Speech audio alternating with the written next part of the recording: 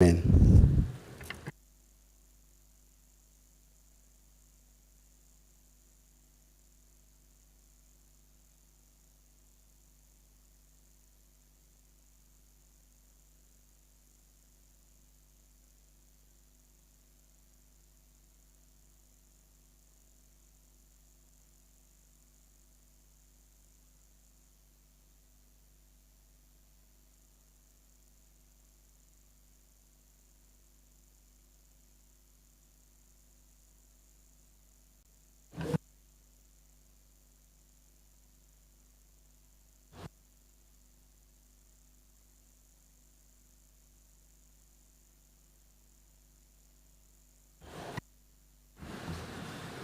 All our members, welcome to today's sitting being on Wednesday, 25th October 2023 at 10 a.m. Clerk, can we take the first order?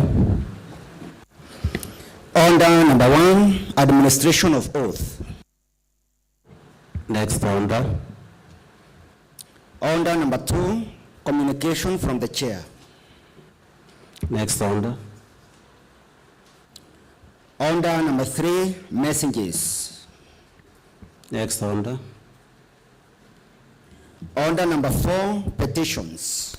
Next order. Order number 5, paper.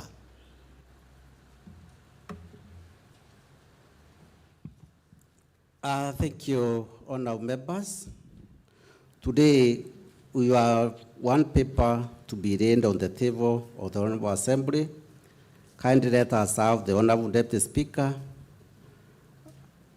lay the paper on the table of the Honorable Assembly. Honorable Deputy Speaker.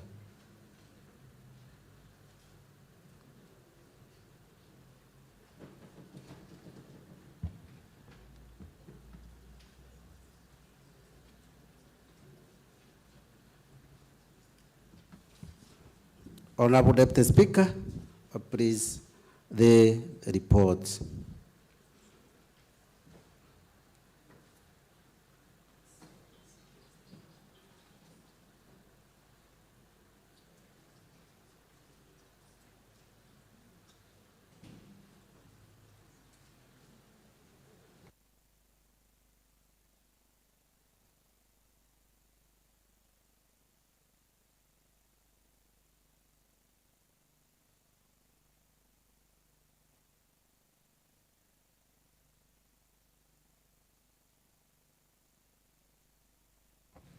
Honorable Deputy Speaker, a minute.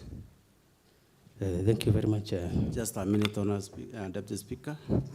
Again, honorable members, today you have one paper to be laid on the table of the Honorable Assembly.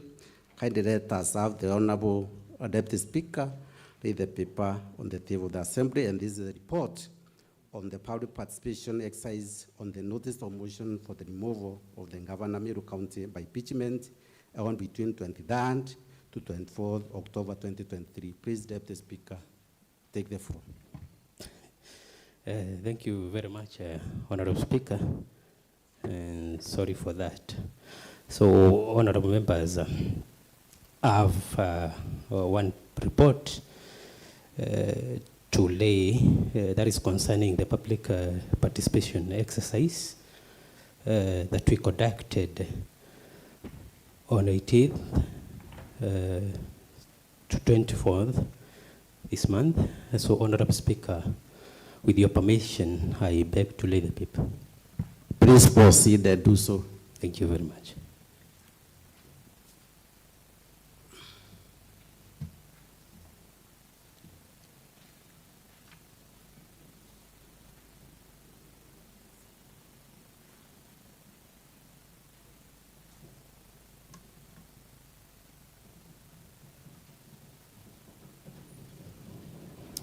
Thank you, the Honorable Deputy Speaker. Clerk, can we take the next order? Order number 6, notices of motions. Next order. Order number 7, statements. Next order. Order number 8, special motion propose removal from office by impeachment of the Governor, Meru County, Honorable Kawira Mwangaza. Thank you, honorable members. Honorable members, the provisions of standing order number 65-4 provides that when the order for the motion is laid, the speaker shall refuse to allow the member to move the motion unless the speaker is satisfying that the member is supposed to, by at least a third of all the members of the assembly, to move the motion, provided that within the 7 days notice, the clerk shall cause to be prepared and deposited in office at least of all members of the assembly with an open space against each name for the purposes of appending signatures, which list shall be entitled signatures in support of a motion for removal of Meru County government by impeachment. To this end, honorable members, I have with me the requisite form prepared by the office of the clerk in line with the provision standing order number 65-4, which are a total of 64 members. Honorable members have appended their signature. And honorable members, this is the list of the 64 members who have appended their signature. Honorable members, I'm therefore persuaded that this form is really prepared and the signatures contained therein exceed the provided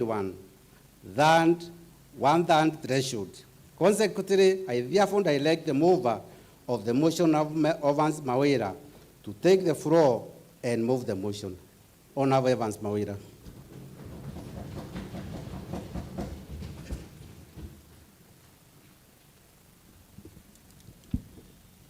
Thank you, Honorable Speaker.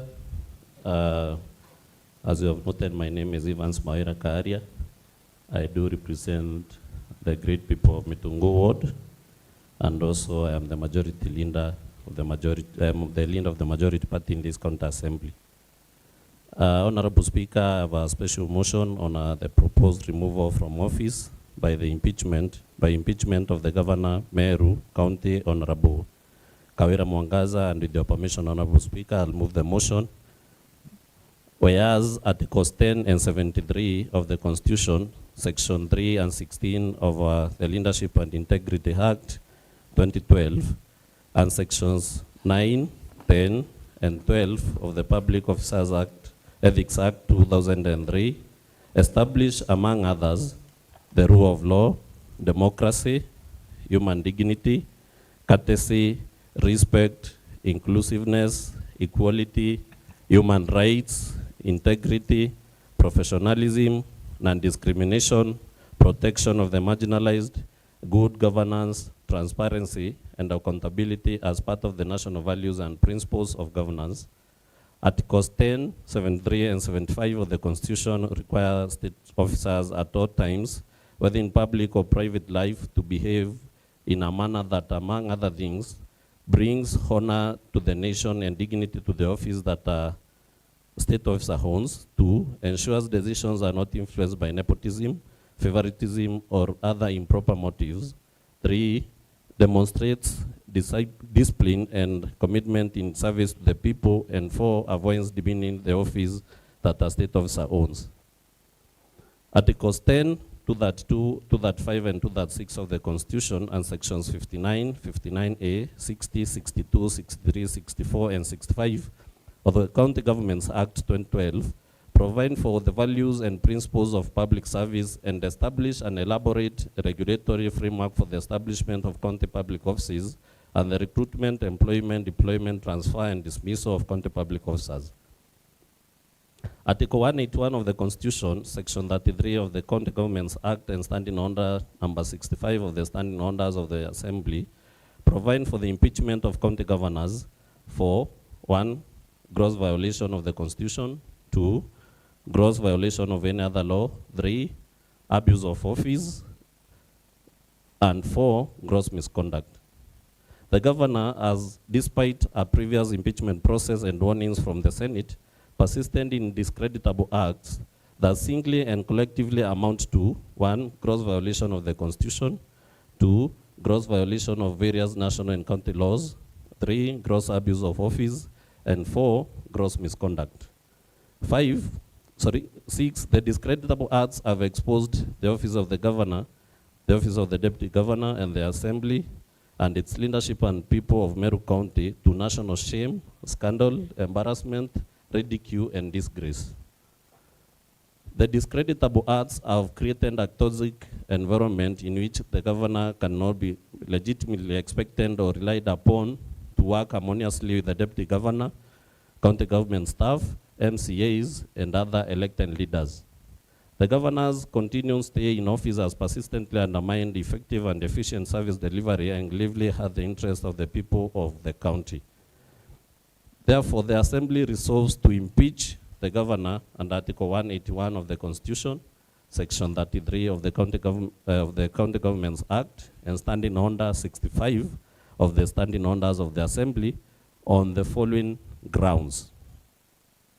Honorable Speaker, County number 1, misappropriation and misuse of county resources, where the governor has grossly violated Articles 10, 73, 201 to 226 subsection sub-article 5, 227 and 232 of the Constitution, sections 8, 12, 13 subsection 1, 16, 17 and 35 of the Leadership and Integrity Act 2012, sections 55 and 66 of the Public Procurement and Asset Disposal Act 2015, sections 45(2) and 46 of the Anti-Corruption and Economic Crimes Act by engagement, connivance, and or complicity in the following: A, embezzlement of county funds through the governor's sisters, that is Rose Kinya Gwantai and Miriam Gwantai, brother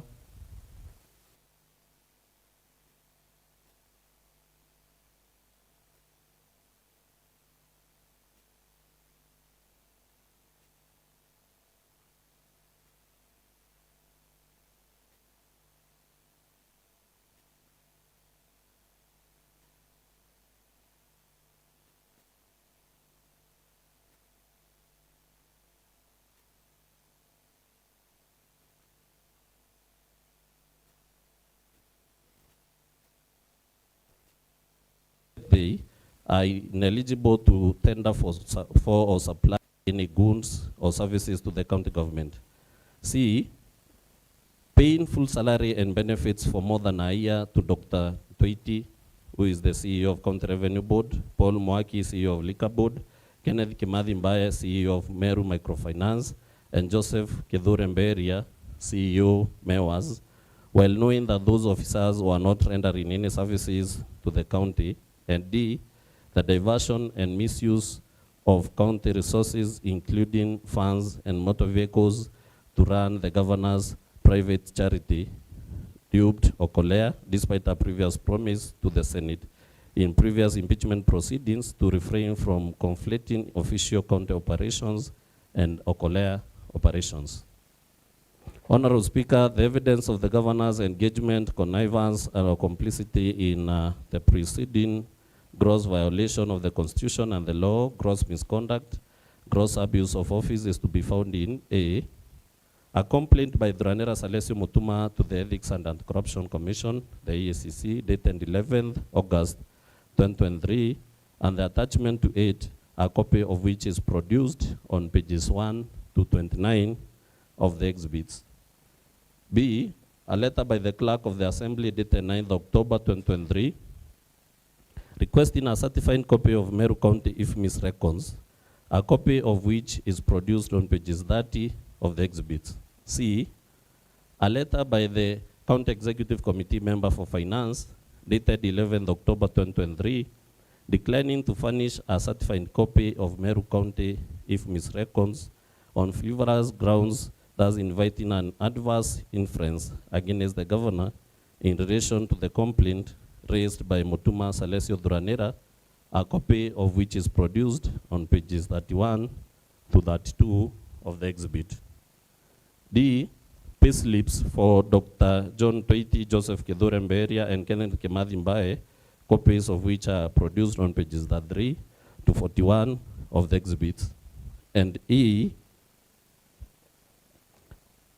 the Maua Chief Magistrates Court miscellaneous criminal application number E085 of 2023, a copy of which is produced on pages 42 to 47 of the exhibits. F, charge sheets against Alessio Munene Kanga, alias Samaritan, and Isayan Toribi Kiyoki, employees of the county government, relating to the violence that erupted at the governor's Okolea rally at Makiri, copies of which are produced on pages 48 to 49 of the exhibits. G, payslips for Salesio Munene Kanga, alias Samaritan, and Isayan Toribi Kiyoki, confirming their status as employees of the county, copies of which are produced on pages 50 to 51 of the exhibits. And H, a video recording of the violence that erupted at the Okolea rally held at Makiri on 16 September 2023, which is saved in the flash disk presented herewith, and the transcript of which is produced on pages 52 and 53 of the exhibits. Honorable Speaker, count number 2 involves nepotism and related unethical practices.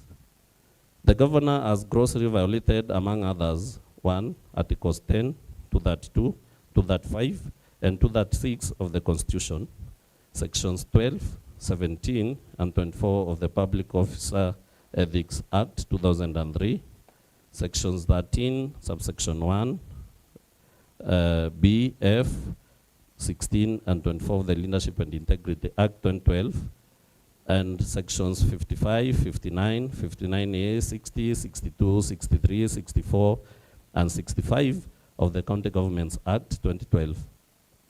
By engagement, connivance, and our complicity in the following: A, fraudulently misrepresenting the governor's relatives as a technical team for purposes of travel to China to inspect and certify cancer treatment equipment, while knowing that the governor's relatives are not medical professionals.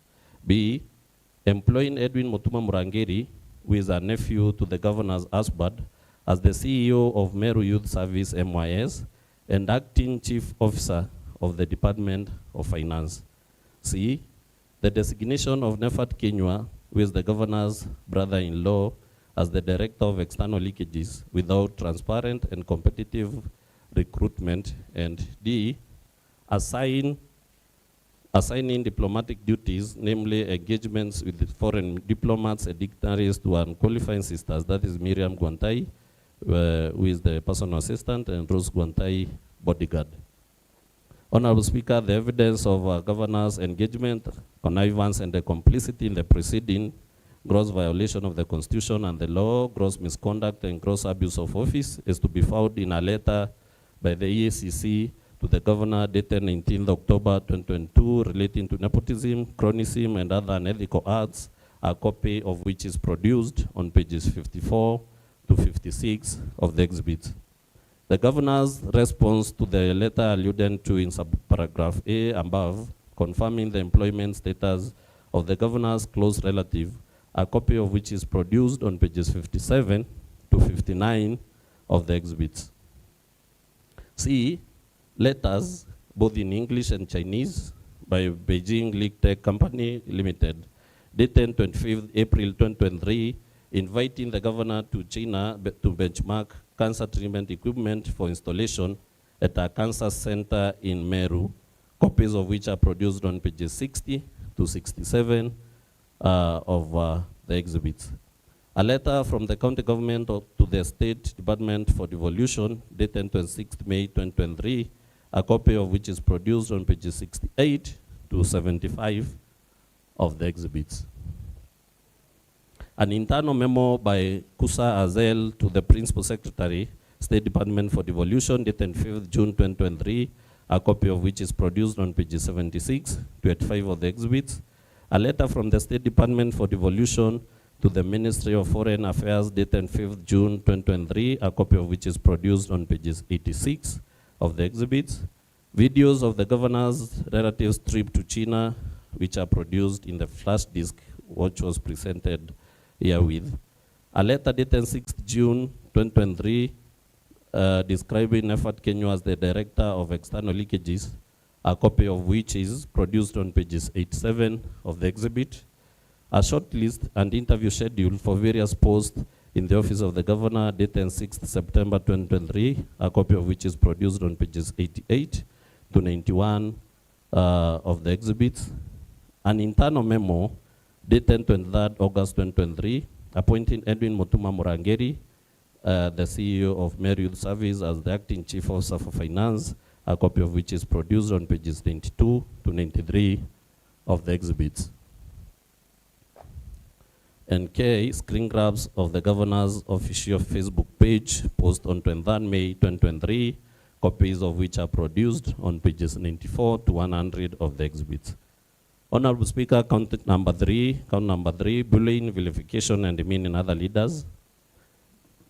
The governor has grossly violated, among others, Articles 10, 19, Sub-Article 2, 28, 73, and 75 and 179 of the Constitution, Sections 9, Subsection B, 19, and 24 of the Public Officers Ethics Act, Sections 29 and 34 of the Leadership and Integrity Act, and Sections 30, Subsection 2, and 3, C and D of the County Governments Act, by engagement, connivance, and/or complicity in, among others, the following.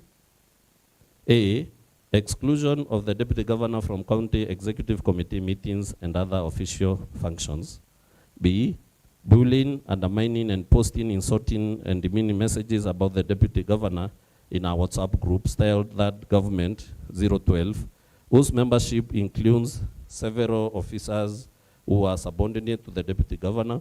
C, encouraging and condoning insubordination and the making of insulting and demeaning public utterances by subordinate staff against the Deputy Governor and other elected leaders. D, bullying, undermining, and posting insulting and demeaning messages about the Deputy Governor in a WhatsApp group styled Contact Demean Services, whose membership includes several officers who are subordinate to the Deputy Governor.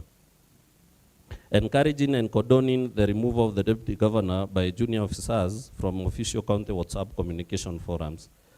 Arbitrary suspension, dismissal, withdrawal, and frustration of the staff of the office of the Deputy Governor. Illegally, irregularly, and fraudulently holding the Deputy Governor's staff out of office by purporting to accept their non-existent resignation. Arbitrary reduction, suspension, and withdrawal of budgetary facilitation for legitimate operations of the office of the Deputy Governor. Threatening to inflict bodily harm against the Deputy Governor orally and in WhatsApp chats. Forceful breaking, entry and ransacking of the Deputy Governor's office, changing the locks to the Deputy Governor's office, arbitrary relocation to the Deputy Governor's office, arbitrary withdrawal of security from the Deputy Governor's residences, and persistently making demeaning public utterances against other elected leaders, despite the same issue featuring prominently in the previous impeachment proceedings.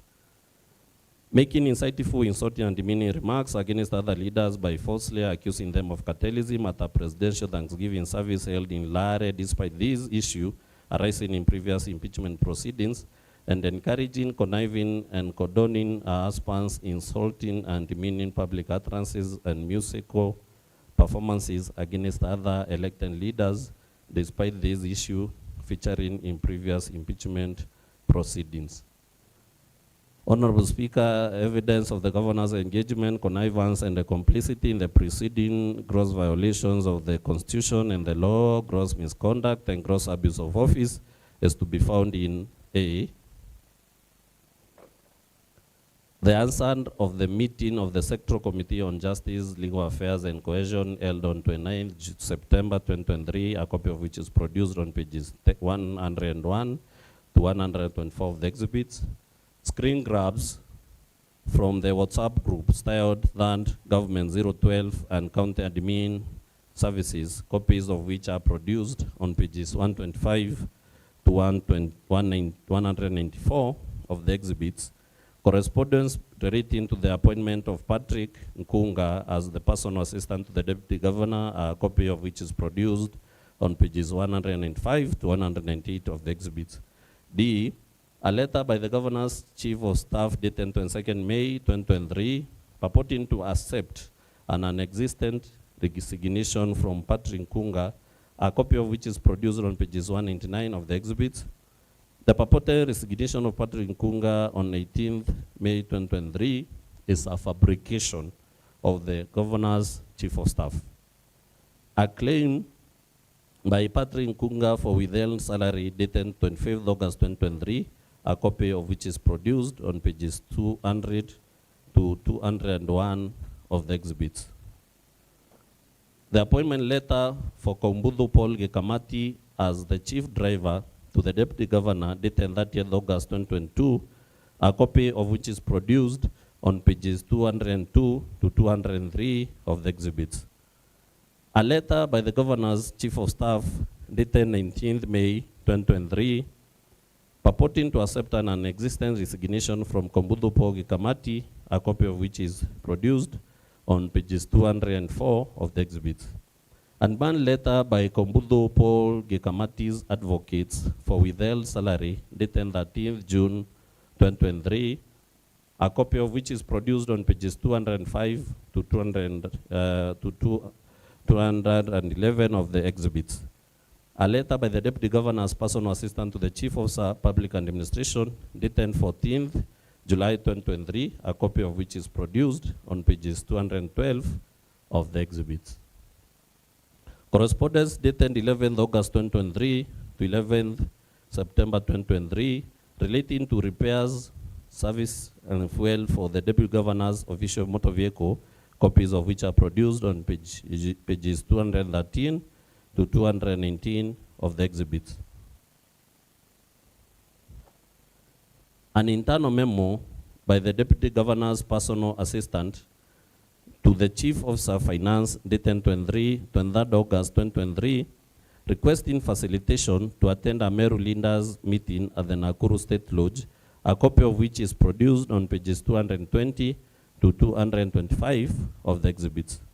An internal memo by the Deputy Governor to the County Secretary relating to CEC meetings dated 25th August 2023, a copy of which is produced on pages 226 of the exhibits. Correspondence between the Governor's Chief of Staff, the Deputy Governor, and the County Secretary dated 30th August 2023 to 12th September 2023 relating to the relocation of the Deputy Governor's office, copies of which are produced on pages 227 to 229 of the exhibits. A letter by the Deputy Governor to the Speaker of the Meru County Assembly relating to office facilitation dated 30th August 2023, a copy of which is produced on pages 230 of the exhibits. A letter by the Deputy Governor to the Speaker of the Meru County Assembly relating to the exclusion from CEC meetings dated 30th August 2023, a copy of which is produced on pages 231 of the exhibits. A letter by the Deputy Governor to the Secretary of the County Public Service Board relating to the staffing of the Deputy Governor's office dated 30th August 2023, a copy of which is produced on pages 232 of the exhibits. A letter by the Deputy Governor to the Deputy President of the Republic of Kenya relating to reconciliation dated 1st of September 2023, a copy of which is produced on page 233 of the exhibits. A letter by the Deputy Governor to the Clerk of the Senate relating to an invitation to CEC meetings and office facilitation dated 1st September 2023, a copy of which is produced on page 234 of the exhibits. A letter by the Deputy Governor to the Chairperson of the Council of Governors and Chairperson of the Deputy Governor's Caucus relating to reconciliation dated 1st September 2023, a copy of which is produced on page 235 of the exhibits. An internal memo by the Deputy Governor to the County Secretary dated 11th September 2023, a copy of which is produced on page 236 of the exhibits. Receipts evidencing the Deputy Governor's expenses on official motor vehicles after denial of facilitation, that is, copies of which are produced on pages 207 to 242 of the exhibits. Correspondence relating to the invitation of the County Executive Committee member for Finance to appear before the Assembly to shed light on complaints by the Deputy Governor, a copy of which is produced on pages 243 to 248 of the exhibits. Police OB numbers relating to breaking in the Deputy Governor's office and forgery of his driver's resignation letter, copies of which are produced on page 249 of the exhibits, and a video recording of the governor accusing other leaders of cartelism at a presidential Thanksgiving service held in Laare, which is saved in the flash disk presented herewith, and a transcript of which is produced on page 250 of the exhibits.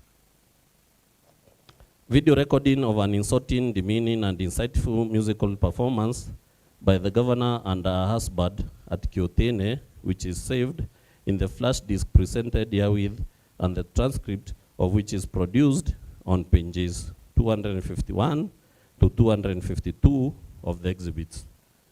Video recording of the governor's chief of staff making highly vulgar, insulting, demeaning, and insightful remarks against the deputy governor on Vita TV, which is owned by the governor through relatives and proxies, which is saved in the flash disk presented herewith, and the transcript of which is produced on page 447 of the exhibits, and video recording of the governor dissing MCAs and other elected leaders at a public rally and boasting of how she easily won previous impeachment proceedings, a copy of which is saved in the flash disk presented herewith. Honorable Speaker, count number 4 is illegal appointments and usurpation of statutory powers, where the governor has grossly violated, among others, Articles 10, 41, 201, 232, 235, and 236 of the Constitution, Section 17 of the Public Officer Ethics Act, Section 45, 55, 59, 59A, 60, 62, 63, 64, and 65 of the County Governments Act, Section 4 of the Public Appointments Act 2017, Section 34, Subsection 3 of the Public Service Commission Act 2017, Sections 9, Subsection 2 of the MERU County Revenue Board Act 2014, Sections 4, Subsection 2 of the MERU County Alcoholic Drinks Control Act 2014, Sections 11, Subsection 2 of the MERU County Microfinance Corporation Act, and Section 18, Subsection 2 of the MERU County Water and Sanitation Services Act 2014 by engagement, connivance, and or complicity in, among others, the following. A, appointing Kenneth Mutiriongo as a chief officer without county assembly approval. B, sending Dr. Ntoiti, CEO of the County Revenue Board, Paul Mwaki, CEO of Liquor Board, Kenneth Kemathi Mbaye, Managing Director of MERU Microfinance Corporation, and Joseph Kidhure Mberia, CEO MEWAS, on indefinite compulsory leave with full salary and benefits in the usurpation of the powers of the appointing authorities under the relevant MERU County laws. C, deploying other persons in breach of a court order to perform the functions of the persons alluded to in subparagraph C above. D, appointing an unqualified person, is Edwin Mutuma Murangeri, Kenneth Mutiriongo, and Getobun Kanata, as acting chief officers without the requisite competitive recruitment and recommendation of the County Public Service Board. E, disregarding the criteria for the establishment of offices within the County Public Service by recruiting traffic marshals without the involvement of the County Public Service Board. Usurping the powers of the County Public Service Board by creating offices of the traffic marshals, which is the sole preserve of the County Public Service Board. Employing a bloated workforce, more than 100 personal staff in the office of the governor, irregularly designating and paying various cleaners as senior support staff while having 16 support staff, appointing the following persons to hold county offices in an acting capacity for more than 6 months. 1, Monica Kagwema, Chief Officer Youth. 2, Kome Mudhuri, Director Health Services. 3, Francis Mungai, CEO, County Revenue Board. 4, Silas Mbabu Moguna, CEO, Liquor Board.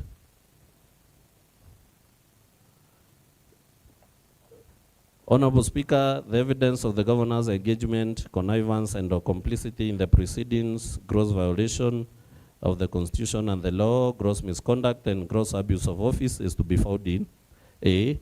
Documents relating to the staffing needs of the office of the governor, adverts and shortlisting of chief officers, copies of which are produced on pages 253 to 294 of the exhibits.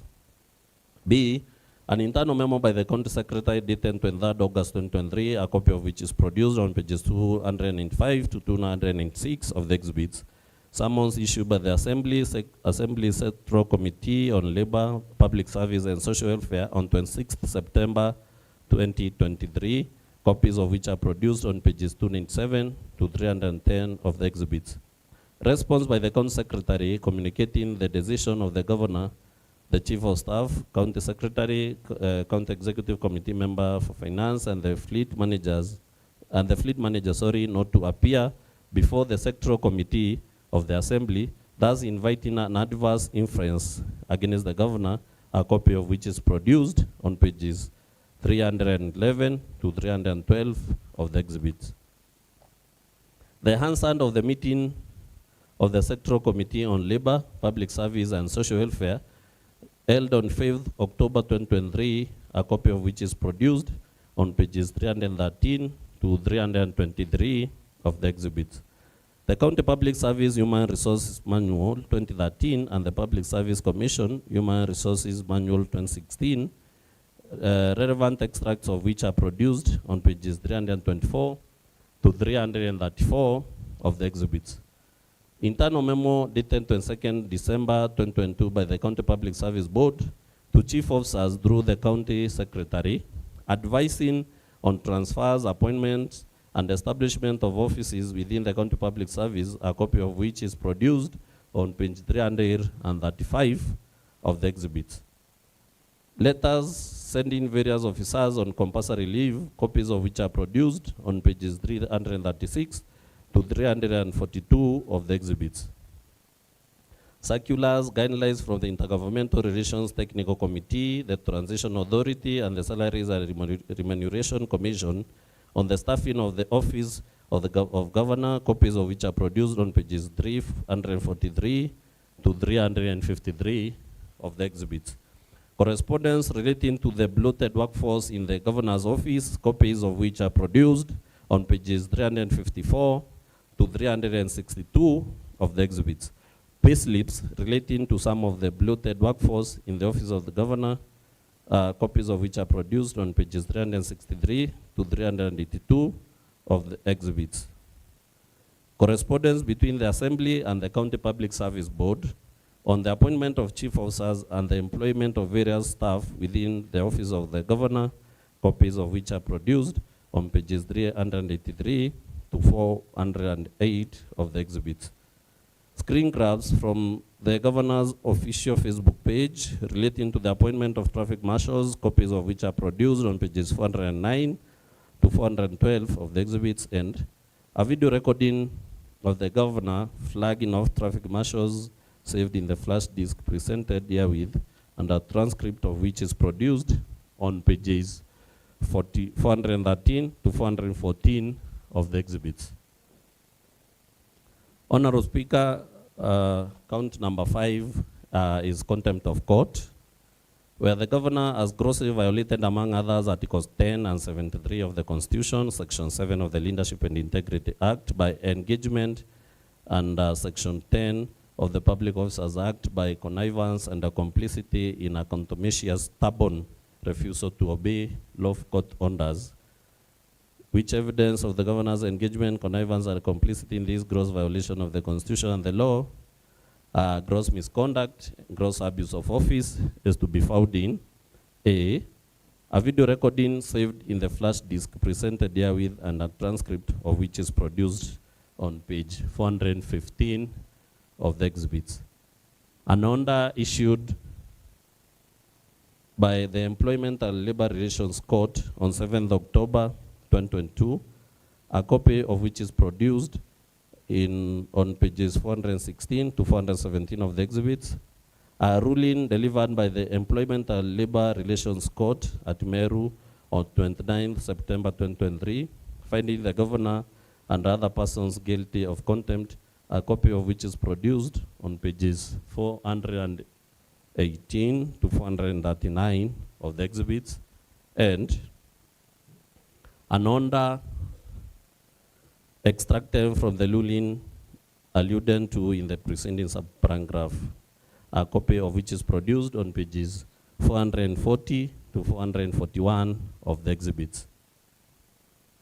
Count number 6, Honorable Speaker, is the illegal naming of a public road after husband, where the governor grossly violated, among others, Articles 10, 73 of the Constitution, Articles 10 and Article 73 of the Constitution, Sections 7 and 11, subsection 1, C of the MERU County Owners and Awards Act 2018, by naming a public road after her husband without following the applicable statutory procedures. Honorable Speaker, evidence of the governor's engagement, connivance, and the complicity in the aforesaid gross violation of the Constitution and the law, gross misconduct and gross abuse of office is to be found in A, a screen grab from the governor's official Facebook page, a copy of which is produced on page 442 of the exhibits, and B, a screen grab from the governor's husband's official Facebook page, a copy of which is produced on page 443 of the exhibits. Count number 7, Honorable Speaker, is contempt of the Assembly. Honorable Speaker, the governor has grossly violated, among others, Articles 10, 174, Sub-Article 1, Article 185, Sub-Article 3, and 185 of the Constitution, Section 39 of the County Governments Act 2012, and Section 18, 22, and 27 of the County Assembly's Powers and Privileges Act 2017, by engagement, connivance, and a complicity in the following: A, refusing to honor lawful summons to appear before the assemblies,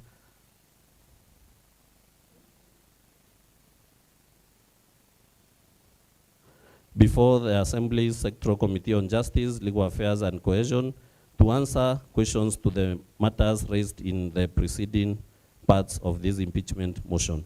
B, directing a chief of staff and accomplice and lackey in malfeasance to write a contemptuous letter to the Assembly in response to lawful summons to appear before the Assembly's Sectoral Committee on Justice, Legal Affairs, and Cohesion, and C, in the refusal by a County Executive Committee member, Finance, and County Secretary to furnish documents to the Assembly on the frivolous grounds that 1, an incoherent audit process was underway, and 2, the matters raised by the Assembly were sub judice, the later frivolous ground being also disingenuous and contrived when viewed against the fact that the governor has already been convicted of contempt of court.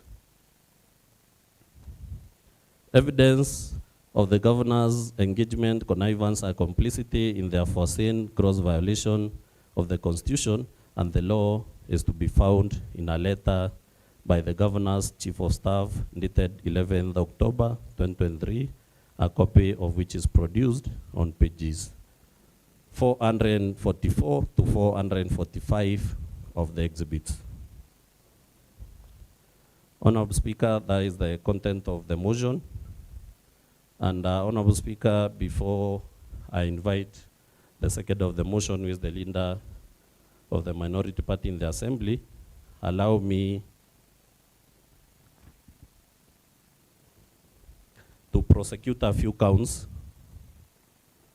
in the special motion, Honorable Speaker.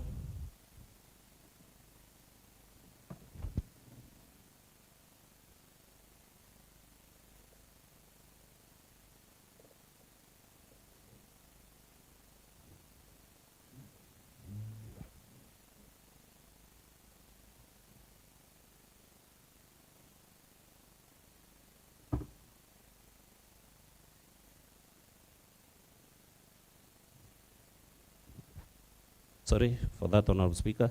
Honorable Speaker, I'm saying before I invite the leader of the minority party to second the motion, allow me to prosecute a few counts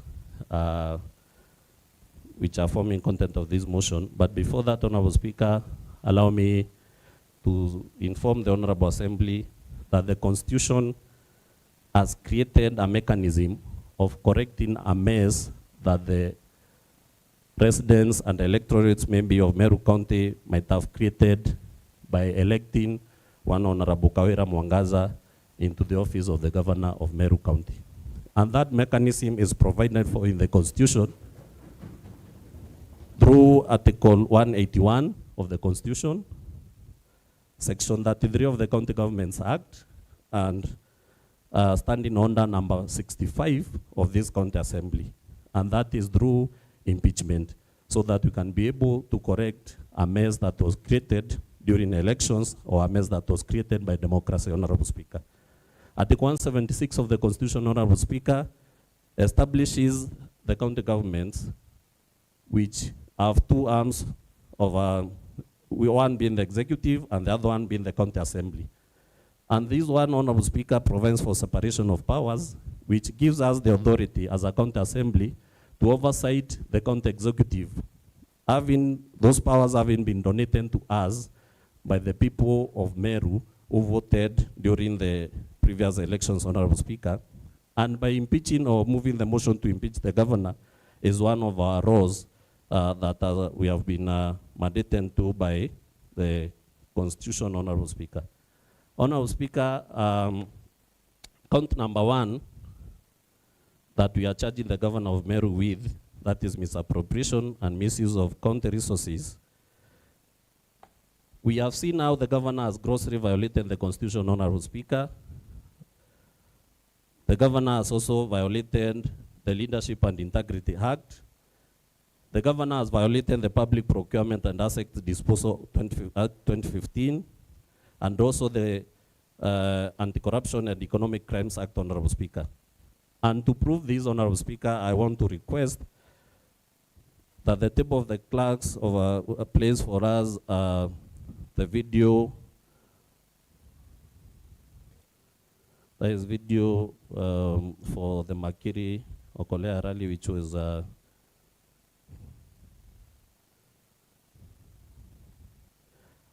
which is in the flash disk. There is a video recording of the violence that erupted at the Okolea rally held at the Makiri on 16 September, so that we can prove, Honorable Speaker, that the governor, despite being won by the Senate in the previous impeachment process, that she should completely not conflict the Okolea rallies and government operations, which she has gone ahead to breach, Honorable Speaker, because we will see how government vehicles were stoned during the rally, and also we'll see in the video county employees engaging in the Okolea rallies, and we have evidence that the guys who will be shown in that video are employees of the county government, because we have pay slips with their names and their personal numbers that they used to be employed in the county government. Therefore, I request the table of clerks to play that video.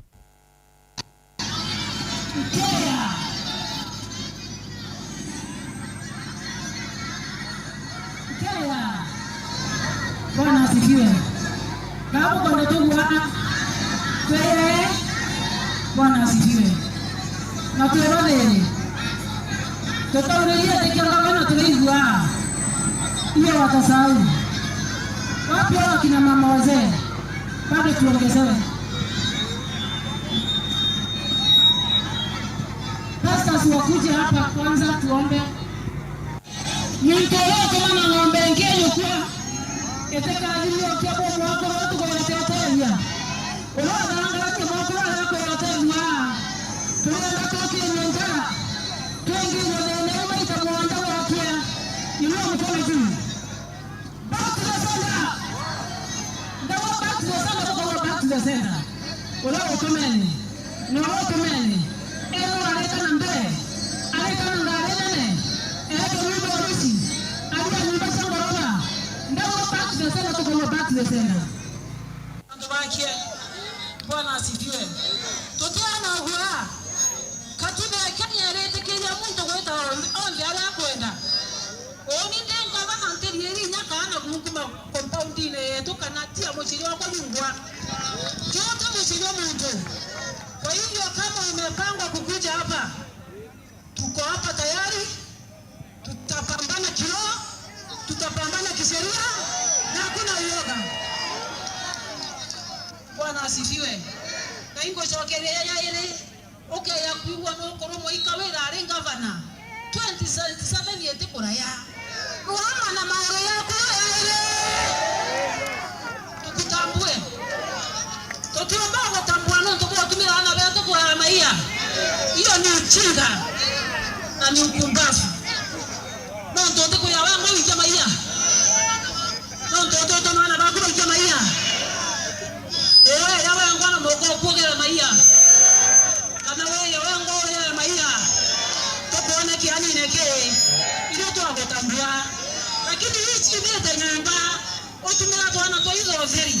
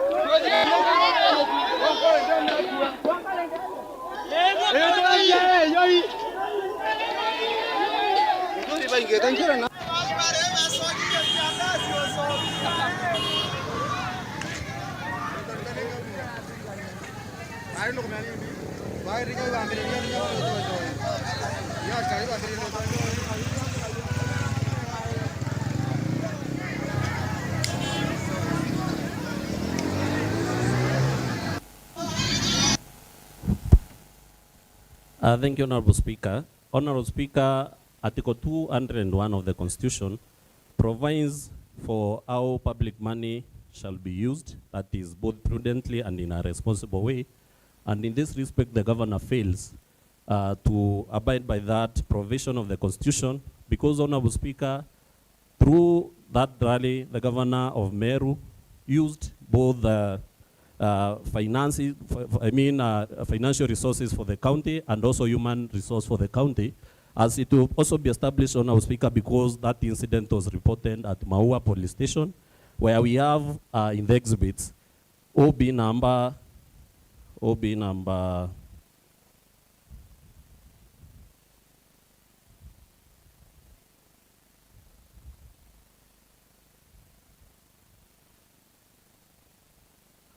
a copy of the exhibit, Honorable Speaker,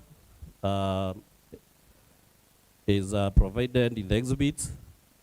That is the Maua Chief Magistrate Court Miscellaneous Criminal Application number E085 of 2023, where it was reported that county vehicles were stoned, and also there were county employees who were charged in that miscellaneous criminal application, Honorable Speaker. That is one, Mr. Salesio Munene Kanga La Samaritan and Isayan Toribi Kiuki, who are employees of the county government of Meru.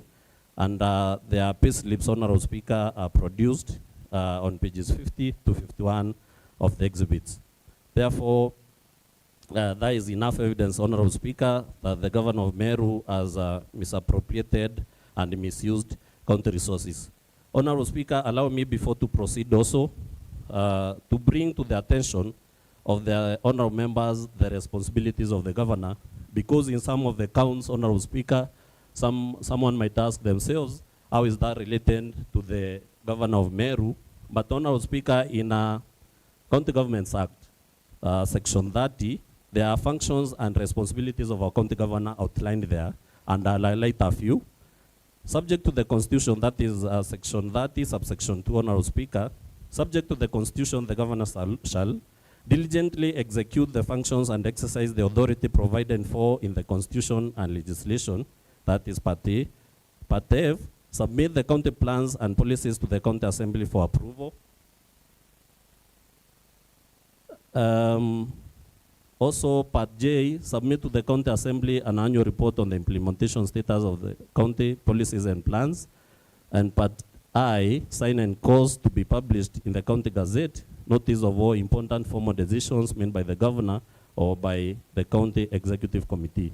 Subsection 3 of the same Honorable Speaker states, in performing the functions under subsection 2, the governor shall A, provide leadership in the county's governance and development. B, provide leadership to the County Executive Committee and an administration based on the county policies and plans. C, promote democracy, good governance, unity, and cohesion within the county. D, promote peace and order, peace and order within the county. E, promote the competitiveness of the county. And F, be accountable for the management and use of the county resources. Therefore, Part F, Honorable Speaker, as the governor culpable of whatever happened at Makiri, because she needs to be accountable for the management and use of the county resources.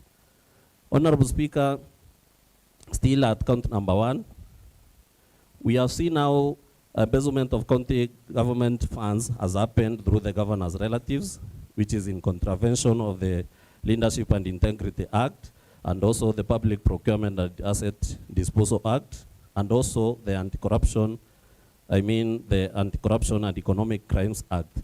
Honorable Speaker, the Leadership and Integrity Act 2012, Sections 8,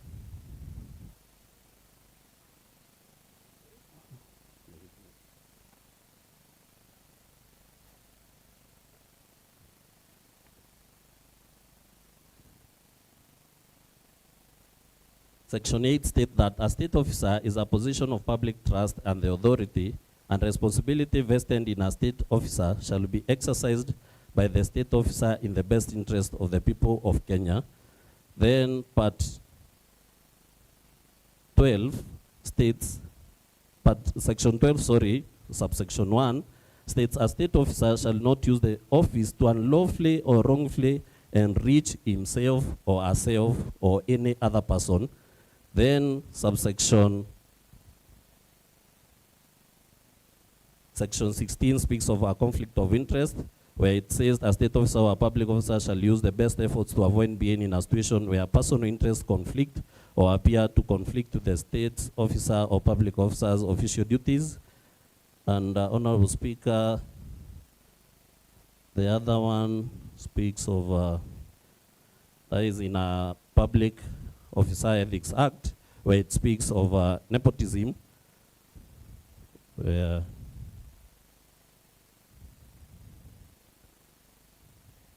a public officer shall not, that is a Public Officer Ethics Act Section 17, a public officer shall not practice nepotism or favoritism. But Honorable Speaker, we have seen the governor's relatives, which we may say do show some conflict of interest. They have drawn county funds through their personal accounts. They have also proceeded, Honorable Governor, to supply or offer tenders to the county where they are ineligible. And Honorable Speaker, that is also proved through a letter where the County Assembly asked for IFMI's report from the County Executive Committee member for Finance, whereby they declined. And that one, Honorable Speaker, has a negative influence on the governor, because, Honorable Speaker, where we are supposed to ask for information that they have, they should provide that information unless they are hiding the truth. Therefore, we know that this allegation is a truthful allegation, since they declined to offer us with the IFMI's report to be able to prove beyond reasonable doubt that these governor's relatives did not draw from the county funds, Honorable Speaker. Honorable Speaker, let me proceed to count number 2. Count number 2, Honorable Speaker, is where the governor is accused of nepotism and related unethical practices. In the previous count, Honorable Speaker, I've shown where the Public Officers Ethics Act, Section 17, states that a person shall not be involved in nepotism or favoritism, but the governor has proceeded, Honorable Speaker, especially where the Beijing Tech Limited Company invited the governor for a tour in China. And Honorable Speaker, you'll be amazed to find out that the governor, in her own wisdom, or lack of wisdom, decided to appoint a technical team through the county secretary, which is also in the letters that are attached in the exhibits, where the county secretary, Honorable Speaker, went ahead and appointed one, the governor's sister, who is a PA, to be a part of the technical team. He proceeded to appoint one of our brothers, who is a bodyguard, Honorable Speaker, and funny you wonder how a police officer will be part of a technical team to go and benchmark on medical equipment to also proceed to China. She proceeded, Honorable Speaker. Honorable Majority, you do verify if he's also a medical doctor. He can be a medical doctor and then an askari. Sorry? Did you verify if he's a medical doctor? What does the document that he has given say? Honorable Speaker, in part of the exhibits that we have, there is a letter in Chinese by the Beijing League Tech Company. That is in exhibit number page 60 to 67. And also a letter from the court government to the State Department of Devolution, dated 10/26, page 68 to 75. As all those details, and let me take you through them, Honorable Speaker, page 68 to 75.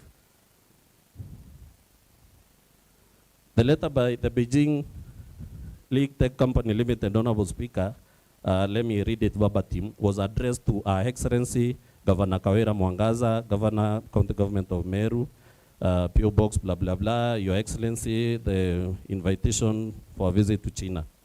And the trend is, Honorable Speaker. We are delighted to invite you and your distinguished members to visit us in China for you to witness and benchmark our state-of-art linear accelerator machines designed and manufactured in China in reference to our planned cancer treatment center in Meru, Kenya. Take note, Honorable Speaker, benchmark on state-of-art linear accelerator machines designed and manufactured in China in our reference to our planned cancer treatment center in Meru, Kenya. Among other activities, you'll also have an opportunity to visit other medical equipment manufacturer that produce digital radiography, X-ray equipment, and a mobile C-arm that we plan to manufacture and assemble in Kenya, preferably in a designated special economic zone. With this trip, we believe you will not only get to know who we are and what we offer, but also have confidence with our ability to execute our plans in ensuring that a state-of-art cancer treatment center is set up in Meru, Kenya in time. Then it proceeds and it's signed by a Militon H. Young, Chairman and CEO. Honorable Speaker, the letter was not specific. But in your own wisdom, Honorable Speaker, I wonder how a normal person would appoint a police officer, Honorable Speaker, to go and benchmark or to go and witness the state-of-art linear accelerator machines, which, Honorable Speaker, is not something that everybody will understand. But, Honorable Speaker, prove... Honorable Majority, I believe also a cancer treatment center requires a security officer. Is it true or false? But security officers, Honorable Speaker, are not required to travel to China to be trained how to protect such facilities. Because... And Honorable Speaker, you see in a letter from the County Secretary and Head of Public Service, he states, which is addressed to the Principal Secretary, State Department of Devolution, the reference is Meru County Delegation Official Visit to China from 7th June to 17th June 2023. In that letter, Honorable Speaker, it is noted that delegation of the Meru County Government is scheduled to make an official visit to China with effect from 7th June to 17th June 2023. And in this respect, the county government of Meru requests the Department of Devolution to communicate this information to the Ministry of Foreign Affairs and Diaspora for the purposes of the letter to communicate to the Embassy of the People's Republic of China in Nairobi to issue the county delegation with entry visas. And he states, the technical team is as follows, Honorable Speaker. One, Dr. George Mungania, and the identity number is there, who is, I believe, is the County Executive Committee member for health. Number two, Ms. Miriam K. Guantai, who is the personal assistant to the governor. They have indicated there. Number three, Mr. Nefat Kenywa Meme, who is also alleged, Honorable Speaker, to be the husband to the PA. The identity number is there. He is, the title is the Director External Leakages. And number four, Mr. Murangeri Kenneth Guantai, who is now the brother to the PA and the brother to the governor. And the title is indicated as the administration. So I don't know if it is administration, police, or in which department does he work, because he has even been seconded to protect the governor from the Kenya National Police. Therefore, Honorable Speaker, that is clearly an act of nepotism, because you would wonder why these relatives will be the only ones to be able to go to China to benchmark.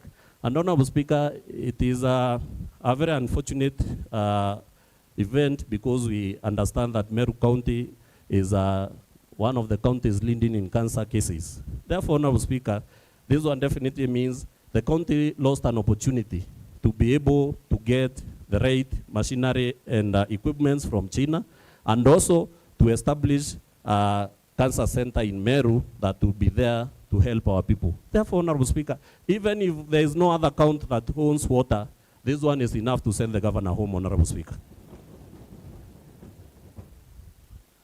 Count number still on nepotism and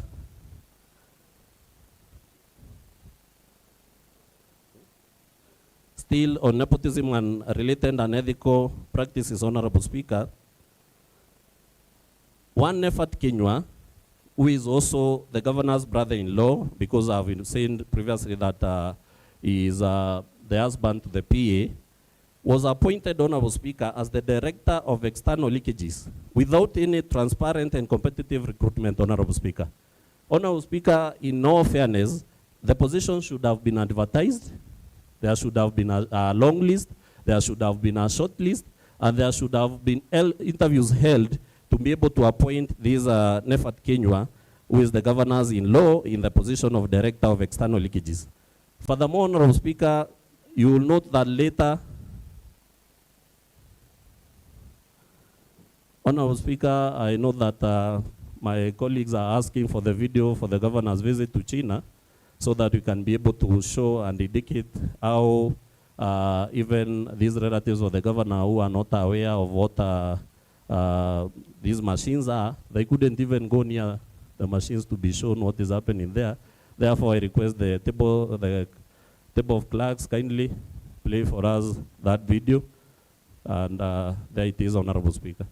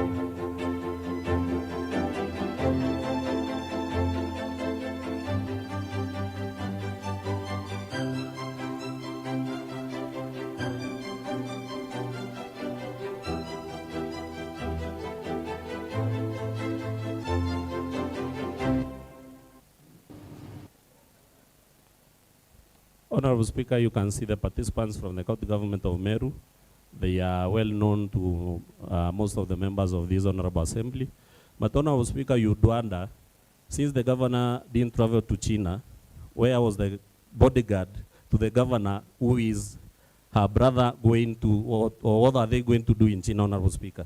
Therefore, Honorable Speaker, there is enough proof of nepotism and favoritism.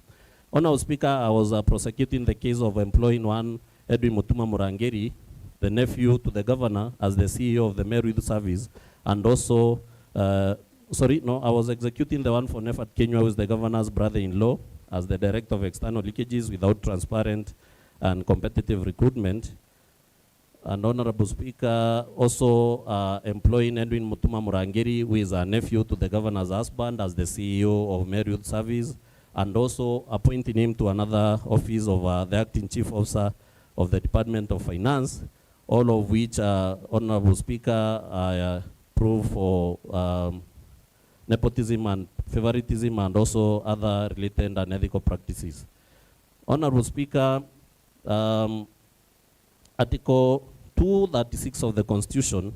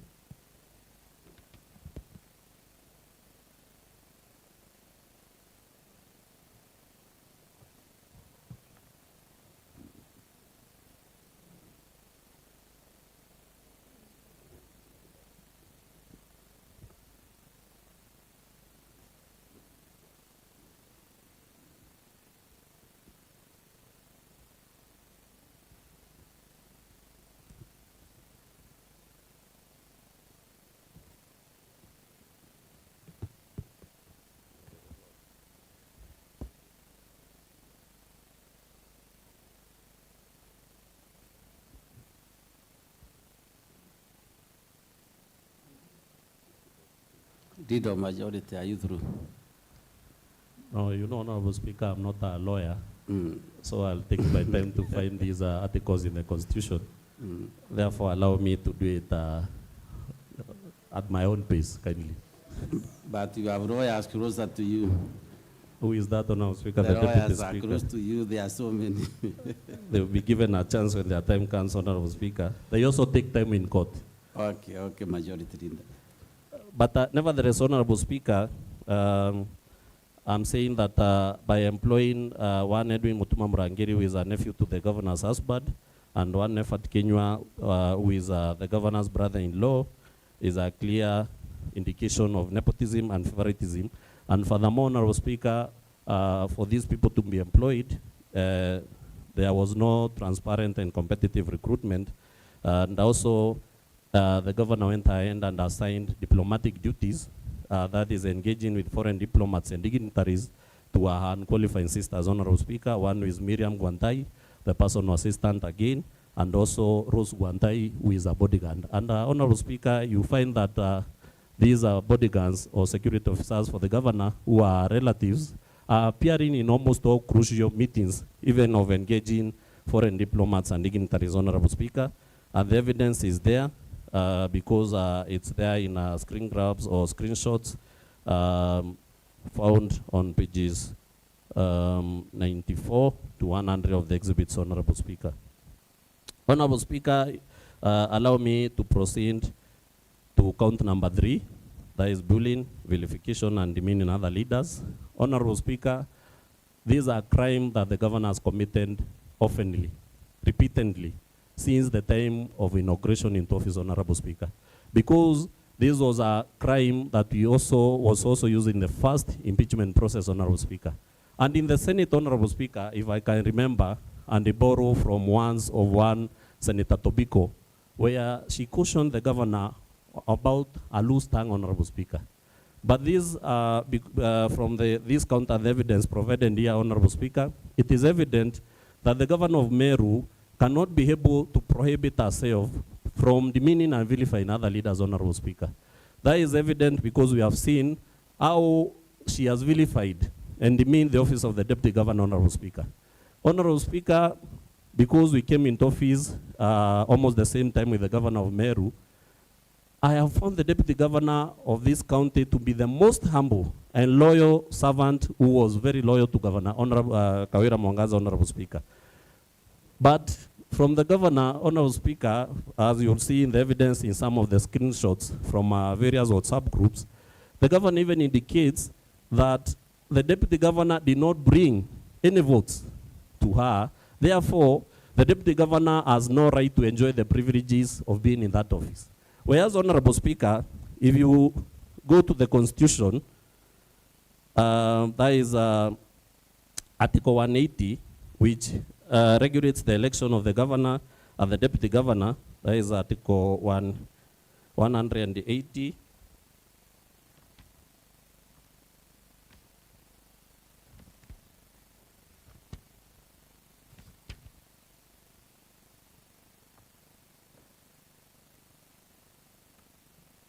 I found this one very fast, Honorable Speaker. The election of county governor and deputy governor is provided for in Article 180 of the Constitution, where it starts by saying, number one, the county governor shall be directly elected by the voters registered in the county on the same day as a general election of members of parliament, being the second Tuesday in August in every 5th year. Then it proceeds to indicate that there is a sabbatical 5. Each candidate for election as a county governor shall nominate a person who is qualified for nomination for election as county governor as a candidate for deputy governor. Honorable Speaker, it is the governor who nominates the candidate for a deputy governor.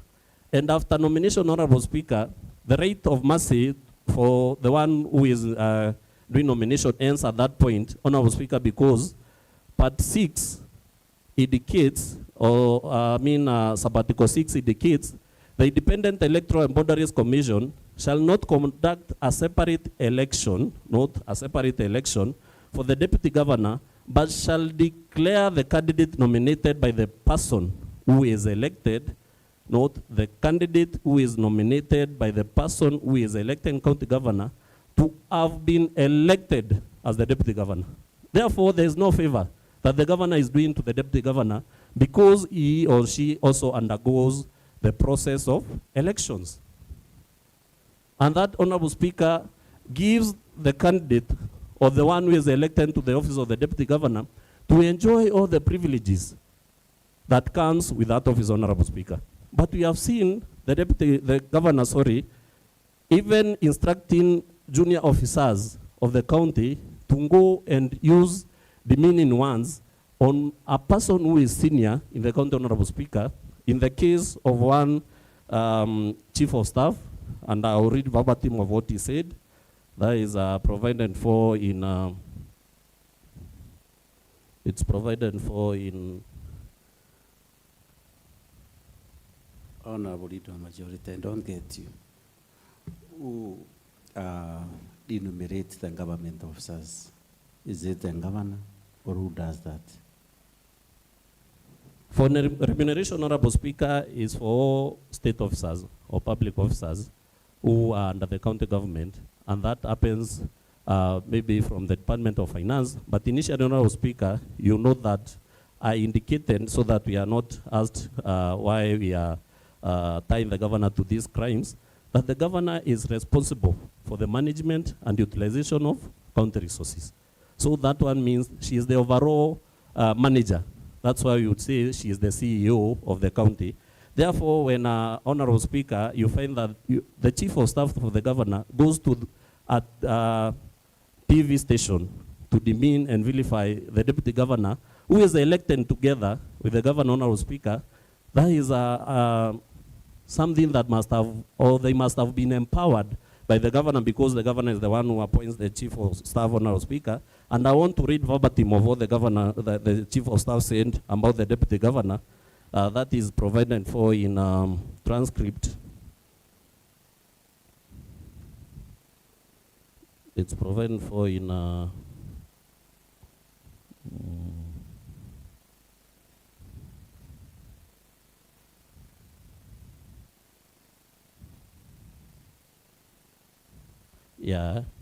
in a video recording of the governor's chief of staff making a highly vulgar, insulting, and demeaning insensitive remarks against the deputy governor on Baita TV, and I'll ask that that video be played, Honorable Speaker, so that honorable members and members of the public can see what we mean by a junior officer demeaning a senior officer who is elected together with the governor. And I'll also read the transcript, Honorable Speaker, which is, as the video plays, I'll give the number of that transcript on these exhibits booklet, Honorable Speaker. Therefore, kindly play that video. Gento kira mutuma kuthithia igento kira ntenda kuga kinya no tuimbije baite ni thairwa iri national ethi kerina to babingi nationally mutuma ga kumira thani ira kurira bwana Peter. Ajuge wi migambo enchamba ndatu tumira migambo tewi kedere wi tamono bwana nchamba lakini mbitekiria bombere mimi jogo withindro migambo.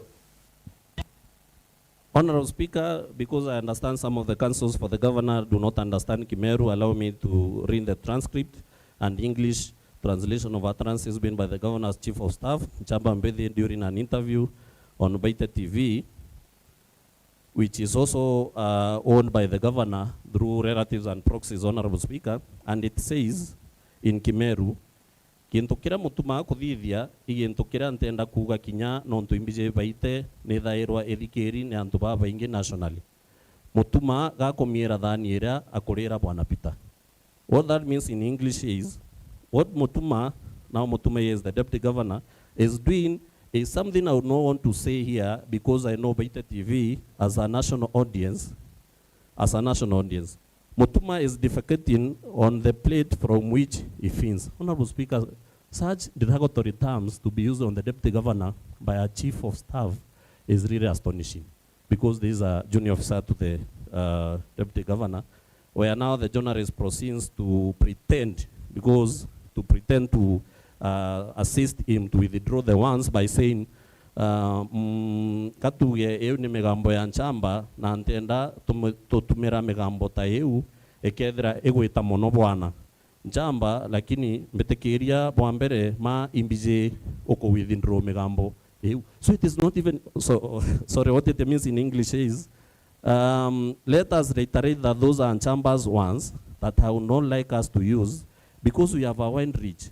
But allow me to say that you have withdrawn those ones. So even it is not the chief of staff who is remorseful, it is the presenter who is pretending by saying, allow me to say you have withdrawn these ones.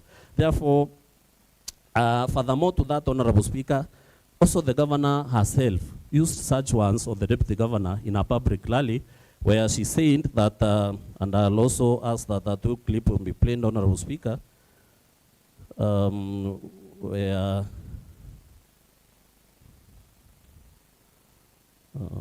sorry, there is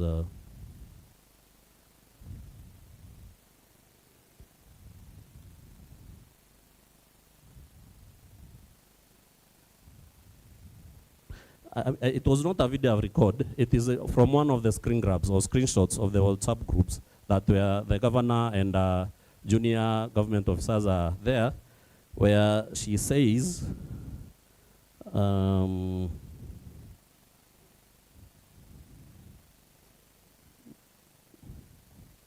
Deputy Speaker, can there be the exhibit of where governor was saying that the Deputy Governor will defecate an avocado simply because it is it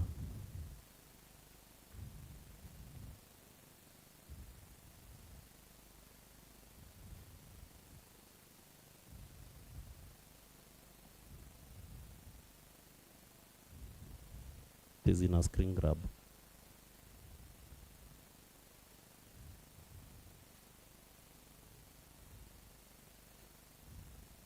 Yeah, screen grabs from the WhatsApp groups styled than government 012 and count and mean, copies of which are on pages 125 to 124 of the exhibits, and also screen grabs from the WhatsApp groups styled that government 012 and count and mean services, copies of which are produced on pages 125 to 124 of the exhibits, where the governor is saying, page 162.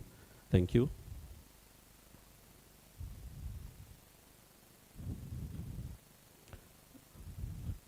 And there's a transcript of the same.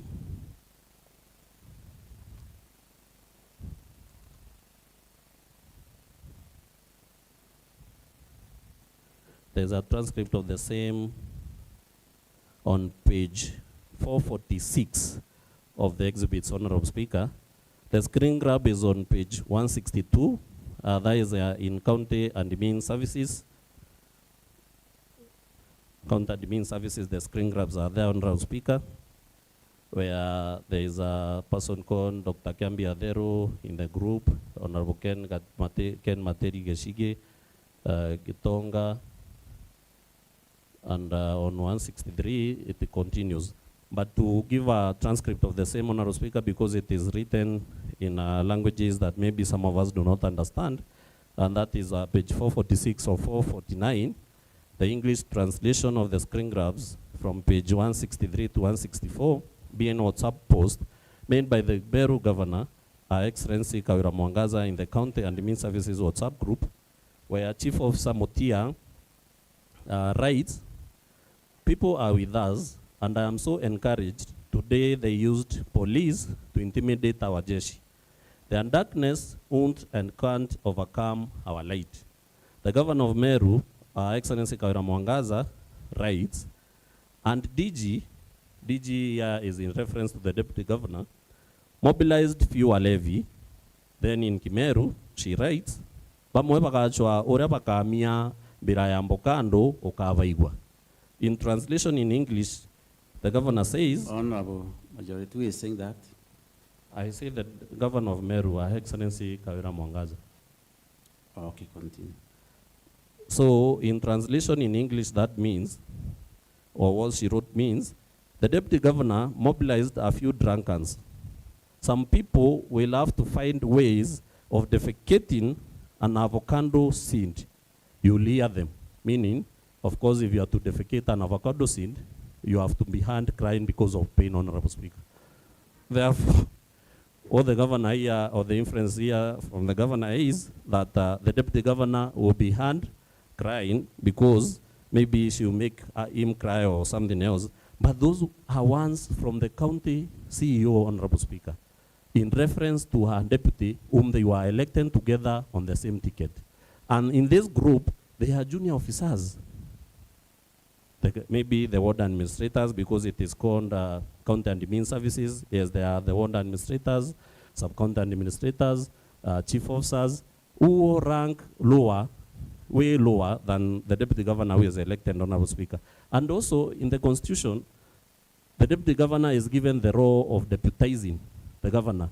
Therefore, in the absence of the Governor of Meru County, it is the Deputy Governor who assumes that office. You wonder... Just a minute, Arinda Majority. Honorable Jim, what is it? Thank you, Mr. Speaker. I rise on order number 31(3), and Mr. Speaker, sir, I seek to move a motion pursuant to provisions of standing order number 31. Mr. Speaker, it's clear that we have a heavy matter before us, and we are only allowed legally to sit here up to 12:30. So, Mr. Speaker, I want to move a motion for extension of time until we conclude the business of the day. Thank you, Mr. Speaker.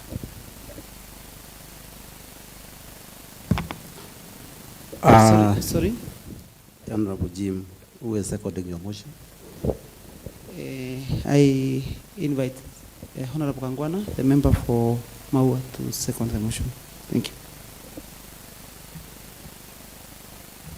Thank you, Mr. Speaker, for the matters of record. I'm Honorable Kangwana Meriti. I rise to second the motion, and before I sit down, I also concur with Honorable Jim that the matters ahead of us are of essence, and we need time to exhaust whatever is ahead of us so that we can make the public and everyone understand why we are here. Thank you, Mr. Speaker. Thank you, Honorable Kangwana. The motion having been moved and seconded, I now propose the question pursuant to the provisions of standing order number 54, which is that pursuant to the provision of standing order number 13A, This Honorable Assembly do extend its sitting time for this sitting until in the change all the businesses appearing in the order paper. The motion is now ready for debate, and members wishing to contribute on the motion may proceed and catch a speaker's eye.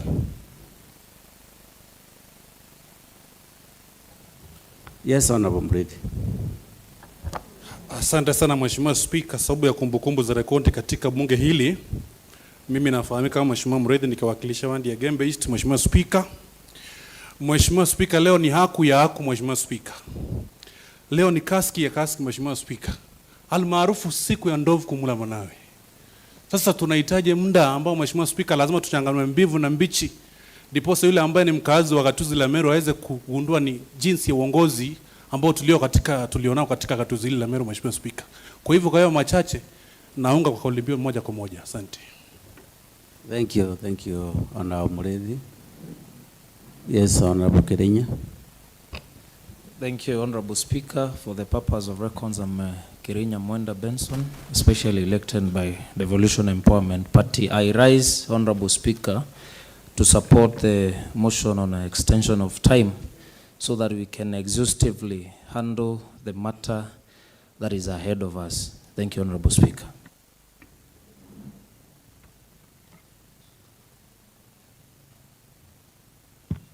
Thank you. At this juncture, I can see there's no more debate, and I'll give them over 2 minutes reply. Thank you, Mr. Speaker. I want to thank members for sacrificing their precious time. And I've always seen that, Mr. Speaker, this house is made of very selfless members. Because every time we have had an issue that is important to this county, they have always been willing to sacrifice their precious time and have it respected. So I'm hoping, Mr. Speaker, that we'll have time to ventilate this important issue for the sake of our county, and we'll have all the time to be able to ventilate on all issues so that also our people who are watching us can be able to understand what is ailing our county. So thank you so much, members, and with those few remarks, Mr. Speaker, I conclude my remarks. Thank you, Honorable Jim Ochoi. I now put a question pursuant the provisions of Standing Order number 54-2, which is that pursuant the provisions Standing Order number 31-3A, this Honorable Assembly do extend the sitting time for this sitting until we discharge all the businesses appearing in the order paper. Will as many of our similar opinions say aye? Aye. We as many of our contrary opinions say nay? The ayes have it and the motion is passed. Honorable Leader Majority, please take the floor and continue.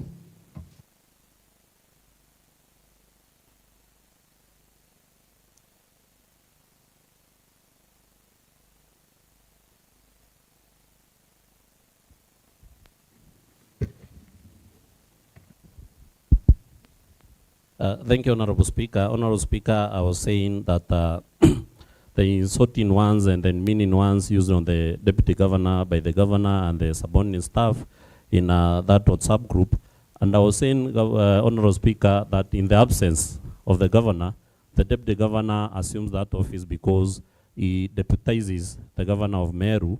And therefore, Honorable Speaker, you wonder, how would the Deputy Governor, in case he assumes that office, how would he work with people who are junior to him and who are using the meaning and the sort of ones, Honorable Speaker? Honorable Speaker, that is a clear case of vilifying and demeaning other leaders, Honorable Speaker. And Honorable Speaker, in Leadership and Integrity Act, Section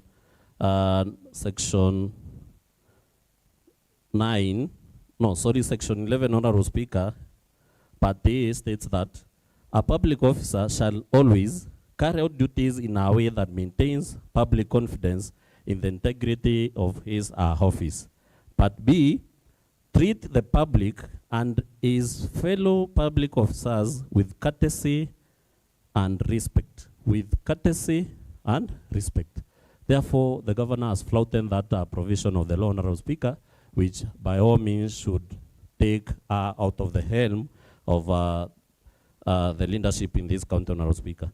Honorable Speaker, in the same count, you will know that the governor, through the subordinate staff, excluded the deputy governor from the county executive committee meetings.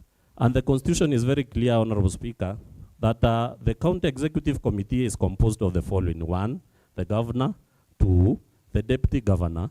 Therefore, meaning, Honorable Speaker, that by excluding the governor from these meetings, the county executive committee meetings, they have already breached the law, because from the Hansard of this assembly, where the deputy governor was invited by the Committee on Justice and Legal Affairs, the deputy governor himself alluded to that he was available. He was available for all those meetings, but he was removed from the official WhatsApp groups where he saw the invitation to these meetings. Meaning, by removing him from this WhatsApp group, they didn't want the deputy governor to attend the county executive committee meetings, Honorable Speaker. Honorable Speaker, nevertheless, that notwithstanding, they proceeded from evicting the deputy governor from his official office, where his office is situated, and that was done by none other by the Chief of Staff, Honorable Speaker, who wrote a letter indicating, a frivolous letter indicating that they have reorganized the offices and that the deputy governor should move from his office to another building that doesn't confer with the stature of the deputy governor's position, Honorable Speaker, which also means the governor herself allowed insubordination by these subordinate staff, Honorable Speaker. They have proceeded to allege, or they have proceeded to assume that they have received resignation letters from the deputy governor's personal assistant and also the personal driver, whom they are supposed to be provided for by the county government. The chief of staff just get frivolous letters, fake letters, and also indicates that they have accepted the resignation letter of one personal assistant to the deputy governor, and also from the personal assistant to, the personal driver to the deputy governor. Honorable Speaker, all those are evidence in the exhibits that we have, where the personal assistant wrote a letter asking why his salary was delayed. The personal driver also, through his advocates, did the same, requesting for salary that had been withheld, because from their own affidavit, Honorable Speaker, they have sworn that they never wrote any resignation letters either addressed to the chief of staff or to the county public service board, because that is where, in fact, they should have addressed the letter if they wanted to resign. Therefore, Honorable Speaker, that is a proof of bullying, vilification, and demeaning other leaders without even have prosecuted the case where the governor, in front of the President of the Republic of Kenya, accused leaders who are elected in and are also appointed in offices in this country of cartelism, and using once matumbo makubwa ambayo wanalipwa mshahara wa 1,105,000, and I want to request that one as the final proof of that case, for that video to be played, so that all of us can be shown those utterances where the governor vilified and demeaned leaders in the presence of the President of this Republic in a prayer rally in Lare.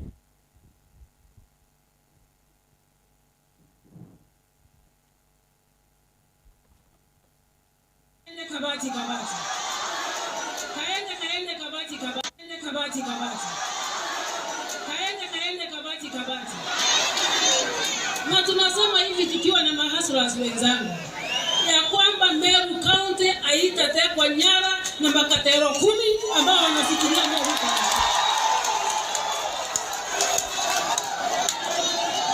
Watu 10 viongozi ambao wanalipa mshahara wa 1 million ama 500 and above hawezi kumake decision ya kwamba Meru iko katika shimo, whereas we know shida yao ni yao wenyewe binafsi, tumbo zao. Tunakuomba ufungue MERU siku ya leo, Mheshimiwa Rais. Na kuna watu hawajakubali gavana ni mama. Kuna watu hawajakubali gavana ni mama. Kama vile kuna watu huko juu ambao hawajakubali rais wetu alishaguliwa. Hawaamini ya kwamba mtoto ambaye alikuwa anatengeneza makuku ama a simple person ambaye alitoka vijijini anaweza kuwa rais. Na wanamsumbua kwa sababu bado hawajaamini kama president wetu Ruto ni rais pamoja na naibu wake. Hivyo ndivyo ilivyo MERU. Kuna matajiri na viongozi wachache ambao hawajaamini ya kwamba walipoteza katika kura ambazo zilipita. Ni vizuri wajipange na waelewe ya kwamba MERU iko na kiongozi, na kiongozi ni gavana ni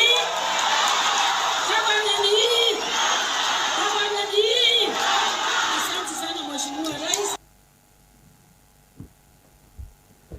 Honorable Speaker, that is clear to everybody that the governor is accusing 10 leaders elected and who are being paid 500,000 and above and 1 million of cartelism. And we wonder, because this is not the first time, even the previous impeachment process, we are on the same charge where the governor and indicating that honorable members of the County Assembly are cartels, and that led to a rebuttal in the Senate, Honorable Speaker, but you can see that it is repeated here again. Honorable Speaker, to wind up that count, allow me to take you to Article 75 of the Constitution, which states on how state officers should conduct themselves, and it reads about Article 1, a state officer shall behave whether in public and official life, whether in public and official life, in private life. You are not excluded, Honorable Speaker, even in private life, because you are a state officer, either in whether in public and official life, in private life, or in association with other persons in a manner that avoids any conflict between personal interest and public or official duties. We have seen previously that she has violated that. Compromising any public or official interest in favor of a personal interest, or demeaning the office the officer holds. Honorable Speaker, the governor of MERU is the CEO of this county, and we can all see, Honorable Speaker, that she has demeaned the office that that officer owns. It proceeds to state the consequences of contravention to the law, Honorable Speaker, where it states, that is about Article 2, a person who contravenes Clause 1 or Article 76, 77, or 78(2) shall be subjected to the applicable disciplinary procedure for the relevant office, like we are doing now. And B, may, in accordance with the disciplinary procedure referred to paragraph A, be dismissed or otherwise removed from office. The governor has already violated that provision. That is why we are calling for a removal from office, Honorable Speaker. Honorable Speaker, allow me to proceed to count number 4.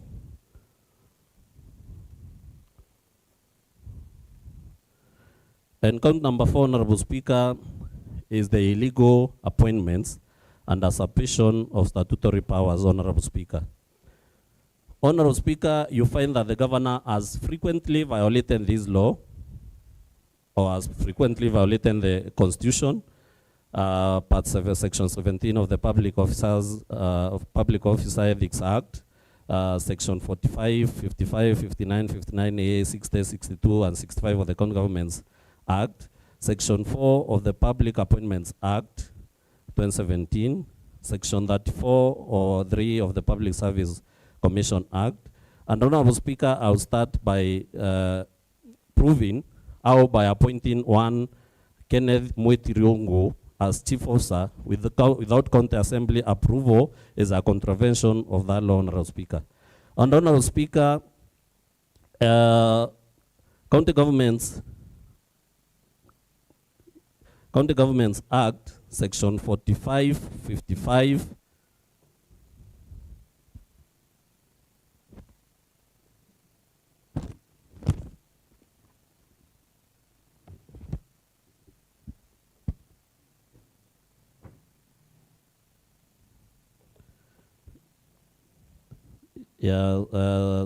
Section 45, 55, 59.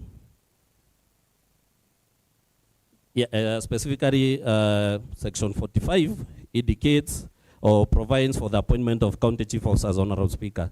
And it reads, whenever a vacancy arises in the office of a county chief officer, the respective governor shall within 14 days nominate qualified and experienced county chief officer from among persons competitively sourced are recommended by the County Public Service Board, and it ends with the approval of the County Assembly appoint county chief officers.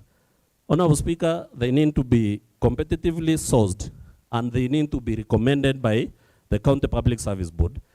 Furthermore, to add to that, they need to be approved by this County Assembly, Honorable Speaker. By appointing Kenneth Mutiriongo as chief officer without the County Assembly approval is already a contravention of the law, Honorable Speaker.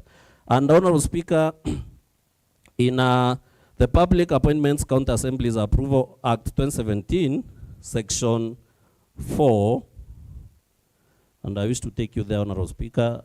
I don't know if you have a copy. There is a County Assemblies.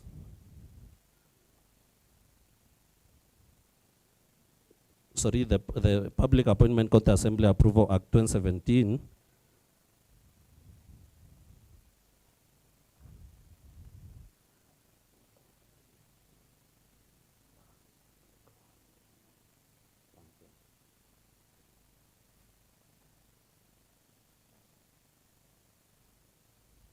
It states, Honorable Speaker, that is Section 4, exercise of powers of appointment.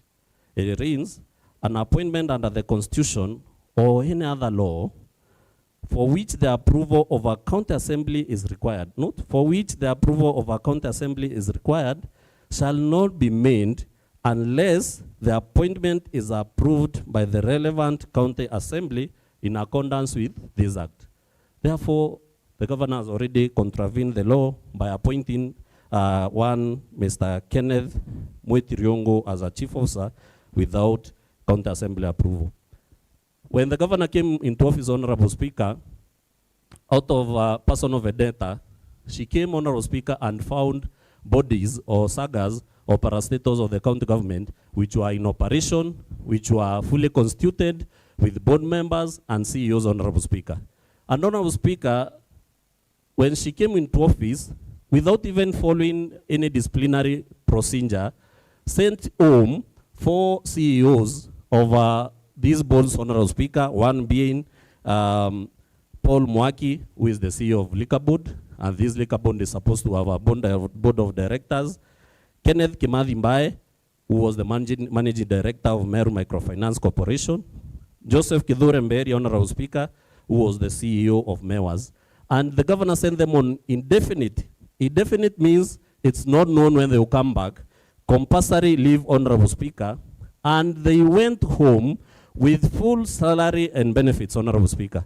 Honorable Speaker, in count number 1, which was misappropriation of county resources, county funds and resources, you see that the county government has been paying these people full salary and benefits for a whole year without them having rendered even a single service to the county government, Honorable Speaker.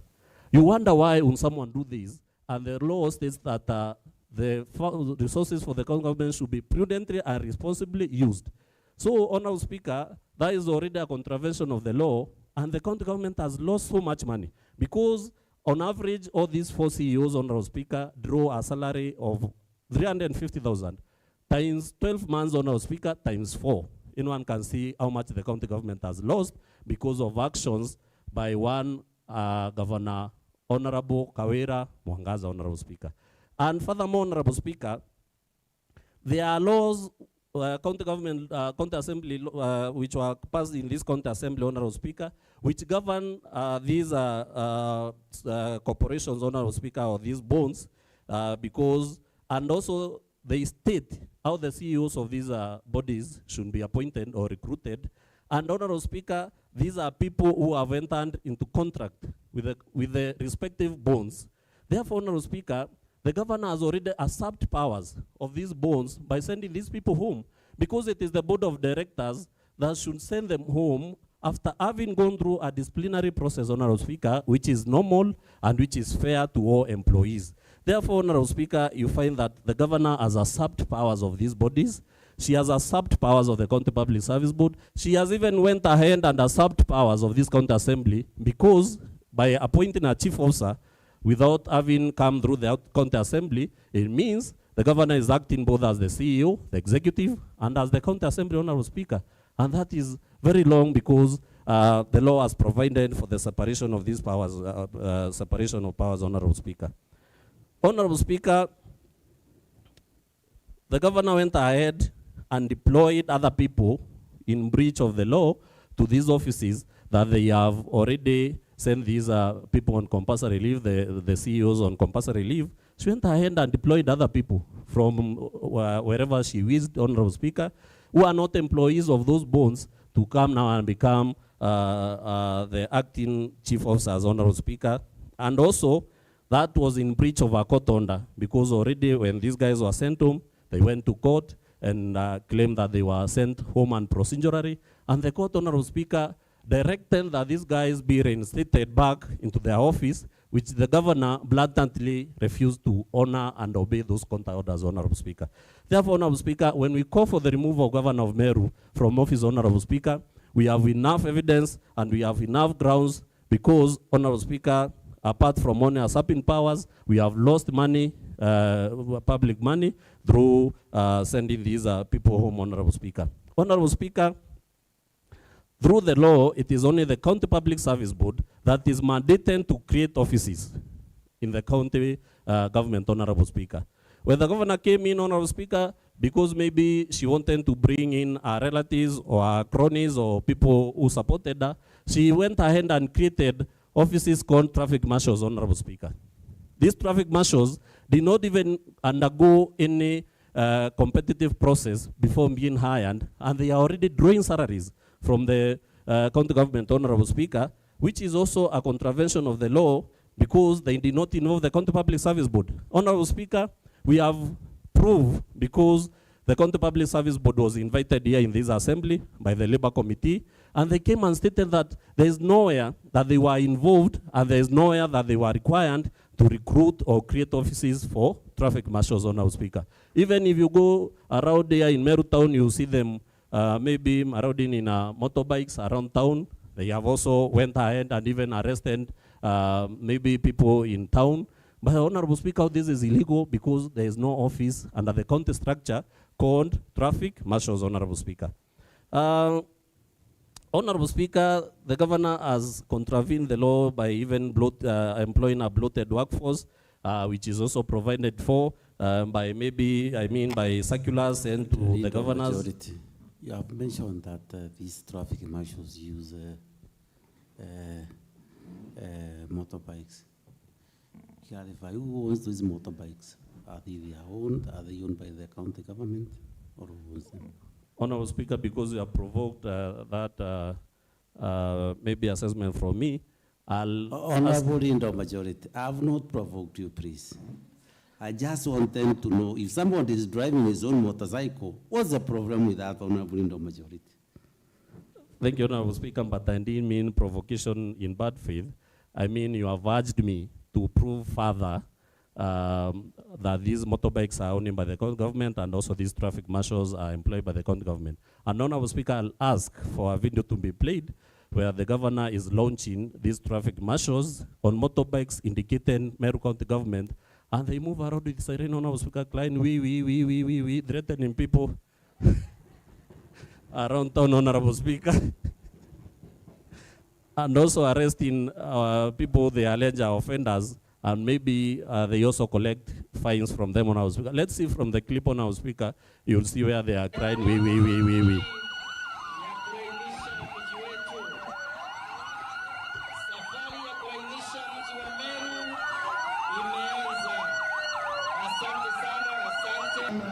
Na ofisi ya gavana waida kasi kwa hizi pikipiki ambazo zitapewa jina macho. Kazi kubwa ni kusaidia mji wetu wa Meru, mji wa Nkwebo, mji wa Maua, kutoa msongamano wa magari na ndeja neruganije kwethwa twina ana betu baria batreni baria bedina tabagwiri kulithia kile department ya M&E na bangi baumete kile enforcement kenda city yetu ya Meru ethirwa ikionekana ya city kana ithuranirite kwa city kwa mbere bikibiki ciciethete na arua igatetheria kimandu ja maingi muno ja monitoring ikugatia iwotegera department cia thirikari ciothe kethira iciruta mugi department ya mbere iria gategerwa ni ana baba betu ni department ya enforcement na revenue ana baba bakethwa bakithiurunkaga nontu itumenyete antu baba ingi batikuri ya ugoti kana ugoti ibukurewa bugatonya miukone antu bakai itumenyete tauni yetu ina mikora ibangite na groups kenda yothuranagia mbeca na batiandiki mtu ou monitoring part ya na baba kuhakikisha ya kwamba gutega kona kena groupings illegal sisiete nguge ite nguge thirikari county government of Meru and national government, and with no apologies ndaugere Meru toka sanitize na toka sanitize mikora yende kanere we shall sanitize Meru na si tafadhali tukamitheria na kabwa na tumebativia na yokere tuge Meru must be happy na mathithio na tuikaragwa gatwinde kwa biashara bero tubarabare ndene Meru town baba ingi barara mikete obishine kwa bambero rere nyangari ingite nduka kirori gike kinene kigatira mwari ne kaija mathaja thatu utena onda baboka igo bakiuga area eastern kwena mikore karao yothanagia mbeca na batiandiki thirikari bangi ukaigwa kuri botunyo tubeti botunyo thimo tauni-ine ici indi ngari ici kana ndaka ici cia tubakethwa bethiurunka tukania mikorere kuthara thimo na ekathara tubeti kiria kurubetu no tubagakira magura bana gwitete barabara na mbuga traffic batia kuwe na askari bana shama government batia kuwe bakona mtu uyu waburi kumuripotera ana baba betu gipata ndi paso ya monitoring bakethwa betu menyiragia mantu ja maingi ja gisete yetu Kutio Kairi tugetekeja city ethwa ina matije mealine antu jate kuojwa imbine tabu wegi tare raja na diurunka town keda kyumboke mate na bite kuojwa kwa wana baba bona area ina matije ta imwarine bakalinga report na ito baera supervisor wao kenda tutigera town ekudera kiruko ekudera kemikalere ekudera kitabia na ekwa sanitized na ana baba bakero bakimenya ngariri kuthithia boiling bakomba kuwasiliana na gitengo kia national government kenda ngari cionde cicoka marinyene yacio no twito aijanire marinya bwana sifiwe kwa unande tutetera kuona Kairi ngari ciinganirite kwena mantu jatina onda ndene city ici bobo ne buo Meru county na kwa ukure kana kware uthiko Meru county ukao uthiko Meru county na bothongi.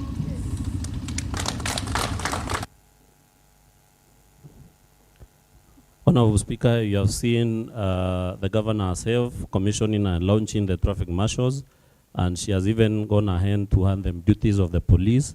That is, she has created her own militia from nowhere because there is no fiscal traffic marshal, and also give them the role of policing within our town so that they can protect women from theft of phones and handbags.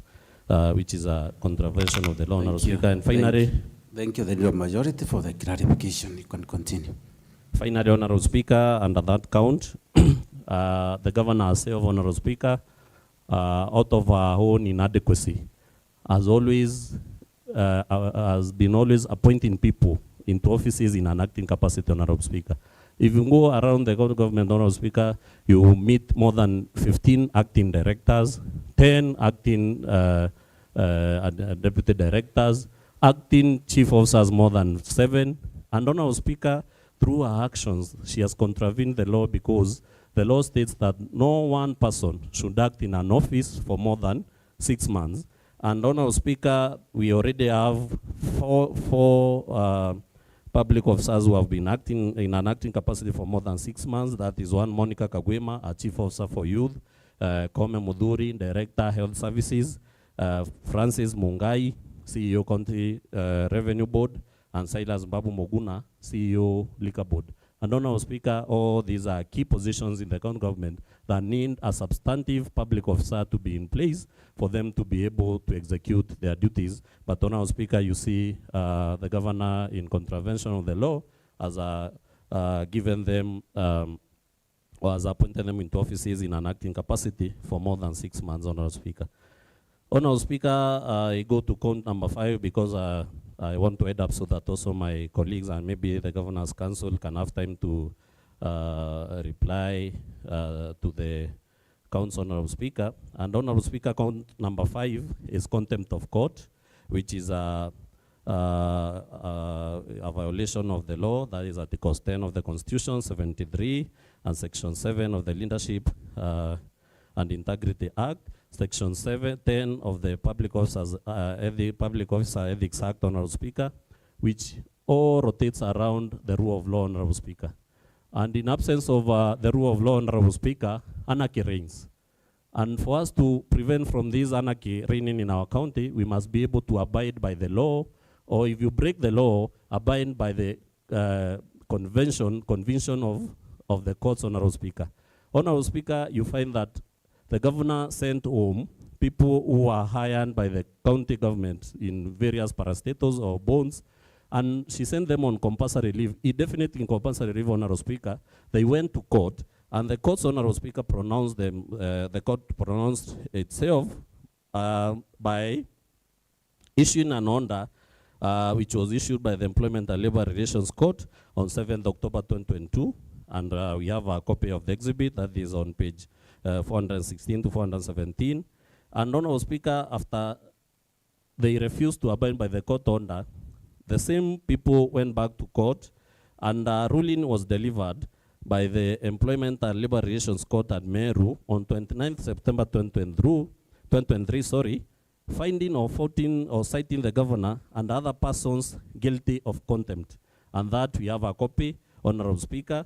And the order extracted from the ruling is also provided in the exhibits from pages 440 to 441, Honorable Speaker. We also have a video, Honorable Speaker, where the husband to the governor, Honorable Speaker, states that even if the courts pronounce themselves from here to Timbuktu or wherever, that him and other fellow hustlers will chase these people from office. And Honorable Speaker, in all due fairness, allow me to ask that that clip be played so that you can see how these people or the governor of Meru is treating even our courts, not only the county assembly and other offices, but even the courts of this land, Honorable Speaker. Kindly play that video for us. Thank you. It's okay. In the majority, you can proceed. Wewe ndio tunafurusha. Hata koti ikisema urundi kwa ile ofisi. Tutoiti sisi tunashikana na hawa maasura tunakutoa pale.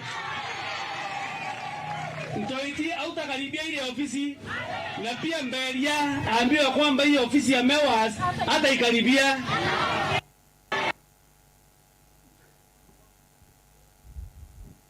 That is already proved, Honorable Speaker. Ntoiti, the one that the first gentleman is referring to, is the CEO of Meru County Revenue Board, and Beria, the one is referring to of MEWAS, is the CEO of MEWAS, Honorable Speaker. Honorable Speaker, let me proceed to count number 6, which is illegally naming a public road after husband.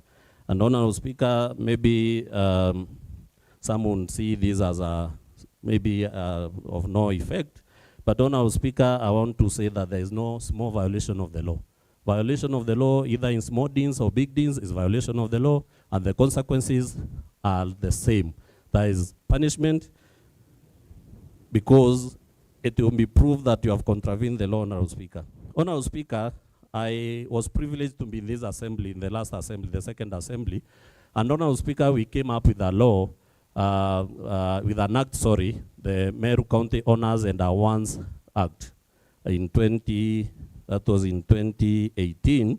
And Honorable Speaker, the law of the act gives the procedure of honoring our heroes, honoring people who have performed exemplary performance. And Honorable Speaker, when the governor pronounced through social media pages, official, because it is even verified, that she has officially named a road after her husband, that is Murega Baichu Road. Honorable Speaker, we all wondered if the Meru County Honors and Awards Committee, which is a creation of the law, has ever sat down and received suggestions of naming that road, because that is the provision of the law, if they are verified and confirmed that this person is worthy of a road to be named after, Honorable Speaker, and further proceeded to propose to the governor to continue and name that road after her husband, Honorable Speaker. And Honorable Speaker, that has not happened, But Honorable Speaker, you find it funny that even the husband now went ahead and accepted that this road be named after me, and if I get money, I'll even tarmac that road, Honorable Speaker, because it is named after him, maybe being, because he's the husband to the governor, I don't know. I don't know if he has been, or he has performed exemplary in any activity that he undertakes, Honorable Speaker. But Honorable Speaker, nevertheless, what we are saying is the law has been contravened, and Honorable Speaker, however how small the violation is, the consequences should follow, and the consequences is removal from office of one Honorable Governor Kawira Mwangaza. And finally, Honorable Speaker, the governor herself has committed a crime of the contempt of the Assembly, Honorable Speaker. This is a grave crime, Honorable Speaker, because the Assembly has been given powers by the Constitution and by the law, Honorable Speaker, to summon any one person to come and either give evidence or produce information that they have on matters pertaining the county government, Honorable Speaker. And Honorable Speaker, because the governor is the CEO of the county government, and in this position, Honorable Speaker, she is the bigger person, Honorable Speaker. When she received summons from the Assembly, she defied those summons, Honorable Speaker, and wrote a letter through the Chief of Staff, and that letter also as the letter, Honorable Speaker, came from the Chief of Staff, and the Chief of Staff also handed himself another title of a private secretary, Honorable Speaker, and because I happen to know this person, I wonder where he undertook his secretarial studies so that he can call himself a private secretary, Honorable Speaker. But the letter was addressed to the Assembly, Honorable Speaker, where the Chief of Staff alleged that or stated that the governor cannot appear here because the President of the Republic doesn't also appear in Parliament or is never summoned by committees of National Parliament, Honorable Speaker. So here, the governor is equating herself to the President of the Republic of Kenya, who is the Commander-in-Chief of the Kenya Defense Forces, Honorable Speaker, whereas maybe our governor, we can only say she is the Commander-in-Chief of the defunct MERU Youth Service.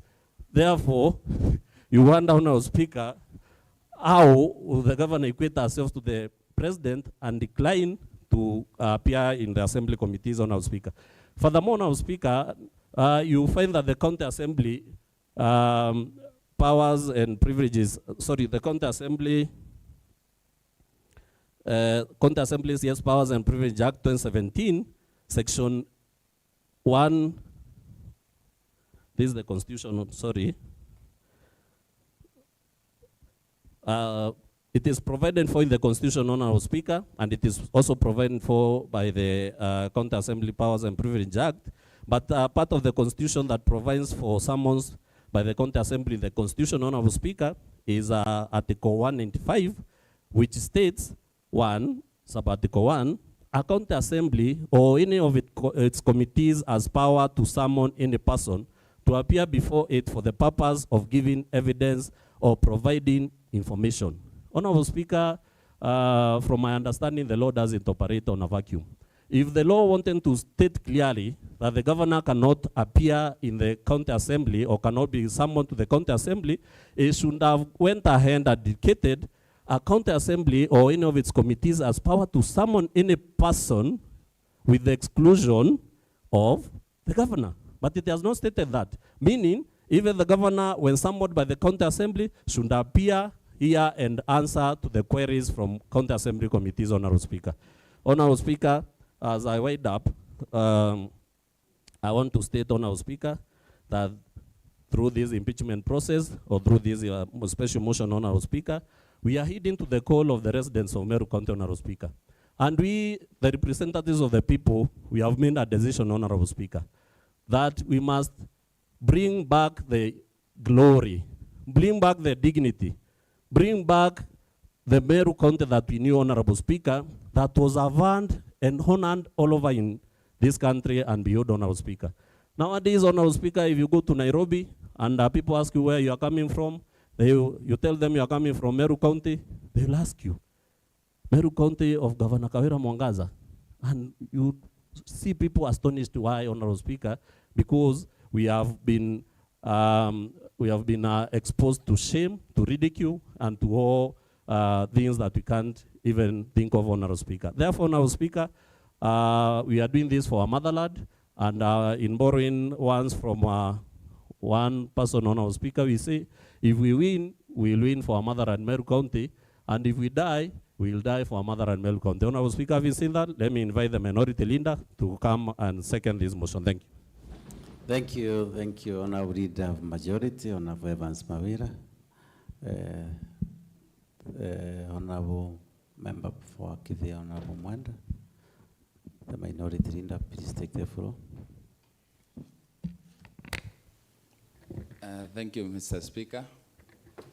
My name is Mwenda Idile, representing the people of Akede 1 and the Lino Minority Party.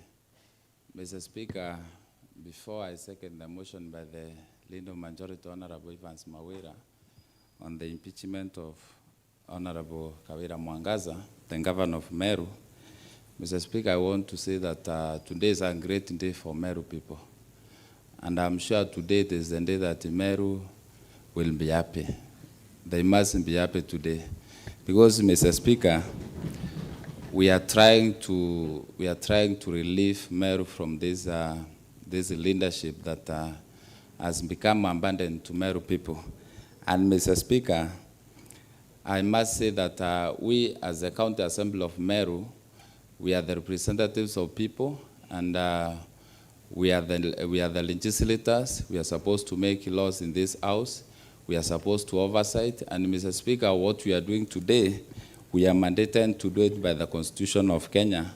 And we are supposed to correct the mess that has been happening in Meru County, Mr. Speaker. And even our people give their views through public participation, Mr. Speaker. And today, out of our own opinions, out of our own experiences, and out of the people's views, today, Mr. Speaker, we want to exercise our mandate given by the Constitution, Mr. Speaker.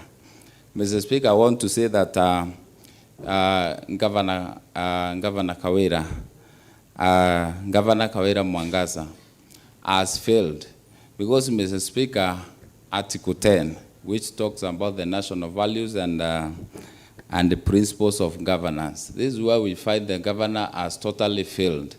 Because, Mr. Speaker, we ought to see some governance in her leadership. But we can't see that, Mr. Speaker. And that's why today we are here as honorable members of County Assembly to correct the mess. Mr. Speaker, on county number 1 that the majority has talked about, or in the motion moved by the leader of majority, Honorable Evans Mawira, on county number 1, that is misappropriation of public funds. Mr. Speaker, we are the people in this county assembly who are supposed to ensure that public funds are utilized in the right manner and they are not embezzled or they are not stolen by people.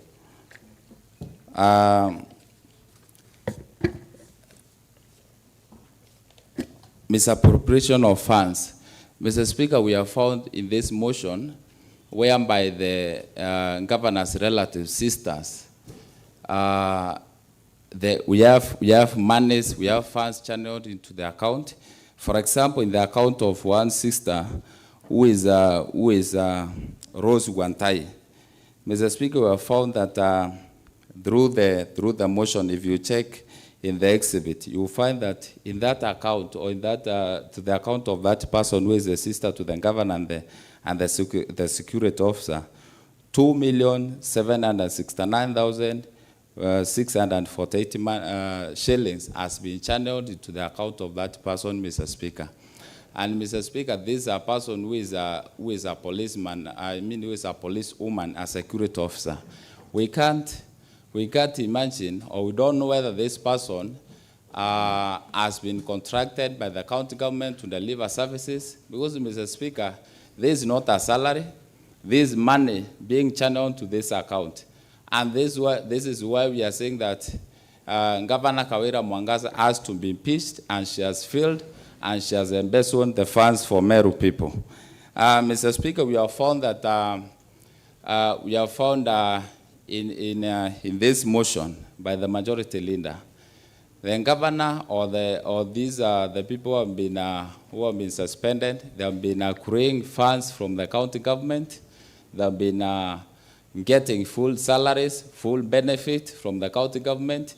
Yet they have not been delivering services to the people of Meru. And this is why, Mr. Speaker, we are saying the governor of Meru has to be impeached because of the embezzlement of funds in this county government. Mr. Speaker, I want to link that one to the law because we are here to prove. I want to link that one to the law. Article 201.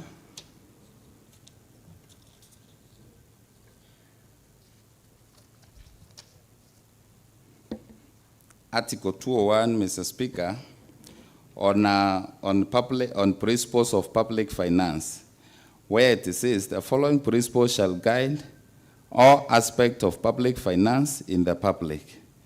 There shall be openness, that is part A, there shall be openness and accountability, including public participation in financial matters. Mr. Speaker, we have sought so many statements from this house, from the executive, but still these statements are not given to this house because there is no accountability, there is no openness, and don't want to surrender those statements to the county assembly. Also,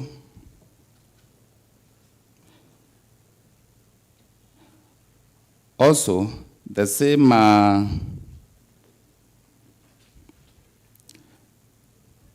also in the same article 201, part D, it says public money shall be used in a prudent and responsible way.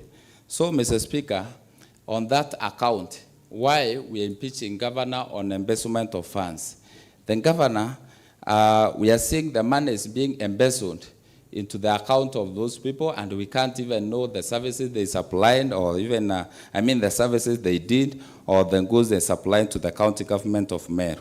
On account number 2, Mr. Speaker, where we have nepotism, and related unethical practices. Mr. Speaker, on this we find the relatives of the governor, whereby the leader majority has talked about these relatives going to benchmark in the country of China. We haven't had any technical expert who was in that team. Only the relative and the county executive member who is a pharmacist. Mr. Speaker, we have oncologists in this county. We have we have a cancer department in this county. Because these people had gone to benchmark on cancer machines, we could have seen the governor picking the technical experts from the cancer department and sending them to benchmark in China. But Mr. Speaker, we can say this is a trip whereby people had gone to enjoy themselves, whereby people had gone to maybe to visit the country of China, and maybe to spend the resources of the county government. And so, Mr. Speaker, this is a account which we are holding on to ensure the governor of Meru gets impeached. Because there's no way a PA or a security officer can have the knowledge about the machines, and even if they go and get the knowledge about the machines, they don't have the mandate to come and execute in the county government, because they have their roles, and they have the roles which they were employed to do in the county government of Meru. Mr. Speaker, on the account number 3, about bullying and the vilification of other leaders. And Mr. Speaker, you remember last time when we impeached the governor, I was a victim of vilification, because I was a person who was told to apologize publicly. The governor demanded that I should apologize publicly. Mr. Speaker, on the same about bullying and vilification, I want to refer to Article 28 of the Constitution. Article 28 of the Constitution, where it says, it is about human dignity. It says every person has inherent dignity and the right to have that dignity respected and protected. Mr. Speaker, on the same, we have seen the Deputy Governor of Meru being vilified, being humiliated in WhatsApp groups, whereby they are junior officers in those groups, and that's insubordination, Mr. Speaker. And on the same, I want to show the public, or I want to show the people who are following these proceedings on the screenshot by the governor in those WhatsApp groups, whereby she is demeaning the deputy governor and humiliating him. On page 166 of the exhibit, page 166, I'm sure honorable members have this document, the exhibit. On page 166, where the governor wrote on a WhatsApp group, and this WhatsApp group it has junior officers, it has ward administrators, it has all the junior officers who are under the deputy governor, because he's the second in command in Meru County. The governor wrote, he thinks I'm the type of a person who can be scared by useless, childish, mannerless, mobilized group of people with threats. Kwanza nitafinya kieleweke. So, Mr. Speaker, I don't see how this one is supposed to come from a governor, a person who is holding such a big office, the CEO of Meru County, the person who is a unifying factor into this county, Mr. Speaker. But she's the one who is writing these ones and saying how or vile atafinya governor, because she wrote in Kiswahili, kwanza nitafinya kieleweke. So these are threats to the deputy governor, and these are humiliation. Actually, this is why, Mr. Speaker, you found that the chief officer could go into a television and say what he said about the deputy governor, and defecating on the plate that he feeds on. Because if the governor had to threaten or to use the ones that are not respective to the deputy governor, then you don't expect the junior officers to respect the deputy governor, who is the second in command in this county. Mr. Speaker, on the same, page 190 of the exhibit, you find that the governor wrote, he is now claiming that pesa ya ofisi of the governor to be split into two. Laughable. Uyu, I now read in Kimeru. Uyu akaringwa imurungu, wengwa atitumene in Jesus' mighty name. May Jehovah God, who sees the motive in every move, deal with our enemies speedily in Jesus' mighty name. So, Mr. Speaker, on the where the majority has talked about the deputy governor being excluded in the budget, because the deputy governor has been fueling the government car that he has been using. He has been paying for his bills, which are supposed to be paid by the office of the governor, because the deputy governor is part of the office of the governor. They were elected conjointly, both of them. And so this budget that we approve here from this assembly, 173 million, Mr. Speaker, this is a budget to be used by both the governor and the deputy governor. But you find here the governor could write how he could blame the deputy governor for trying or for suggesting that this budget be split so that he can get something from that budget.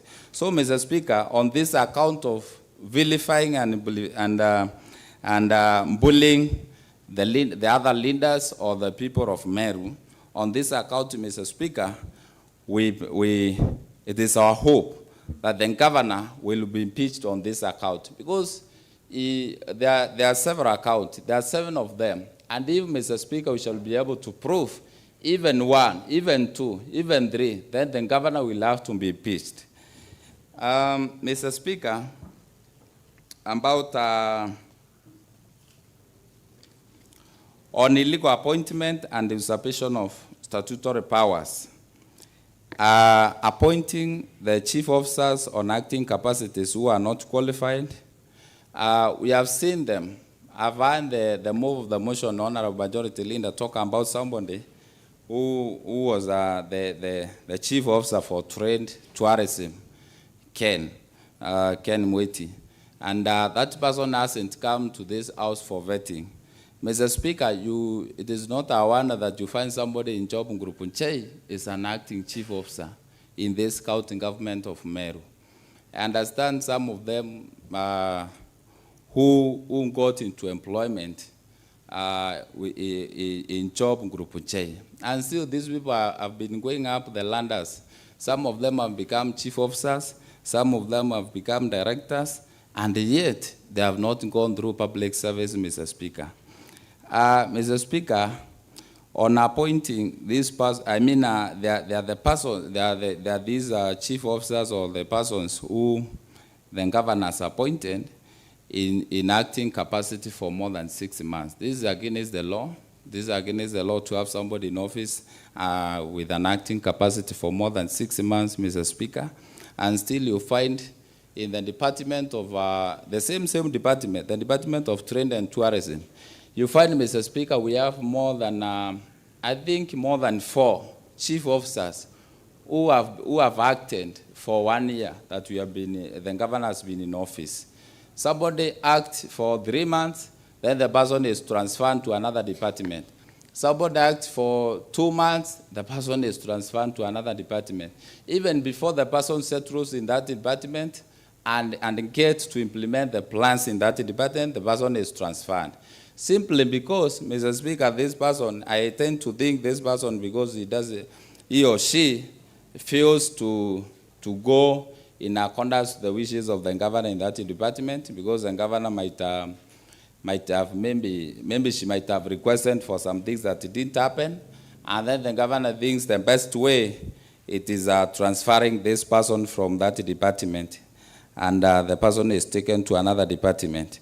Mr. Speaker, about the traffic marshals, I've heard the majority talk about in the same motion that we have here.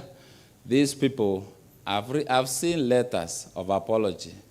These traffic marshals demanding apology from the matatu operators. When they get these matatu operators on wrong, they demand apology letters, they demand the fines. And so, Mr. Speaker, these people have been illegally operating in town, as a majority leader has said.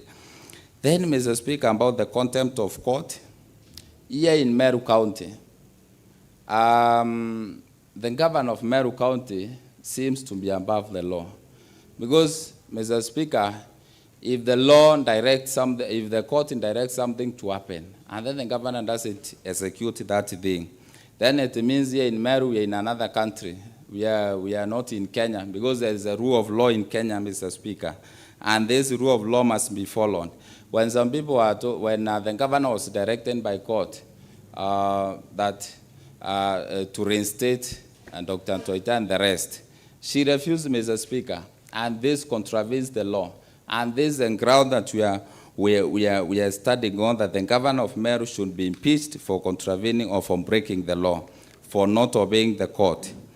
Mr. Speaker, on the contempt of the assembly, we have heard the governor refusing to honor the invitation, the official summoned by the assembly. And Mr. Speaker, the letter by the chief of staff explaining how the governor cannot come to the assembly and answer the summon.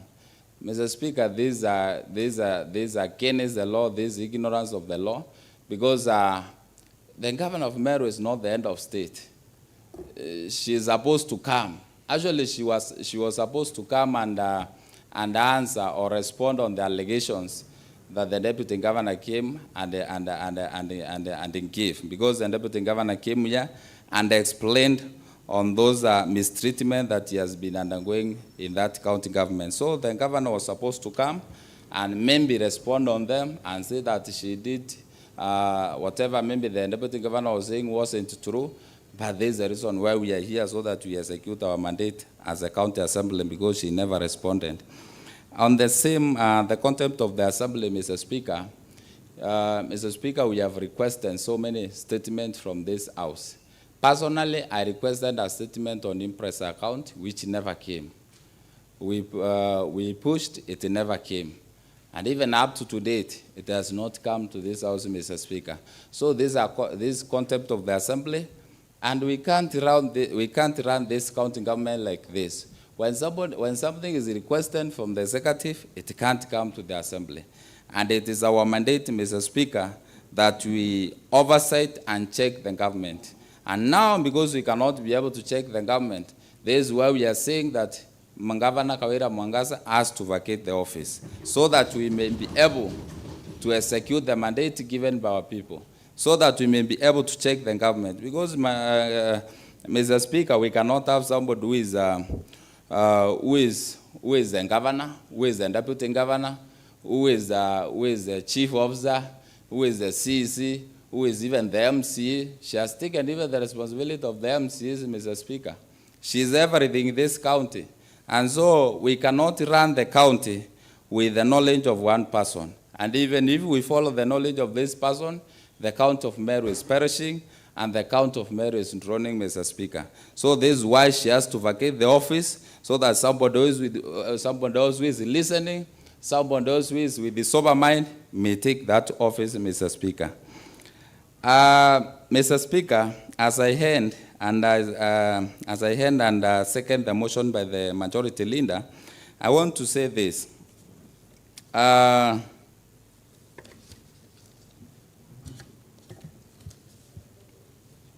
want to say this, Mr. Speaker. With the MCAs, we have also undergone mistreatment from Governor Kawira Mwangaza. This mistreatment, Mr. Speaker, we have had meetings to discuss development, but the MCs are denying they're excluded from those meetings simply because they are not praising the governor. And the mandate of this house is not to praise the governor. The mandate of this house is to do the three things by the Constitution: legislation, oversight, and representation, Mr. Speaker. But you find, because you are not praising the governor, you go for a meeting, you are excluded. Some of us, personally, I'm a victim. There was a development meeting that was supposed to happen with the elected leaders and the governor. And myself included, the deputy speaker, and some other 4 members, we got excluded from the meeting, Mr. Speaker. And this is the leadership you are saying that we must end today in Meru. That's why we are here, Mr. Speaker. Because if we don't attend those meetings, who is there on behalf of my people, the people of Akete want? Who is there on behalf of the people of Jiawon, where the Deputy Speaker represents Mr. Speaker? This is the leadership that we are handing today, so that MERU may see light, so that everybody else may feel part and parcel to give their views. Rumors are there, Mr. Speaker, but we are not here to give rumors, that even in those cabinet meetings, it is only the governor who gives our views, not anybody else, not even Waziri. It is only the governor who comes and she gives her views and the meeting ends, Mr. Speaker. So, Mr. Speaker, today we are here to execute our mandate. We are here to tell Kenyans, we are here to tell even our people of Meru what has been happening. Some of Merians know, some of even the people from across the country know about the Meru County. And this, we have gone viral as Meru County. And so today, Mr. Speaker, it is my prayer and the prayer of this House that the governor of Meru, Kawira Mwangaza, stands impeached today, Mr. Speaker. And now, Mr. Speaker, with those few or many remarks, I rise to second the motion by the leader of Majority Honorable Evans Mawera Karia to impeach the governor of Meru, Her Excellency Honorable Kawira Mwangaza. Thank you, Mr. Speaker.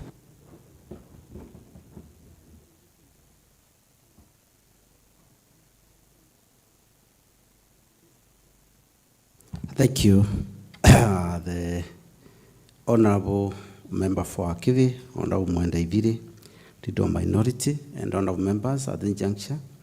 The motion having been moved and seconded, I now propose the question pursuant to the provisions of Standing Order number 54.1, which is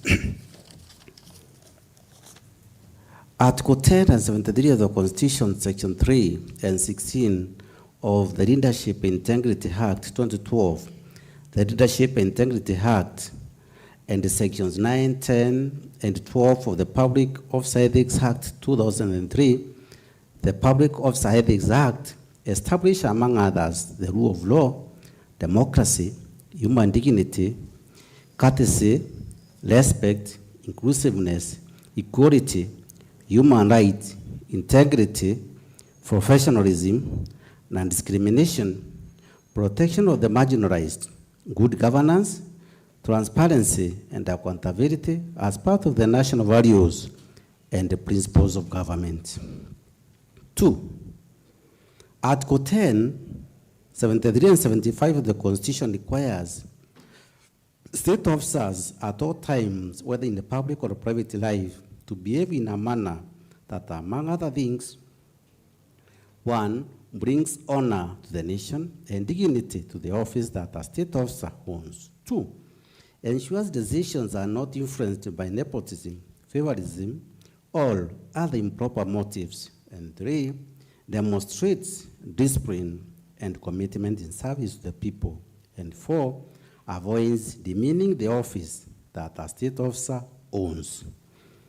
3, Article 10, 232, 235, and 236 of the Constitution and Section 59, 59A, 60, 62, 63, 64, and 65 of the County Government Act 2012, the County Government Act, provide for the values and principles of public service and establish an elaborate regulatory framework for the establishment of county public offices and the recruitment, employment, deployment, transfer, and dismissal of county public officers. 4, Article 181 of the Constitution, Section 3 of the County Government Act, and the Standing Order number 65 of the Standing Orders of the County Assembly provide for the impeachment of county governors for 1, gross violation of the Constitution, 2, gross violation of any other law, and 3, abuse of office, and 4, gross misconduct. 5, the governor has, despite a previous impeachment process and warnings from the Senate, persistent in discreditable acts, the discreditable acts that singly and collectively amount to 1, gross violation of the Constitution, 2, gross violation of various national and county laws, 3, gross abuse of office, and 4, gross misconduct.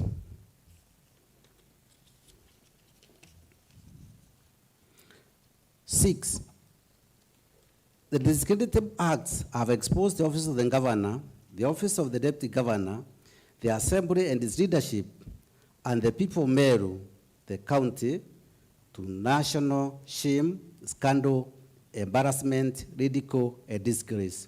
7, the legislative acts have created a toxic environment in which the governor cannot be legitimately expected to or relied upon to work harmoniously with the deputy governor, county government staff, MCAs, and other elected leaders.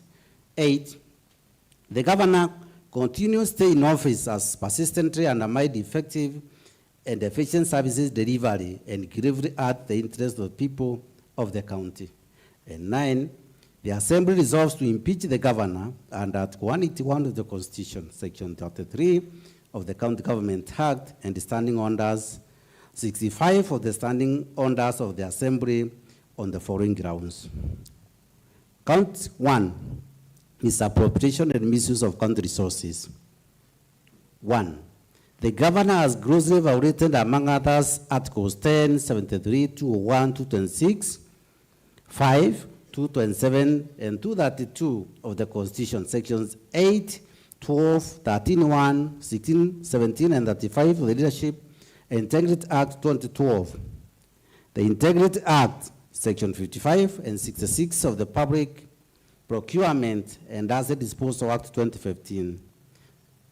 The Procurement Act and the Sections 45(2) and 46 of the Anti-Corruption and Economic Crimes Act, the Anti-Corruption Act, by engagement, connivance, or complicity in the following. A, the embezzlement of county funds through the governor's sister, Rose Kinya and Miriam Guantai, brother Kennedy Guantai Murangiri, brother-in-law Nefat Kenywa, and the nephew to the governor's husband, Edwin Mutuma Murangiri, all of whom are from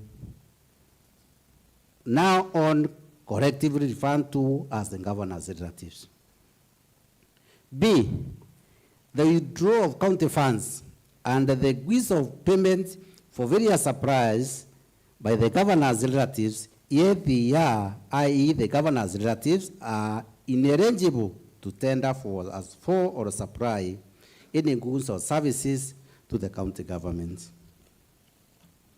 C, paying full salary and benefits for more than a year to Dr. Ntoit, CEO of County Revenue Board, Form Waki, CEO of Rika Board, Kenneth Kimathi Baye, CEO of Meru Microfinance, and Joseph Kidure Mberia, CEO MEWAS, while knowing that those officers were not rendering any services to the county. And D, the diversion and misuse of county resources, including funds and motor vehicles, to run the governor's private charity dubbed Korea, despite a previous promise to the Senate in previous impeachment proceedings to refrain from contracting official county operations and Korea operations.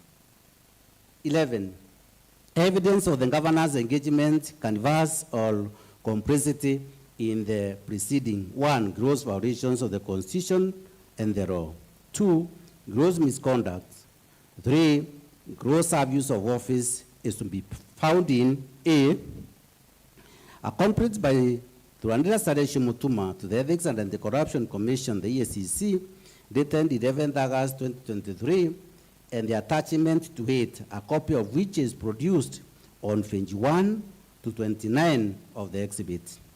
B, a letter by the clerk of the Assembly dated end October 2023, requesting a certified copy of Meru County infamous records, a copy which produced on page 30 of the exhibit. C, a letter by the CCM for Finance dated 11th October 2023, declining to furnish a certified copy of Meru County infamous records on frivolous grounds, thus inviting an adverse inference against the governor in relation to the complaint raised by Mutuma Sareshi Durandira, a copy of which is produced on page 132 of the exhibit. D, Payslips for Dr. John Toiti, Joseph Kidoremberia, and Kenneth Kimathi Mbae, copies of which are produced on page 33 to 41 of the exhibit. And he, the Maua Chief Magistrate Court Miscellaneous Criminal Application number E085 of 2023, a copy of which is produced on page 42 to 47 of the exhibit.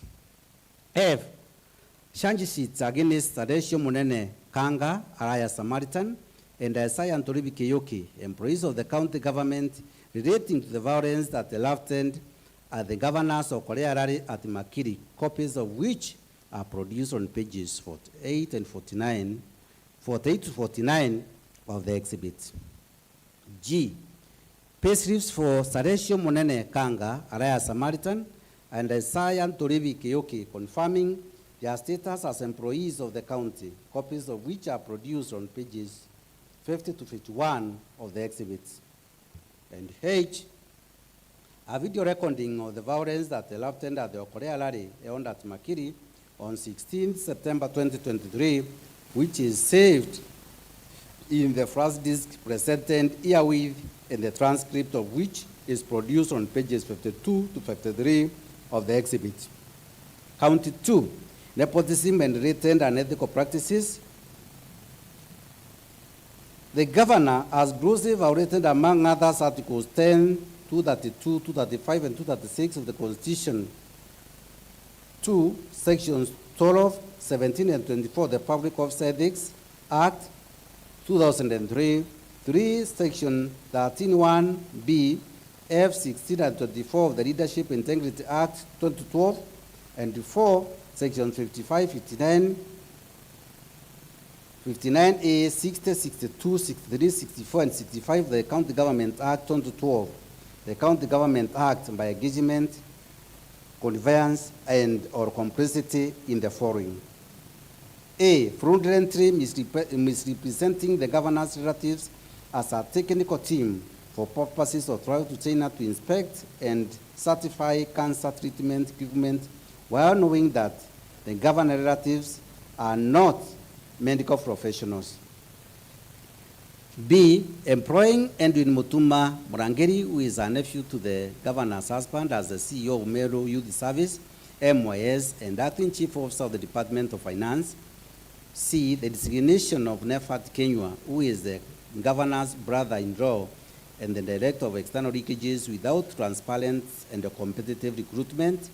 And D, assigning diplomatic duties, namely engagement with foreign diplomats and dignitaries to unqualified sisters, i.e. Miriam Guantai, PA, and Rose Guantai, bodyguard.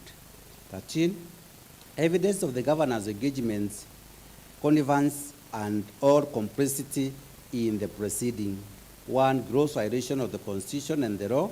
2, gross misconduct. And 3, gross abuse of office is to be found in A, a letter by the ESCC to the governor dated 19th October 2022 relating to nepotism, cronyism, and other unethical acts, a copy of which is produced on page 54 to 56 of the exhibit.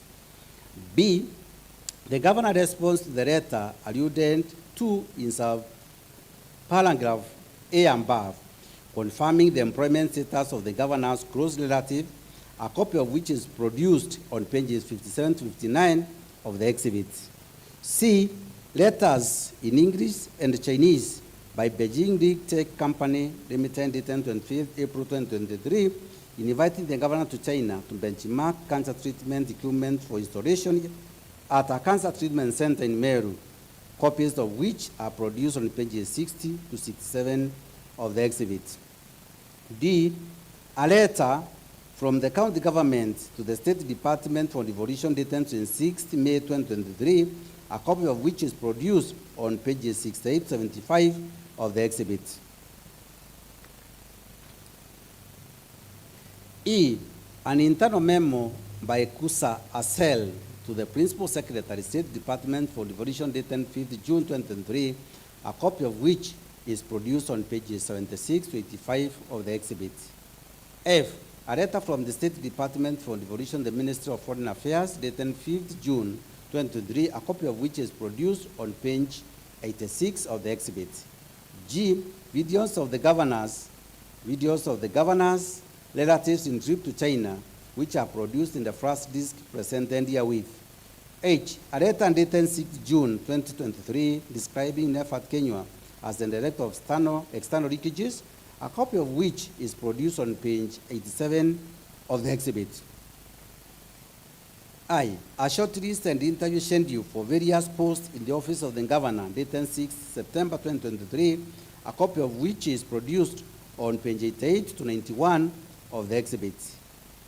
And J, an internal memo dated 23rd August 2023, appointing Edward Mutuma Murangiri, the CEO of MERU Youth Service, as the acting chief officer, finance, a copy of which is produced on pages 92 to 93 of exhibits. And K, screen grabs of the governor's official Facebook post on 23rd May 2023, copies of which are produced on pages 94 to 100 of the exhibit. Count 3, bullying, verification, and meaning other readers. 14. The governors, as grossly violated among others, 1 Articles 10, 19, 2, 28, 73, 75, and 179 of the Constitution, 2, Section 9B, 19, and 24 of the Public Officers Ethics Act, 3, Section 29 and 34 of the Leadership and Integrity Act, and 4, Section 32 and 3, Section C and D of the County Government Act by engagement, connivance, and or complicity in, among others, the following. A, exclusion of the deputy governor from county executive committee meetings and other official functions. B, bullying, undermining, and posting, insulting, and demeaning messages about the deputy governor in our subgroup, Sound Than Government 012, whose membership includes several officers who are subordinate to the deputy governor. C, encouraging and condoning insubordination and the making of insulting and demeaning public utterances by subordinate staff against the deputy governor and other elected leaders. D, bullying, undermining, and posting insulting and demeaning messages about the deputy governor in our subgroup Sound County and Mean Services, whose membership includes several officers who are subordinate to the deputy governor. E, encouraging and condoning the removal of the deputy governor by junior officers from official county WhatsApp communication forums. F, arbitrary suspension, dismissal, withdrawal, and frustration of the staff of the office of the deputy governor. G, illegally, irregularly, and fraudulently holding the deputy governor's staff out of office by purporting to accept their non-existent resignations. H, arbitrary reduction, suspension, and withdrawal of budgetary facilitation for legitimate operations of the office of the deputy governor. I, threatening to inflict bodily harm against the deputy governor orally and in WhatsApp chats. J, forcible breaking, entry, and ransacking of the deputy governor's office. K, changing the locks to the deputy governor's office. I, arbitrary location of the deputy governor's office. M, arbitrary withdrawal of security from the deputy governor's residence. And N, persistently making demeaning public utterances against other elected leaders, despite the same issue featuring prominently in the previous impeachment proceedings. O, making insightful, insulting, and demeaning remarks against other leaders by falsely accusing them of cartelism at a presidential Thanksgiving service held in Ilare, despite this issue arising in the previous impeachment proceedings. And lastly, P, encouraging, conniving, and condoning husbands insulting and demeaning public utterances and musical performances against other elected leaders, despite this issue featuring in the previous impeachment proceedings. 15, evidence of the governor's engagement, connivance, and or complicity in the preceding. 1, gross violation of the Constitution and the law. 2, gross misconduct, and 3, gross abuse of office is to be found in A, the answer of the meeting of the Sectoral Committee on Justice, Legal Affairs and Cohesion held on 29 September 2023, a copy of which is produced on pages 101 to 124 of the exhibits. B, screen grabs from the WhatsApp group Sound Than Government 012 and account admin services, copies of which are produced on pages 125 to 194 of the exhibits. C, correspondence relating to the appointment of Patrick Nkonga as the personal assistant, the deputy governor, a copy of which is produced on page 195 to 198 of the exhibit. D, a letter by the governor chief of staff dated 22nd May 2023, purporting to accept an existent resignation from Patrick Nkonga, a copy of which is produced on page 199 of the exhibit.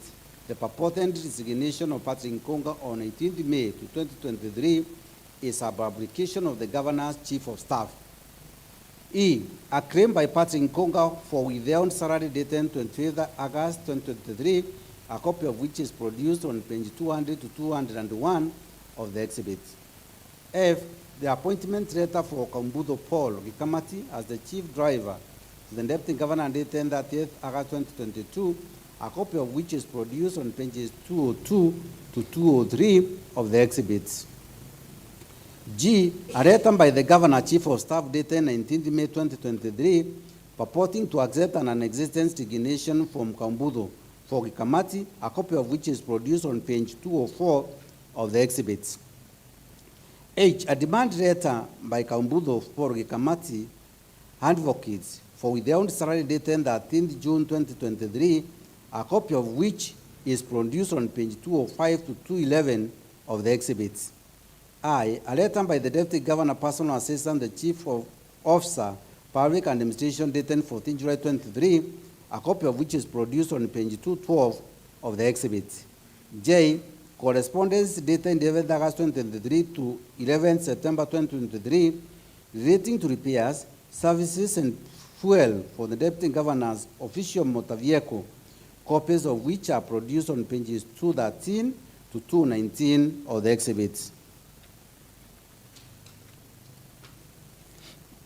K, an internal memo by the Deputy Governor, Personal Assistant to the Chief Officer Finance dated 29 August 2023, requesting facilitation to attend a MERU leaders meeting at the Nakuru State Lounge, a copy of which is produced on pages 220 to 225 of the exhibit.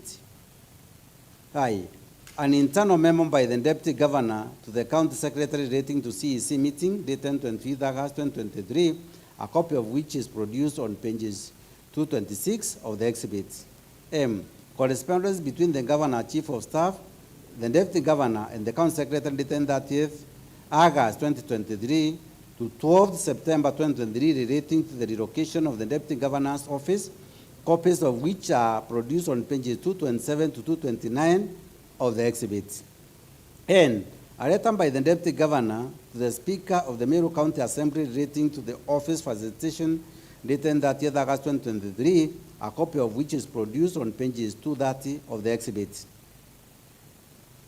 O, a letter by the Deputy Governor to the Speaker of the MERU County Assembly relating to exclusion from CEC meetings dated 30th August 2023, a copy of which is produced on page 231 of the exhibit. P, a letter by the Deputy Governor of the Secretary of the County Public Service Board relating to the staffing of the Deputy Governor's office dated 30th August 2023, a copy of which is produced on page 232 of the exhibit.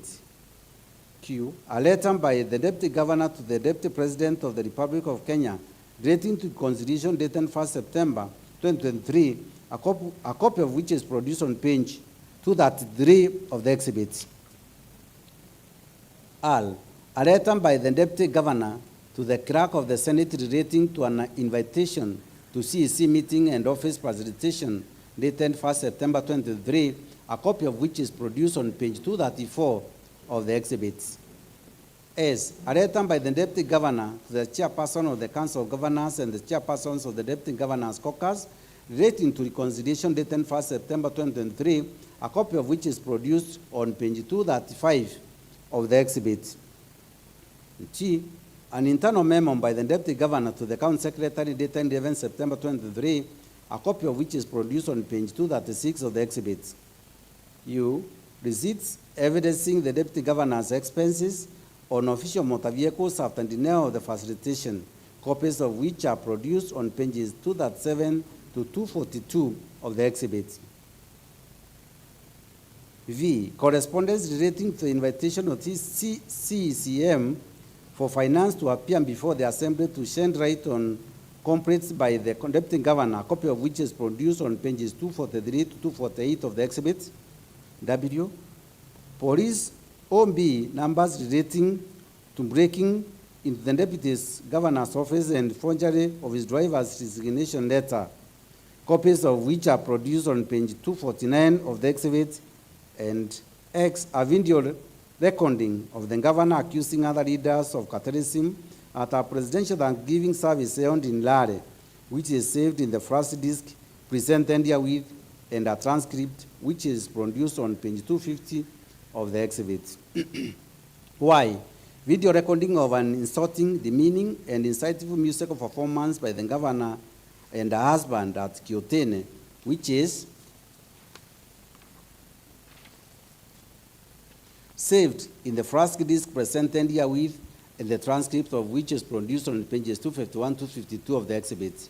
Then, video recording of the Governor, Chief of Staff, making highly vulgar, insulting, demeaning, and insightful remarks against the Deputy Governor on Vita TV, owned by the Governor, through relatives and proxies, which is saved in the first disc presented herewith, and the transcript of which is produced on page 447 of the exhibit. And video recording of the Governors, the sitting MCA and other elected leaders at a public rally, and boasting of how she easily won previous impeachment proceedings, a copy of which is saved in the press disc presented herewith. Count 4, illegal appointment and usurpation of statutory powers.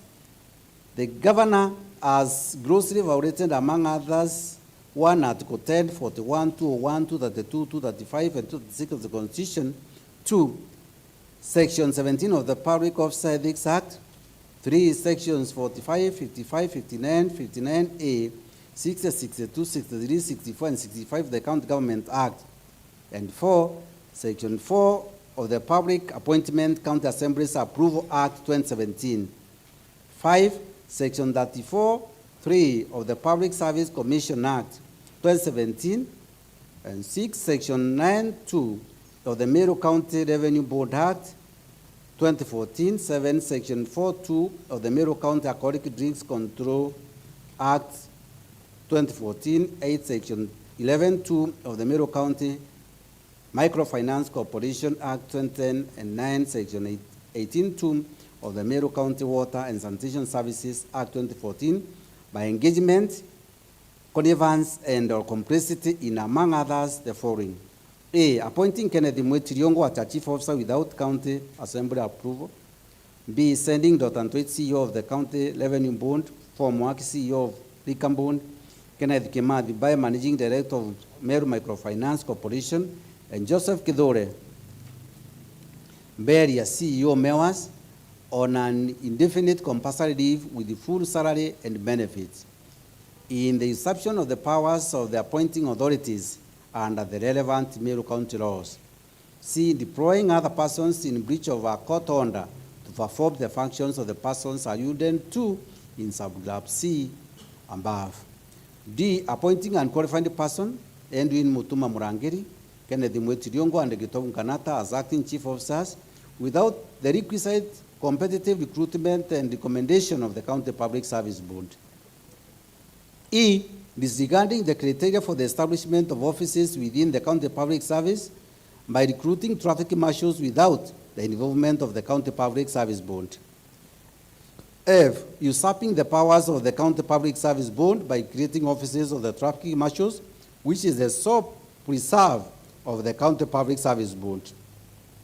G, employing a broadened workforce, more than 100 personal staff in the office of the Governor.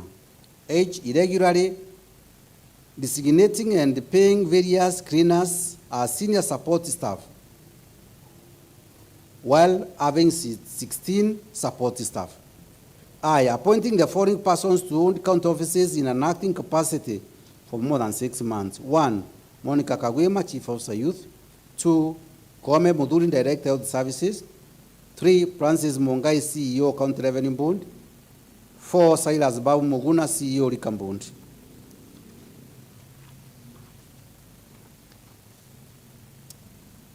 17, evidence of the governor's engagement confirms L complicity in the preceding: 1, gross violation of the Constitution and the law; 2, gross misconduct; and 3, gross abuse of office, as will be found in A, documents relating to the staffing needs of the office of the governor, advert and shortlisting of chief officers, copies of which are produced on page 235 to 294 of the exhibit. B, an internal memo by the County Secretary dated 29 August 23, a copy of which is produced on pages 295 to 296 of the exhibit. C, summons issued by the Assembly Secretarial Committee on Labor, Public Service and Social Welfare on 26 September 2023, copies of which are produced on pages 297 to 310 of the exhibit. D, response by the County Secretary communicating the decision of the Governor, the Chief of Staff, County Secretary, CCM Finance, and the Fleet Manager not to appear before the Secretarial Committee of the Assembly, thus inviting an adverse interference against the Governor, a copy of which is produced on pages 311 to 312 of the exhibit. E, the answer of the meeting of the Secretarial Committee on Labor, Public Service and Social Welfare held on 5th October 2023, a copy of which is produced on pages 313 to 323 of the exhibit. F, the County Public Service Human Resource Manual 2013 and the Public Service Commission Human Resources Manual 2016, relevant extracts of which are produced on pages 324 to 334 of the exhibits. And I'll repeat: F, the County Public Service Human Resource Manual 2013 and the Public Service Commission Human Resources Manual 2016, relevant extracts of which are produced on pages 324 to 334 of the exhibit. And G, internal memo dated 22nd December 2022 by the County Public Service Board to chief officers through the County Secretary advising on transfers, appointment, and establishment of offices within the County Public Service, a copy of which is produced on pages 335 of the exhibits. H, letters sending various officers on compulsory leave, copies of which were produced on pages 336 to 342 of the exhibit. I, circulars, guidelines from the Intergovernmental Relations Technical Committee, the Transition Authority, and Salaries and Remuneration Commission on the staffing of the Office of the Governor, copies of which are produced on pages 343 to 353 of the exhibits. J, correspondence relating to the broadened workforce to the Governor's Office, copies of which are produced on pages 354 to 362 of the exhibit. K, payslips relating to some of the broadened workforce in the Office of the Governor's, copies of which are produced on pages 363 to 382 of the exhibits. I, correspondence between the Assembly and the County Public Service Board on the appointment of chief officers and the employment and of various staff within the Office of the Governor, copies of which are produced on pages 383 to 408 of the exhibit. M, screen grabs from the Governor's official Facebook page relating to the appointment of traffic marshals, copies of which are produced on pages 409 to 412 of the exhibit, and a video recording of the Governor's flagging of traffic marshals saved in the first list presented herewith, and a transcript of which is produced on pages 413 to 14 of the exhibit. Count 5, contempt of court. The Governor has grossly violated, among others, Articles 10 and 73 of the Constitution, Section 7 of the Leadership Integrity Act by engagement, and Section 10 of the Public Officer Ethics Act by connivance or complicity in a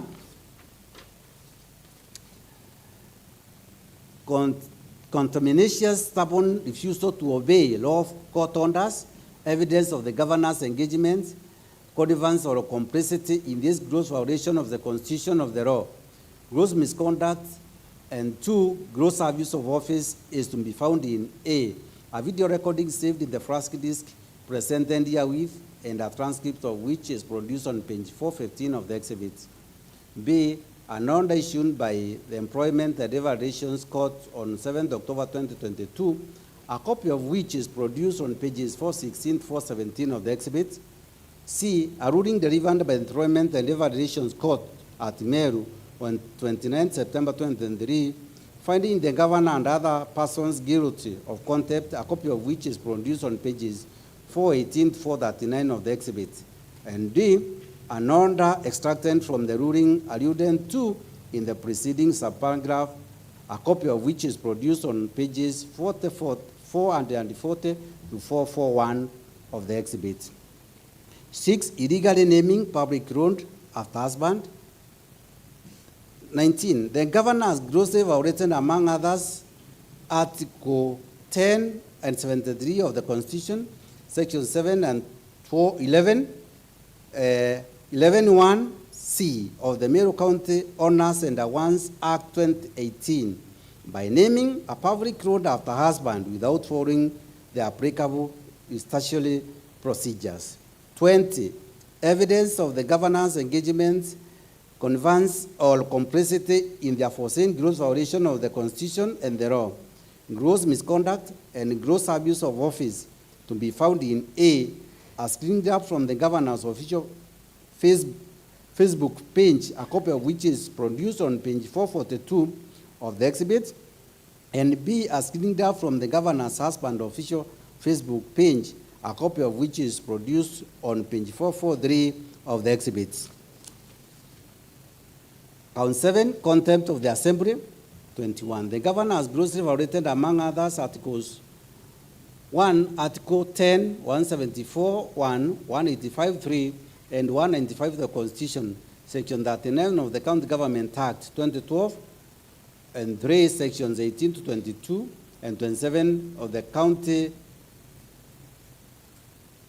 3, Sections 18, 22, and 27 of the County Assembly's Powers and Privileges Act 2017 by engagement, connivance, or complicity in the following: A, refusing to honor off summons to appear before the Assembly Sectorial Committee on Justice, Legal Affairs, and Cohesion to answer questions on the matters raised in the preceding parts of this impeachment motion. B, the electing a chief of staff and a compliance and lucky in malfeasance to write a contemptuous letter to the Assembly in response to law summons to appear before the Assembly Sectorial Committee on Legal Justice and Cohesion, and C, in the refusal by a CCM Finance and County Secretary to furnish documents to the Assembly on the frivolous grounds that 1, an coherent audit process was underway, and 2, the matters raised by the Assembly were sub judice, the latter frivolous ground being also litigious and contravened when viewed against the fact that the governor has already been convicted of contempt of court.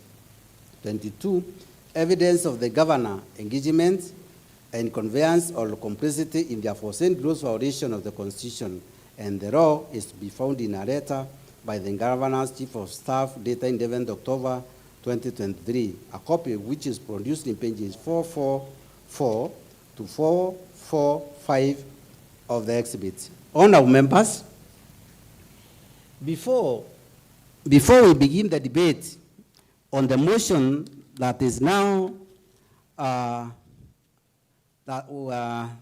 honorable members, before we begin the debate on the motion that is now before the House, it is my fundamental principle in law that an accused person has the right to be heard and to face the accuser on the allegations before them. Indeed, this is the essence of Articles 47 and 50 of our Constitution. To this end, I now invite Her Excellency the Governor of MERU County, whether by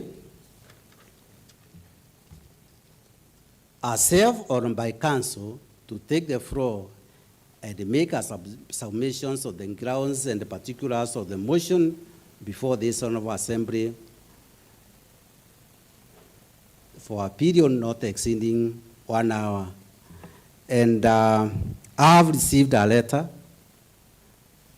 from one Dunstan Omari,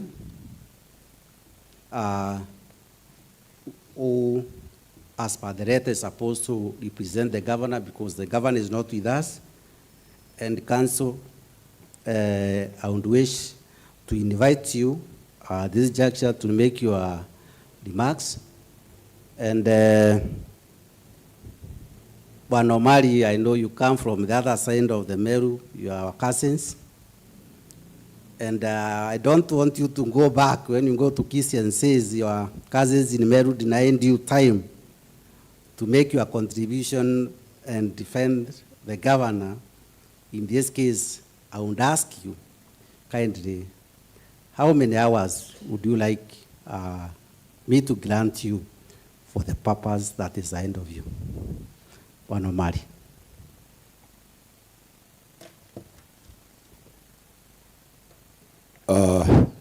Mr. Speaker, sir. Yes, and honorable members who are brothers and sisters by blood.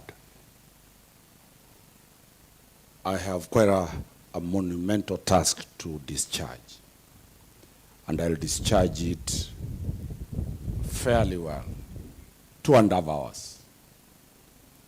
Parliament has already asked for more time. Let me play well in my territory. My relatives cannot deny me to hear their son. I have others that are here 2.5 hours.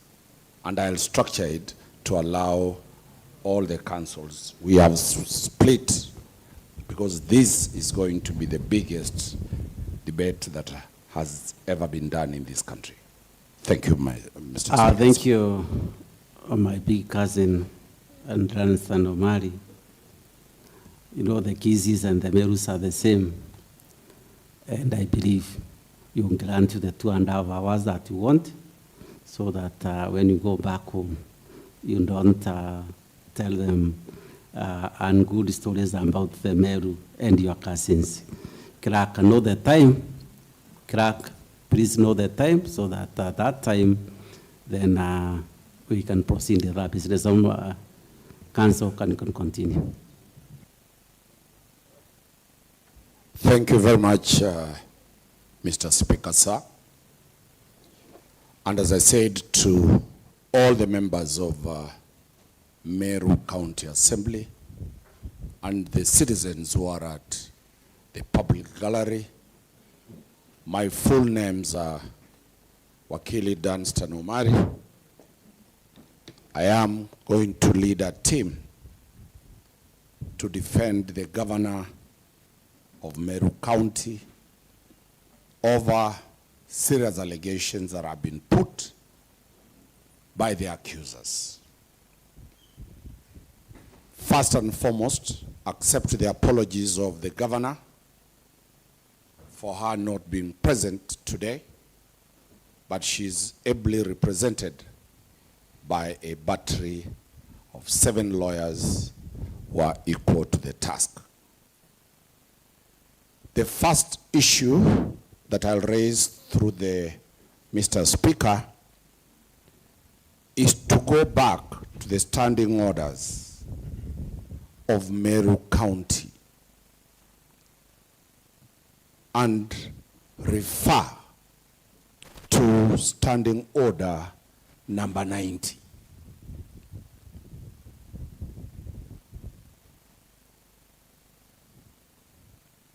Standing order number 90, it is a standing order for Meru County Assembly. The import of that standing order has a bearing and a grave bearing to the proceedings that we have today. In the wisdom of the County Assembly of Meru, they made that law and gave it to themselves, that it shall bind the County Assembly. It cannot be run away from. It is the supreme law of this County Assembly. It has not been repealed. It has not been varied. It has not been deleted. It is currently the law of this assembly. What does it say?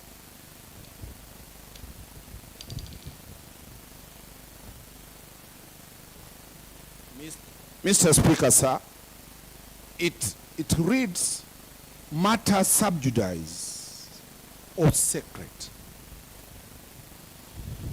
And 91 says, subject to paragraph 5, no member shall refer to any particular matter which is sub judice or which by the operation of any written law is secret. We delete secret. It's no longer a secret question, it is sub judice.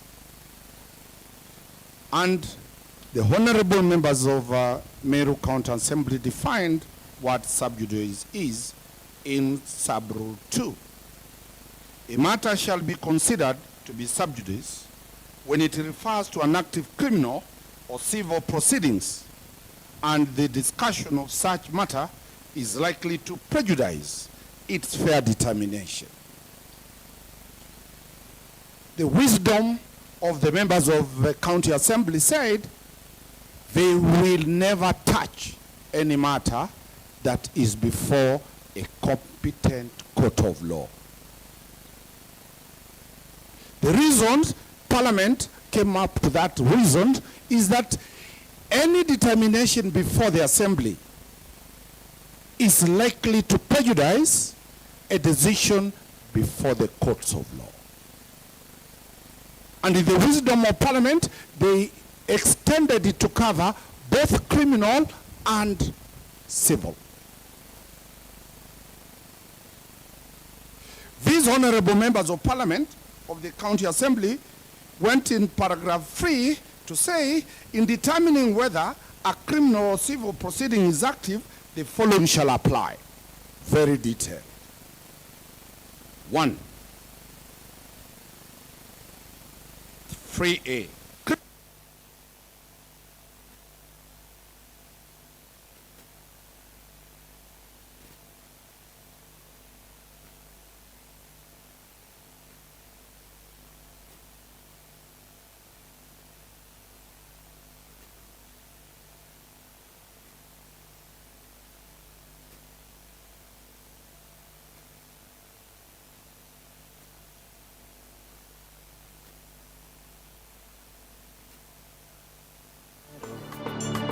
AJ MERU TV. Magic has hit your imagination of TV. A brand new Vitron TV with StarTime's inside technology. New TV innovation with an inbuilt decoder that connects you to both StarTime's antenna and satellite signal. With StarTime's inside Vitron TV, you can enjoy over 200 local and international channels. 1 month StarTime's highest bouquet for free. Automatic system update. More benefits, more affordable. StarTime's inside Vitron TV is available in all StarTime's branches and dealers countrywide. StarTime's inside. Entertainment inbuilt. StarTimes. Enjoy digital life. Uraigwa nkume ya Kenya Airlift Program ni mubango jurajo gutetheria aritoba Kenya kuthomera digiri mwanya mwanya cia masters nthigurune ya Amerika. Kuigwatira kanya gaka no mwanka withiro uri na grade ya C+ gwitia kiri KCSE na second class honors kiri degree ya university.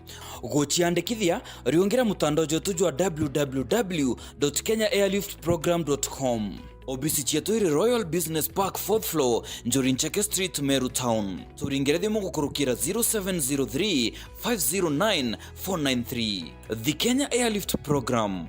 Passion led us here. AJ MERU TV. Under sentence or discontinuance, have the people charged been convicted and they are at committee prison? Did the director of public prosecution discharge them by withdrawing under section 87A? The proceedings are still on. That is a fact well known to everybody.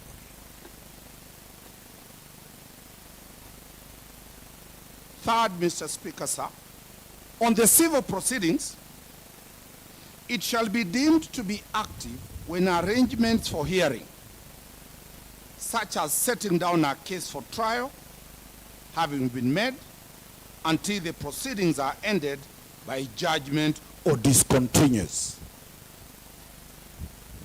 Today, before I came to this honorable house, were before the Court of Appeal. A judgment or a ruling is coming out on Friday over the same issues that are before this honorable house. Do we close our eyes? The governor has been charged for contravention of the law.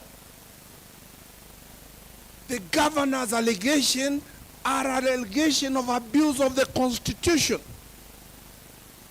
The governor's allegation against her are based on law. Do we ourselves close our ears from following the law? And we say we must defend the law against the governor, but the law cannot be enforced against us. Members of the County Assembly, that is the question before the Speaker and before you. Number D,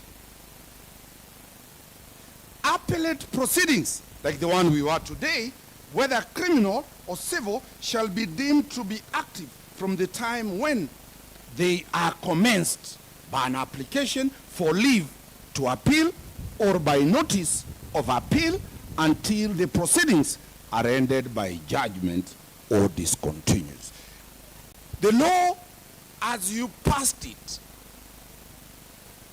says an appellate appeal either from a magistrate's court or from a high court to the Court of Appeal or from a Court of Appeal to the Supreme Court binds this assembly.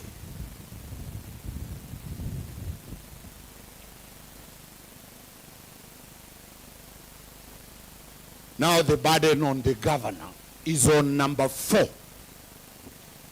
That whoever alleges, a member alleging that a matter is sub judice, shall provide evidence to show that paragraph 2 and 3 are applicable. We shall table all the cases that are alive in court, and those cases are touching all the 7 counts that the governor is facing.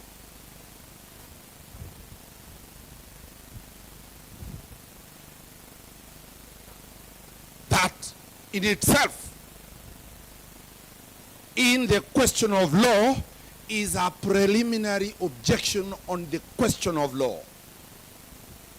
Once that question is determined, I'll pack to leave to Nyamira, or I'll continue with the submission. Because if a question of law has been raised, a preliminary objection of law, that these proceedings, there is no jurisdiction to entertain this matter. Because the matters are active in a court of law. Do we reconstitute ourselves and close our ears and close our eyes and see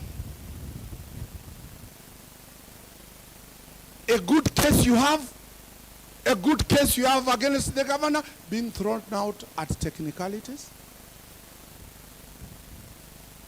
Reconsider and let the matters be determined, that those matters that are in the High Court, let those matters in the magistrate's courts be determined, let those matters in the Court of Appeal be determined, bring a proper motion, remove your governor, because that is your right.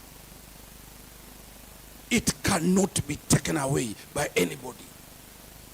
It is protected by 55 million Kenyans who passed the Constitution on the 27th of August 2010. It goes further and says, in paragraph 5, notwithstanding the standing order, the Speaker may allow reference to a matter before the House or a committee. The Speaker can only have a reference or a citation. So the question I'm pushing ahead, and my colleagues are pushing, is how did this motion of impeachment pass the threshold for it to be in the order paper as a subject of discussion? It was an error, and we simply agree that that error is not fatal. We stop this matter until when the law allows you to remove the governor.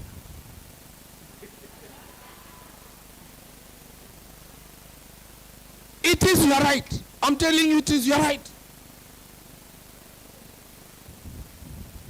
Some of the matters my good friend Mutuma will raise are filed by the Assembly. Can we move one step further? Second question. The question about public participation. A report has been tabled. A report has been tabled. When you look at the standing order 68, look at it. Standing order 68.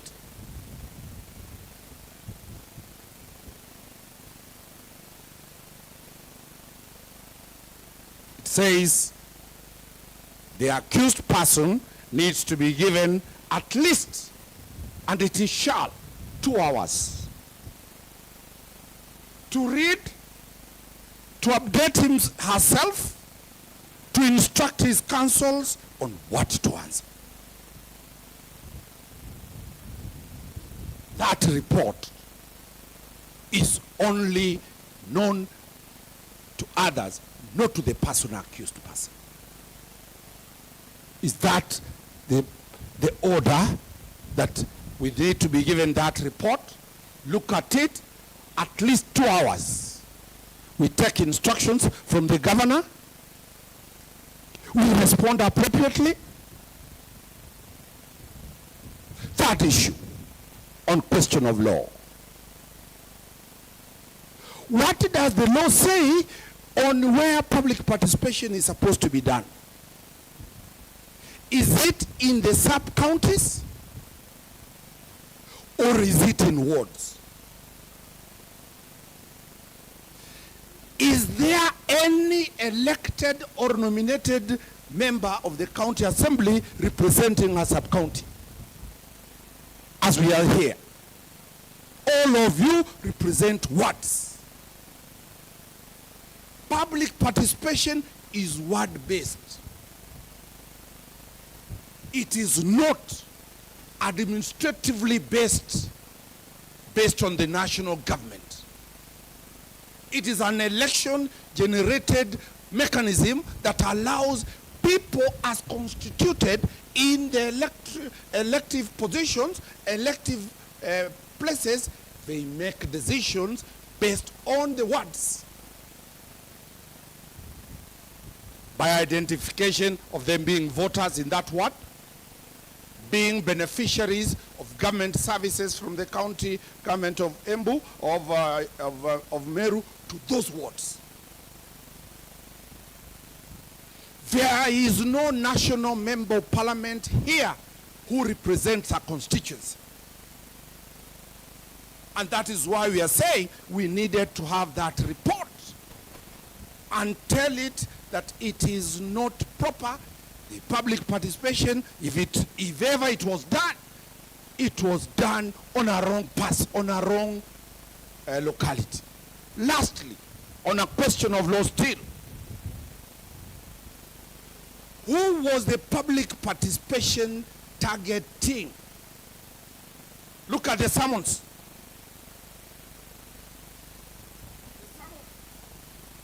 The summons are in regard to a person called Notice of Motion for the Removal of the Governor, Meru County, Honorable Bishop Kawira Faith Mwangaza. Who is that person?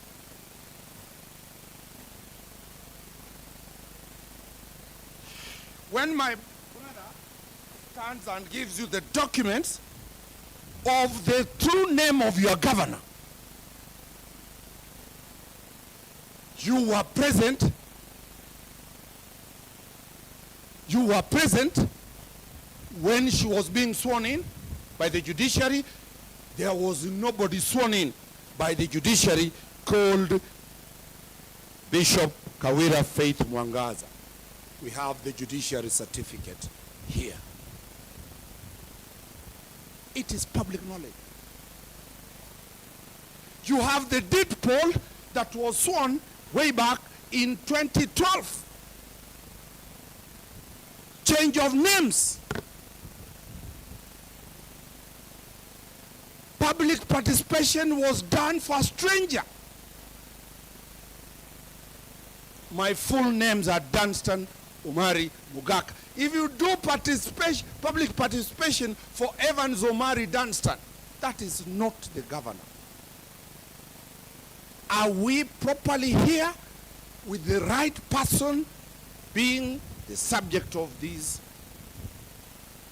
investigation? Those are 4 critical legal questions that I have very firm instructions to seek a ruling from the Speaker, whether technically and legally we are properly constituted and ready to do business of the removal and defending the removal or defense of a stranger. Honestly, we cannot impeach a stranger called Frida. We can't. That Frida has never taken an oath of office as the governor of Meru.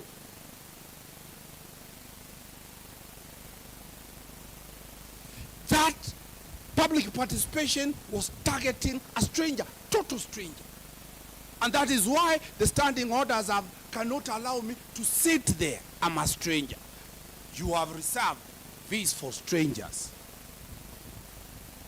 How do you discuss a stranger? Those 4 points, I'll allow Mutuma to reinforce them. Mwenda, on those issues of law only, Mwenda can produce the documents so that the Speaker gives a ruling. You have a good case. You have a good case. A fantastic case. A fantastic case. But procedures and the rule of law cannot, shall not, will not be bent under my watch. I will not.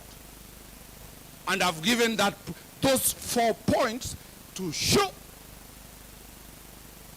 that the safeguards, the midwife of every legal process is the law and the law of procedure. Otherwise, if we do not follow procedure, then we will not be. You know, Mr. Speaker sir has even told me that I can come and contest to be a member of parliament or an MCA from here because my blood is here. If I'm coming to contest in 27, let me contest when we have upheld the law. Omari, please give Omari a bottle of water. A bottle of water? Yes. Thank you. You I've done tremendous work. It's only that they cannot clap for me because they are my friends, all of them. We are even taking photos. I have nothing personal. But the governor should go home pursuant to the laws of the Republic of Kenya. Not any shortcut. For now, let us deal with the question of the process. Mwenda, you know you are a son of this area. Go slow. Thank you, Mari. Mwenda, you can proceed.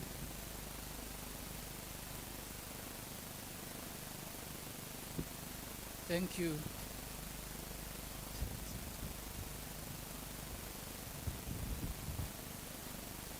Thank you so much, Mr. Speaker. I'm Mwenda Kenywa, and I'll proceed from where our senior Omari has just ended. What we are saying is this is a very emotive motion, but the issue is on the timing. We have cases, as senior said, which are already in court of law. And this leads us to sub judice, as he has been mentioning. And you ask yourself, why this time, when we have few days to the determination of such matters? Some matters are even before state organs like EACC,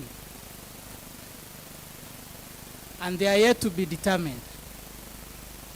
As Dunstan has said, we have no problem with the impeachment, but the process should be justifiable. The process should be fair, and the process should be legal. I'll take you through a number of cases that are already in courts of law, most of which, as my senior said,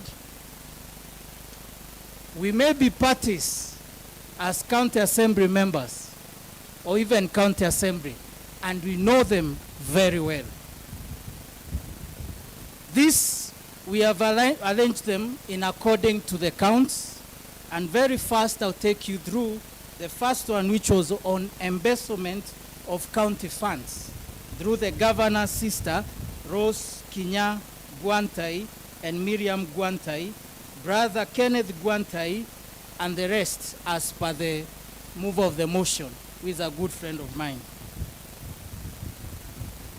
The case that is in court, and we want to produce it in this forum, is there is a MERU constitutional petition number E016 of 2023. Who are the parties? Alfred Mutuma versus Her Excellency Kawira Mwangaza and another, and County Assembly of Meru and another. County Assembly of Meru and another. That means this was in our books. It's an information that we have. There's a case going on. The matter is slated to get elections from the court on the 14th of November 2023, just few days from today. On the withdrawal of county funds under the guise of payment for the various supplies by the governor's relatives, there is a constitution petition that is in court. Again, that is the same, and I wish E16, I wish also to table the same, which is the same case. Meru Constitution Petition number E016 of 2023. Mr. Speaker, I wish to table this as exhibits of the same. If you allow me, maybe I can finalize the list and then table them as package. Thank you, Speaker. Another one is on diversion and misuse of the county resources. We shall use the same matter that is in court as evidence of sub judice, and still the directions are to be given on the 14th of November.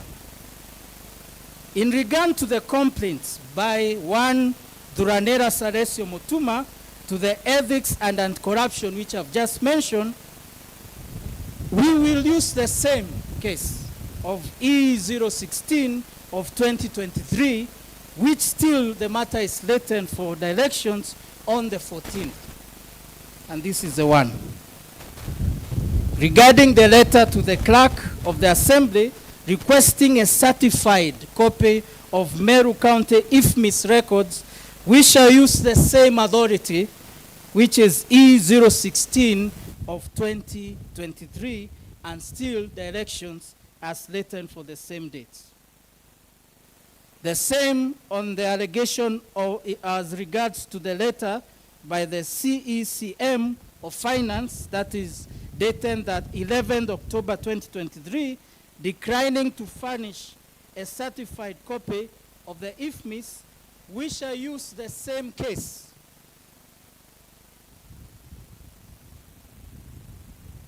Where we are waiting the elections in few days to come. On the pay slips for one Dr. John Toiti Joseph, John Toiti, Joseph Kedore, Mberia, and Kenneth Kemadhimbae, there is a case that is in labor court, ERLC petition number 1 of 2022. Who are the parties in this case? We have Joseph Kedore Mberia and 3 others versus County Secretary of Meru and 2 others. The matter is written for mention to confirm compliance on the 7th November 2023. Again, these are a few days from today. As seniors just mentioned in Order 90, Standing Order 90, about criminal matters, there is a charge sheet against one Salesio Munene Kanga, alias Samaritan, and Isayan Toribi Kiyuki, employees of the county government, relating to the violence that erupted at the Governor's Okorea rally in Makiri. There is this case is in court, and we have the charge sheet, which we also pray that we produce as exhibits to this averment. This case is Maua criminal case number E1169 of 2023 and Maua case of E1174 of 2023. All are pending hearing and determination.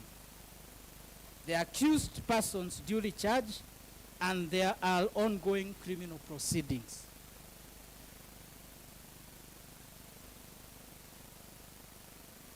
On the video clips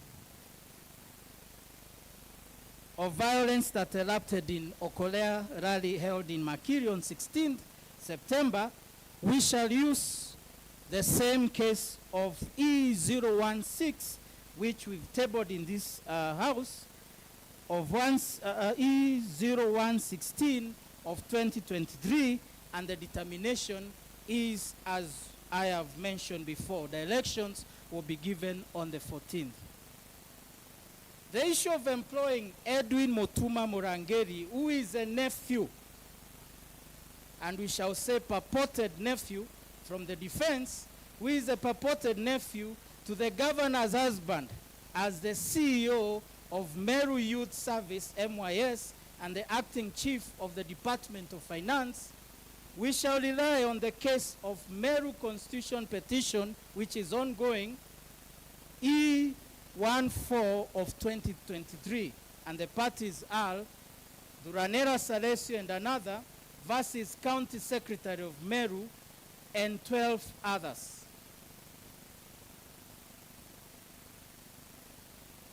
I wish also to produce the same as part of our evidence, E014. Mr. Speaker, we have this which we shall produce all together. The matter is slated for mention before Justice Cherere on 30th October 2023. Again, those are few days from today.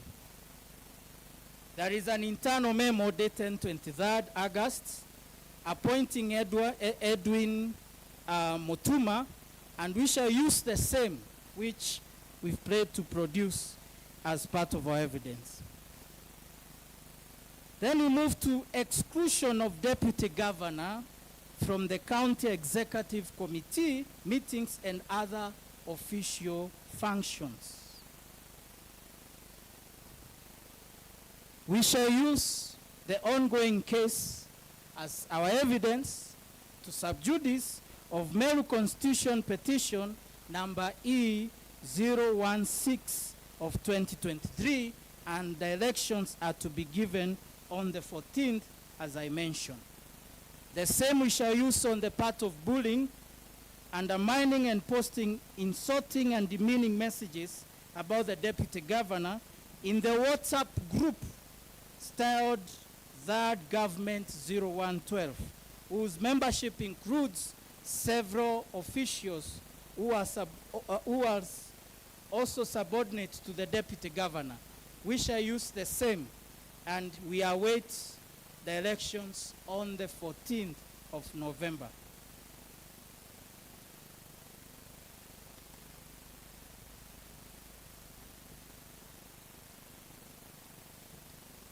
The same case, we'll use it on the arbitrary reduction, suspension, withdrawal of budgetary facilitation. That's a case that also we are using as part of our evidence to subjudice. Another one is threatening to inflict bodily harm against the Deputy Governor orally in a WhatsApp group, forceful breaking entry and ransacking the Deputy Governor's office, all those together with arbitrary relocation of the Deputy Governor's office. All those, we shall use the same case to demonstrate that this is a matter that is ongoing in our courts of law.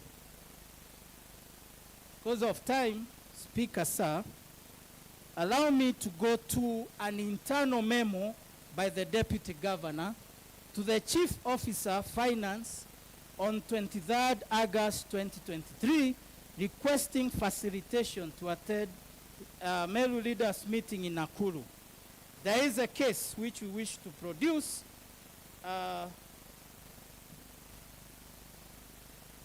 MERU Constitution Petition E018 of 2023, and the parties are Alfred Mutuma versus Her Excellency the Governor and 3 others. Speaker, sir, this is an authority which we shall table at the end of our presentation. The matter is slated for the elections on the 21st November 2023 at the High Court before Judge Chilele. The same we are using on the internal memo by the Deputy Governor to the County Secretary relating to the same, and correspondences relating to the relocation of the Deputy Governor's office and Deputy Governor requesting for office facilitation. We are still using the same E018.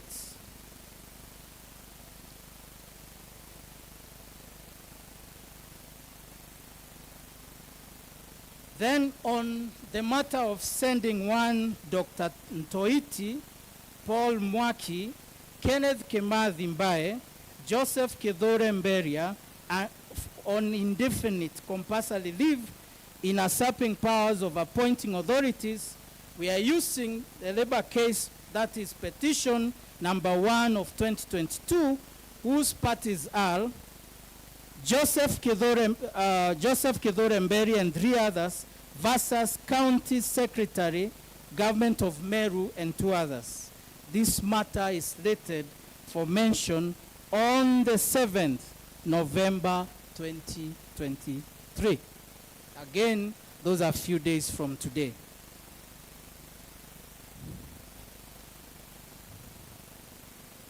There is a matter on appointing persons to odd offices in acting capacities for more than 6 months.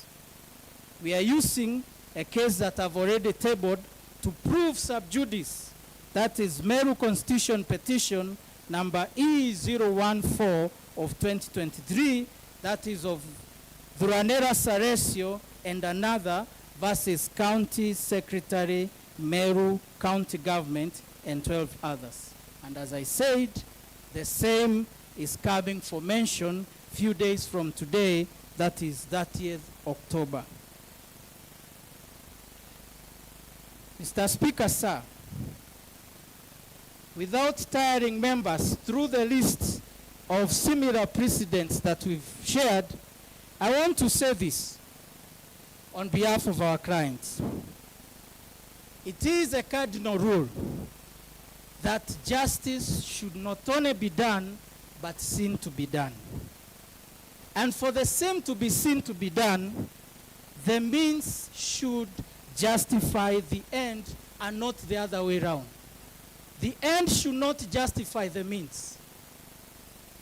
My seniors agreed that it is your right to impeach the governor. But have we done as per the procedure? Means justifying the end means proper interpretation of the law. It also means proper interpretation of your own standing orders, proper interpretation of the Constitution, and proper use or usurping rule of law. I was happy to listen to the move of the motion, and several times he mentioned the aspect of rule of law. He said we should embrace it. As I finish, I want to ask a question. Why is it now? Why on this hurry? We have a right to impeach the governor if we follow the right procedure. But why should that come now when the process is not justifying the end that you're looking for? One of the celebrated writers said, a well-written constitution or a piece of law means nothing if put in a hostile environment, an environment where there is law but there is disregard of the same. Allow me to say this, Speaker. The procedure that we've used is a clear depiction of hostility to the procedure of impeaching a governor.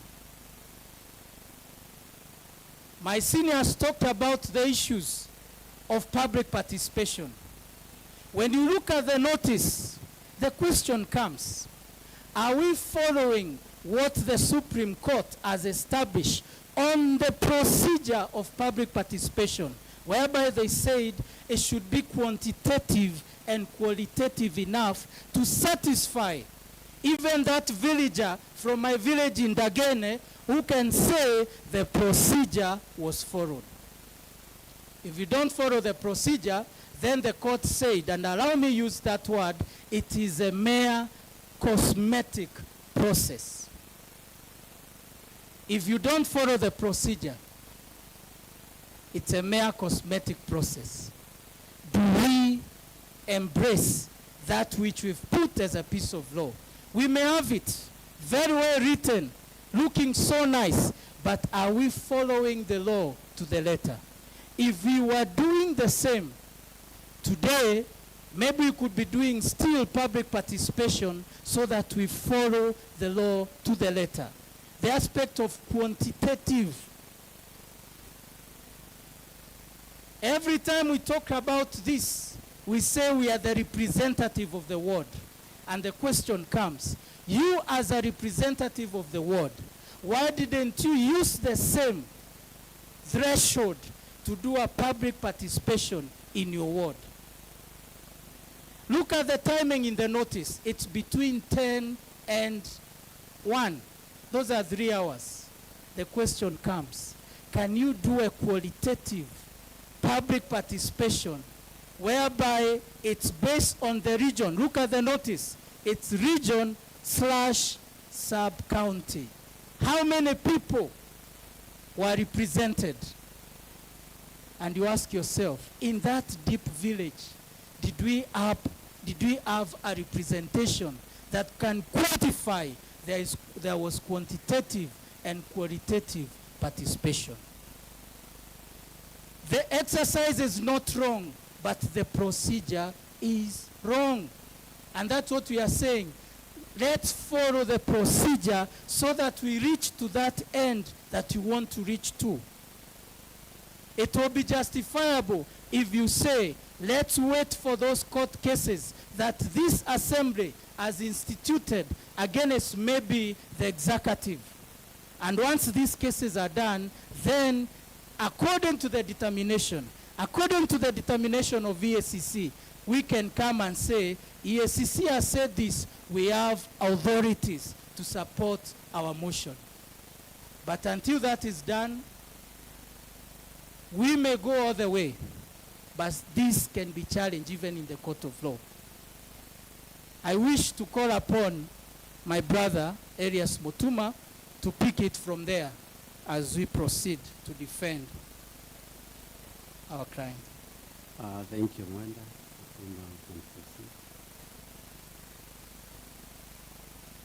Thank you, Mr. Speaker, sir.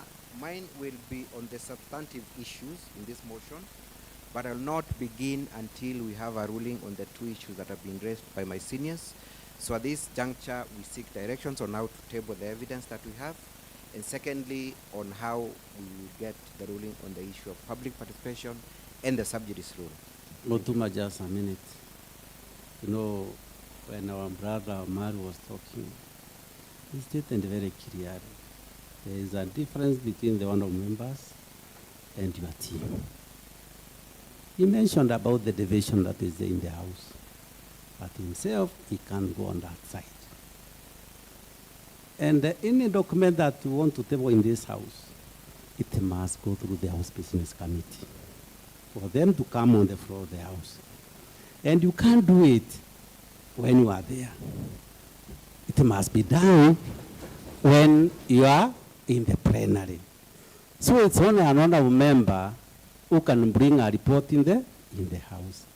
The only thing that I can do to help at this juncture, Mutuma, is that we are going to make a reference to the answer systems because everything is being captured. So when you talk knowing that we shall only rely on the answer system. Thank you. You can proceed. My understanding then, Mr. Speaker, sir, is that we will not be allowed to table the evidence that we have, just for clarity purposes.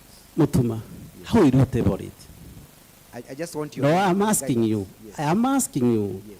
Dancer Normal said very clear. It's not me who said it. That there is a division that is there, and that's why you are sitting there. You cannot proceed on the other side. You didn't come through the main door. You came through this door. So now, Mutuma, how will you move to that where the mess is? And you are not an honorable member, you are not an MCA, not unless you tell me an MCA for Kirwanari. Then I'll agree on that. And that's my word, Mr. Speaker. Kirwanari is my word. Yes, but you are not the MCA. But the question I'm asking is that you invited the governor to appear before you, answer to certain allegations and counts. She has evidence in response to your allegations.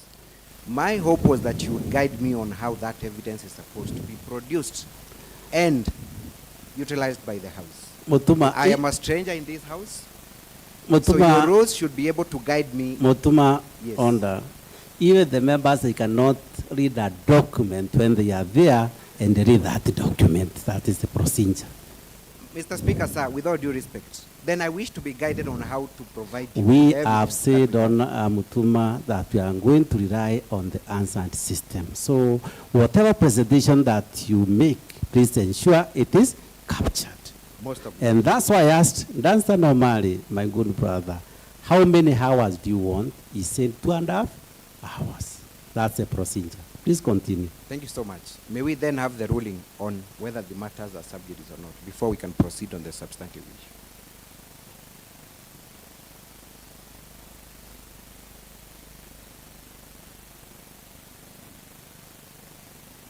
Mr. Speaker, sir, to finalize on that question of PO,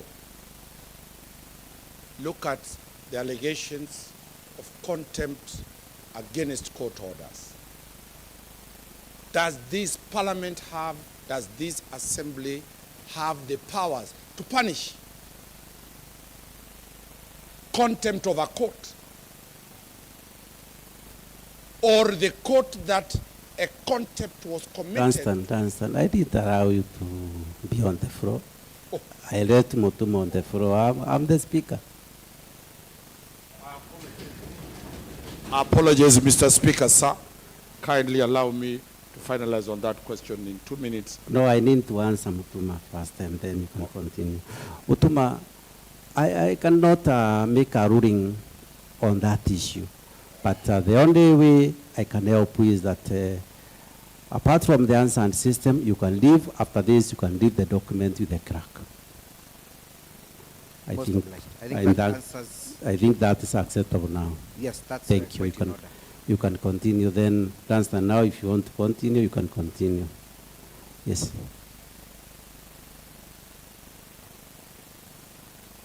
Thank you, Mr. Speaker, sir. I was raising still on the questions of law.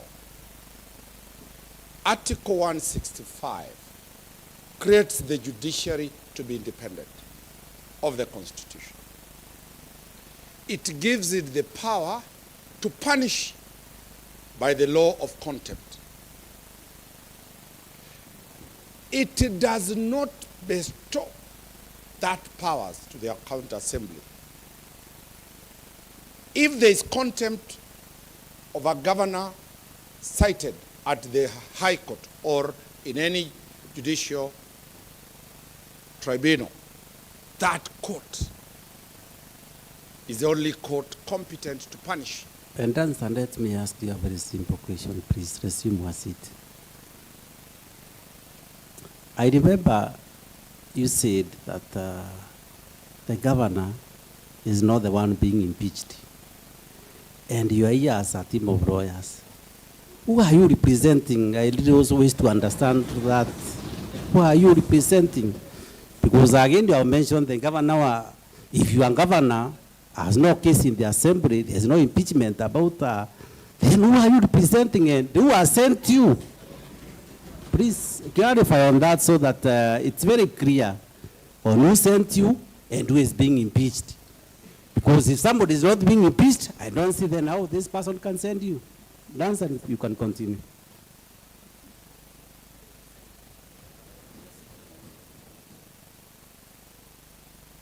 Mr. Speaker, sir, thank you very much. The letter from the office of the Speaker, dated 17th of October 2023, reference number MCA/GC/1/Volio 1/19, addressed to Her Excellency the Governor, Meru County, Dear Honorable Kawira Mwangaza. It is signed by Honorable Ayub Bundi Solomon, the Speaker County Assembly of Meru, which invited the person known as Honorable Kawira Mwangaza to appear before this assembly. She instructed us pursuant to this letter. Therefore, we are lawfully here on behalf of the person called Honorable Kawira Mwangaza, and we are highlighting to this assembly that Honorable Kawira Mwangaza, the summons for public participation, either erroneously or were not for her. The Speaker will make a ruling on that question. So we are representing Her Excellency the Governor. But we are not representing anybody called Faith Mwangaza. That is the distinction that I want it to be very clear, that my team is representing Honorable Kawira Mwangaza pursuant to the letter of invitation. Thank you, Mr. Speaker. I hope that... Yes, thank you. Now you can continue. Thank you. But I will not make a ruling on that because it's not my right to do so. Thank you, and continue. Mr. Speaker, sir, On the question of purging contempt, I have said the county assembly lacks jurisdiction to punish a contempt done in a court of law.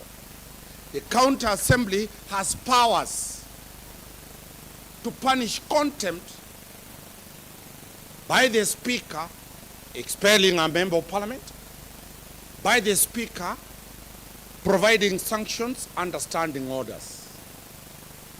That one is another legal question as we are raising for the honorable members of the county assembly. Another issue, legal, that we want to ascertain is the question of the role of the governor in appearing before this assembly. It is a legal question, a very legal question. Does the assembly have the power to summon the governor? It has done, so the answer I'm expecting it is. Is it provided for under any standing order? So that the mover could be telling us, under standing order 6, you can summon by name or by rank a governor. The rebuttal will come from you, and you show that position. So that when the governor by law appears here, constitutionally, he appears under 2 laws.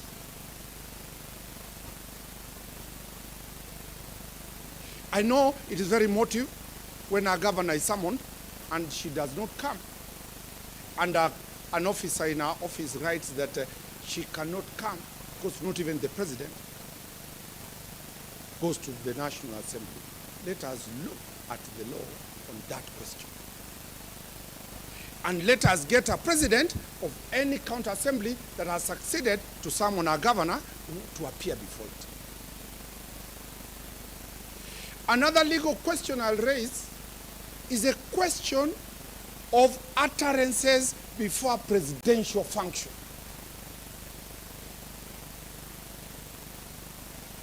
Whether the county assembly can punish of offenses committed in the front of a presidential function, where the head of state is present,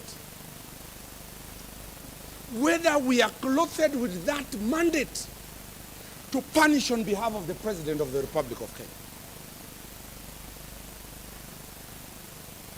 Whether the presidential security team and the presidential guard, who never acted even in a breach of peace was committed, the county assembly acts on behalf of the president, the commander-in-chief of the Republic of Kenya. Do we have that power? Do we have that? Are we becoming the complainant? Are we crying harder than the President of the Republic of Kenya? Those are very legal issues.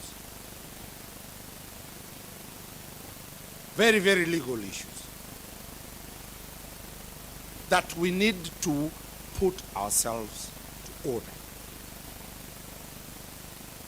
Mr. Speaker, could we, now that the chair, the speaker has said, it might not give a ruling, will we talk for 2 minutes? Only 2 minutes? You know, Dunstan, I cannot make a ruling. You will make your contribution. The members will make a contribution because these are not a matter that we are determining at the moment. But the only determining people are the honorable members when it comes to vote. But we cannot be able to make any ruling on the issue at the moment. Thank you, Mr. Chair. We can respond to a few issues that were raised. The question about oversight. Nobody disputes the powers of the County Assembly to oversight the executive, but within the confines of the powers bestowed for oversight.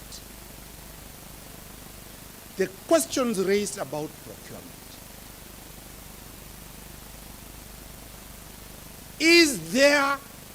Are there technical officers employed by the government of MERU to deal with procurement? Is a governor a signatory to the tender process? Is a governor anywhere involved in the tender board? At the opening stage, at the evaluation stage, at the award stage? So that we are now saying, are we punishing for collective punishment or individual punishment? Issues about Makiri or Kolea rally. Mr. Speaker, sir, no evidence has been placed before you of funds procured or requested for the purpose of Makiri rally. And also the question, is a governor 100% per se executive? Does she also carry the cloth of a politician? At what stage do you say this is the executive governor and this is the political elected leader called the governor? It's a hard question.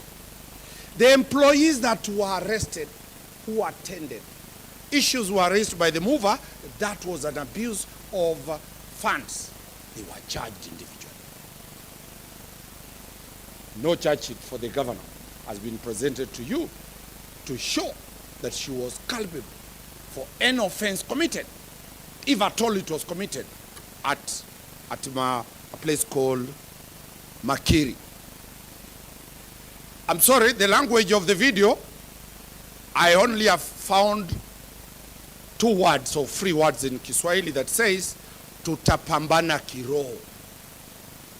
What offense does it occasion anybody? I know she's a bishop. I represent religious people. Is it a curse for them?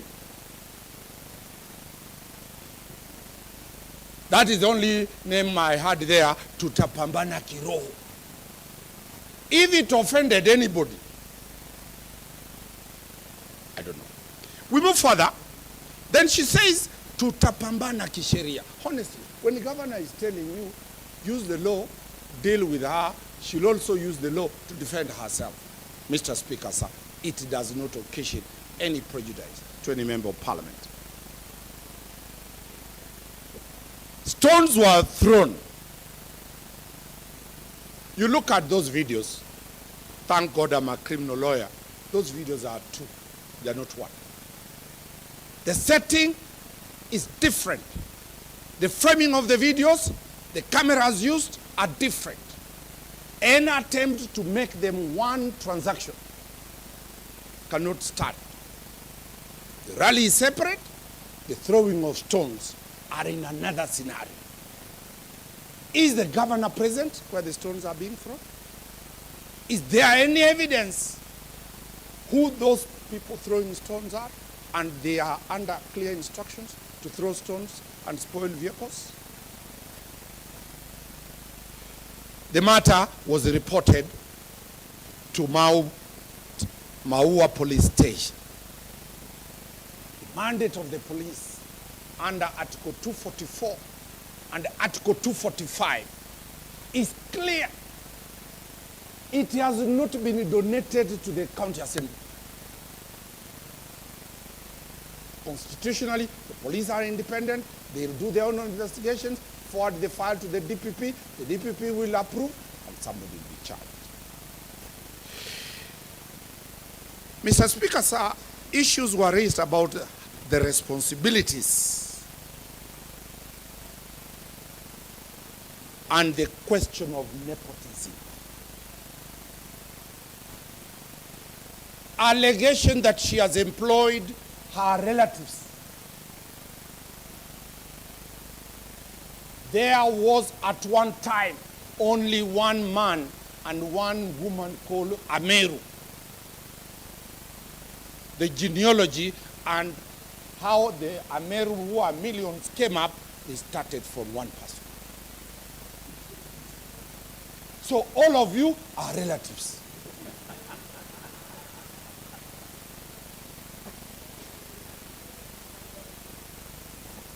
There was only one Kisi, all of us are relatives.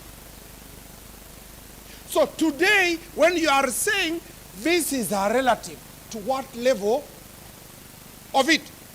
Section 17 that has been used defines a relative. To what level of consanguinity? To what level? I've told you, all of you are relatives. That's why you are called a MERU. So, when we talk about nepotism, let us not narrow it because of circumstances that must be created to enable framing the governor.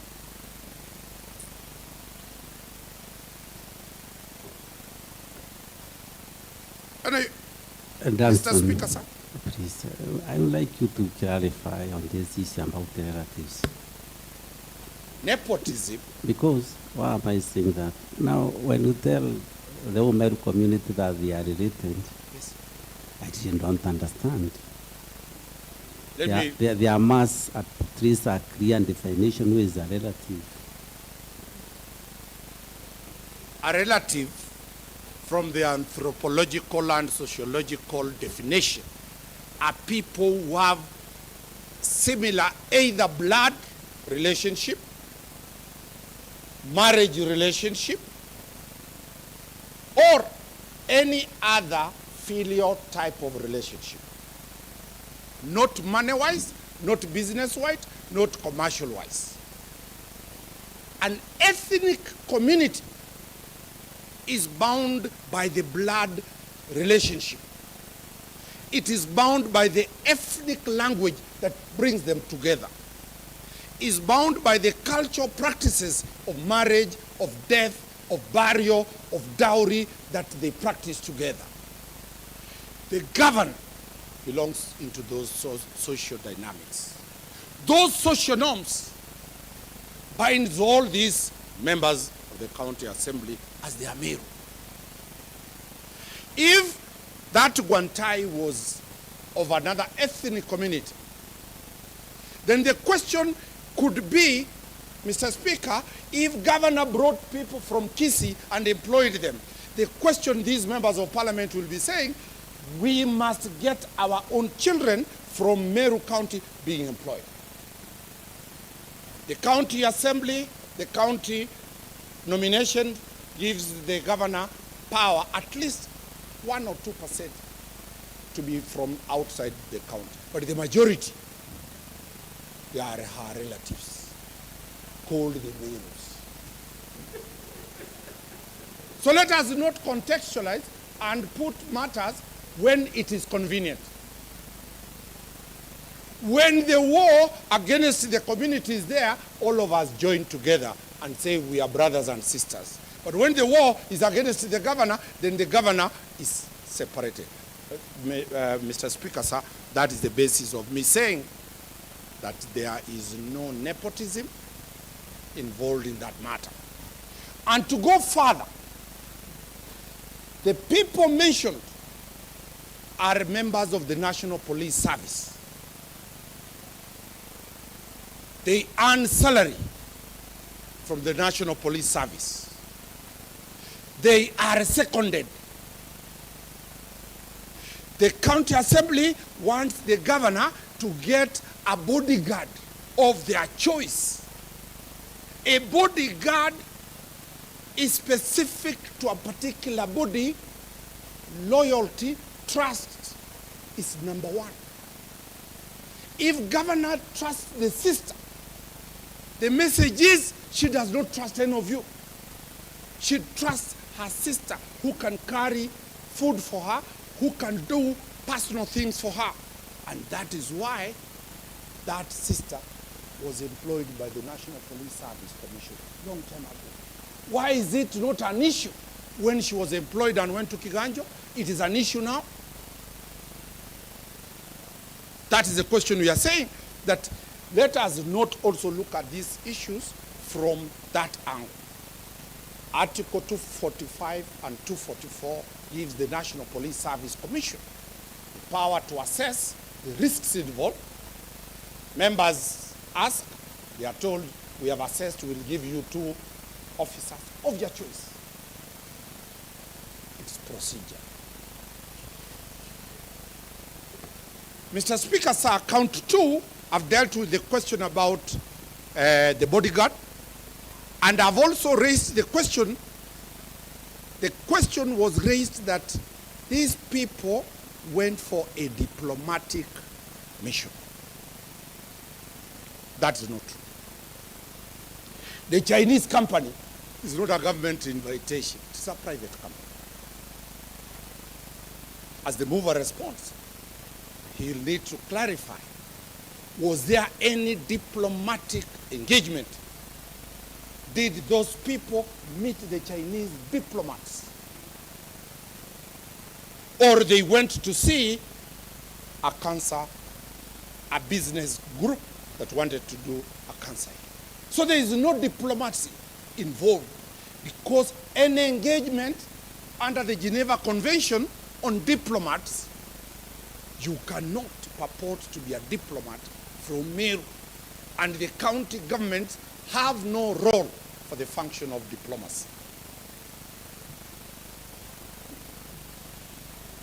Mr. Speaker, sir, we have been told that in that group there was one doctor,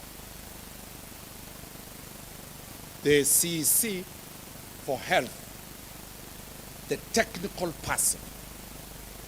The letter read by the Chinese sent to us does not say the academic or professional qualification of the people required.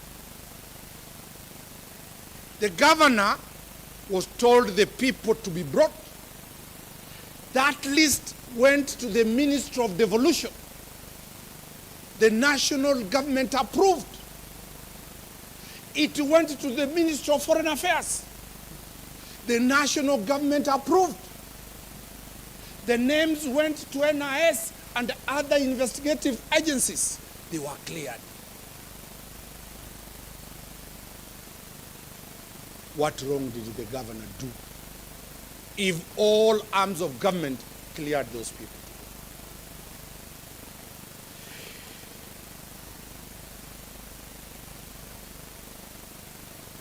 Mr. Speaker, sir, Article 236 of the Constitution was referred to, and the question that I beg the governor wants to know, was there any public fund spent or lost?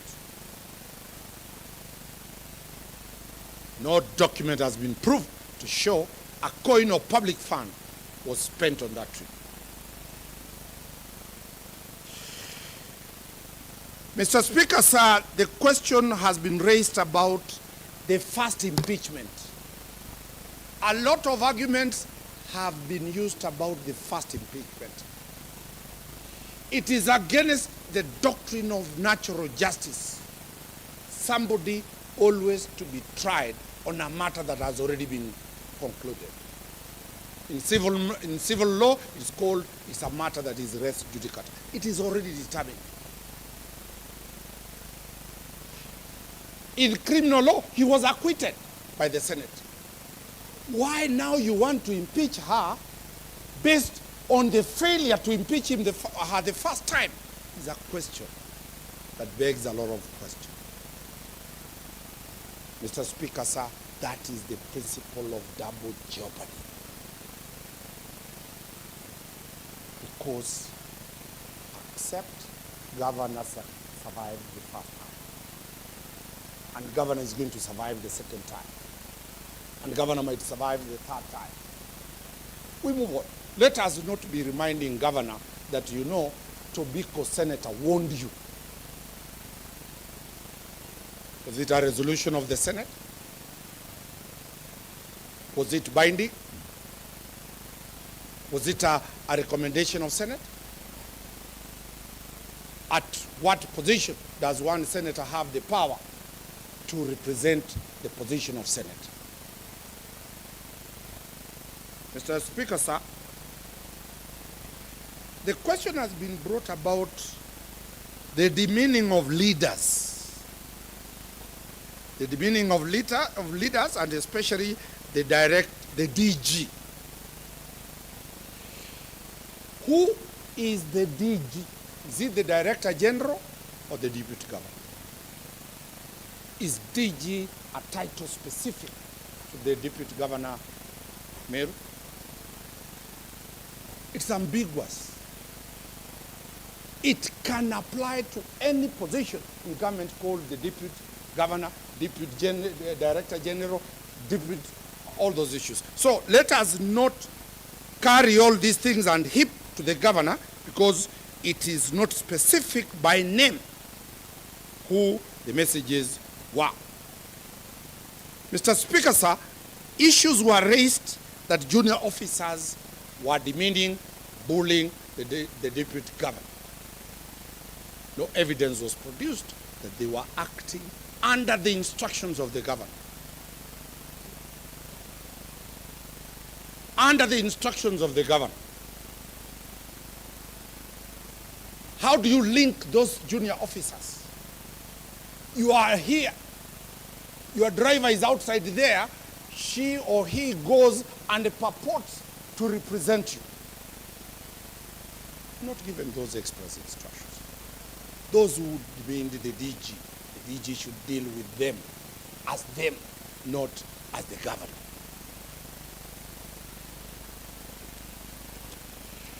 Especially a question about on TV station, a chief of staff gave an address on the TV station.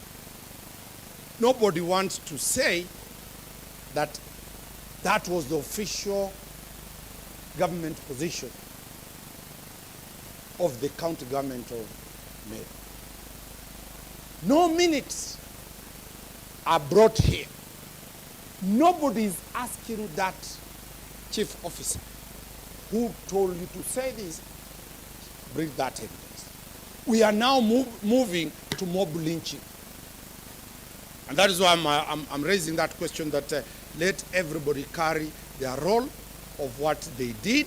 Otherwise, governor is being judged out of association. The words that are heavy, I don't know whether to use them, that about the vacating, I wouldn't want to go to that line, because they were not spoken in English. Probably my good friends could be there. A casual look at the Black's Law Dictionary on the meaning of that word, it's quite a lot.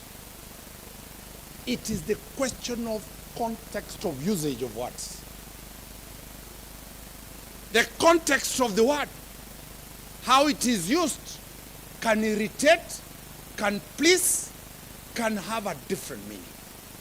What is the context? It was not captured. So, that word will be given a political meaning because of the urge, as I said, to impeach the governor, which is not true. Issues were raised that the manner she has held her office brings disrepute into the public confidence. The public confidence is a question of 2022 August, September. Who had or who has that public confidence? The voters in MERU unanimously accepted the manifesto of the border borders. The marshals was part of the manifesto that was sold to the voters in MERU. They elected the governor based on that manifesto.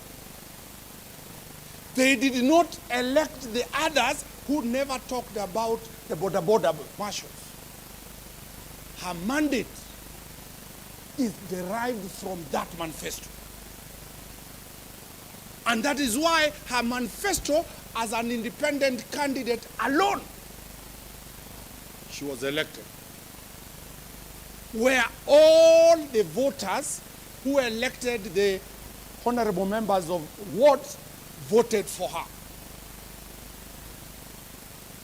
Now, the introduction is people of Meru made a mistake. And that is the mistake that is being corrected today. That is my honorable mover brought that question. How do you deal with the manifesto that you want if you impeach her? Which manifesto? What referendum is that manifesto of whoever wants to come in? Will it have legitimacy? It will not.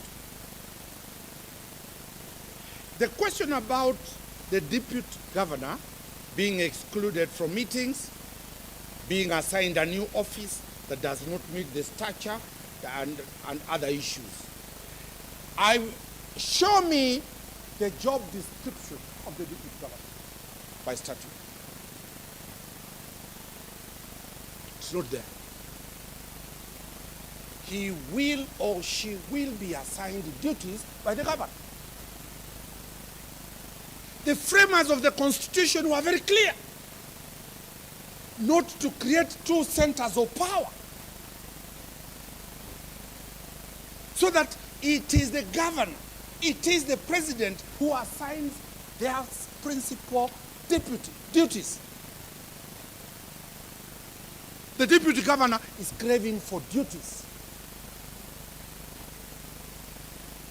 When you meet as the caucus for MCAs, the whole nation, make the law to provide substantive duties provided by. No executive order has been presented before this to show these tasks were assigned to the deputy governor. And now this executive order is being disobeyed. Assignment of duties is discretion. Assignment of duties that are not provided for in the job description rests with the governor. But an appetite to be the governor is the reason we are here. Mr. Speaker, sir, issues about resignation letters were raised, and fake letters. I've run away from that and said it is premature because we have the National Police, we have the EACC doing their job.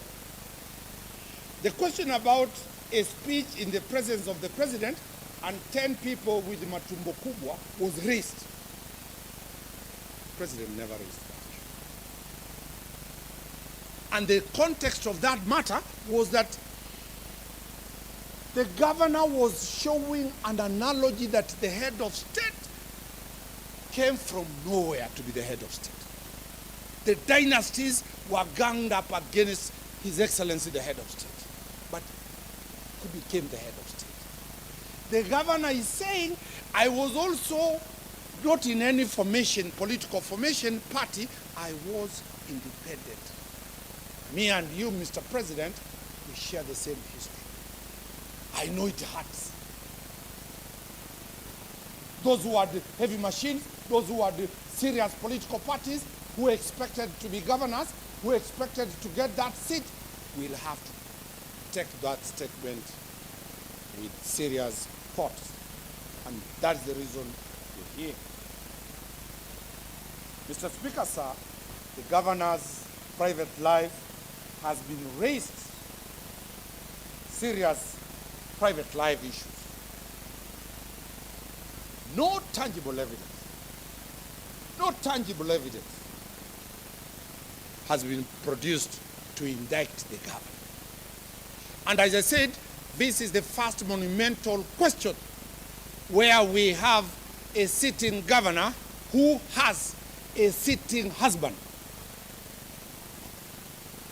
And how do they deal with such as a husband? It is a serious, serious question. And it will be a determinant question. Do husbands of governors enjoy the same benefit first ladies enjoy?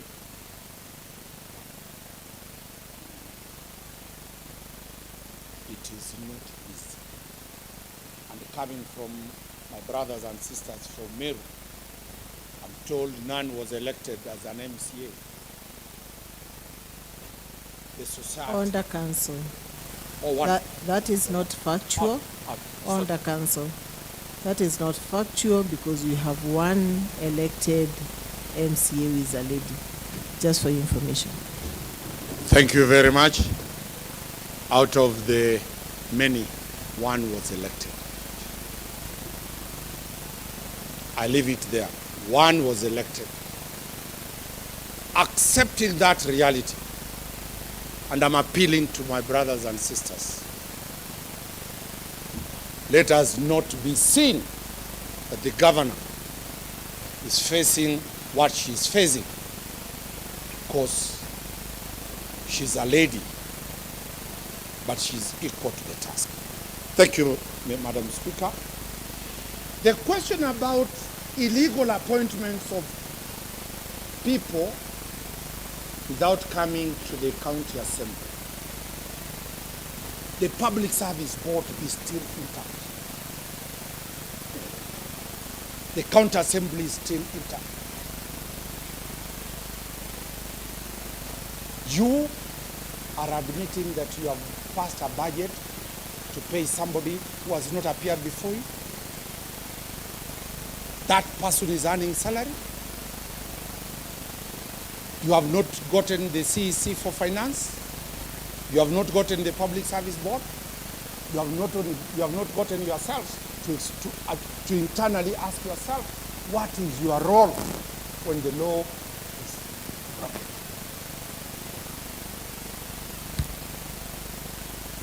Madam Speaker, there are people that have been sent home and they are still earning.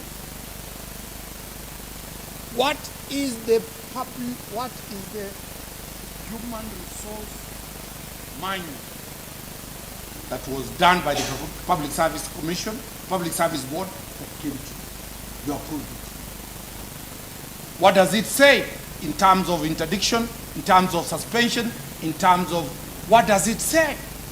Where is the role of the county assembly on those issues? Was it ever brought here?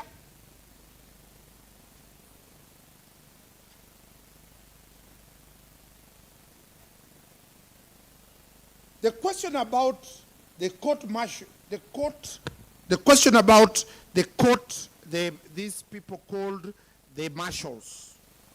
The mover said the justification is that they have been created to ensure funds that were being stolen from women are protected. A noble idea to protect our sisters, our mothers, our aunties. Is it what you are going against? Is it what you want women of Meru to continue to be mugged and their phones taken? Assess yourself.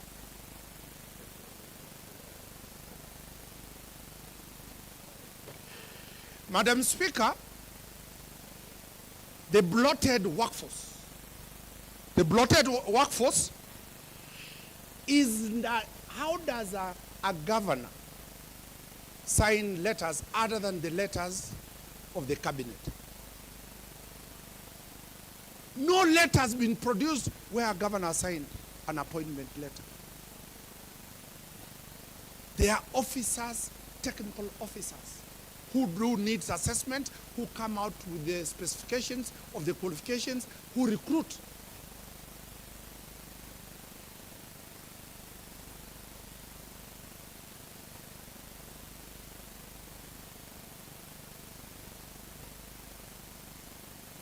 Meru people watching know very well what Meru was in terms of traffic jam. Today, the county knows the input of those marshals. But the allegation against the marshal is that they are arresting. They are arresting and the police are there. Why can't the police arrest them if they are doing anything illegal? Because credit, and I'm telling you members of the county assembly, credit for those people for reduction of the jam within the town. As I said, let us assess, do we need the jam to make Meru town a town full of traffic jam? Or do we want business to grow by making Meru a town where vehicle movement, traffic movement is easy?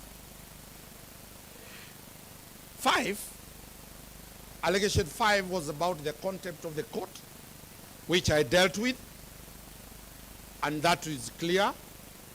Then there is the Timbuktu video of the husband, where somebody, allegedly to be the husband, is threatening to chase the CEO. This is a country of the rule of law. You impeach somebody because somebody has said that we will chase somebody, not the governor herself say. There are no charges against the husband before this. On the question of the public road, I was told there is an act of 2018 on how to honor heroes. I totally agree with that. Is there the powers of the governor bestowed under what is called executive order? At the national level, it also goes to presidential decrees. Does the governor have the power to issue executive orders? Are the laws of executive orders subject to parliamentary approval? So, the act is there, but there is residual power that is remained in the office of the governor. So that every time the governor is coming to your ward, you will ask, Governor, maji hapa, kisima ya maji. And the governor gives an executive order, the CEC water, put this thing there. Does it come to parliament for approval? Don't take everything, because tomorrow you are going to be the governor. You will have no power left in that office. There is a reason why the governor can decide to name a road without coming before parliament.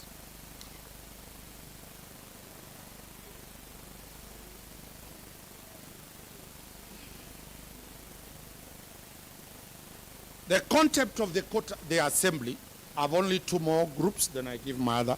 Contempt of the court assembly, the contempt of this assembly. I have laid bare that the governor comes here during the opening state and address of the state of the nation. She cannot come under summons to answer questions. The clear separation of power under the Montesquieu rules that there is the legislature and there is the executive. Once the legislature wants information from the executive, it summons the CECs. The CECs come and explain. Similar to Parliament. Standing orders of this assembly have not checked If they have not been amended, they should amend the CECs to come and address issues from the executive, just like the National Assembly and Senate. But the constitutional provision on summoning the governor, my good friend Mutuma will deal. The question of bullying, my brother Paul, if you are bullied, I pass my apologies. Because if you are bullied, I pass my apologies. You had the remedy to take up under the Cybercrime Bullying Act. You could have taken to the police and pursued that. That you didn't. I take that that was a political statement.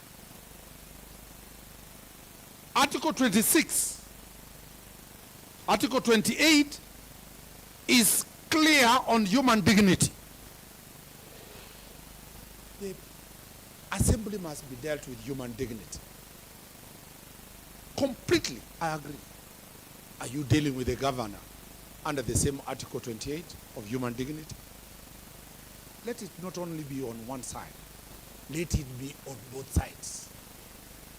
Have you produced any statements you've made against the governor? I'm sure none has ever made that statement. It is only the governor and her team who are making those statements. Are you in the group of politicians? Have you looked at the freedom of expression? The right for everybody to have association and the right of expression? Is the assembly trying to curtail the freedom of expression? Is it defamatory? That's why I said my brother could have gone for defamation. He's never gone. The threshold is so high. The Director General, the DG, is paying his bills. The DG is paying his bills.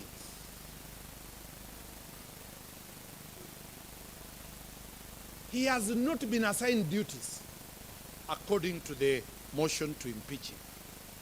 So he's incurring bills for what? If you are saying he's never been assigned duties, which bills then is he incurring? Because the bills are for the purpose of execution of his office mandate. Lastly, the question of statutory powers to transfer staff. Is the assembly required to approve transfer of clerks within the executive? That is our discretionary job. And lastly, on the question about the meetings that he has been excluded from sitting in those meetings, I have clearly defended the governor that that's not true. And if somebody was removed from not sitting in a meeting, it is discretion on the chair to convene and who to sit. I finally submit, Mr. Speaker, sir, that the motion for impeachment does not meet the threshold, both legally, factually, evidentially, to warrant it being passed by these honorable brothers and sisters of mine, by these honorable members of the County Assembly, because of how we have dealt that matter.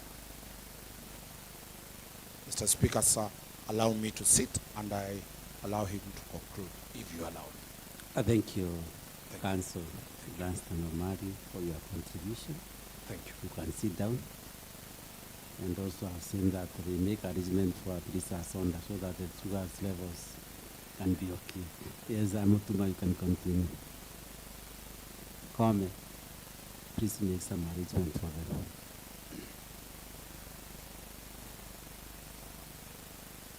Thank you, Mr. Speaker, sir, and the honorable members of the House. I do not know whether to be happy or glad to be here. I think it breaks my heart, especially coming from this region, that we are here again debating on whether we should impeach our governor in less than 12 months after we had this same motion.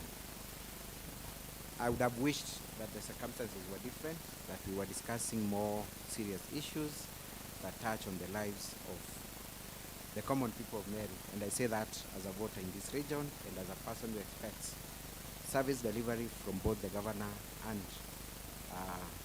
the representatives of the people in the name of MCS.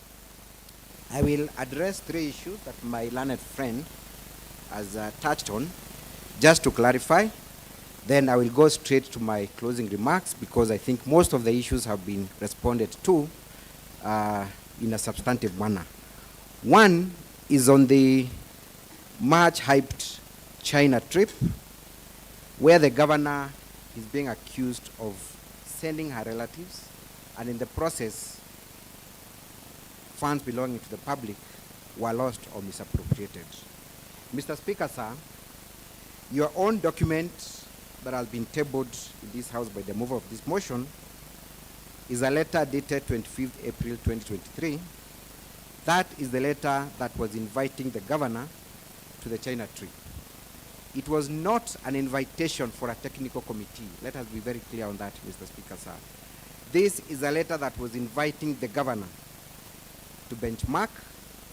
This is a letter that was inviting the governor from a private company for her to be able to visit China and form an opinion as to whether there is need for her to borrow a few good practices from there and import them to Meru. There is no indication in that letter that indeed she should be joined by a technical committee. If you may allow me read, Mr. Speaker, sir, paragraph 1 says, "We are delighted to invite you and your distinguished members to visit us in China for you to witness and benchmark our state-of-the-art linear accelerator machines designed and manufactured in China in reference to our planned cancer treatment center in Meru." Mr. Speaker, sir, the mover of this motion should have indicated what was the essence of this visit. If governor chose to go to this visit alone, it would have still be within our rights. There was no requirement for her to go with any technical committee. It was not a study, a trip. It was an invitation for the governor to go and witness what is happening there and come back and commence the process of having a similar project in Meru. Secondly, Mr. Speaker, sir, the second last paragraph of that letter is very clear on who was footing the bill in this trip, and says, "You are expected to visit us in late May and June for a minimum of 1 week. We will cover all your expenses, that of your entire delegation in China, including travel, hotels, and meals." So how then can we fault the governor for using public funds in a trip that was privately funded by a private company in China that wanted to come and invest in Meru? Surely, honorable members, we are not being fair. This cannot be a ground to impeach a governor accusing her of misappropriating funds when there were no funds allocated or even utilized in this trip. On the other issue, my learned friend has told you about the naming of one road after the first gentleman. For clarity purposes, my learned friend Mr. Omari has not admitted, and I want that to go on record, that indeed there was a road named under or in the name of the first gentleman. What he's saying is the governor in our wisdom is allowed to do certain acts, but in this case, we deny that there was any naming of a road. I was expecting the move of this motion to table evidence before this court that are in tandem with our statutes on how a road has been named. When I walk along the MERU streets, Nairobi streets, and any other street, there are clear signages that indicate Njuricheke Street, Moi Avenue, Tomboya Street. I invite the mover of this motion to show me one signage that reads Muregabaichu Road. None. So how is it that we are talking about naming a road that has not even been named at all? Where is that signage? Where is that instrument in the hand and seal of the governor naming that road, so that then we are able to accuse her of breaching the law? A Facebook extract is what was produced. The governor states that that was just a humorous comment on social media. Does that constitute an executive order? Does that constitute a government directive? It does not. So we cannot then rely on social media extracts and then accuse the governor of having done or not done a specific act. Let that be clear. And I was expecting the mover of the motion to be able to do that. The other issue that I want to address before I go to my closing remarks is the issue of contempt of assembly. And allow me to state this. This particular count does not exist under our statute. I was expecting the mover of the motion to show us which particular standing order, which particular statute, which particular provision of the Constitution the governor breached by failing to appear before the House Committee. And at what point does failure to appear before House Committee amount to contempt of assembly? My understanding is that the governor was invited. She responded through a letter requesting for interpretation and proper application of Article 175 and 195, whether the Speaker can indeed summon a sitting governor. There was no response from the Speaker giving directions on whether it was provided for under the law that the governor could appear before the House Committee to answer to charges. In a proper setup, when there is a response to a summon, the person then who initiated the summons is expected to respond to that particular complaint or concern that has been raised. Council Council Mutuma, please, yes. Please allow me to inform you that the first letter that summoned the governor was signed by the Speaker, and nobody else has the powers to write a letter to the governor except the Speaker. In the first instance, the letter that I received from the governor stated very clearly that the governor was attending a meeting convened by His Excellency the Deputy President. A reminder that I wrote again the second letter requesting the governor to appear to the committee. She said that she cannot appear to the committee. So generally, she gave two contradicting letters. And I believe by the time she wrote the first letter, then she must have consulted the lawyer. So please bear with us on that. It is clear, the way she wrote the letters, she knew that she's supposed to appear before the House Committee. Thank you very much, Mr. Speaker, sir. In my usual duties, when the court summons, you fail to appear, what they do is to issue a warrant of arrest. If you then respond to summons, giving an explanation as to why you cannot appear, then there is a determination on that issue. Mr. Speaker, sir, what then we expected is that once the governor raised the issue of interpretation and application of Article 175 and 195, the Speaker ought to have informed the governor that indeed the opinion of the House and the Speaker is that they have the powers to summon. Only then would the governor be in a position to seek further advice and make a decision on whether to appear or not. In any case, Mr. Speaker, sir, let us interrogate the contempt of assembly account, assuming that indeed the county assembly had the powers to invite the governor before it. How did this form the basis of the impeachment motion? The impeachment motion itself is dated 16th of October 2023.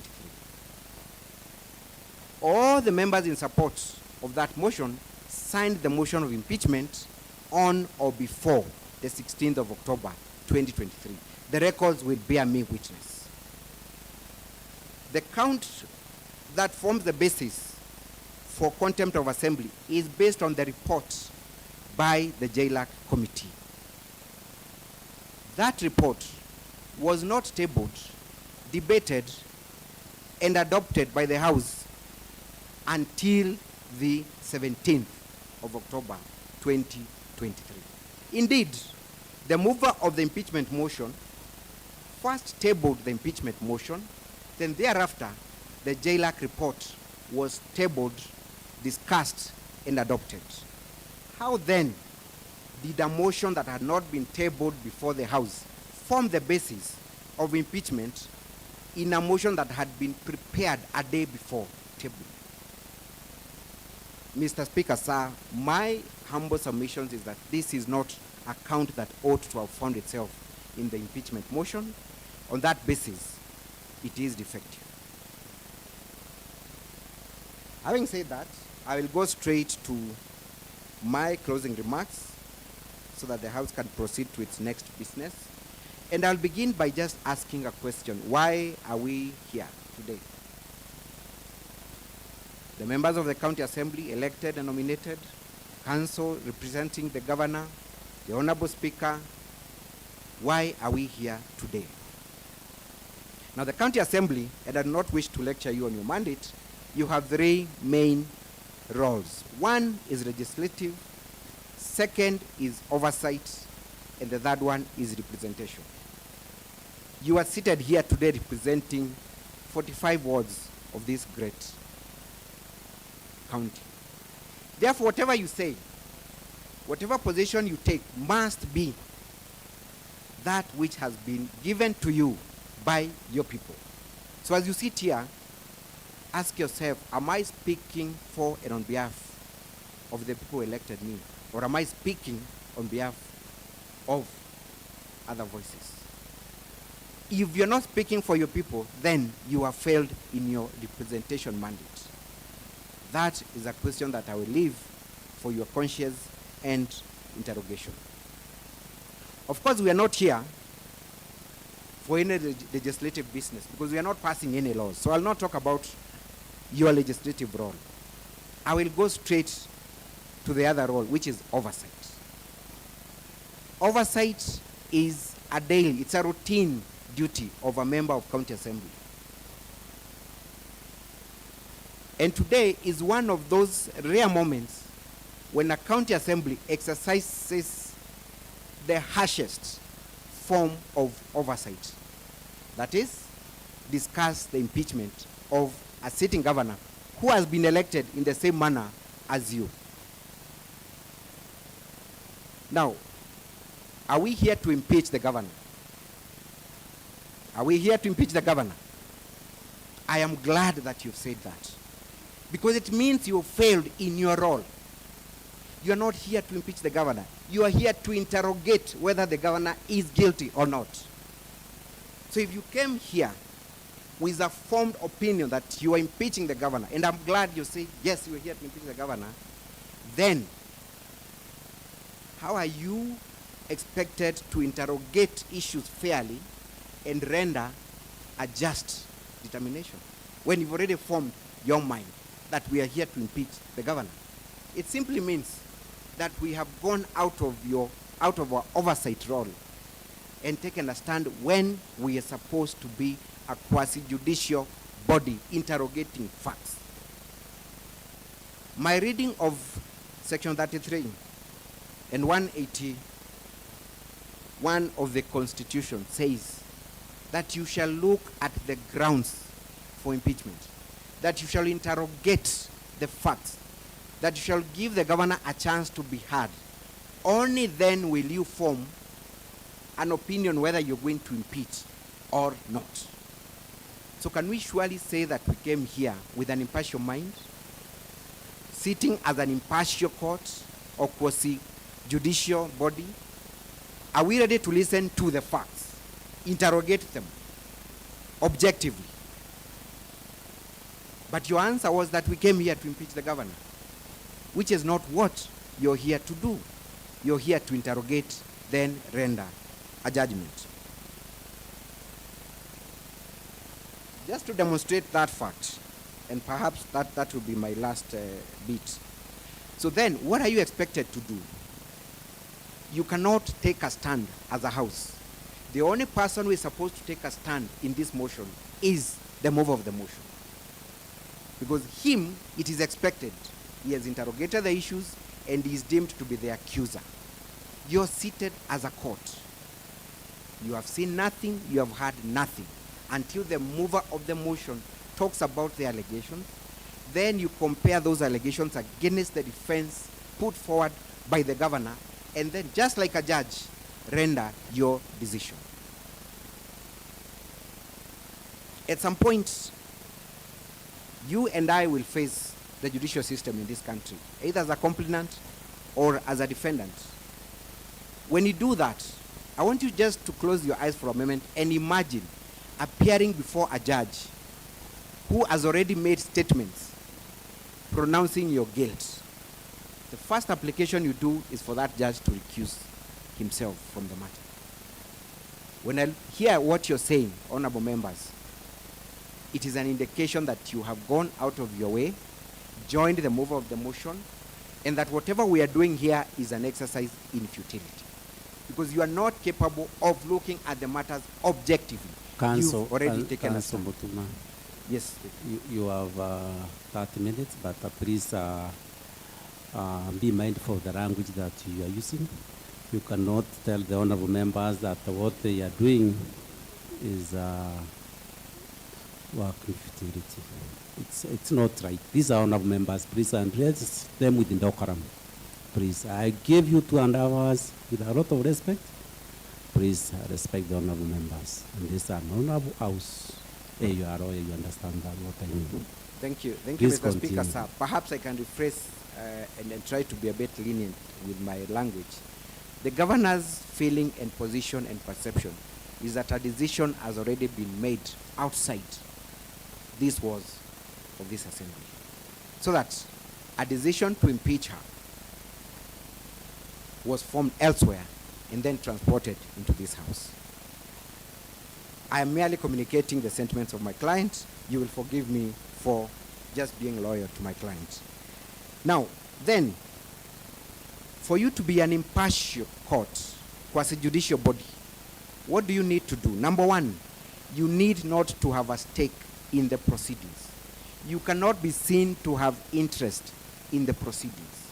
The moment you have interests that conflict with your impartial role, then you're not capable of rendering a just and impartial decision. As I move on to the next point, is that I expected members of this honorable house to put Honorable Kawira to task, to question him on the allegations,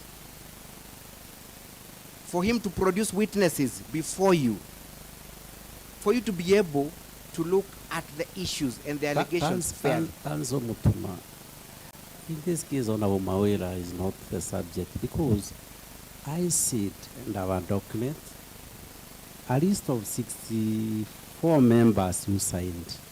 So these members signed. I don't think they signed a document that they not read. They must have read and then signed. So now how are you saying that they put the majority leader of the mover into task? Listen, let's move on. Thank you, thank you. Perhaps you'll allow me to substantiate that thought a bit. Is that I took a lot of time to explain the composition of this house and the purpose that brings this house to sit in the manner it is. It is a quasi-judicial body. Quasi-judicial body means that you're sitting to hear charges, that you're sitting to hear the complaint from the complainant, that you do not take the face value of the issues. And that's why I said it would have been expected that the person who accuses, and in this instance is the mover of the motion, should be put to task to provide evidence. In law, we call that the burden of proof. I have not heard from the members, or perhaps maybe I'm here, maybe it's too early for me to make that determination, members of the county assembly demanding the mover of this motion to discharge his burden of proof, so that it is clear in our mind that we are sitting here as a quasi-judicial body. And the reason why, Honorable Speaker, Honorable Council, I gave you the opportunity after the mover moved the motion to also make a response. The next stage that we are going to is I'm going to allow the members to make their contributions. And then lastly, I'll give you another opportunity for you also to make your comments after the members have contributed. And then also lastly, I'll give the mover an opportunity to respond, then we move on. So probably you can reserve those remarks now for 8 hours. Most obliged. Thank you, can continue. Mr. Speaker, sir. So lastly, and the reason why Her Excellency the Governor of Meru, who appears before you as an accused person, feels that a decision to impeach her is not based on any merit, is not based on any facts, is, among other things, our observation of the conduct of the members of this house, outside this house. Allow me say this, because if I do not say this, I will not have discharged my duty as an advocate sent by my client. On 14th of October 2023 rather, a number of the members of this house were spotted, and it is captured on both print and electronic media, taking an oath to impeach the governor before the Njorincheke Council of Elders. That was on 14th of October. Ladies and gentlemen, this motion was brought to the House on 16th of October. So these members, Mr. Speaker, sir, were influenced at the expense of their lives and their families to take a stand on whether they are going to impeach a governor or not. Sadly, Mr. Speaker, sir, the Speaker was in that meeting. Sadly, Mr. Speaker, sir, the mover of this motion was in that meeting. Sadly, Mr. Speaker, sir, one Mwenda Ali was in that meeting. Council Mutuma, my senior member, please resume your seat. You don't stand when the chair is talking. I'm a senior elder of Njorincheke and the former Deputy Secretary Njorincheke for 7 years. So there is nothing that can be done in the shrine. I must be there, not unless I'm out of the country. Please take note of that. And I believe also the members here are members of Njorincheke. So please, by the virtue of being there, they are members of the group. You can continue. Thank you for that guidance and clarification, Mr. Speaker, sir, because then it confirms my allegation that indeed a number of MCAs in this sitting were present. What then I am concerned about on behalf of my client, and which my client has asked me to raise before this house, is the oathing ceremony, where she witnessed members of this house confirming that they will be part and parcel of the impeachment, and the person administering the oath giving even a warning that should you then backslide from this oath, you're putting your family at risk. Is that the motivation that brings us to this house today, to impeach the governor? If that is the case, then it is a sad story. Thank you, Mr. Speaker, sir. Thank you, Council Mutuma.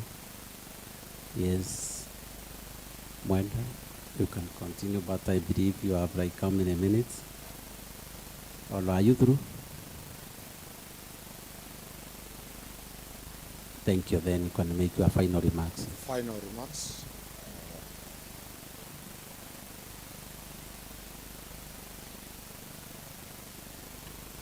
Mr. Speaker, sir. The members we are addressing, a grave issue has been raised in the Muskali Combo case. The question of the election petition being nullified was on the basis of administration of a shiruru, a traditional oath-taking. If that is true, because I don't belong to this community,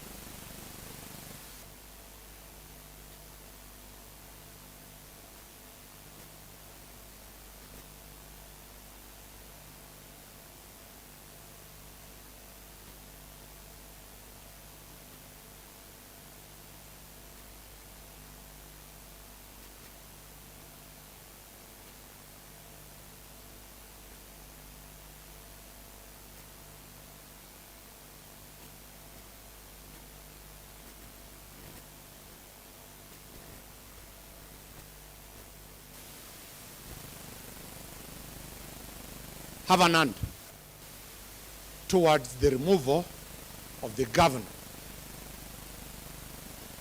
Power is transient. It comes today, moves away. And have appeared for many. At that time they were weak. Previously they were strong. May the rule of law prevail. Let it not be Governor Wambura's 9-life story. Impeach, the courts return. Impeach, the courts return. But we respect the decision of the County Assembly. But as my good brother has put it very clearly, let the decision be the decision of Parliament. Let it not be imposed or influenced. Me have a full confidence in you. I have no doubt that those instructions given can be ignored when voting.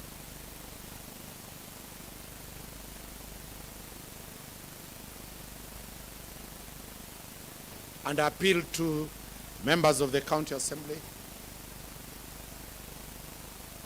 No level of intimidation, no level of influence, no level of blackmail, no level of cajoling should be used on you. You are elected by the people of Meru to defend their rights.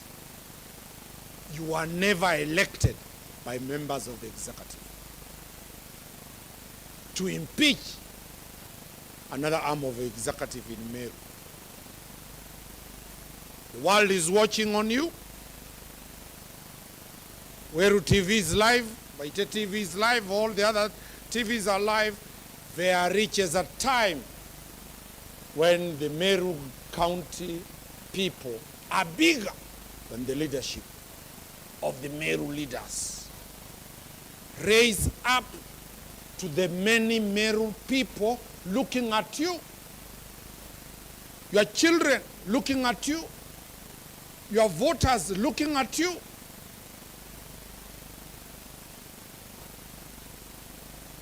We rest our case, we wait for the verdict. But as we said, we still have hope that what Mutuma said,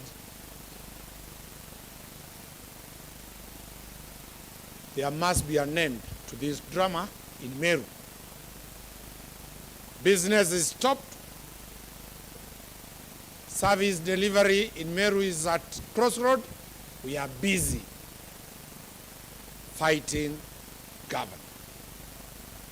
Mr. Speaker, sir, we rest our matter and we have full confidence that these members of the Assembly, the leadership of the county, the county assembly will leave to the but remember, avenues are many, and that's what my good brother is saying, that Wambora is a big story to be remembered in this country. Thank you very much.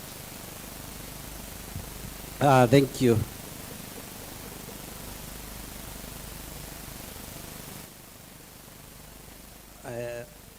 Please put off the mic.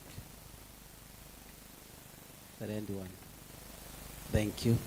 Thank you, Council Danson Omari. And I believe we did as you requested us. We gave you 2.5 hours, and you have taken 2 hours. And at this junction of members, I allow debate at this time, and any member wishing to make a contribution can catch the speakers. By that one of members, let me question you that you'll have a maximum of 5 minutes. If you take more than 5 minutes, then one of members will have to cut you short. Please, what is it, Honorable Kirinya? Thank you, Honorable Speaker. Once again, my name is Kairi Mwenda.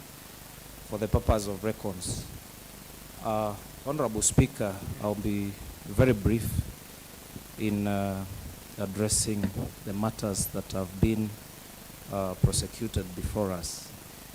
And on a light note, Honorable Speaker, the choice of the council for the governor, who more often than not represent criminals, tells a lot on the matter that we are handling before us, Honorable Speaker. And number two, Honorable Speaker, the fact that...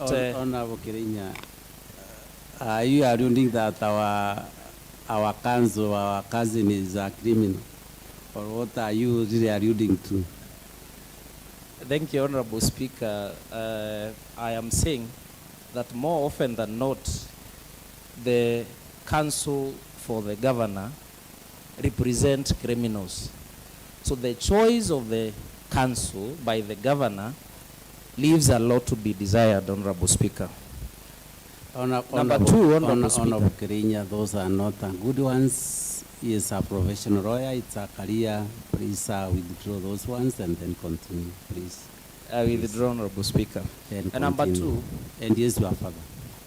Yes. Number two. His age and your age, I'm sure he can be a father. So please make choice of the ones that you use. Thank you, Honorable Speaker. I'm guided accordingly. Yes, sir. Please continue. Number two, there was an issue, Honorable Speaker, that was brought before us about prosecuting an impeachment motion for a stranger. And the continued stay of the councils prosecuting the matter, Honorable Speaker, tells that the motion for impeachment by one Honorable Mawira Carrier was correctly filed, and it is the motion that is being prosecuted here, both by the members, by Honorable Mawira Carrier and the councils for the governor. Therefore, we are very well constituted, and I thank the Council Mutuma for alluding to the fact that this is a quasi-judicial exercise. And number three, Honorable Speaker, there was an issue of standing order number 90. I would like to clarify that the standing order number 91, number 92, 93, and 94 all are subject to standing order number 95, where it says that notwithstanding this standing order, the Speaker may allow reference to any matter before the House or a committee. Therefore, the Honorable Speaker allowing the motion to proceed and looked into all the matters that were presented. And the other thing I would like to dwell on, Honorable Speaker, is the fact that there are quite a number of issues that the councils have misled the people. And one of the issues is to actually mislead the community that all Merus are relatives. I am happy that the council alluded to the fact of consanguinity. I am a scientist, and the consanguineous marriages are not encouraged because of genetic disorders, Honorable Speaker. Therefore, the council should not mislead our community that we are all relatives. We will end up not getting marriages from Meru because people will fear that indeed they are all, relatives. Therefore, that misleading statement should not be taken seriously by members of this House or members of our community. Honorable Speaker, there is an issue that even the council talked about on Wambora case. And the Wambora issue, there was even a case law about Justice Kariuki Mate and Martin Wambora, Honorable Speaker, that you cannot stop a county assembly from exercising its constitutional powers under Article 185. Therefore, he is right to admit that indeed the matters that we are discussing here are not sub judice to whatever the process that is going on in the court. Therefore, Honorable Speaker, there is another misleading statement from the council that when impeaching a governor, the process must be followed to the letter, shall be followed to the letter, will be followed to the letter. But again, Honorable Speaker, the council goes on to eat the cake and still want to have it by saying that one must not follow the law when naming a road after any other person. Therefore, it is either we follow the law to the letter when impeaching the governor and also when naming a road, or we don't follow the law. Therefore, Honorable Speaker, I'm kindly requesting that the councils should not make misleading statements that are meant to mislead members of the public and also members of this Honorable House. Thank you, Honorable Speaker. Thank you, Honorable Kirinya. Yes, Honorable Jimuchui. Thank you, Mr. Speaker. My name is Jim Muchui, representing the great people of Adwana and the majority whip in the County Assembly of Meru. And Mr. Speaker, I want to say that today is really a great day for the people of Meru. And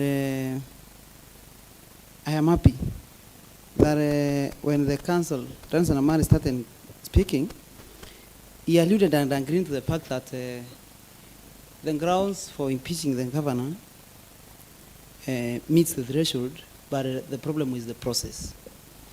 Now that, because I know by the end of this will be sorted the issue of process, because I know our case has no problem with the process, then I don't think they'll have any business. In an event we go to the Senate, I don't think they'll have any business going to the Senate to defend the case, because we'll have sorted the issue of processes, and I believe by the time we finish, they'll agree with us.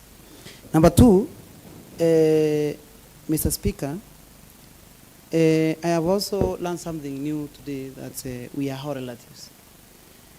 And maybe through the Speaker, I would like to ask the councils, now that I'm married from Meru, whether I have, whether that is incest or what is incest. I would actually like to ask them whether there is anything like incest, because I might have married my sister, and I don't know. And we have a daughter, Madam Speaker, so it's good to be guided on that. Honorable Jim, do you look the same with your wife? What do people say? Mr. Speaker, you have also seen my wife, so you can also guide us on that. Mostly I see her in the evening. Thank you, Honorable Jim. You can continue. Yeah, so, Mr. Speaker, many issues have been raised. And as Honorable Kairi has stated, I'm still a little bit maybe confused because the council is arguing that the client that is mentioned in the impeachment motion and also in the public participation is not the one they are representing. And they went ahead to come with a letter. I expected the councils to come and read the letter and say that their client has been wrongly mentioned or the letter was written to a wrong person and then leave us discuss the stranger. That's what I expected, Mr. Speaker. But coming with a letter and saying that this is not the person being impeached and then you go ahead to defend a stranger who has not given you instructions, then that shouldn't get into Guinness Book of Records, Mr. Speaker. So it's indeed a great day, Mr. Speaker, because I have heard a very vague argument that I've never heard from a council about the issue of the trip to China. I want to refer the members and also our councils through the Speaker to page 68 of the evidence document.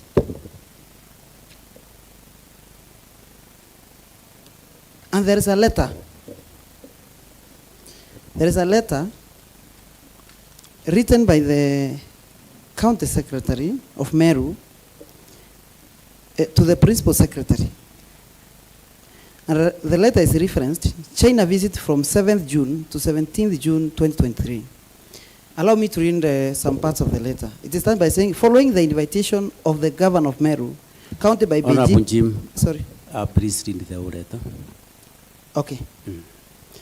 Following the invitation of the Governor of MERU, counted by Beijing League Tech Company Limited of Beijing City, the following technical team is hereby released from 7th June to 17th June 2023 to prepare and guide on the following.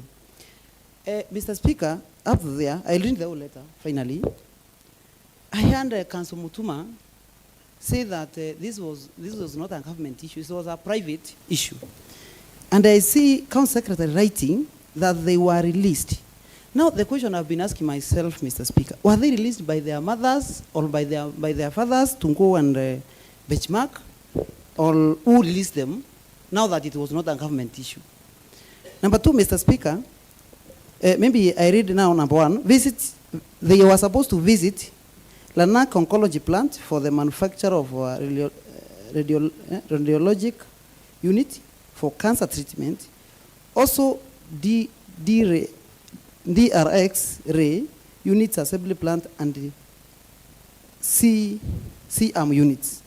Number two, what they were supposed to go and do, Mr. Speaker, low-cost affordable housing company with a capacity of 10,000 units in line with the MERU County government plan for low-economy housing. Number three, they were also supposed to visit Futong-guided agricultural machinery development and value additional tools as noted in the university to be visited, and what international cooperation of Zongnofthong can offer to Kenya.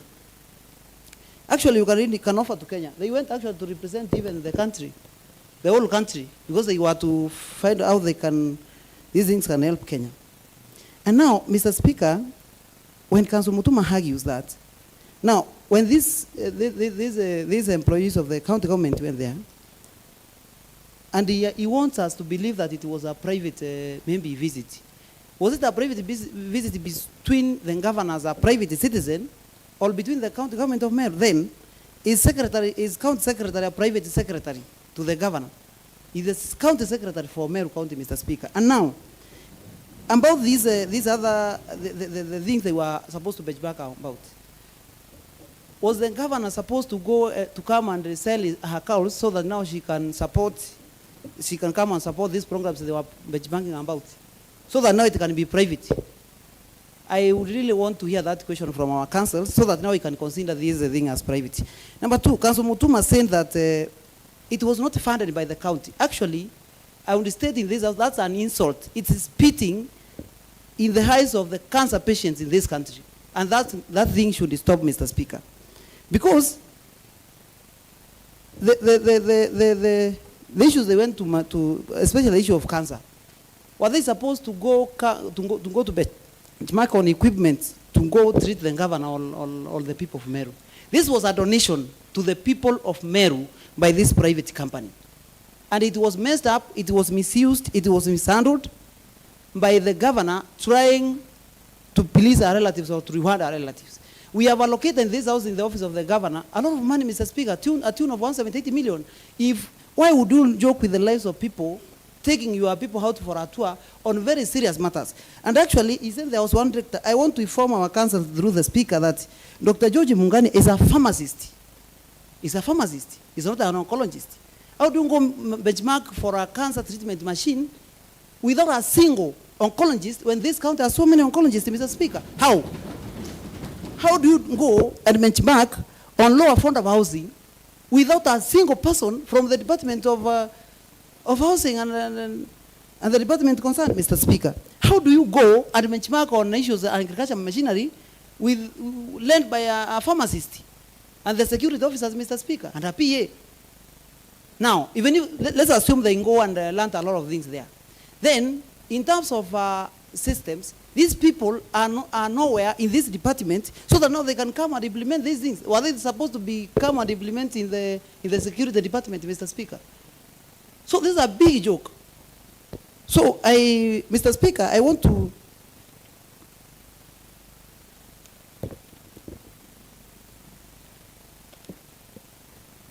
So, Mr. Speaker, another thing that really has shocked us, the governor, and I don't know whether our councils know this, the governor did not go to China. And if she went, our councils will tell us that. She was not among the delegation. Now, the governor was invited. How do you send your PA out there? How do you send your security officers there? And you are left in Kenya to go and benchmark for a cancer treatment machine, Mr. Speaker? If the governor went to say, maybe China is so insecure, she's feared for her life. So, Mr. Speaker, this is misuse of public resources. It's a very high level of nepotism. And then she terms them as a technical team. Honorable Jim, please. I'll grant you 3 more minutes because you are a senior member of this house. Please conclude your remarks. Thank you, Mr. Speaker. So, and the county secretary refers them as a technical team. And I also had, that's why Mr. Speaker, I started by saying I've never heard in my life such a vague argument from a council, because I heard also Council Danson Omari say that these people were approved by the department, by the Foreign Affairs Department and all that. Did the council secretary them saying that they are relatives, they are sisters and brothers to the governor?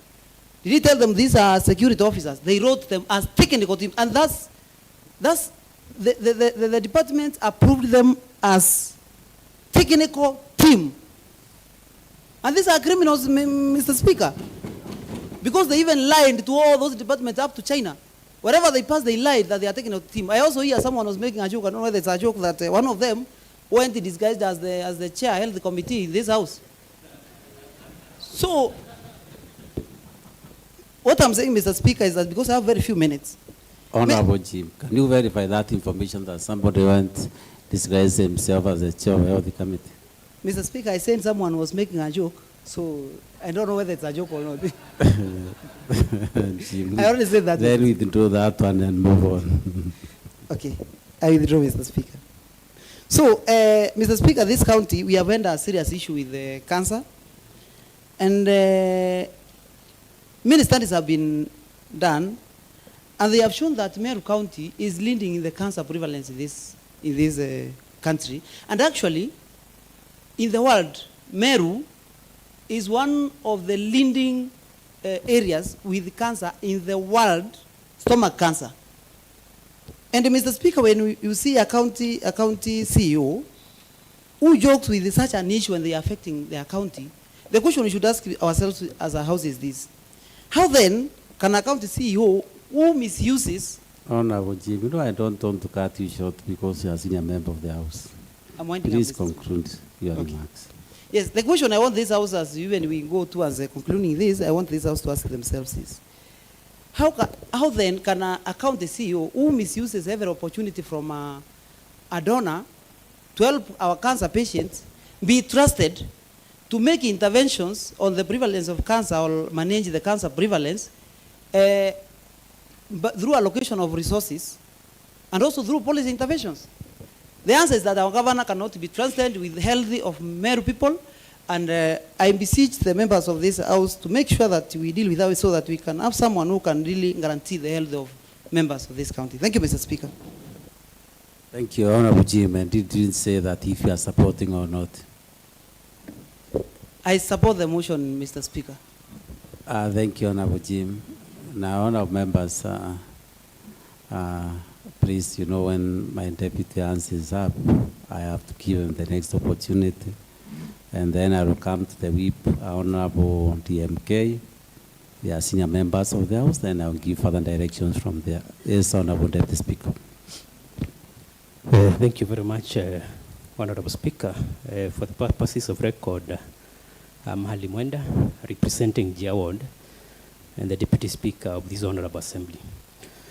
Honorable Speaker, I'm standing to refute some claims and assumptions that the lead counsel for the governor have really put across, and I'll pick one by Council Danson Omari on freedom of expression.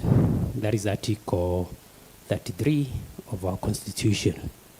And it says, every person has the right to freedom of expression, which include freedom to seek, receive, or impart information or ideas. That is one. 2, freedom of artistic creativity. And 3, academic freedom and freedom of scientific research. So the same right now, this is why now the council now got it wrong. We may be not lawyers, but we understand law. Now this one now, the same article 33, then 2 says, the right to freedom of expression does not extend to propaganda, to war, incitement to violence, hate speech, advocacy of hatred. Now this one now includes ethnic incitement, vilification of others, or incitement to cause harm. Now, Honorable Counsel, now you said... Honorable Deputy Speaker, please address the chair and not the council. Thank you very much, Honorable Speaker. Now, when the council says that now the governor is enshrined to freedom of expression, including vilifying, bullying, demeaning other leaders, how do we take now that one? There is a misleading statement from a senior counsel, and I think on our accounts, on the impeachment of the governor, vilification, bullying, demeaning is one of the counts that we've put in our motion. Now, Honorable Speaker, that alone warrants us as an assembly to impeach the governor. In the last one now, that is Council Mwenda. Now, Mwenda says that when we did public participation, we didn't factor it at ward level. Now, Honorable Speaker, I guess it is in common knowledge that the advert that we forwarded, in fact, we forwarded public participation factoring at the ward levels. And we have the MERU County Public Act, that is Act 2014 on public participation. And we have levels that are enshrined in this act on how we can conduct public participation. It can start at the county level, sub-county level, ward level, village level, or town levels. Now in our act again, we didn't factor all these things. And as per the announcement that have been going on, we factored public participation at the ward level. Now, Honorable Speaker, much has been said around, but now the council again says that we are impeaching Faith Kawira Mwangaza, and they go ahead and say she's not the governor of Meru. We members of this assembly, Honorable Assembly, we are impeaching the governor of Meru. We are impeaching the governor of Meru. Whether she is Faith Kawira Mwangaza, she is Kawira Mwangaza, Mwangaza Mwenda, Mwangaza Baishu, we are impeaching the governor of Meru County. And that is the business we have here as this Honorable Assembly. So with that, Honorable Speaker, and the last one now to Honorable to Council Mutuma. Hi, Hali Mwenda. I'm speaking on behalf of the residents of Gia Ward. And in fact, I've been a victim of a lot of bullying, vilification, and I guess my sentiment here as I speak are the representative of the people of Gia Ward. And with that, Honorable Speaker, I support the motion. Thank you very much. Thank you, Honorable Deputy Speaker. Honorable members, I give directions. I give directions, Honorable members. Yes, Honorable DMK, who is a senior member of the House. Honorable Murangiri. Honorable Tururu. You know he is more senior than you. And you cannot talk before him once his hand is up. That is the law, not about the Speaker. Thank you. Continue, Honorable DMK. Thank you, Mr. Speaker. My name is Kiogora DMK, MCA for Abogeta West, and the Minority Party Chief Whip. Mr. Speaker, I stand to support the impeachment motion of one Governor Kawira Mwangaza, and I support this motion, Mr. Speaker, based on the various allegations that the mover of the motion has alleged against the Honorable Governor of Meru County. And Mr. Speaker, I would like to attack some legal issues that the Council for Governor has. Honorable DMK, you attack or you respond? I want to respond, Mr. Speaker, on the various half-truths, Mr. Speaker, that have been issued to this House by the Council for the Honorable Governor. Mr. Speaker, first I want to congratulate the Honorable Dustin Omari for acknowledging that we have a very good motion against the governor, a very strong motion indeed, Mr. Speaker. I know he feels the weight, Mr. Speaker, and that's why they have been running to court, Mr. Speaker, and they have been trying to get orders against this motion, and all the orders they have sought have been denied, Mr. Speaker. The first issue that they have raised, Mr. Speaker, is that there are issues in this motion that are matters that are pending in court. Mr. Speaker, standing on number 90 that they are relying on to say that some matters that we are discussing are sub judice, Mr. Speaker, is negated by studying on number 95 on that the Speaker can allow certain issues to be discussed. And in any case, these people who have gone to do these lawsuits in the court are the proxies, Mr. Speaker, that we suspect are acting on the governor to try to frustrate any attempts to impeach her, Mr. Speaker. And in any case, the first instance this House started investigating is the letter that was brought to this House on the 30th of August by the Deputy Governor of Meru County complaining about his mistreatment. So these people went to court after we started our investigations, Mr. Speaker, that have led to this impeachment. It is they that are in sub judice of this House. It is they that have gone to the courts to try and suppress what might come, Mr. Speaker, out of this, Mr. Speaker, House. And Mr. Speaker, they have said that they have attacked almost every item that has been averred against the governor of Meru County by tying it to that particular case, Mr. Speaker, that is at the court of pending at the High Court, Mr. Speaker. But the people who went to the court went after we started our investigation, so we are not bound, Mr. Speaker, by anything that they do at the court after we started these proceedings, after the letter arrived in this assembly on the 30th of August. They cannot produce any case, Mr. Speaker, that is before the courts that can be dated before the 30th of August of 2023. They cannot, Mr. Speaker. So therefore, trying to tell us that we are discussing matters that are before the courts, then they go ahead to defend those matters, Mr. Speaker. They shouldn't even stop defending them and go home, Mr. Speaker. Because if at all these matters are before the courts, why are you defending them, Mr. Speaker? Number two, Mr. Speaker, they have told this House, Mr. Speaker, looking at the orders that have been given the courts, but they are telling us the matter where the governor has been quoted for, has been cited for, Mr. Speaker, among others, refusing to act on court orders, Mr. Speaker. They are telling us that these are matters before the court, but the court has pronounced itself that the governor is in contempt of court, Mr. Speaker. Therefore, someone who is in contempt of justice cannot purport to come to this House looking for justice, Mr. Speaker. The maxims of equity dictate that equity does not allow a wrongdoer to profit from a wrong. He who seeks equity must do equity. He who comes into equity must come with clean hands, Mr. Speaker. And the hands of our governor, Mr. Speaker, are not clean. This is someone who has refused to return people to office against the orders of the court. And I believe, Mr. Speaker, this is one of the reasons the courts have denied all the way to the Court of Appeal to listen to her, Mr. Speaker. Because of these simple maxims, Mr. Speaker, that our hands are not clean, even before the justices of the honorable courts. Number two, there is an allegation that the person who is being impeached, Mr. Speaker, should not have the name Faith. Mr. Speaker, even if we remove the name Kawira Mwangaza and Faith and remain with only the governor of Meru County, there are no two governors of this county. There is only one governor, Mr. Speaker. So we can impeach the governor even without talking about the name.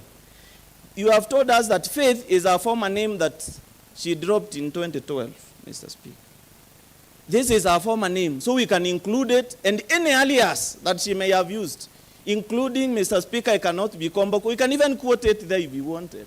But, Mr. Speaker, there is the fact that there is only one governor of Meru County, Bishop Faith Kawira Mwangaza, Mr. Speaker.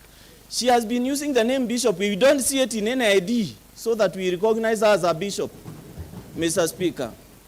So we can also say that the use of the name Bishop before her name, even on the placards that she uses to launch projects, Mr. Speaker, is all an exercise, Mr. Speaker, of the wrong person opening projects in this county, Mr. Speaker, because the word Bishop does not even appear anywhere on her name. Mr. Speaker, there is an allegation that the public participation was a one-day exercise and that the members of the public were granted a few hours. Nothing can be further from the truth, and this is a lie, Mr. Speaker. Public participation has been happening for 7 days, Mr. Speaker, from the time the notice was laid on this honorable House. And it has been happening via email from the advert that went out to Daily Nation. Hundreds of emails, Mr. Speaker, of which majority in support of this motion, Mr. Speaker, have been sent to this House. So you cannot purport that public participation has happened for only 1 day, for I don't know, 4 hours. Mr. Speaker, public participation ended even the day after. That is yesterday, Mr. Speaker. That is when public participation ended. And public participation was done at the ward level, and that is what the Public Participation Act of this House of 2015 says. It's only because of challenges of logistics that several wards within one constituency met at one place, and your perusal of the public participation report will make you drop that allegation that public participation was happening for just 1 day, Mr. Speaker. Mr. Speaker,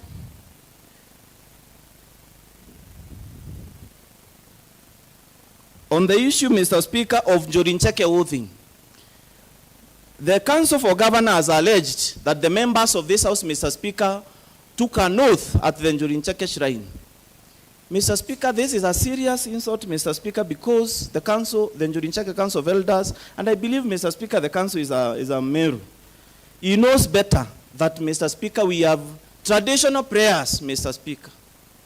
Mr. Speaker, the moment the members appeared before the Council of Elders to be prayed for traditionally, it cannot be treated as an oath. On Sunday, Mr. Speaker, I normally go before a preacher to be prayed for, Mr. Speaker. Let me say that I'm taking an oath. If I am partaking to Christian prayers, I can also partake to traditional prayers, Mr. Speaker. And what was happening at the Jorincheke shrine, Mr. Speaker, are traditional Meru prayers, Mr. Speaker, whereby they prayed for us the way Meru used to pray traditionally to the god of Nyambene, and Kirinyaga, Mr. Speaker, and Kirimara, Mr. Speaker. You cannot subject Africans, Mr. Speaker, to only Western traditions and Western Christian traditions, Mr. Speaker. Some of us here, Mr. Speaker, even married through the customary law. Others are married through the Christian law, Mr. Speaker. Some members here, Mr. Speaker, have more than one wife. We cannot castigate them and judge them based on our Christian values of having one wife, Mr. Speaker. Theirs is a different belief from ours. The elders pray that way, Mr. Speaker, and it was in order for the members to go and get prayed for by their elders, Mr. Speaker. Mr. Speaker, this constitution is what we are using, Mr. Speaker, to impeach the governor. And I would like to bring the council for governor, Mr. Speaker, that which article... Which council, Honorable DMK? There are 3. All of them, Mr. Speaker. I'm referring to them as council for governor because, Mr. Speaker, they are here on our behalf. They are not here on behalf of themselves or anybody else, but on behalf of the governor of Meru County, Mr. Speaker. Sorry, I thought you are making a reference to one. No, Mr. Speaker, I'm referring to them as a team. Continue. So, Mr. Speaker, Chapter 6 of the Constitution states as follows, Mr. Speaker. Article 75 of the Constitution of the Republic of Kenya, Mr. Speaker. Number 1, a state officer shall behave whether in public and official life, in private life, or in association with other persons in a manner that avoids 1, any conflict between personal interest and public or official duties. 2, compromising any public or official interest in favor of a personal interest, or demeaning the office the officer holds, Mr. Speaker. The governor of Meru County has made us not to be proud of to be Merus anymore, Mr. Speaker. Not very many people, Mr. Speaker, want to be mentioned in the same line with being Merus. You're being asked, are you the ones who elected this governor? Who is insulting everybody? The governor of Meru County has broken this constitution by demeaning that office. Our conduct is not the conduct that is expected of someone who holds that office, Mr. Speaker. I know various issues have been cited from verification, Mr. Speaker, from Mr. Speaker, naming roles after the husband, Mr. Speaker, which can be both be put together to be gross, Mr. Speaker, and qualify to be grounds of impeaching the county governor, Mr. Speaker. This is a serious ground, and we cannot be, Mr. Speaker, be misled to think that the governor of Meru County, Mr. Speaker, has a right to behave anyhow she wants. She has, Mr. Speaker, someone, the Council for Governor, Motuma, Mr. Speaker, said that the governor was joking when naming a road after the husband. Mr. Speaker, the voters of Meru County did not elect a comedian. The voters of Meru County did not elect a joker.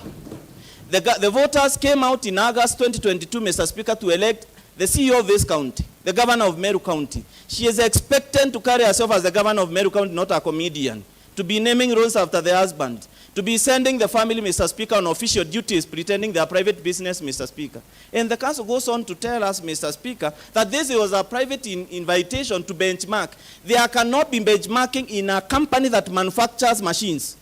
This is a company that wants to bring machines here to be used for cancer patients. They never went to China to a hospital so that they can benchmark. They went to a limited company that makes machines that are supposed to be brought to this county, Mr. Speaker, to be used and utilized to treat cancer, Mr. Speaker. So they cannot be sent to be a private trip to benchmark, Mr. Speaker, to see, I don't know, to visit.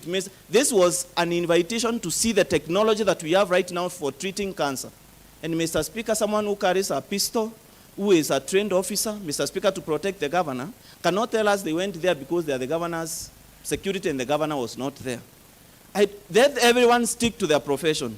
Let the oncologists be the ones to be sent, Mr. Speaker, to benchmark. You cannot use public funds, Mr. Speaker, even to travel to Nairobi, Mr. Speaker. Maybe even their trip in China was funded by China, Mr. Speaker. But you find claims that these officers use money. That's why they were looking for these approvals, Mr. Speaker, for their local travel to, and when they were coming back, Mr. Speaker. So you cannot use a coin of public funds, Mr. Speaker, not even to buy a biscuit, Mr. Speaker, without following the due process.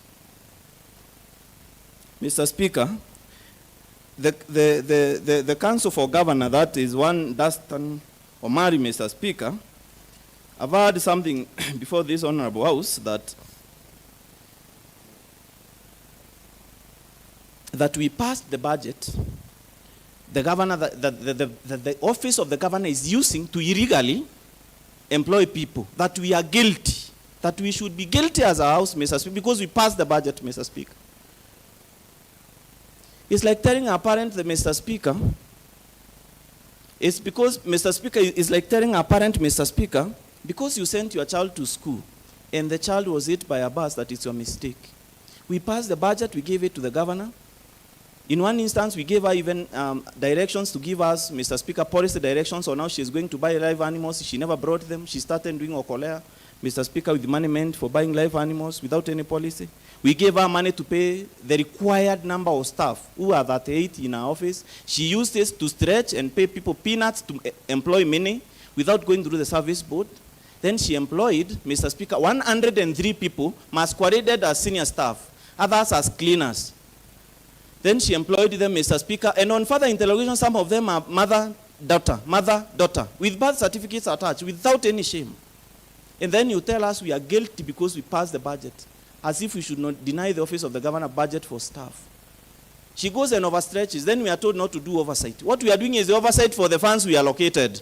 And that oversight includes impeachment, Mr. Speaker.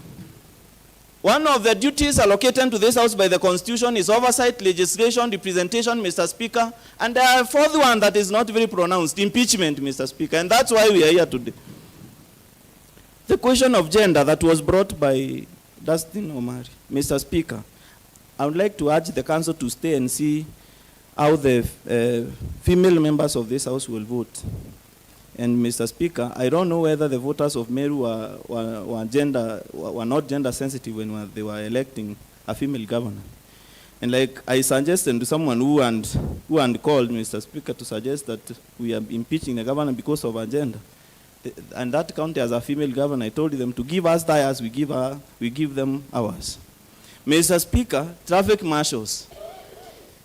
The Council for Governor Dustin Omari said that the traffic marshals have solved so many problems, and we should not be talking about them, Mr. Speaker. Indeed, we are not talking about them. Mr. Speaker, there exists an enforcement unit that has been hired regularly in this county, Mr. Speaker. Just because it's not the governor who hired them, she pushed them aside, created officers called traffic marshals, bought some bikes, hired people. She wrote first of all to the County Public Service Board. The letters are here.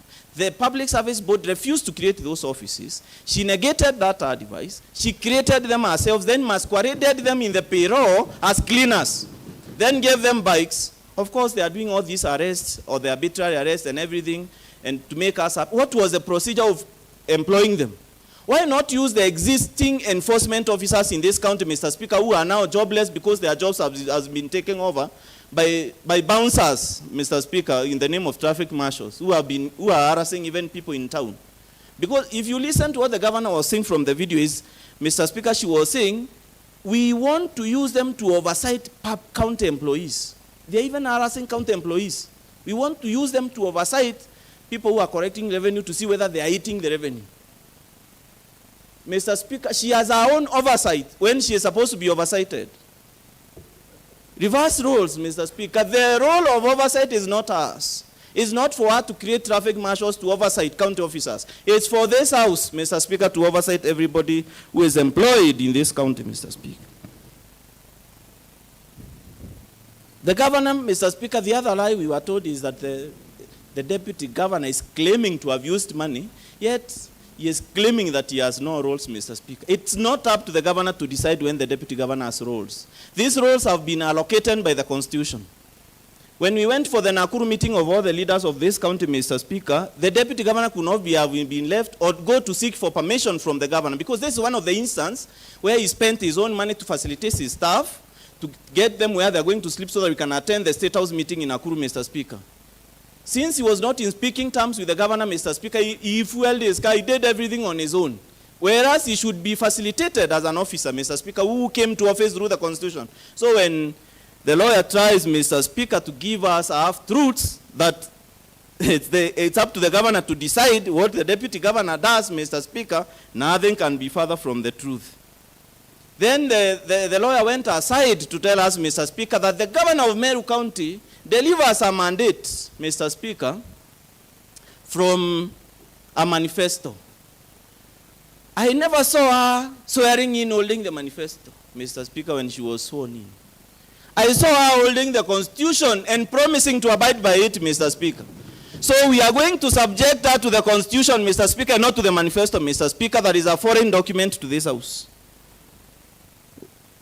The voters elected the manifesto of creating marshals, Mr. Speaker, like they are averring, Mr. Speaker.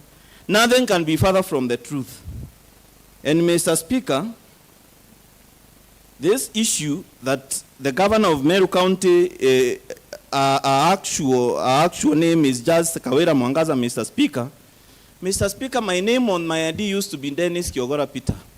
But Mr. Speaker, I changed my name to Dennis Kiogora DMK. Mr. Speaker, I do not get offended whenever I see documents in this House referring to me still as Dennis Kiogora Peter, because that was still my name, Mr. Speaker. And they to continue, even my bank accounts, Mr. Speaker, my certificates, Mr. Speaker, are like that, and I use them, and they get accepted, Mr. Speaker. And I know you know very well, learned councils, that these are the things in the law that are called, Mr. Speaker, de minimis non curat lex. The law does not concern itself with trivial things, Mr. Speaker. These are just trivialities that cannot be admitted in this House, that cannot be admitted to be part of the motion, Mr. Speaker. And if at all they believed it's not always been impeached, they should not even have bothered to go to the courts, filing numerous lawsuits that have been thrown out all the way to the Court of Appeal, Mr. Speaker. Even as I conclude,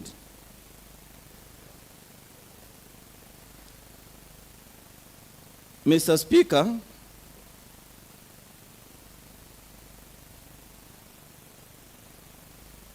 Mr. Speaker, the Learned Counsel, Dustin Omari, Mr. Speaker, lied to this House, Mr. Speaker. The governor cannot be, Mr. Speaker, penalized through impeachment, Mr. Speaker. The Constitution, Mr. Speaker, says that anyone who breaks any part that I read in Article 75 is to be removed from office, Mr. Speaker, through the prescribed process. Then he tells us the governor cannot be punished for the acts of the juniors, Mr. Speaker, of the county secretary. Whereas we have seen letters where the county secretary signs, and down there he says for the governor. Just because the governor has allocated the responsibility of writing documents that they discuss or they agree on. For example, the ones of hiring 8 more chief officers, Mr. Speaker, without the approval of the County Public Service Board, it is signed by the county secretary for the governor, Mr. Speaker. She will be punished for what she did and what she never did. If the county governor, Mr. Speaker, is not the one who is responsible for this, then she should have fired the county secretary. Because the county secretary is still at work. So if at all he is doing things without consulting the governor and appointing people left, right, and center and transferring people, Mr. Speaker, then the governor ought to be punished for leaving her office, Mr. Speaker, naked, so that somebody else can be put into that office who is going to see what is happening, Mr. Speaker. So whether she omitted, Mr. Speaker, acting, or she committed by acting directly, Mr. Speaker, she is guilty as charged. Then, Mr. Speaker,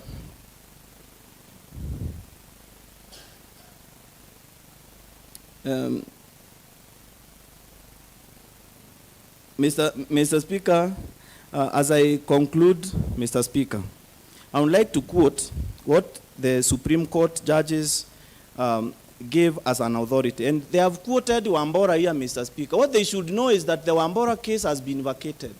It's no longer an authority, Mr. Speaker, to be quoted anywhere, leave alone by senior counsels, Mr. Speaker. They need to know that, Mr. Speaker.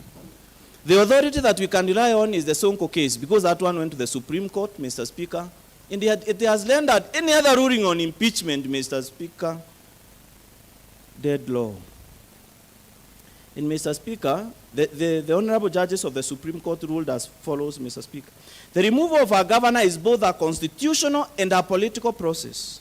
The mandate of the courts is restricted by the doctrine of separation of powers to determine whether individual rights, dignity, and fundamental freedoms have been preserved and protected in the process without usurping the powers and functions of the legislative branch of government.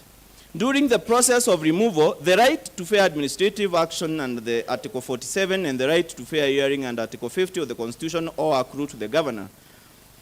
And then 7 says, Mr. Speaker, 7, Mr. Speaker, the removal of a governor relates to accountability, political governance, and personal responsibility, and is not necessarily about criminal responsibility and capability, Mr. Speaker. The grounds for impeachment and removal from office must be substantiated. The standard of proof is immediate. That is above a balance of probability, but below all reasonable doubt. Below all reasonable doubt. And the proof of any one of those charges is sufficient to discharge the burden of proof. So, Mr. Speaker, unlike them, whenever, Mr. Speaker, whenever we are referring to authorities, Mr. Speaker, to impeachment, to always remind ourselves that Governor Sonko and Governor Waititu were removed from office, Mr. Speaker. And the Governor Sonko case is the authority that can be relied on, Mr. Speaker, because it's going to guide the courts. If this House goes ahead and impeaches the governor, and the Senate does that, and the governor goes to court, this is what will guide the process. We are standing here guided, Mr. Speaker. We cannot, Mr. Speaker, pretend that we are not subject to that Supreme Court ruling, Mr. Speaker. I want to end, Mr. Speaker, there by urging this Honorable House to look at these, Mr. Speaker, issues, the generality of them, the summary of them all, Mr. Speaker. They are so gross, Mr. Speaker, and Mr. Speaker, that they have to be relied upon by the members when deciding to impeach the governor. And I would like, Mr. Speaker, to remind the Honorable Counsel, Dustin Omari. He said we should not refer to the previous impeachment, Mr. Speaker. I would like to update him a little bit on the County Governments Act, Mr. Speaker. Article 33, Part 8, it says, if a vote in the Senate fails to result in the removal of the governor, the Speaker of the Senate shall notify the Speaker of the concerned county assembly accordingly, and the motion by the assembly for the removal of the governor on the same charges may only be reintroduced on the same charges, may only be reintroduced to the Senate on the expiry of 3 months from the date of such a vote. Mr. Speaker, this motion can fail at the Senate, and after 3 months we go back with it the same way it is, Mr. Speaker. Therefore, the honorable members are right to refer to the previous impeachment, Mr. Speaker. We couldn't even have used it, Mr. Speaker, to impeach the governor without even the new motion, Mr. Speaker, because the law allows it, Mr. Speaker. So the law of double jeopardy, Mr. Speaker, does not apply in this matter as the law stipulates. I beg to support the motion. Thank you, Honorable DMK. Aurelio, I'll give you 5 minutes and then go to another second before I'm also accused of being an gender sensitive. Thank you. He has been raising his hand. Yes, continue. Represent the people of Mudara. Thank you, Mr. Speaker, sir. For purpose of records, my name is Murangere Aurelio Kiramana, representing the great people of Mudara. And I stand to support the impeachment motion against the governor of Meru, Kawira Mwangaza. And let me refer to Dunstan Omari Council. I'm happy that, as my friend stated, he said that the allegations are serious. The allegations before this house are quite serious. But he also went ahead to say that this matter is sub judice. I would want to take him to page 441, whereby there is a ruling by Justice Onesimus N. Macau, and one of the things that he stated is that until the contempt is purged, the respondent, who is one and none other than Governor Kawira Mwangaza, will not have any audience before this court. I want to say that she has been in contempt of court for so long until the courts are tired of her, and that's why they took that direction. I want to say that this assembly today is doing the Meru residents a favor to discuss what the courts have refused to discuss. They have taken the higher route to go ahead and discuss the malpractices that our governor, Kawira Mwangaza, has been day on, day in, day out, perpetuating. And I want to say that on that one, I believe that, again, you say that this assembly is, or whatever process is happening today, is a quasi-judicial process. And in that matter, it means that this court today, which is also anchored in the Constitution, has the same powers as those of the High Court in this country.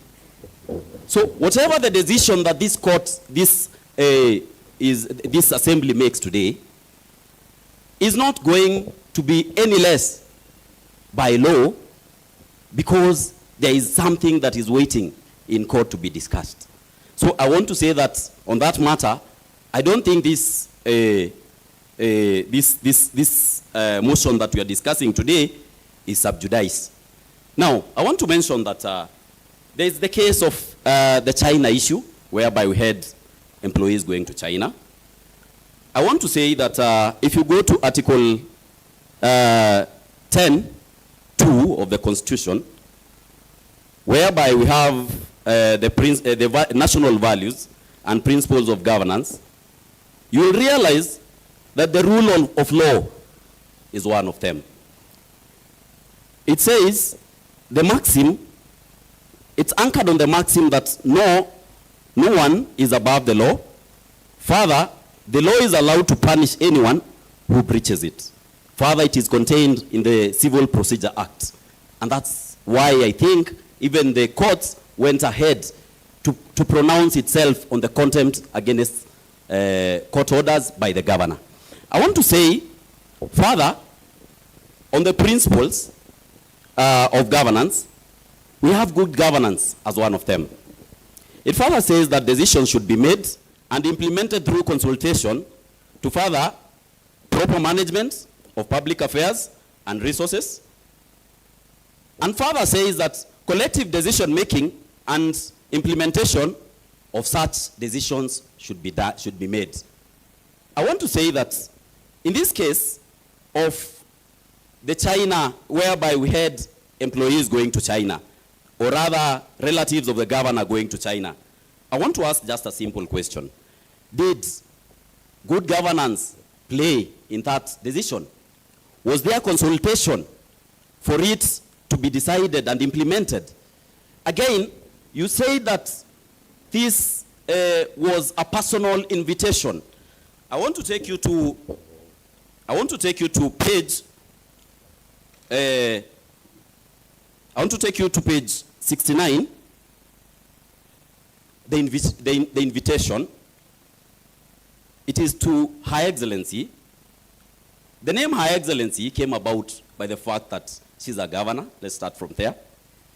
Her Excellency Kawira Mwangaza, Governor, County Government of Meru, PO Box, that address, which is a county address, not a personal address. So it was addressed to the governor in our official capacity as the governor. Secondly, we go ahead and read invitation for a visit to China. We are delighted to invite you and your distinguished members. I want you, maybe in your response, to describe who these distinguished members are in respect to Meru County, which the governor is the CEO. To visit us in China for you to witness and benchmark our state-of-art linear accelerator machines designed and manufactured in China in reference, underline the word reference, to our planned cancer treatment center in Meru. I don't think the governor has got any cancer treatment center of our own. It belongs to the people of Meru, it belongs to the county government of Meru, and everything that was happening in this trip was official. Further, I want to take you mentioned that in Meru, we are all relatives. That's what you said. And her taking her sister and the brother and the husband to the sister cannot be nepotism. Should I ask this? That now that we are told from the Bible we all come from Adam and Eve, Are we all brothers and sisters in that manner? Are we all related in that manner? That we all came from Adam and Eve. Secondly, I want to ask, what about those who don't believe in the mythologies that you give? We are not all Christians. We have Muslims, we have Buddhists, we have people who are in Meru, but they don't believe in that analogy. So you must be lying to these people and to the great people of Meru. Again, I want to say that if you check on the issue of nepotism, it is clearly mentioned in the it is mentioned that you cannot use your position, you cannot take advantage of your position to give undue advantage to any member or even to yourself against the interests of the public. I want to ask something, that now that you say that these are government, the guards or the bodyguards belong to the National Police Service, and they are not even employed by the county, they draw a salary from there. I want to ask you, the governor was not going to China. What were they doing in China representing the people of Meru in China, whereas their duty, their assigned duty from or before they were seconded, or the reason they were seconded is to protect the governor of Meru? Can we say they even left the governor of Meru at a risk of being harmed by not having protectors or the guards who are assigned to her legally? Again, if it is all about, sending a soldier or sending someone who is a police officer in this Meru, can we not have any other police officer sent? It only has to be her brother or her sister. Could these other officers not want to go there? So there is clear conflict of interest in the manner in which she carried out herself on this matter. Or rather, in the manner in which the county, whether it is the county secretary, whether it is the governor, in which it was carried out. And we cannot really go to look far, whereas we know that these are the brothers and sisters, and ask who say that they go. That is what I want to say. And I want to say, there are so many things to say, but there are so many members to say things. And there are many things to say. There is one word that has been used in this motion severally, the word conniving. The word conniving is trying to hide from the facts using very slippery methods. And I think the governor has been doing that, and I think the counsel to the governor is also following suit, trying to lie to the people of Meru and trying to lie to this county assembly on so many aspects. And I want to say this, that alluding to the story of Jonah in the Bible, that when the boat left and Jonah had been sent to Nineveh and he refused, what happened is that the boat was rocked by very strong winds. And unfortunately, when the people realized there was a problem, Jonah himself came out and said that I, Jonah, is the one at wrong, and I'm the one causing this. Throw me at sea. But the people could not believe it. They didn't want to harm Jonah. They didn't want Jonah to die. They continued praying to the Lord to stop the strong winds so that they could sail on. Unfortunately, it could not stop. Finally, they believed, but they repented before throwing Jonah into the water. They say that, God, we pray that you forgive us for this action that we are about to do. And they threw Jonah into the water. It has come for a time in Meru County, whereby we will not let the whole boat, Meru County, to capsize. Let us throw Jonah into the water. Let us have Jonah. God will help Jonah along the way, and the boat will be safe. That is what I want to say. And I want to say, in the last motion I said, Meru needs a radical surgery. It doesn't need first aid. What you people are giving us is first aid, and it will not heal. It is a cancer that is slowly eating Meru, and we hope that this time round we'll have a radical surgery on this county, and this county will prosper. And if it doesn't, I want to quote Che Guevara. He said, if injustice becomes law, resistance becomes duty. It will be the duty of this assembly to do exactly that. Thank you, Mr. Speaker. I support the motion to impeach the Governor, Kawira Mungana. Thank you. Thank you, Honorable Aurelia Morangi. Honorable members, I gave instructions and directions. Honorable Secondina, please take the floor. If you don't use that one, you can use the mic at the front. Thank you. You can come at the front, Honorable Secondina. Kanini Bundi.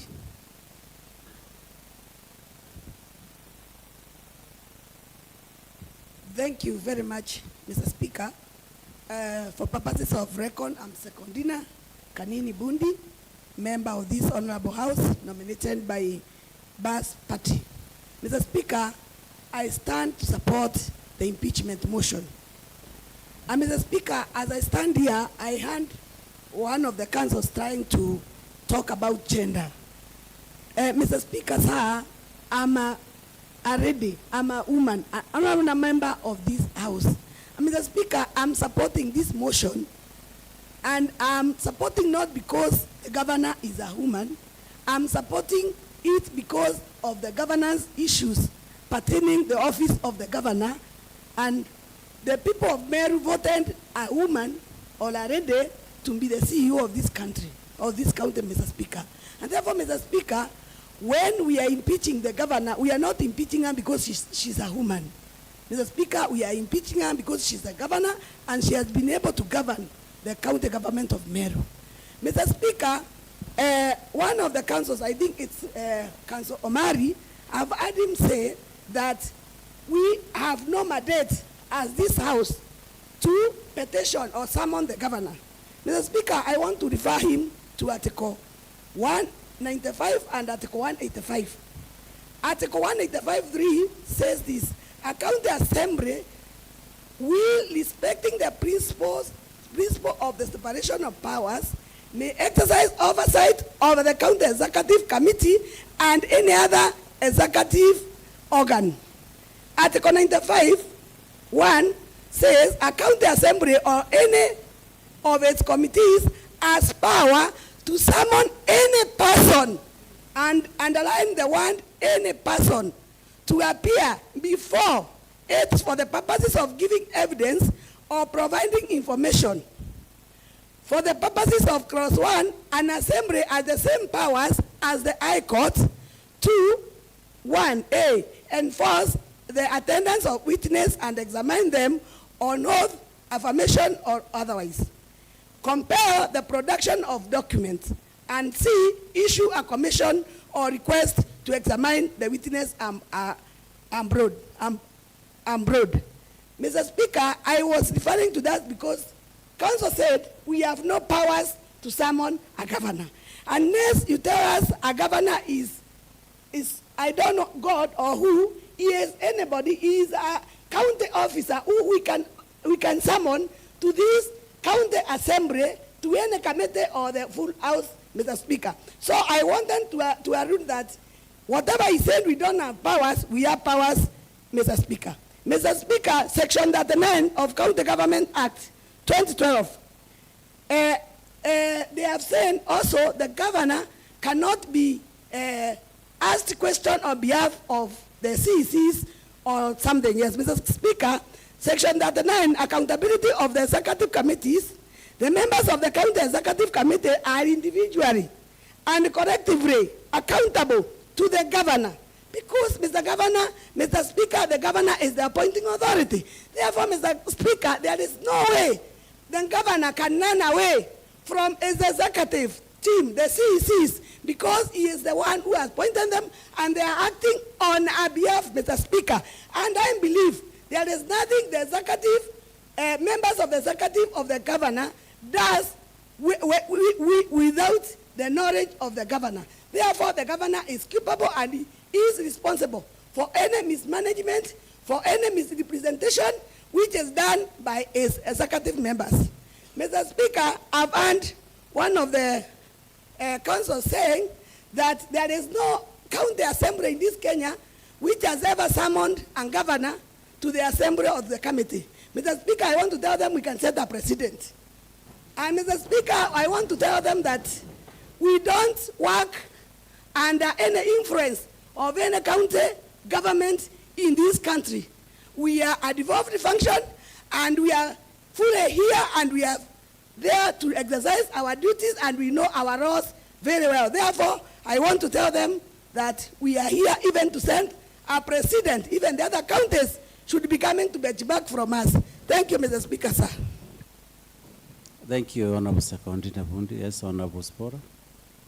Then I'll give further directions from there. Thank you very much, Honorable Speaker. For purposes of records, Zipporah, popularly known as NK. I'm also the de facto chair of oversight in this house.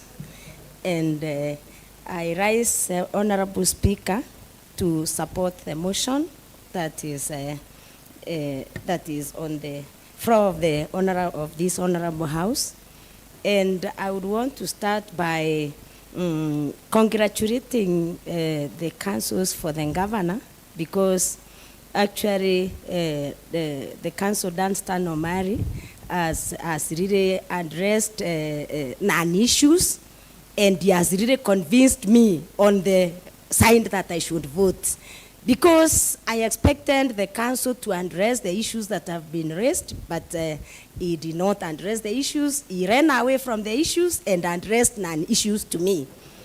Then number two, to the other council, Arias Mutuma, thank you very much too, because the council has just preached to us. Today it did not address any issues. I think the council decided to do some conversion through preaching, and I think council, you have done very well.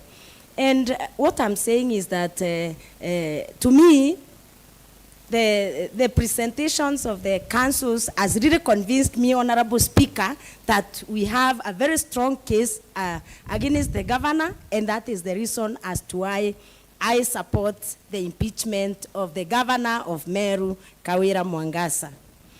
And I really want to concentrate on the allegation number 4, allegation, or the count number 4, on the illegal appointment of county government officers by the county government of Meru. And Honorable Speaker, I would want to note that the governor of Meru can never run away from anything that happens in the county government of Meru in terms of governance, as long as she is the governor of Meru. She cannot run away, because she is supposed to be responsible and accountable for every and each deed that is carried out by the officers that she supervises on daily basis. So I would want to note that in that regard, Honorable Speaker, I would want to note that we have had very serious allegations that have been raised by the mover of the motion on illegal appointments on the chief officers. Honorable Speaker, it is only in the county of Meru you will find a ward administrator as Job Group J is appointed to act as a chief officer to supervise directors in Job Group R, to supervise deputy directors at Job Group Q, to supervise other officers going down the randa. I would want to say it happens only in the county of Meru. That is where it only happens. Mr. Honorable Speaker, I would also want to bring to the attention of this House, we have a director of enforcement, acting director, who is in Job Group C. Job Group C is not even an entry grade for the certificate holders, leave alone the graduates. So, Mr. Speaker, I really wonder how that director at Job Group C will supervise the officers in Job Group R, Job Group P, Job Group Q, going down the randa. It only happens in Meru County. Honorable Speaker, I would want to say that in the, I want to refer the council on the Human Resource Manual 2016, Section 15(3), that stipulates officers shall not be called upon to act more than 2 job groups above their substantive grade. This has seriously been violated in Meru County. We have very, very junior officers, Honorable Speaker, that are acting in very senior positions. And I want to tell the Meru County residents, the Kenyan people, that Meru County Public Service has seriously been compromised. I would also want to note, Honorable Speaker, that the same government has been appointing officers to non-existent vacancies. You find that, Honorable Speaker, there is a substantively appointed officer in an office, and then somebody else is appointed in acting capacity. And this one is also a contravention. It is a contravention of County Government Act Section 69(2), where it says, Honorable Speaker, a public officer shall not be discriminated to own office that is not vacant. So we have many directors, Honorable Speaker, that have been appointed on acting capacities in positions that have substantive holders, and I've always wondered where those substantive holders are. In this regard, Honorable Speaker, Zipporah, I sought a statement from the county government of Meru on the status of deployment of directors in the county government of Meru. Since June, I have not gotten a response. Council Omar said that we have not been doing anything as a house. But I would want Honorable Speaker to report to this house. We have sought statements in regard to deployment of officers in the county government offices, and they have not been forthcoming. We have summoned the county secretary in this to come here, Honorable Speaker, and all these are not forthcoming. And then, Honorable Speaker, the council also said the public service bond has not done its work, or they have not been doing their work. In the extract on exhibits, page 335, I have seen a letter from the Meru County Public Service Board advising the county government of Meru against usurping the powers of the county public service board. And Speaker, if you can allow me, I can read this letter because it's a serious contravention. Please do as you conclude your remarks. Thank you, Honorable Speaker. Honorable Speaker, this is an advisory on transfer and appointments from the Meru County Public Service Board to all chief officers through the county secretary and the head of public service, dated 22nd December 2022. And I want to note, Honorable Speaker, this is exactly the time when we were impeaching the governor of Meru, Kawira Mwangasa, the first time. And despite all these communications, she did not take notes. Reference is advisory on transfers and appointments, and reference is made to a memo referenced CGM/CS/IM 3/3/286 of 6 December 2022. This advisory is to emphasize the message by the county secretary that arbitrary transfers without due consultation with the CS's office is discouraged at all time. Transfers and deployments should be done as a form of reprimand. Staff transfer should address issues such as staff service balance, leave relievers, and staff development, among other positive reasons, as guided by the Section 43 of the PSC Act 2017, Section 36 and 40 of the Public Service Regulations 2020, and the PSC HR Manual 2016. With respect to establishment of offices, appointments, including acting appointments at all levels of staff, please note that it is the sole statutory responsibility of the county public service board as guided by the Section 59, subsection 1, A and B, 63 and 64 of the County Government Act 2012, read together with sections that fall PSC Act 2017 and section 16 and 23 of the PSC Regulations of 2020. Any other appointment appointments done outside this is deemed null and void. To conclude, Honorable Speaker, that is from the Secretary, Public Service Board, CPA CS Virginia Kawira. To conclude, Mr. Speaker, because the county government of Meru under the Governor Kawira Mwangasa is not ready to adhere to any advice from any body that is mandated to run this county, I'm saying the public service is in total mess in Meru County, and I want to say because of that, Kawira Mwangasa must go. Thank you, Honorable Speaker. Thank you, Honorable Sandikei. But initially, when you are making your contribution, you refer to Council Mutuma and the Council Dunstan as having done some preaching. Please, they are not. Those are professional lawyers, and let's respect those brothers of ours. Thank you. Yes, Honorable Muri. Asante sana Mheshimiwa Speaker. Kwa sababu ya kumbukumbu za rekodi nafahamika kama Mheshimiwa Murithi nikiwakilisha wadi ya Gebest. Na Mheshimiwa Speaker, hii ni siku ambayo ni mura sana ambapo ninafuraha mpito kumuona mwalimu wenzangu na pia wakili Dunstan na Mari.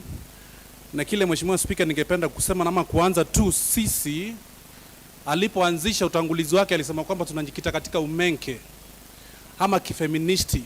Sisi hatuna umenke kwa sababu tunawaheshimu sana wanawake ama wale ambao waliteuliwa katika vitengo mbalimbali vya uongozi. Mheshimiwa Speaker, sisi kile ambacho tunashughulika nacho ni uozo wa kimaadili wa kuendesha katika ili gatuzi la Meru. Mheshimiwa Speaker, na Mheshimiwa Speaker, nikirejelea haya nikisema kwamba hatujikiti katika umenke, unaona kwamba sisi hatudhalilishi jinsia ya kike. Mheshimiwa Speaker, ili hali gavana ndiye anatumia fursa hii kujidhalilisha mwenyewe. Mathalan, Mheshimiwa Speaker, unapoangazia wale ambao wametumika katika kufuja fedha, hali maarufu Kadhure Rukaria Catherine ambaye ametumika na kile kitengo kufuja takriban milioni 29, Mheshimiwa Speaker, ni wa jinsia ya kike. Mheshimiwa Speaker, pia ukiangazia Lucy ambaye ameteuliwa na gavana, Mheshimiwa Speaker, ametumika vile vile. Tumeona kwamba takriban milioni 6.8 zimefujwa. Mheshimiwa Speaker, Rosi Gwantai, Mheshimiwa Speaker, ambaye ni mnuna, ambaye ni umbu. Mheshimiwa Speaker, huyu ni umbu ambaye ni umbu wa Mheshimiwa gavana ambao pia ni ndanda watoka nitoke. Mheshimiwa Speaker, na ni wa jinsia ile ile. Mheshimiwa Speaker, ukimwangalia pia Jane Karemi Kairi, Mheshimiwa Speaker, takriban milioni 3.8. Mheshimiwa Speaker, sasa ndipo sasa nauliza, sisi ndio tudhalilisha jinsia ya kike tukileta ufeministi, tukileta umenke, ama ni gavana mwenyewe ambaye anaendesha haya mambo? Mheshimiwa Speaker, Mheshimiwa Speaker, ningependa kusema hivi Mheshimiwa Speaker, kwamba sisi ni wa Meru na hivi kwamba tunaheshimu utamaduni. Mheshimiwa Speaker, njuri ncheke ndio wanatumiwa pale ambapo kuna mitafaruku, pale ambapo kuna migogoro. Mheshimiwa Speaker, ambayo inafaa kuzoa ile migogoro ikizindi zaidi. Mheshimiwa Speaker, ndipo sasa mtu anaenda kotini ama anakuja katika kitengo hiki. Mheshimiwa Speaker, Mheshimiwa Speaker, gavana wetu angetia masikio kama hakutia masikio yake ntaa. Mheshimiwa Speaker, kama hakutia masikio haya pamba, Mheshimiwa Speaker, angesikiza hawa washauri na asikize maoni ya Wameru. Mheshimiwa Speaker, haya mambo hayangefika hapa. Mheshimiwa Speaker, ndipo sasa nasema kwamba kwenda katika kile kitengo cha njuri ncheke, sisi hatukulazimishwa kula kiapo, lakini tunawaheshimu sana wale wazee, maana wako na maarifa na tajriba ya uongozi katika ili gatuzi. Mheshimiwa Speaker, ningependa kusema Mheshimiwa Speaker kwamba ni gatuzi la Meru peke yake ambalo nimeona kwamba gavana anajitoa moja kwa moja, anajirusha katika gari Mheshimiwa Speaker, na anaambia askari sema pole. Sijaona hayo mambo kwingine Mheshimiwa Speaker. Vile ambavyo Dunstan alisema kwamba sisi ili gatuzi hajaona gatuzi ambalo limemuita gavana, wacha nimjuze kwamba gatuzi la Meru ndilo liko na wasomi, liko na vijana na ambao wako na ruya ya Ibra. Wako na ruya ya Ibra vipi? Leo miaka 30, kesho miaka 50 40 kuwa mwakilishi bunge, kesho kutwa kuwa gavana, mtondo kuwa seneta. Mheshimiwa Speaker, hiyo ruya ya Ibra Mheshimiwa Speaker haiwezi timilika tu tukinjikita tukataka kusoma haya mambo alafu tuelekeze wa Meru jinsi ambavyo mambo yanafaa kwenda. Mheshimiwa Speaker, mwana ufuate kisogo cha nina. Mheshimiwa Speaker, na mtu uende ile kwa nyenzo. Mbona nikasema hivi? Ukimuona Kiambi Adhero ambaye ni katibu mkuu aliitwa katika hili bunge, hakuja. Ukimwangalia pia Nchamba Mbedhi aliitwa katika hili bunge, hakuja. Sasa bwana Dunstan, utatuambia kwamba sisi gavana kwa mtindo ambao wafaa, ili hali wale ambao ni wandogo wake, ama ili bunge alifai kuwaita wale waje? Naona kuna uwezo Mheshimiwa Spika. Na tukikataa kusema hivi Mheshimiwa Spika, wa Meru watajua ukweli Mheshimiwa Spika. Hebu niseme hivi Mheshimiwa Spika, ili kuboresha hadhi na heshima ya Meru Mheshimiwa Spika, ili kuboresha rasilimali na miundo msingi ya Meru Mheshimiwa Spika, ili mtoto wa Meru awe na raha Mheshimiwa Spika, ili awe na raha mpito Mheshimiwa Spika, na ili Mheshimiwa Spika kumaliza uozo na maadili katika gatuzi ili Mheshimiwa Spika, Kawira aende Mheshimiwa Spika. Sisi tulimpenda sana. Sisi tulipenda Kawira sana, lakini huu mswanda ukampenda zaidi. Huu mswanda ulimpenda zaidi Mheshimiwa Spika. Na ndipo tunamtakia kila laheri, Mungu amweke pema kwa viongozi wa vikundi kule vijijini. Asante sana Mheshimiwa Spika, na kauli na Mungu amponye. Yes, before I'll give everybody, those members raising hands to make a contribution. Honorable Kidenje Daiba, please make your contribution. And before Kidenje makes a contribution, please, honor members, restrict yourself to at least 3 minutes. If you can be able to do that, then we will save on time. Thank you, Honorable Kidenje Daiba, senior member of this House from 2013. Thank you, Mr. Speaker. My name is John Kidenje Daiba, representing Commonwealth. Mr. Speaker, I stand to support this impeachment motion with the Governor, Meru County, Honorable Kawira Mwangasa. Mr. Speaker, Honorable Kidenje Daiba, please use the mic at the front so that the cameras can be able to capture you. I can see they are streaming.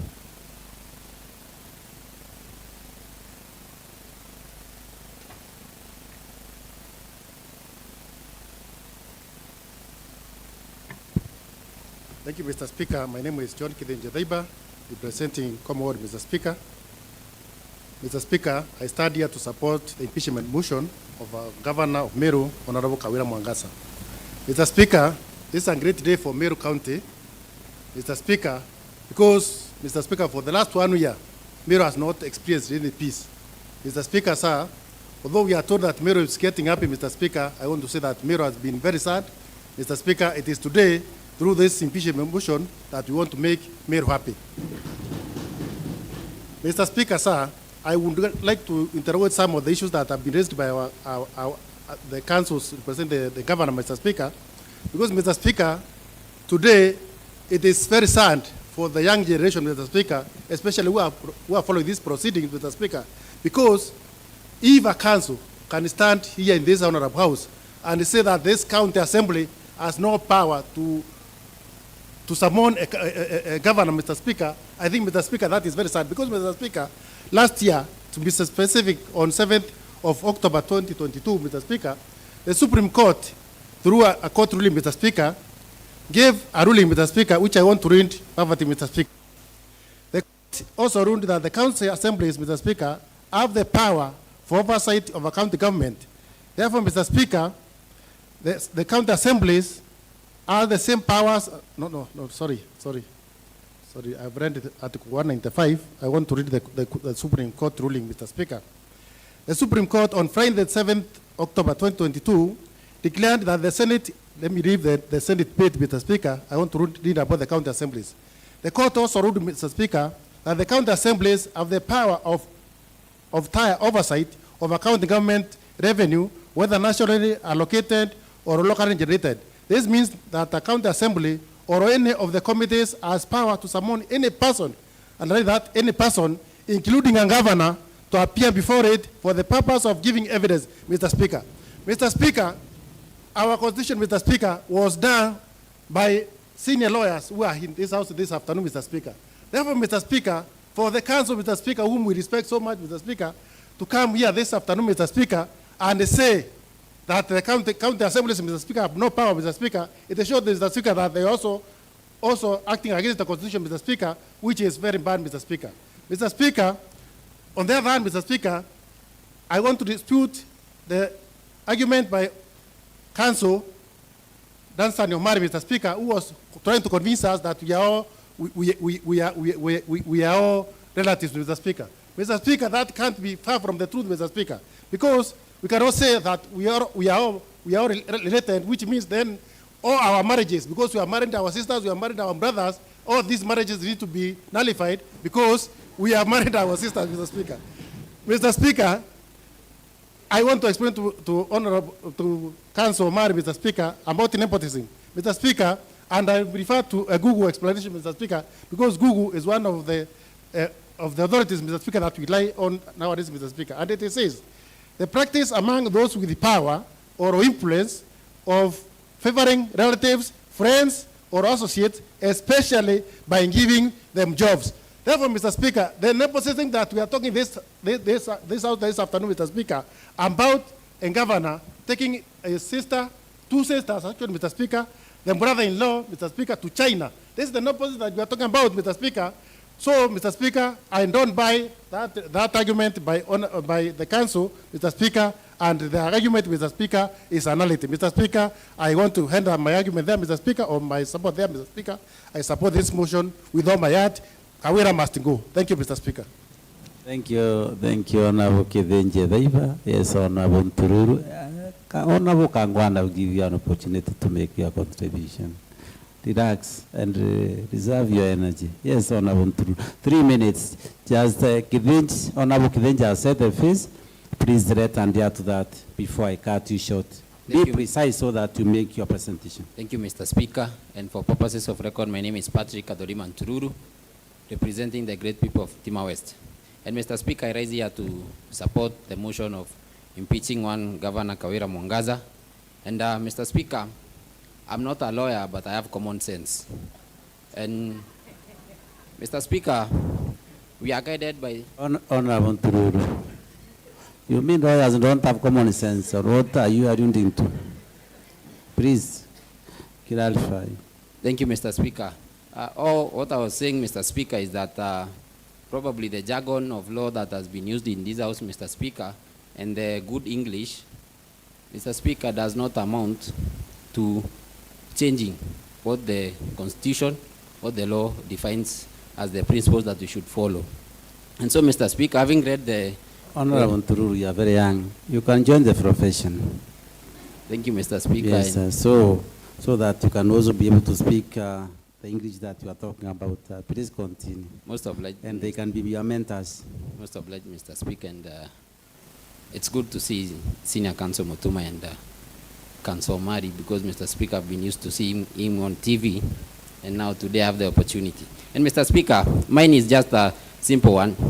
Counsel talked about the public participation, and Counsel Omari alluded to us as if we are going to get people from their homes and take them to the venue of public participation, Mr. Speaker. But, Mr. Speaker, this is not the case.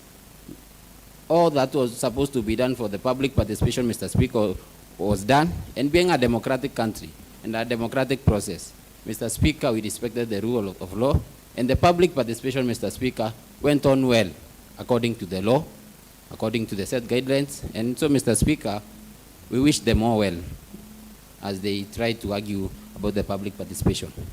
Lastly, Mr. Speaker, we are not fighting the governor.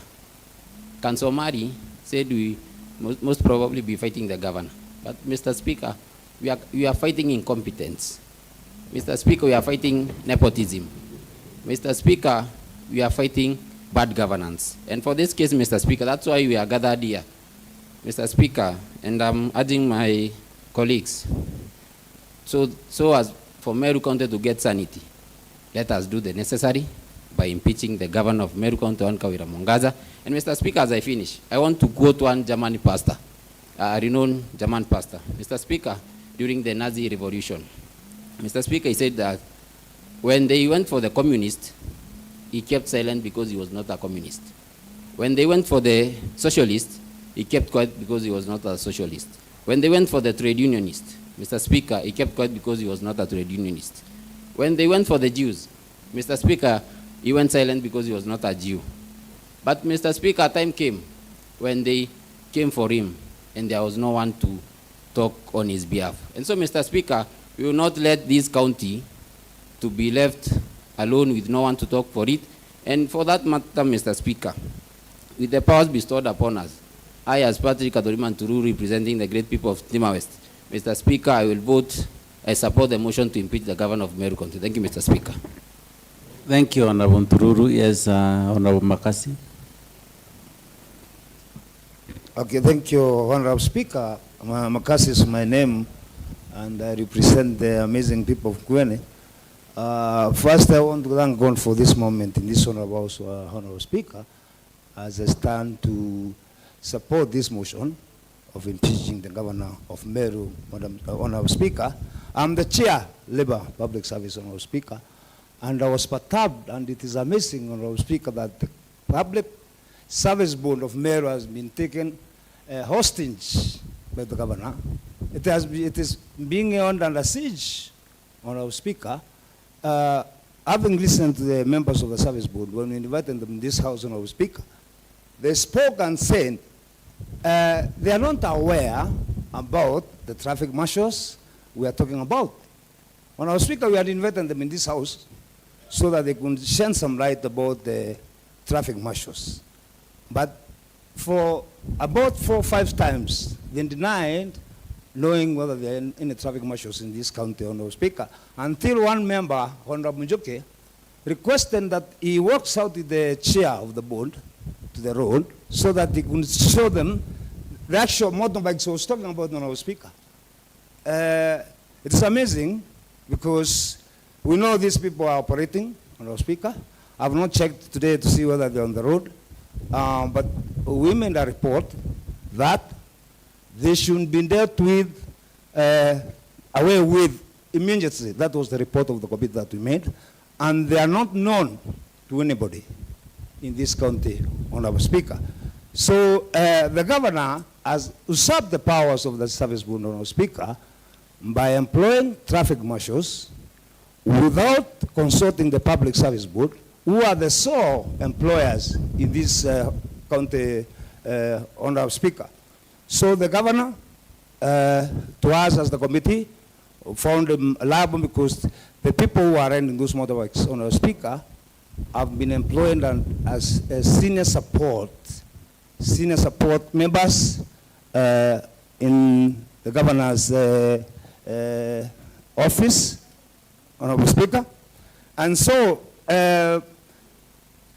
the requisition was made by the county secretary. The county secretary made a letter to the service board asking the service board to create the positions of the traffic marshals.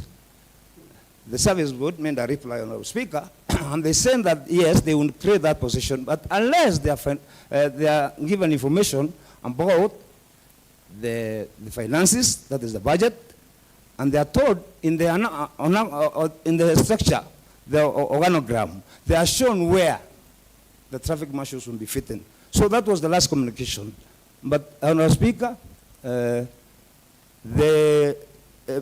governor went ahead and launched the traffic marshals and deploying them. They are running. One of the council indicated that we are not doing a good thing to send away traffic marshals who are getting rid of the thieves in this town. We don't say, council, Omari, we didn't say that the traffic marshals are doing a good job. No, that is not what is being in question. What is in question is the process. As you're trying to punch holes in the process of this impeachment, you quote in the law. So I'm quoting the same law to tell you that what we are prosecuting is the process that was used to recruit the traffic marshals. So, Honorable Speaker, we are dealing with a cantankerous woman in the name of Governor Kawira Mwangasa. The reason, Honorable Speaker... Honorable Makazi, what is cantankerous?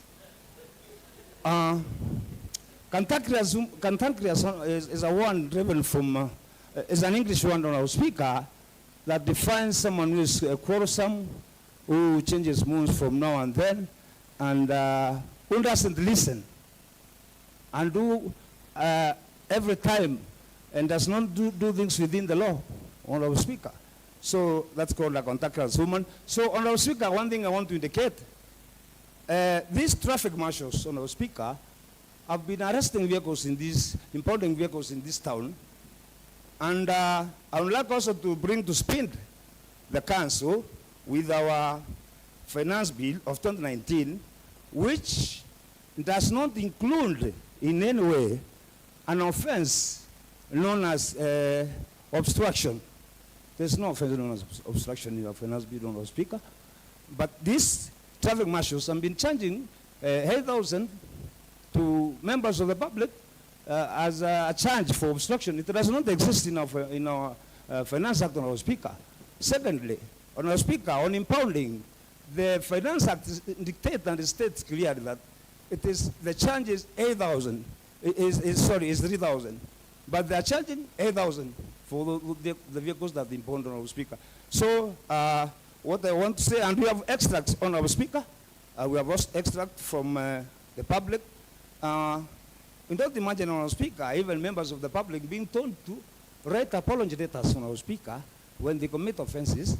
They are told to write an apology letter so that they can be pardoned.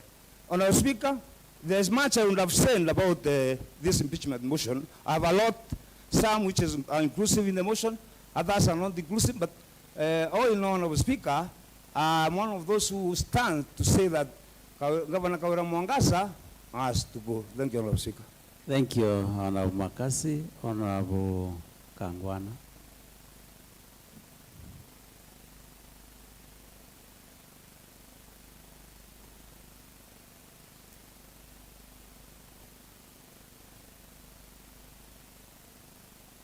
Thank you, Mr. Speaker, for giving me this opportunity.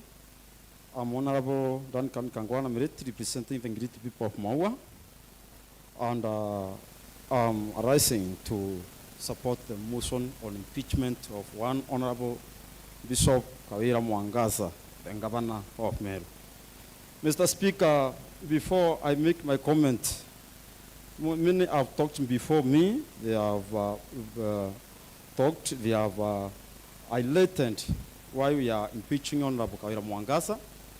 And I want to tell this Honorable House, I'm so frustrated and amused to see senior counsel saying that we may not know what is in the context. But I hope they have heard from themselves that this Honorable House asking what the best minds in the county assemblies as far as oversight and representation is concerned. Mr. Speaker, they have used some faulty tongues and tongue twisting to confuse the members instead of persuading them on behalf of their client. Mr. Speaker, I expected them to persuade this House that not to impeach Kawira Mwangasa who have contravened the Constitution. But instead, I hope the governor met with them and taught them how to blame the Honorable House members. And Mr. Speaker, I would want to concur in sometimes with Honorable Ndason Omar, who said we are relatives. Yes, let me say we are relatives of MERU. Let's say Kawira is our sister, Kawira is our aunt. Kawira is mother to some of us, and Kawira is a relative to each and everyone. But in Marian, we say in every family, there might be a mad person. And when one arises, we can't leave it. Honorable Kangwana. You want to allude that the governor is mad? I'm not alluding that governor is mad, Honorable Speaker, but I'm saying in Marian, we say in every family, we might have a representative of that family who might be mad. Honorable Kangwana, please withdraw that one and continue. I withdraw, Mr. Speaker, but let me continue saying this. I want to concentrate this, Honorable Kangwana, you cannot withdraw and then put the one back. Please withdraw without any reservation. I withdraw, Mr. Speaker. Yes, continue, Honorable Kangwana. I'm saying, Mr. Speaker, if it happens in a town or a family or whatever the case, we have a mad person, then there is a rehabilitation center where we take that person so that others can survive. And that is now, Mr. Speaker, what I'm saying. You cannot let one person to humiliate everyone, to bully everyone, to bring all losses of kind to the family or to the community, Yet we want that, that family to grow. Mr. Speaker, we have said that governor should promote leadership, promote democracy and governance, promote peace and order, and she should, or he, should be a unifying factor. Mr. Speaker, on 10th of September, when we had our prayers at Lare, where the president was present and all type of leadership in the national government and the county government, what we saw governor doing was not promoting leadership or governance or democracy. One of the principles of democracy, Mr. Speaker, is about political tolerance. What she did was not political tolerance. She was not kind even to those whom she defeated and they agreed. In fact, down the, one and a half down the line after election, Mr. Speaker, Mayor Count has been politicking. And the common denominator of all this is one Honorable Kawira Mwangaza. Mr. Speaker, on matters of oath that the senior council have been alluding that we took oath. Mr. Speaker, every Sunday we go to the church, we take sacrament and some wine which is a symbolic of the blood of Jesus. Do you want to tell us we are taking oath? Mr. Speaker, during Cheke, Council of Elders are revered members of this community. When things are going south, they call order in the community. They talk to everyone, unless if you can't listen to them. Mr. Speaker, I would advise pursuant our council, senior councils led by Danson Omar, before they leave Mer, it would be good they pass through that will check a council of elders. We bless them, because we might be doing a lot, but maybe you have not reached where you want. They will bless you, and you will not have taken oath by doing that. That is how we do. And because of this, Mr. Speaker, for Mer to continue, for Mer to control, for Mer to realize any form of development, Kawira must go. Thank you, Mr. Speaker. Thank you, Honorable Kangwana. Yes, Honorable Meriti Kaimbo. Thank you, Mr. Speaker. For the record, I'm Julius Meriti Kaimbo. Please use the mic at the phone.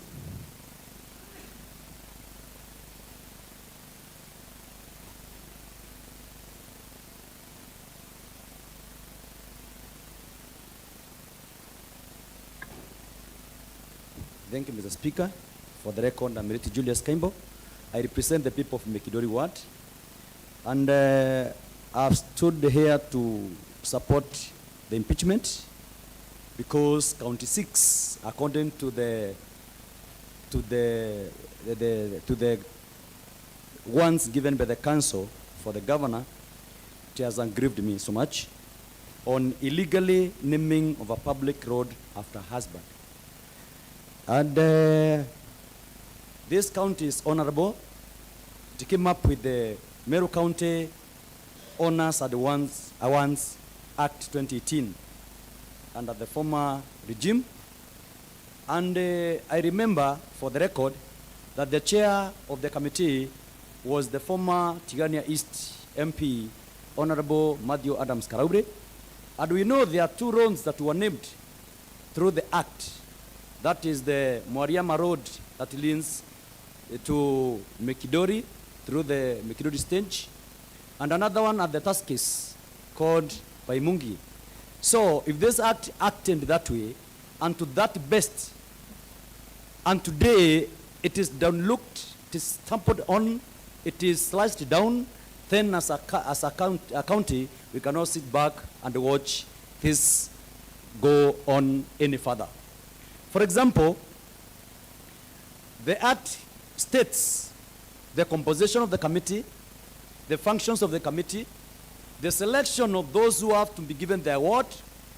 But today, we are using emotional administration to advocate and to execute law, which is wrong. How do we give love or romantic approaches on matters of law?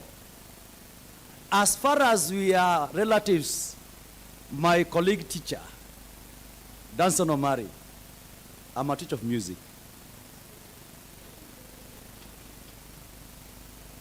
in adjudication in music, we look at the aspect of a music.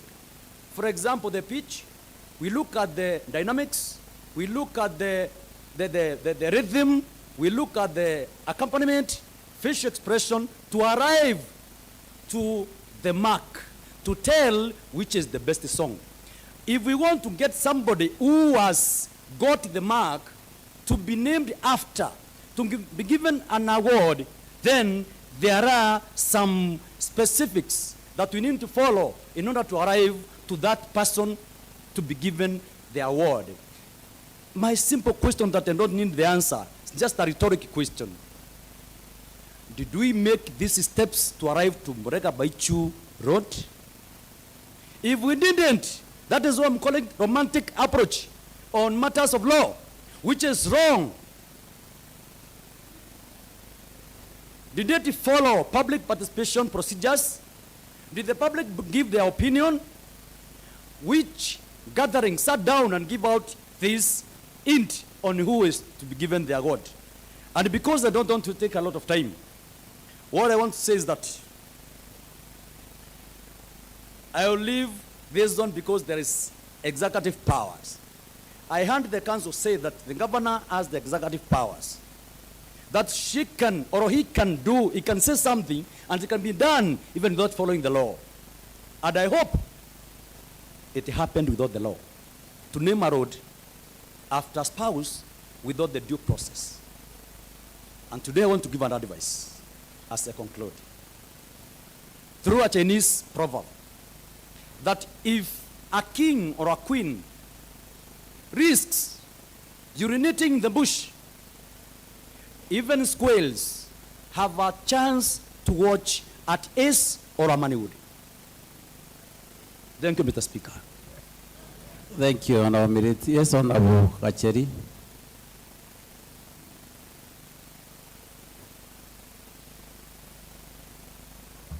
Can I use the front mic, Mr. Speaker?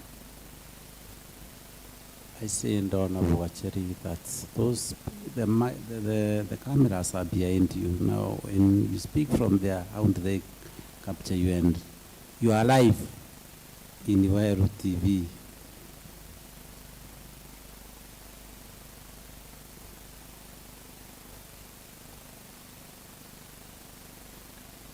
Thank you so much, Mr. Speaker, sir, for giving me this opportunity. My name is Honorable Gasheri Mudhuri, a nominated member in this county assembly by the Jubilee Party. Mr. Speaker, I'm also the chairperson, the Committee of Legal, Justice and Cohesion. Mr. Speaker, I happened to receive the letters that were written by the Deputy Governor that we were able to look into in this county assembly, Mr. Speaker. But before this, Mr. Speaker, allow me to punch one or two holes to what the senior councils have said, Mr. Speaker. And Mr. Speaker, yesterday as I was coming, and I knew the matters that we were coming to discuss today, I passed by my grandparents. Mr. Speaker, they blessed me. Was that an oath, Mr. Speaker? So I want to really tell Mr. Speaker, the councils, that whenever in our MERU culture, it is usually one of the practices that we will go to our elders for blessings whenever we have matters, Mr. Speaker, that concern us at any particular time. Mr. Speaker, the councils have also said one thing, that we were coerced to sign the motion, or we were coerced to impeach the governor. Mr. Speaker, this is very, very wrong. I believe, Mr. Speaker, the members in this county assembly ran the impeachment motion. They understood and they saw the gravity of it. And that's why, Mr. Speaker, very many members, without any coercion, were able to sign the impeachment motion, Mr. Speaker. And I'm also very sure, Mr. Speaker, a majority of them, if not all, are going to support the impeachment motion. Mr. Speaker, when the council was speaking, Mr. Speaker, they said that the issues of employment. And Mr. Speaker, whenever somebody resigns, I want to inform the Assembly and also the councils, Mr. Speaker, that the service board is essentially, it's the employing power. It has the employing power. So whenever somebody resigns, Mr. Speaker, the service board receives the resignation letter. Mr. Speaker, I happened to interview the service board in Meru, and they said they did not receive any resignation letters from the PA to the deputy governor, one Mr. Mutumantu Edinkia, and also the driver to the deputy governor, Mr. Speaker. So, Mr. Speaker, when the chief of staff alluded to have received any resignation letters, Mr. Speaker, I want to inform this assembly that there are no letters of such, and because also their immediate supervisor also did not have those letters. That means going forward, there are no such letters. And if they are, Mr. Speaker, probably they are forged letters that probably some forensic audit will be done should those letters, Mr. Speaker, show up any day at any particular time. Mr. Speaker, there were issues of facilitation that were addressed still by the council, Mr. Speaker, and the much talked about the China issue. The issue of money, Mr. Speaker, is not the only resource. Mr. Speaker, I don't want to address the issues of money, but I want to address the issues of human resource. When you are sending some human resource from the country to go in a foreign country and do practically nothing, Mr. Speaker, that is misuse of power, and it is misuse of it is misuse of human resource. That's why, Mr. Speaker, I really feel whatever the council, some of the issues that they were trying to do, Mr. Speaker, was just to mislead the people of Meru, and I'm sure the people. Honorable please conclude your remarks.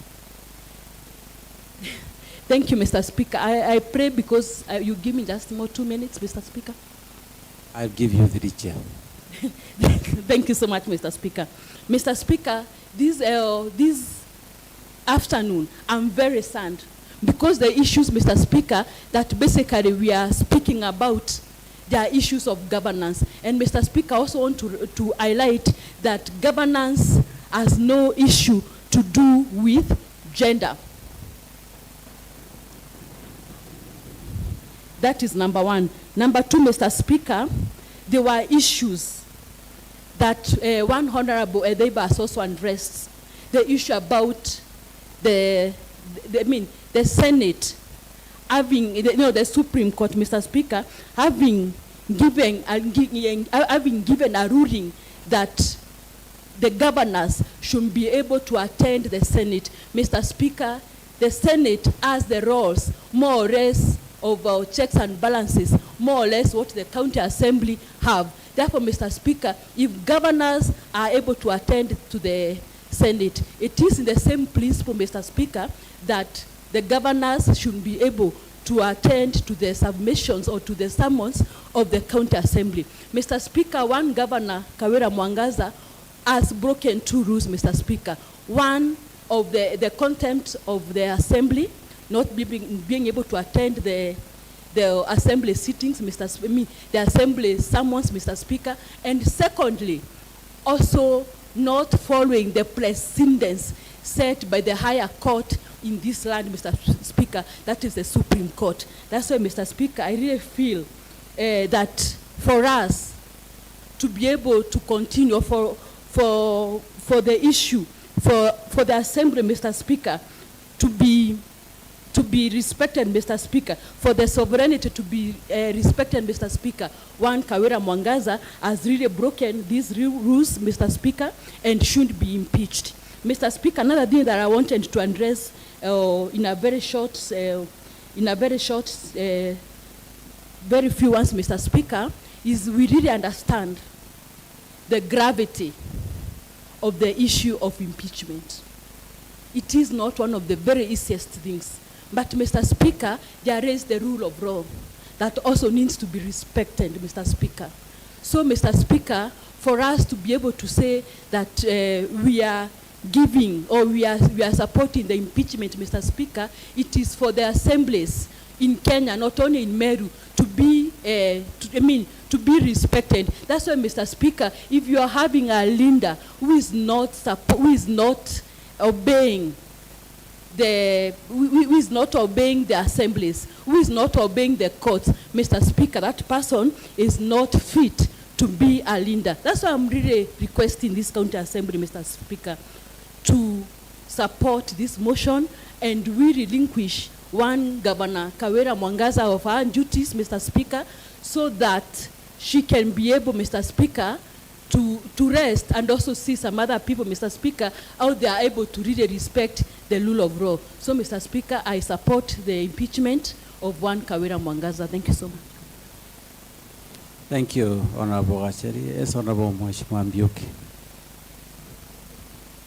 Thank you, Mr. Speaker, for the opportunity. For the record's purpose, I'm Godwin Motembe MBUNGE, representing the people of Igoji West. Mr. Speaker, today is a very great day. But, Mr. Speaker, I thought the Merians were expecting to see the governor in person. But if the law allows, it is okay because these are matters revolving between the county assembly, the governor, and the members of the executive. It is unfortunate that the governor has not been able to avail herself, but if the law allows that, is okay. Mr. Speaker, if you look at the Constitution, our Constitution 2010, we created two tiers of government. That is the national government and the county government. At the national level, the president is the symbol of unity in the country. At the county level, the same replicate. The governor is supposed to be the symbol of unity. But, Mr. Speaker, it is contrary in this county. Our governor, Kawira Mwangaza, is not a symbol of unity in this county. In the sense that, Mr. Speaker, if you look at in the year 2022, in the month of August, the people of Meru went to the polls. And they elected Governor Kawira Mwangaza as the governor of Meru County. And then they also elected Mutuman Tuidhingia as the principal assistant, that is the deputy governor. But if the two cannot unite, if the governor cannot unite with the deputy speaker, how do you expect the governor to unite this county, Mr. Speaker? Mr. Speaker, we are very much concerned about the welfare of this county, Mr. Speaker. That is why even in our budget, we are allocated a total of 174 million in the current budget to ensure that the office of the governor runs smoothly, and the office of the governor includes that of the governor and that of the deputy governor. But surprisingly, Mr. Speaker, if the deputy speaker, deputy governor, sorry to say, Mr. Speaker, cannot even be facilitated to attend county functions, then, Mr. Speaker, there is no way we expect the governor to unite this county, Mr. Speaker. Mr. Speaker, the governor is not working with any elected leader. Not anyone, Mr. Speaker. Mr. Speaker, let me get you back to the last regime. Mr. Speaker, this county belongs to all of us. That is why the former governor, Kairi Tumuronge, came up with what we called MESC, a group of professionals, and they came up with a vision 2040, a very nice document on the issue of developing this county, on where we are supposed to be in the year 2040. But, Mr. Speaker, that very nice document that came to this assembly, the last assembly, it was approved by the assembly. That document has not seen the light of the day.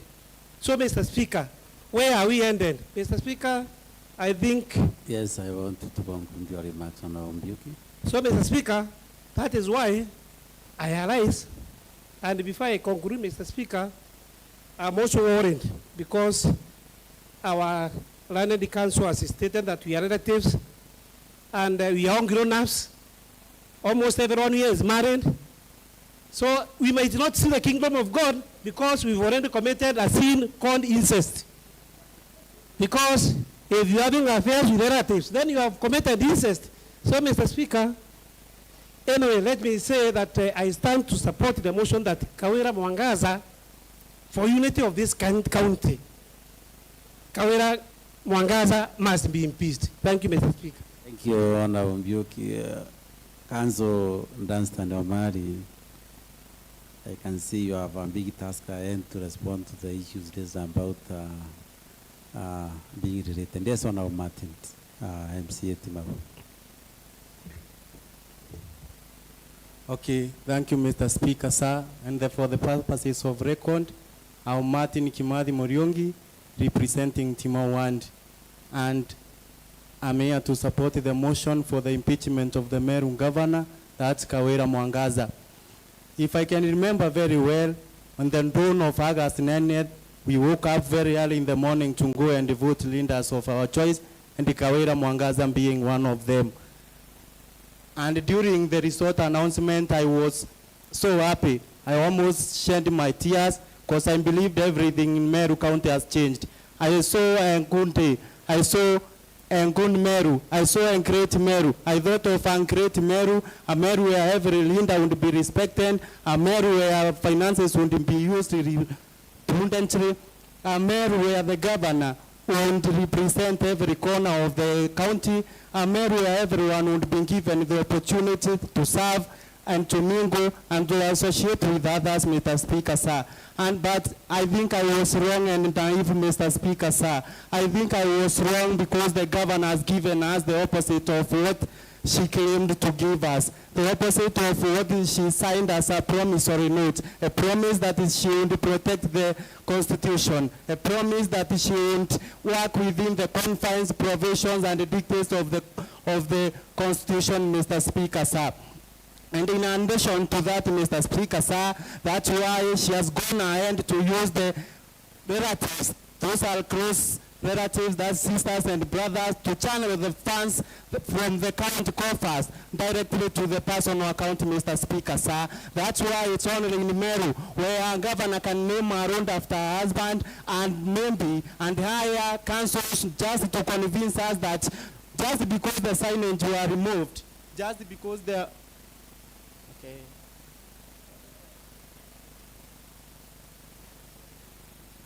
That's why it's only in Meru where a governor can name a road after her husband and hire councils to convince us otherwise that by removing a signage, then the road ceased to exist.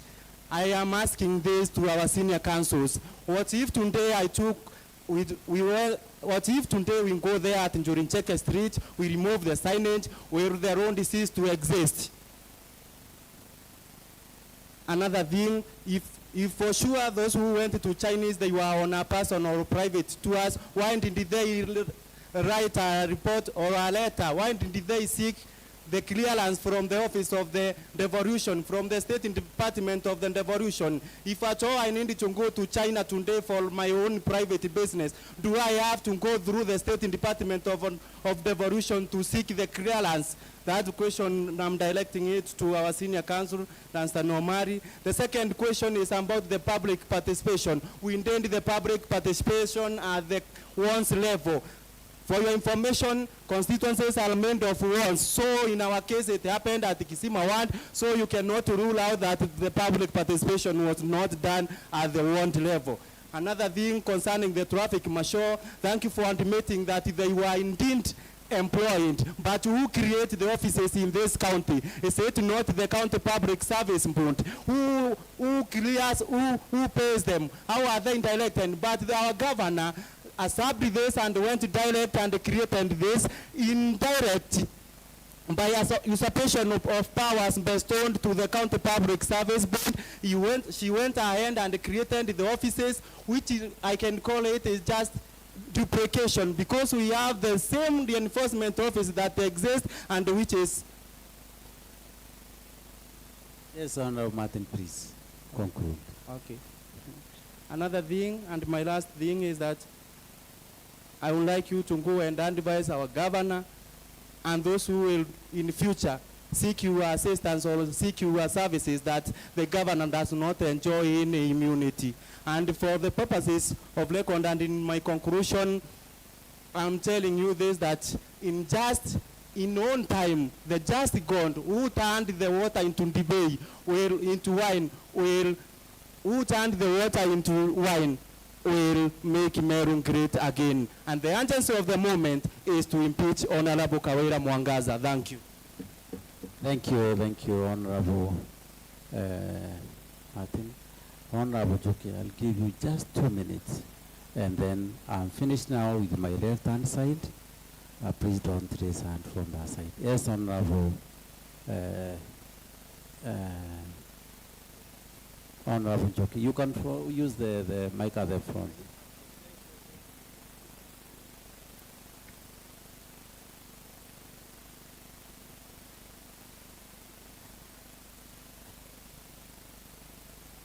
Thank you, Mr. Speaker, sir. My name is Joki Mugambi, representing the great people of Mwangandia. I'm here supporting the motion that Kawira must go. Mr. Speaker, also allow me, with all respect, that I remind the whole MERU that you are also called Solomon, the wisest man, the heart in the face of the heart. Therefore, I saw that many people have not recognized the big and the effort that you're making to all of us. I want to dispute the State Council,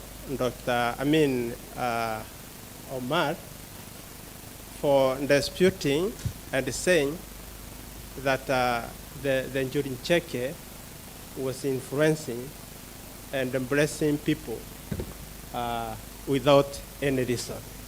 I just want you to know that we have even invited His Excellency, the President of this Republic, to visit that shrine and to be blessed by the same Njuri Cheke. It also happened to Uhuru Kenyatta. At one time he came there.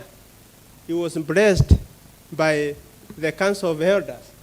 So you cannot dispute when we go as MCAs from blessings, you cannot say that you are going to take a hold. I'm sure you should at least apologize, not only to the MCAs, but also to the Njuri Cheke elders. Mr. Speaker, I just want to say a few things about the naming of the road. And this happened again in Nairobi. It was done by Her Excellency, Kananu Mwenda, where she named a road somewhere in Kirereshwa. The road was called Diki Diki Road. And she decided to award Atwoli. So she gave Atwoli, she changed the name of the road and called it Atwoli Road. But the poster was there. The signs were there. However, the Assembly of Nairobi, led by the minority whip, called Waithera Chege, disputed the whole issue. And this one was taken to the Assembly, Mr. Speaker. When it was taken to the Assembly, on 26th May, the MCA for Roysambu brought a motion, a bill, so that they come up with a program of naming roads in Nairobi. And this one happened that the road, the first thing, a committee was formed and the road was renamed. This time round, it was given the proper name. The governor was involved, that Kananu Mwenda, the MCAs, and the committee that was involved was used, and they gave the right name now, the Francis Atwoli Road, simply because of a temporary work the court boss had done to this nation. Mr. Speaker, there are some other roads that were given names, like the Legend, the Kandenge Road, was given a name because of exemplary performance in football. I wonder, Mr. Speaker, the exemplary work that Murega Vaichu has done to this county, so that a name is given, a road is named after his name.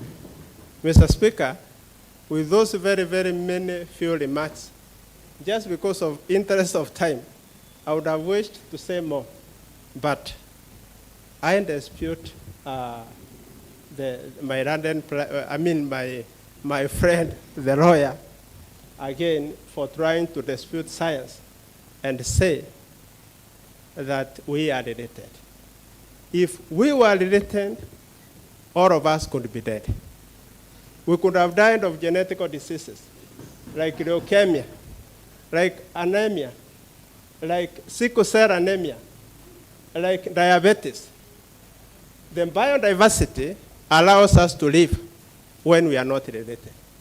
But if we are related, then a virus will come and sweep the whole race in MERU.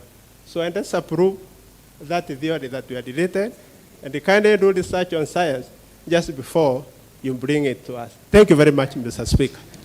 Thank you, Honorable.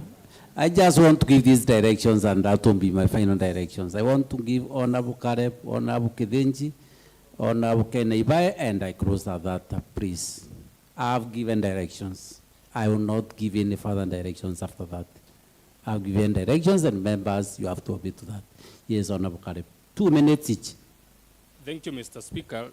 Again, my name is Caleb, representing the great people of municipality, and being the host, it would be a little bit unfair not giving me a minute to say one or two things. And I'm a man of few ones. I'll just say today our council have raised a very grievous issue, Mr. Speaker, because from here we don't know what name to refer our governor to. I don't know, Mr. Speaker, if I'll call her Faith Kawira Mwangaza, Faith Kawira, or Mwenda. Because, Mr. Speaker, she is using all these names at the same time. But I'm happy today because we have the council, and they are very good in criminal law. You know, we are getting them something to do, maybe, and convert them to come to our side, so that they can help MERU and save MERU from this crook, because I don't know who else could use 3 names at the same time. The other thing that I would like to make MERU know, we are not against the governor naming loans. Mr. Speaker, giving the governor the doubt of naming loans. Tomorrow we would wake up and meet this building named after someone. So we are trying to regulate as a county government. So I stand to support the impeachment. Thank you. Thank you, Honorable Kareb. Yes, Honorable Kidenji. Thank you, Mr. Speaker, sir. For the purpose of record, I'm Honorable Felix Kidenji Murigi Ntuo, representing the great people of Raidwa Raira Ward. Mr. Speaker, sir, today I've had a great joke of the year from my friend Dustin Bin Omal.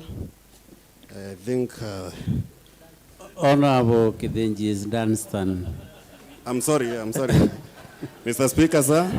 Please make that correction and apologize. I withdraw, Mr. Speaker. That's my... Dunstan. Dunstan Omal. Yes. Whatever the name. Because, Mr. Speaker, you see, my advice is to the MERU County Governor, Honorable Kawira Mwangaza. I would like to advise her on TV, because it's very hard to get her today. I would like to advise her that if she has not given any coin to councils today, she must think wise. Because what they have done today in this honorable house, they have come to practice comedy in this house, because how come somebody will tell me that I'm related to my wife? So, my governor, where you are? Honorable Kidenji, please make your contribution. You are not making any contribution. Make your contribution. I'm making a contribution, No. Mr. Speaker, sir. I'm advising the governor because I'm not here today. I've guided you. Please Thank make you. your contribution. Thank you, Mr. Speaker, sir. Yes. I'm here to support the motion because we want to bring sanity in Meru County. And to bring sanity in Meru County, it's where Governor Kawira Mwangaza will go home. I support the motion, Mr. Speaker, sir. Thank you. Thank you, Honorable Kithenji. Honorable Kenny, please conclude for us. Thank you, Mr. Speaker, sir. My name is Ken Naibae. I represent the great people of Kianjai, and I'm also the chair sectoral committee on agriculture. Mr. Speaker, I came here to defend one Honorable Kawira Mwangaza, only to my surprise that we've been beaten in our own game until the time when Council Omar stood. I've changed my mind. It is very sad. We have misused our funds for this exercise. I really pity the governor. It's very sad. I support the motion. Thank you, Honorable Kenny. Yes, the Deputy Leader of Majority, Honorable Mutuma Kisima. Thank you. Thank you, sir. Mr. Speaker, sir. My name is Patrick Mutuma, member of this county assembly, representing the people of Kisima and deputy majority of this house. Mails, Mr. Speaker, is very few. I want to say that it is very important and a good day that we are to liberate this county of ours from the governor of Meru, Honorable Kawira Mwangaza.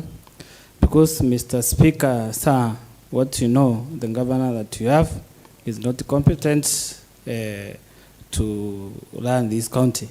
Mr. Speaker, we know the governor of verifying leaders. Even the last impeachment, we are there. One time we verified our minority leader. And even she has verified each and every leader in this society.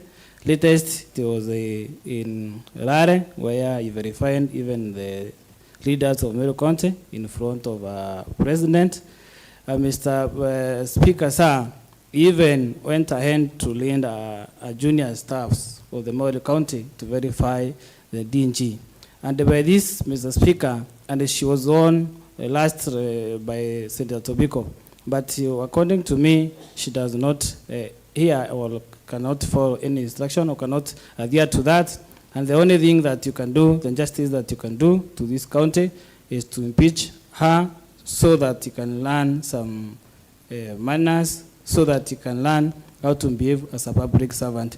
Lastly, I want to handle another one thing only. It's about when the senior counsel is trying to tell her that the trip to China was a private trip or not an official trip. When you look at we have some two letters in our submission. The first letter is from the Office of the Deputy President, State Department for Devolution, memo to the Principal Secretary.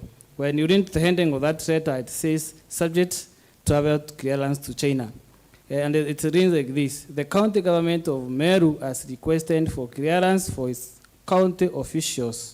So the letter is written clearly that is for its county officials. And don't think that the PA or the written members of the family of the Kawira are the county officials. When you look to another letter, there is another letter which states clearly, this letter is also from the Office of Deputy President, State Department of Devolution, to the Principal Secretary.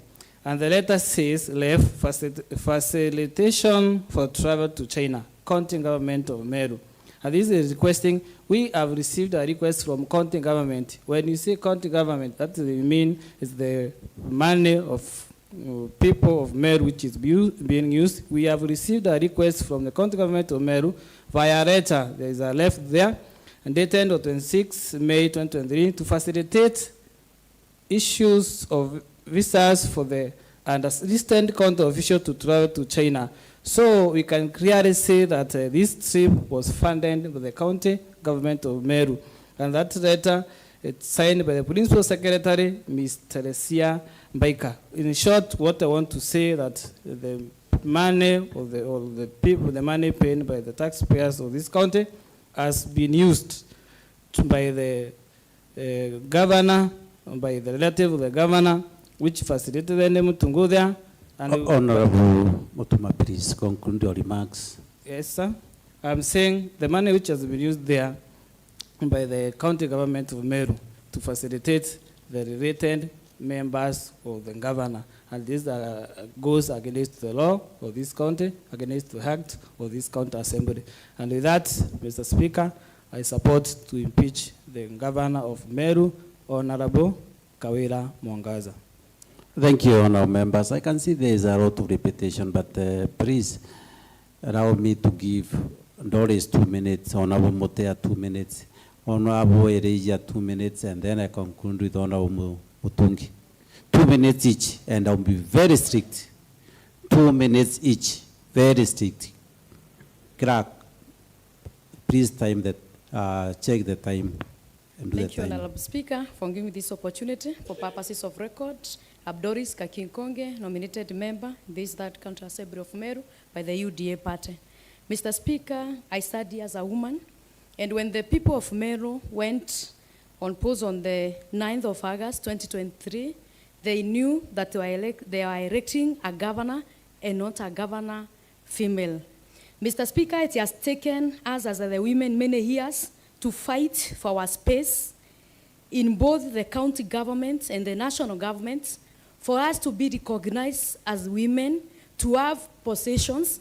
Mr. Speaker, I want to remind the County Assembly of Meru that in the 45 wards that comprise of the county government of Meru and the Meru Assembly, we have only one elected woman in this county assembly, that is Honorable Makena Murogosho. Mr. Speaker, it is very sad that we as women, we have been very demeaned to have positions, that is the political positions and the elective positions. But what the governor of Meru, Our Excellency Bishop Kawira Mwangaza, has said in this county, Mr. Speaker, I don't believe that the people of Meru will again trust the leadership of women. It is very sad. Mr. Speaker, I'm feeling like shedding my tears when I'm standing here to support this impeachment motion. One, we are not fighting gender, but we are fighting competence. We are not fighting Kawira Mwangaza, but we are as a woman, but we are fighting bad governance. And Mr. Speaker, integrity, chapter 6 of integrity and leadership does not discriminate the gender. Integrity is paramount regardless of your gender. So, Mr. Speaker, with those few remarks, I support to impeach the governor of Meru, not because she's a woman, not because we hate her or we are fighting her, but it is because of her poor governance and incompetence. Thank you, Mr. Speaker. Thank you, Honorable Doris. Honorable Motea, please take the floor. 2 minutes each.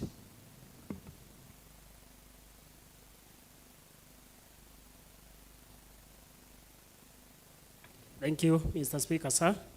For the purpose of record, I'm Honorable Douglas Motea, representing the great people of both Wuchi Central Ward. I'll be very brief, Mr. Speaker, sir, on the account 2, which is very touching as in health department. It is of injustice. I stand here for the justice of the medical professionals in Meru County. I stand here for the justice of the cancer patients in Meru County. I wonder, let me go direct to our governor, who purport to love the Meru people or Kanaka Meru. I wonder whether it is justice for her to take her sister, her brother, or the in-laws to China, whereas we have very qualified doctors, especially Dr. Chege, who is in a cancer center, at least to go and gain something for the cancer patient in Meru County. It is very saddening, it is very painful, and I can tell my governor, I don't think even God will forgive you for this greediness of going all to sacrifice the cancer patient for the purpose of supporting your sisters or your brothers. I'll ask the Senate, this time round, let us save the Meru people. Senate, listen to this cry and save the people of Meru. I stand to support the motion, Mr. Speaker. Thank you, Honorable Mutia. Yes, Honorable Ereja Kimathi from the Ngada Ward. Okay. Please use the microphone at the front.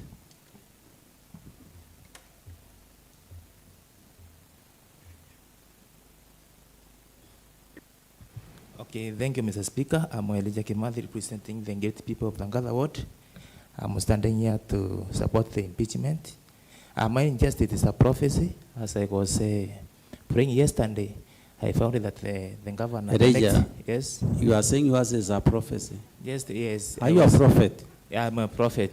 Ereja prophet? Yes, Elijah prophet. Okay, then you can continue. Okay. Thank you, Mr. Speaker.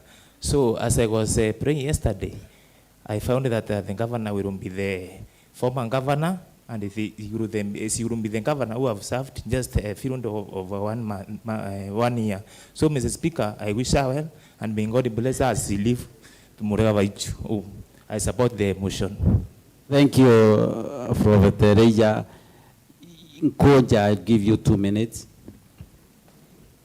Thank you, Mr. Speaker. My name is Nkunja Maore Joseph, for the record. I represent the people of Hantubetu Ekiongo, and I rise to support the motion to remove Her Excellency Governor Kawira Mwangasa from office, because the evidence which has just been tabled in the House shows or proves that she is not qualified to hold the office of governor. Therefore, I support the removal of her office. Thank you, Honorable Nkonja. Yes, Mobichi, 2 minutes. 2 minutes each, please.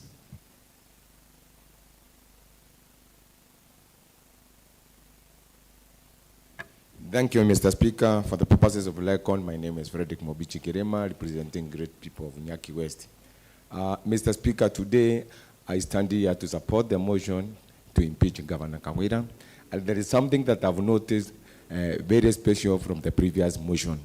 Today, I just say that the council have now completed our journey, having come. Last time they never represented themselves. That means that we will get it right, for that they have come and we are telling them honestly we're in the right channel. And they support everybody else who has given his or her contribution towards this great motion of impeaching incompetency in this country of ours. We want to bring back the sanity in this country of ours and completely deal away with the same. Thank you very much, Mr. Speaker, for giving me this opportunity. Thank you, Honorable Mobichi. Honorable Arun, 2 minutes. Thank you, Honorable Speaker. For the purposes of records, Honorable Arun Duranera. I represent Abogeta East. Honorable Speaker, I rise to support the motion to impeach Governor Kawira Mwangasa, because the evidences that have been tabled in this assembly, Honorable Speaker, it has proved beyond the probabilities. And Honorable Speaker, the power and the mandate that have been given by the people of Abogeta East, I rise to confirm the same, Honorable Speaker, because Meru needs sanity. And I go by the saying that says that ignorance, Honorable Speaker, has no defense. Advices have been given. We've been very close to Governor. We've been advising her, but she has put deaf on her ears, Honorable Speaker. And that's why I support this motion. Thank you, Honorable Speaker. Thank you, Honorable Arun. Now I'll give, yes, Honorable Purugo. Thank you, Mr. Speaker. For the purpose of record, I'm Brugo Frederick, representing the great people of Antomboi Ward. Mr. Speaker, at the extent and point we are now is that we are moving to the point of bringing sanity to Meru County. And this is like the French Revolution, which was about political and societal change to the French people. And as we are now, I believe and trust the process that we will end the impediment of devolution within our county. And at the end of it all, we will make sure that, Mr. Speaker, that MERU gets a radical surgery, and a surgery that will bring back the glory of MERU. And this will happen when we impeach the governor of MERU. With that, Mr. Speaker, I stand to support the impeachment motion. Thank you, Honorable Mbrugo. Yes, Honorable Mukoronia, please, 2 minutes. Thank you, Mr. Speaker, put sir. off the mic. Honorable Mbrugo, put off the mic. Thank you, Mr. Speaker, sir. For the purpose of record, my name is Daniel Mukoronia, representing the great people of Tema East. I stand to support the motion because of our governor's incompetence, hatred, and untrustworthy. So I stand to support the motion. Thank you, Honorable Mukoronia. Honorable Akure, 1 minute. Thank you, Mr. Speaker, sir, for giving me this opportunity. For the purpose of record, my name is Stephen Igakule Nchebere. I represent the people of Kiguchwa. I'm saying last year, August, the governor of MERU offered herself to be elected as a leader. When she was elected as the governor, she met the full law. She was subjected now, she is subjected to MERU county laws, which is to be now follow. For the case of our friends, the advocate, I think they follow the Advocates Act. If you are a policeman, you have to follow the police laws. So what the governor is not doing, she has forgotten that the rules are there and she has to follow. So she has not followed. Therefore, I support the impeachment. Thank you. Thank you. Honorable Kambura, 2 minutes.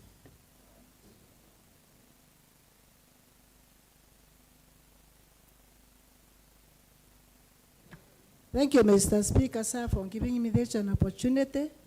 My name is Angles Kambura Duranera, specially nominated by MBAS in MERU County.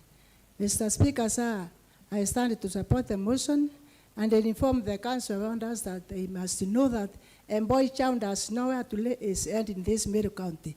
The Boy Sound is being moralized, is being mistreated by in our culture. We respect Boy Sound and also respect the council around us at Njurinseke. So I send Kawira must go home and rescue Mbrera Gabaisu. Thank you, Mr. Speaker. Thank you, Honorable Kambura. Yes, Honorable Mutungi, please close for us.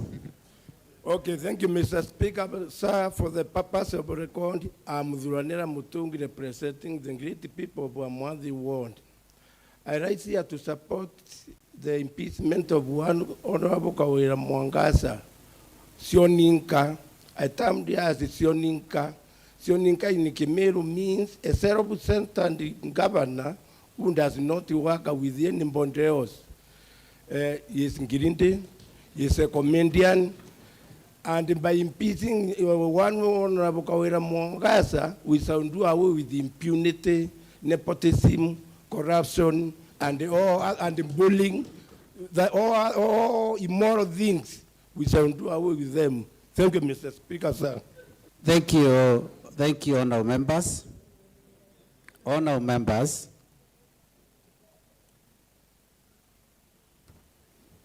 Honorable members, before I call upon the mover to reply to the debate, standing order number 69.3 provides that the Speaker is satisfied that the motion has been adequately debated. The Speaker shall call upon the person who is being removed from the office to answer issues raised in the debate, and therefore call upon the mover. I call upon I therefore call upon Her Excellency the Governor to respond to the issues raised in the debate of the motion for a period not exceeding 20 minutes. So, Council, Now that the governor is not here, I'll give your team or Council Lanston 20 minutes, and then also I'll give them over another 20 minutes, and then you conclude the debate. Honorable, can you, the clerk, please check the time? Yes, sir. Honorable Mary, Council.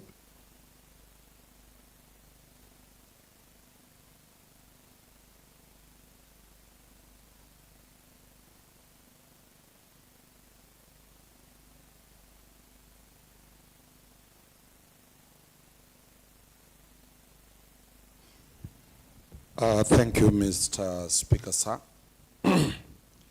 for the opportunity to respond. Quite a mouthful of submissions from the honorable members of parliament, or my honorable members of the county assembly. One issue that I start with, Mr. Speaker, sir, an admission has been done that instructions to file this removal of the governor from office was occasioned by outside forces, and therefore the county assembly is only implementing directions and issued from outside. One of those directions came from Njurinjeke, by admission.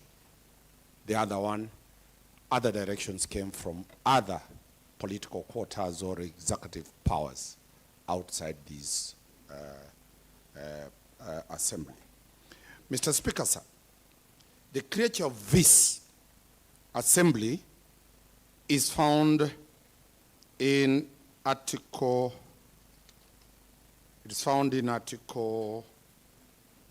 1, Sub-Article 4, that the sovereign powers of the people is exercised, 1, at the national level, and 2, the county level. It's not at the Njurinjeke Shrine. In line of that, Mr. Speaker, sir, Article 3 puts it that every person has an obligation to respect, uphold, and defend this constitution. More specifically, Article 3.2, any attempt to establish a government otherwise than in compliance with this constitution is unlawful. By admission, the deputy governor was sworn in by Njurinjeke. A ceremony was conducted to grant powers to the deputy governor in anticipation of impeachment motion. The old constitution that was repealed on the 27th of August 2020 provided for, in the context between the late President Kibaki and the late Charles Njonjo, that anybody who could compass or imagine the death of a president committed an offense of treason. Today, a substantive illegal government is in place, waiting for a process of sanitization. It's a sad day. It is a sad day. An offense of treason is already committed.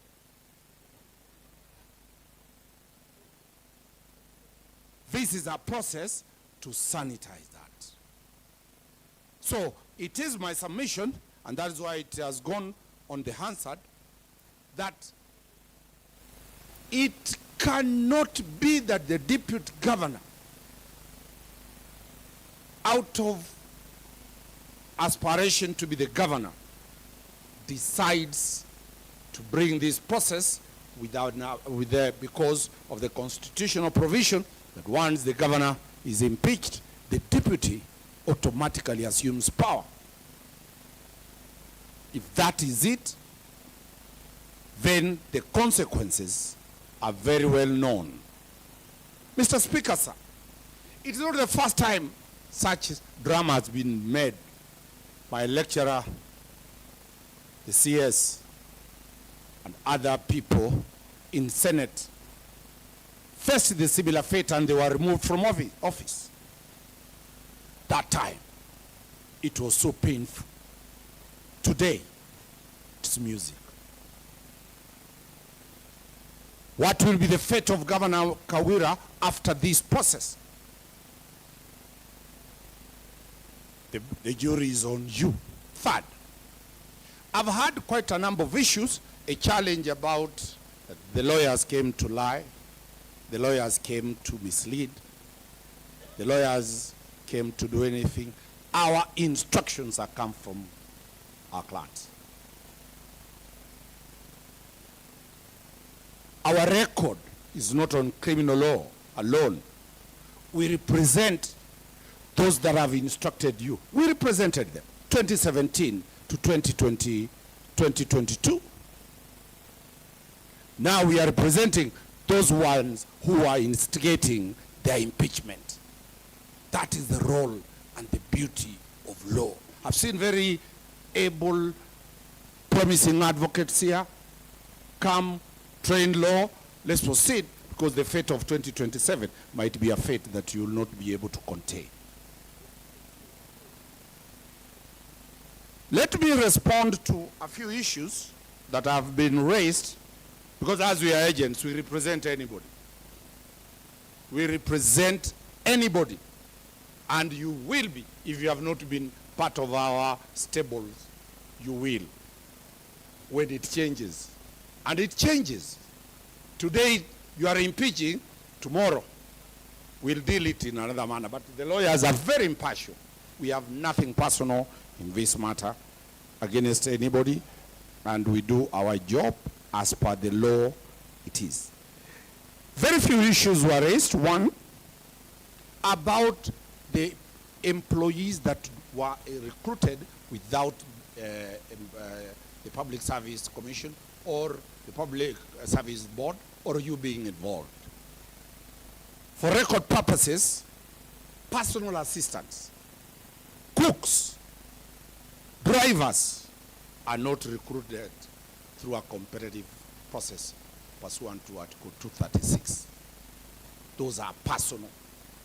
And if that record, let the Hansard captured that way. Two, the question about the recalling of the driver of the deputy governor. Every member of the county assembly knows that driver by name. He's a brother to the deputy governor. There we do not have eyes. But when the sister, the alleged sister of the governor is a security attaché, it raises eyes. Let us do to others that which we expect to do, because the one you are forging to be the next governor, first impeachment will be him for having recruited his own brother to be his driver. Third, the question about China. This was a private donor. You've not been shown, Mr. Speaker, sir, any government expenditure or requisition for that. Fifth, Mr. Speaker, sir, no document of government has been presented before this assembly where the governor has signed. Not even one. Where her signature is appended. Fifth, you have been told that all these people, the technical team that left, were cleared by government. For record purposes, no public servant will leave this country without approval. Whether you are going for a personal matter or you are going for a public matter, without approval for your leaving. So that is the position. The approval was not for money purposes. Approvals was under the law, and I've seen Council, even the members here, when they are going on their personal issues, they are not cleared by the devolution, Ministry of Devolution. They just notify the speaker that they are out of the country. Those ones who are, if you are cleared by the Ministry of Devolution, it simply means you will get a pandiem. And what pandiem means, it means for those days that you have gone out, you will be paid every day. It's called either pandiem or night out. But if it's a personal trip, you are not cleared by the Ministry of Devolution. That's the case. Thank you, Mr. Speaker. In light with those directions, none of the per diems payments receipts have been presented to you. They intend to present them to you after the impeachment motion has been concluded. They could have presented that as evidence. The Assembly has prepared for the whole 1 year for this impeachment. They could, they failed. Mr. Speaker, sir,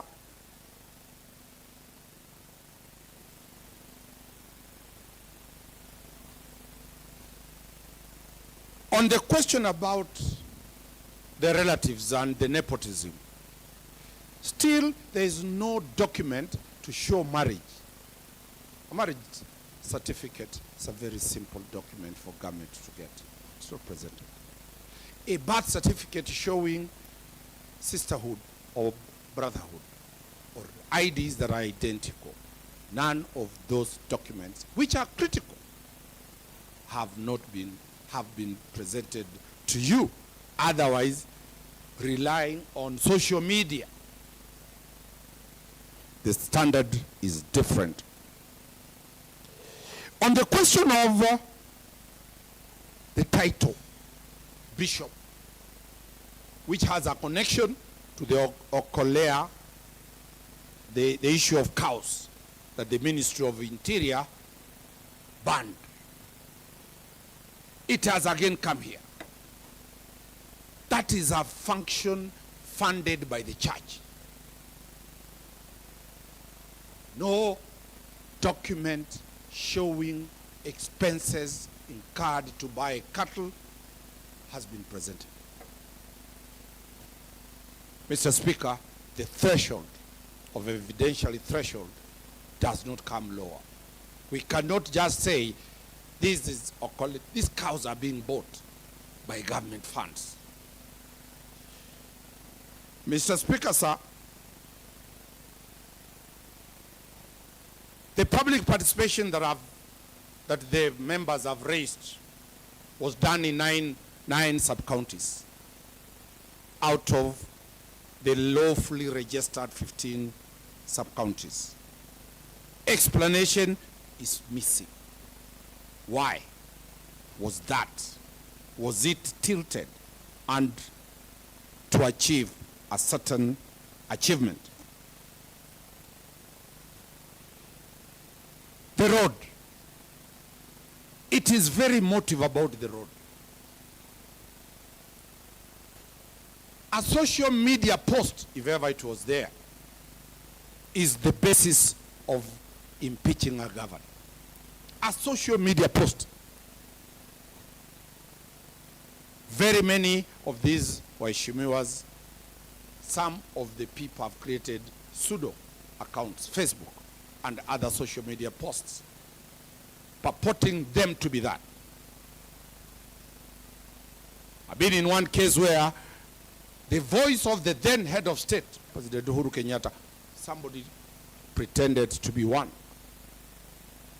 So, we urge the Speaker and we urge the leadership to ignore evidence that is going to be relied based on social media posts.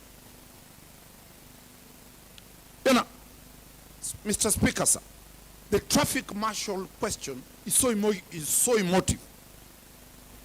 No letter of appointment signed by the governor is here. Nowhere can you link the governor to that imaginary issue. It is a social media issue. government talk by documents. And that is why it is called a bureaucracy. So that the county assembly of 2023, the records will be kept under statute for a particular year, for a particular time of years. So let us not rely on social media to vilify the governor. On the question of fuel, they are junior officers mandated to do that, not the governor to do that.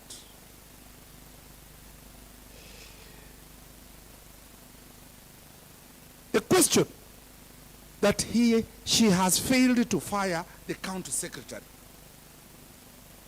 There are matters in court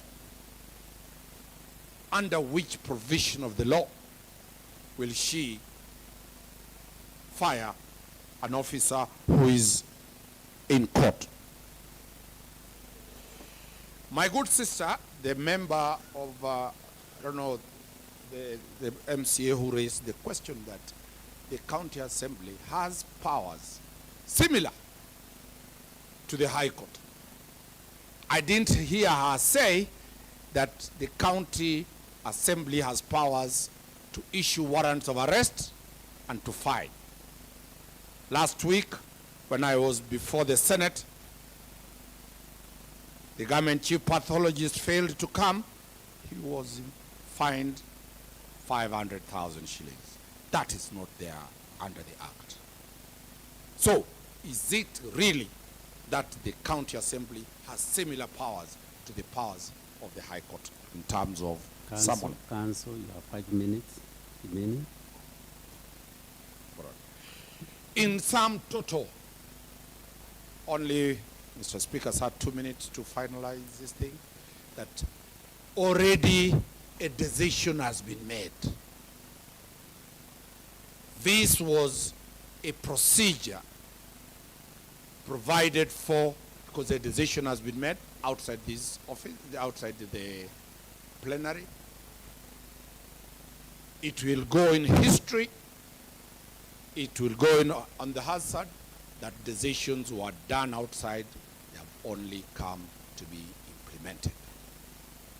Allow Mutuma, because he might decide to contest, he comes from here, he might decide to be an MCA next time, so that people can see his voice. Thank you very much, Mr. Speaker, sir. Thank you, Council Dunstan. Mutuma, you have only 3 minutes. Thank you, Mr. Speaker, sir. I will discharge my mandate within the 3 minutes. One is that I wish to respond to the issue of the Njeri function. It has been stated that that was a traditional prayer session. I have no problem whatsoever with traditional prayers. What I have a problem with is that prayer also being converted into a curse for someone who does not abide by the outcome. People who attended that meeting, Mr. Speaker, sir, were given a caution that if you do not agree with the decision of the Njeri, step back, lest you bring curse upon your family and your children. The person conducting the function went ahead to say that if you do not adhere to the resolutions, you are also an outcast from the MERU community. I do not see that as a prayer session. It is an oathing ceremony by whatever any other name. On to the China trip, Mr. Speaker, sir, I wish to refer to the letter dated 5th June 2023 that talks about facilitation to travel to China, County Government of Meru. A question was asked why, Her Excellency, the Governor did not travel to China. When you look at that letter, it lists down the people who are to accompany the Governor and their designations. So are they a technical team? The first person who is cited therein is the Governor, who is the invitee. The second person is Dr. George Mungania, who is the CCM Health. I believe that this is a person that this committee, rather this House, approved to be appointed in that position. Who else was better qualified than the person in charge of health to accompany the Governor in this noble cause. We have Miriam K. Gwantai. Look at the designation. She's the PA to the governor. There isn't any function where the governor goes without a PA. The PA is the holder of a diary.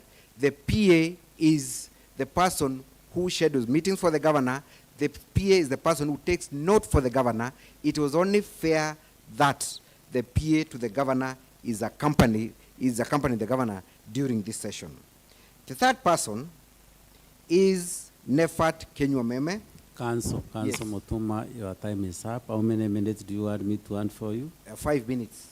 Thank you. Mr. Chair. Thank you. Thank you so much. Thank you so much for your indulgence. The fourth person is Nefat Kenywa Meme. Now, it has been said that Nefat Kenywa Meme is a relative to the governor. We've not been given any evidence, not shared of evidence, how Nefat Kenywa Meme is related to the governor or any other person close to the governor. A mere allegation does not amount to a confirmation of an offense. Who is this person? Nefat Kenywa Meme. The designation in that letter again, and this is a letter that was written by the, it was from the office of the Deputy President, State Devolution, and the designation of Nefat Kenywa Meme is the Director, External Linkages. This is a strategic person who must always accompany the governor whenever she's going for foreign trips, because their very designation, their very mandate is to link the governor with external affairs. So then what was wrong? I'm also reliably informed that Nefat Kenywa Meme is also a medic. Lastly, we have Murangeri Kenneth. This is the person who is the security to the governor. Again, every trip by the governor, their security detail must be present. So then what was wrong with these people accompanying the governor? Yes. Please don't mislead the house. I have a PA and a guard. If I'm been invited to South Africa and don't attend, shouldn't they attend? Now that the governor did not attend, then what are you telling the house that the governor did not attend? Actually, they broke the law. Very well, Mr. Speaker, sir.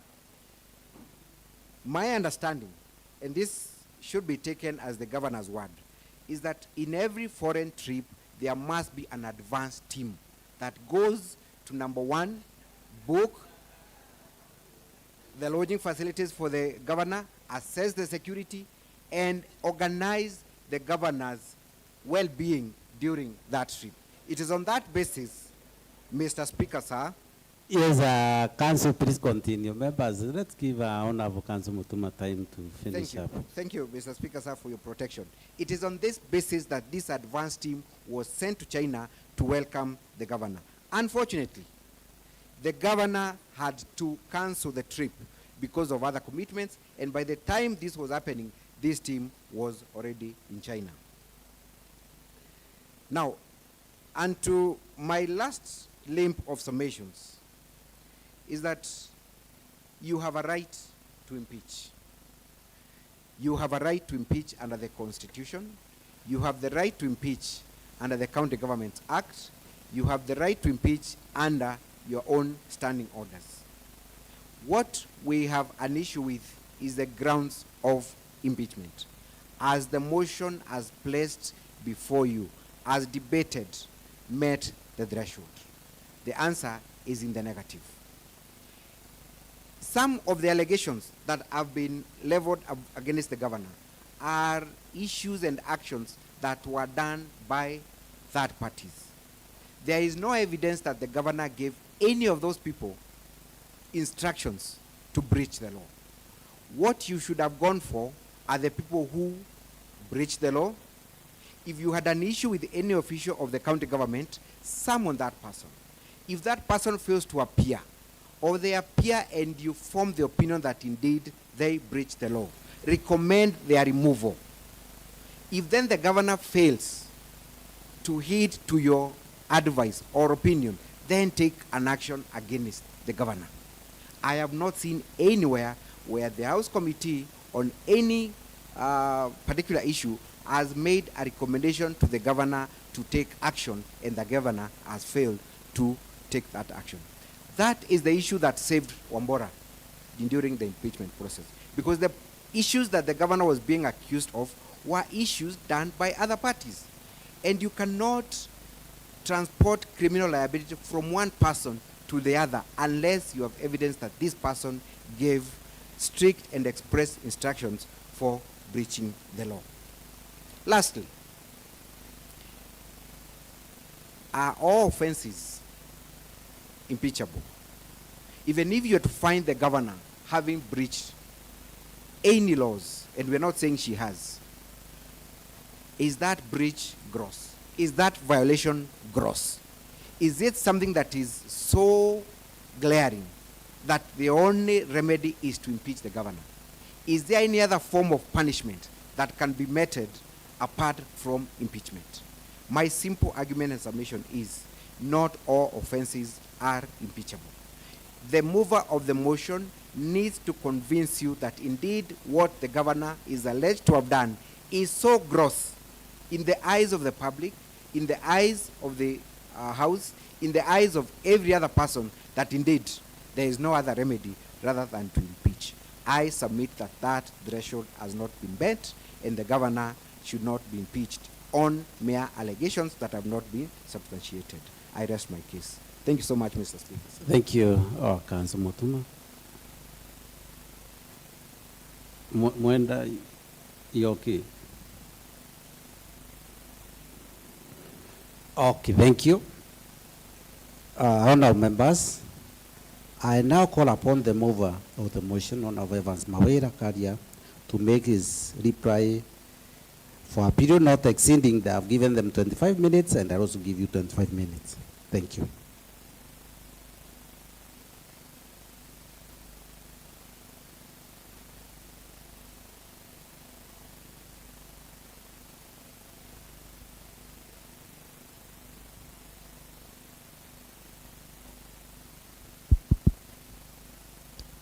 Thank you, Honorable Speaker, for granting me this opportunity. And Honorable Speaker, before I make my final remarks, I really want to thank honorable members for vindicating me from the accusation of one Council Mutuma that members have not interrogated the contents of the motion. But Honorable Speaker, from the debate that has arose from this House, even councils for the governor have been convinced that members took time, went through the motion, interrogated every accusation in that motion, and Honorable Speaker, that is why they have been able to make very informed and articulate debate that has come on the floor of this House, Honorable Speaker. Honorable Speaker, I'll start my rebuttal by going to what Council for Governor Omari has said, that we have been influenced by outside forces to bring this motion. Honorable Speaker, in the contents of our motion, I have started from, I think on page 2 or 3, I've indicated that I started collecting evidence after public outburst and outcry against what has been happening in Meru County. Therefore, at the moment that I started collecting my evidence and the allegations that I'll charge the governor with, I approached honorable members of this assembly, because standing order number 65 gives the procedure of introducing the motion for removal of a governor from that position. Therefore, I am to seek signatures for me to be able to approach the office of the clerk and indicate that I want to bring a motion for the removal of a governor. And since that time, we have been coalescing I've been seeking for support from these members. Because, Honorable Speaker, Councillor Mutuma is saying that the impeachment process is quasi judicial. And I want to say it is not only quasi judicial, but it also quasi political. That is why we had to coalesce and come together as members who are like-minded, members who bought into my evidence and facts, and that's how that motion found its way to the floor of this Honorable House that we are debating today, Honorable Speaker. Honorable Speaker, councils have tried to allude that honorable members were taken under oath by Njuri Ncheke. Honorable Speaker, I want to bring to the attention of the honorable members and also the councils for the governor that I'm a member of Njuri Ncheke, Honorable Speaker. And Article 11 of our Constitution, Article 11 of our Constitution talks about culture. And Honorable Speaker, Njuri Ncheke is a cultural association which has a definite or a definition of its members. And Honorable Speaker, from the beginning they should have known that Njuri Ncheke is a men's only association. Honorable Speaker, there is nowhere that you can be taken under oath or you can be conducted to take oath if you are not a member of that association or subscribe to their ideologies. Therefore, Honorable Speaker, on that material day that they are talking about, it was a function, a state function. In fact, it was led by the CS for Environment, one Honorable Soipan Tuya. We are also in the company of one Honorable Medikali Nturi, who is the CS for Agriculture. And the function that was being held at the Njuri Ncheke shrines was to plant trees. Therefore, that is why they allowed even non-members in that shrine. But Honorable Speaker, you'd wonder, because there's no time that women have been members of Njuri Ncheke, how the Njuri Ncheke Association could take women and hold Honorable Speaker because they are not their members. That has been an handoff, Honorable Speaker. But nevertheless, I've said that the Constitution, it says in Article 11, this Constitution recognizes culture as the foundation of the nation and as the cumulative civilization of Kenyan people and nation. It continues and says that state shall promote all forms of national and cultural expression through literature, the arts, traditional celebrations, like we did there at the Njuri Ncheke Shrine, science, communication information, mass media, publications, libraries, and other cultural heritage. That's why even if you go in the National Museum of Kenya, you find information there about Njuri Ncheke, Honorable Speaker. Therefore, Honorable Speaker, that claim is unfounded and it can't hold in water even in a court of law, Honorable Speaker. Honorable Speaker, they have talked that they have indicated that the Deputy Governor took oath of office on that day. But Honorable Speaker, that is ridiculous from land and councils. Because we all understand how a Deputy Governor comes into office. That is once the Governor vacates the office. And right now, Honorable Speaker, during this debate, there is no way I've had any member attribute to the assumption of office of the Deputy Governor. So it is their own creation in their mind, and I'm happy because it shows that they are sure our grounds and our accounts will hold water even in the Senate and courts of law, and Governor Kawira will be impeached, and one Mutuma Ntwedhinkia will ascend into office. Because I wonder why they would say that one Deputy Governor was oathed into office, Honorable Speaker. Therefore, they even talked of treason, Honorable Speaker, and I wanted to find out where, because treason is maybe where one betrays the country, and in this case we are speaking about our county, where one Ntwedhinkia committed treason by either betraying or killing or anything so that they can assume office. Honorable Speaker, that is truly unfounded and also unsubstantiated, Honorable Speaker. Honorable Speaker, one Councillor Dunstan has indicated that they are here under instructions of their client, one Honorable Kawira Mwangaza. And because he talked of relatives, and I'm sure, Honorable Speaker, he must be knowing very well his client. I want to ask if one Honorable Kawira Mwangaza is married to his brother, Morega Vaichu, because he indicated that we are all brothers. Therefore, maybe at a later day they will substantiate and tell us if it is the case. But Honorable Speaker, I want to avert that the councils are here only to earn legal fees. There's nothing more. There's nothing more that because they have not purged those into the claims, they have used a lot of English and into a majority. I believe you also, if you are a lawyer, you won't be the same. So respect that profession.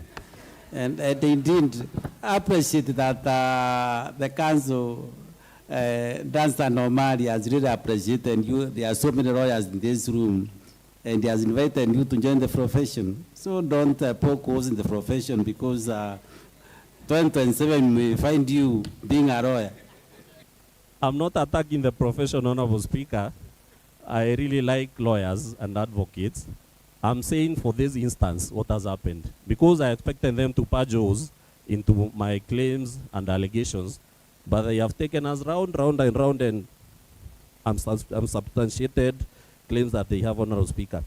I want to note, Honorable Speaker, because it has been also mentioned that the PA to the DG, to the Deputy Governor, and the Deputy Governor are relatives. That is not true, Honorable Speaker. The personal assistant to the Governor, to the Deputy Governor, sorry, and the personal driver to the Deputy Governor are not related at all, unless we use Dunstan Omari's definition of relatives. Therefore, Honorable Speaker, this China trip has brought a lot of heat from their side. And Honorable Speaker, as I was sitting here, I was asking myself, because there is nowhere in my motion I've indicated that the county lost resources or funds through this trip, Honorable Speaker. My charge is nepotism. And if at all we use Dunstan Omari's definition of relatives, I would wonder, why didn't the governor move along the streets of Meru town and just pick anyone else and not her brother and her sister to take them as under the definition of the technical team for a trip to China? Furthermore, they are saying it was a private trip, Honorable Speaker.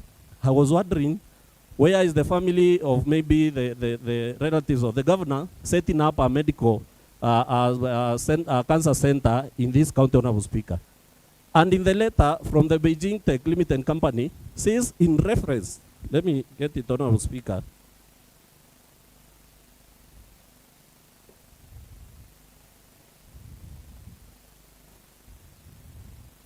Rins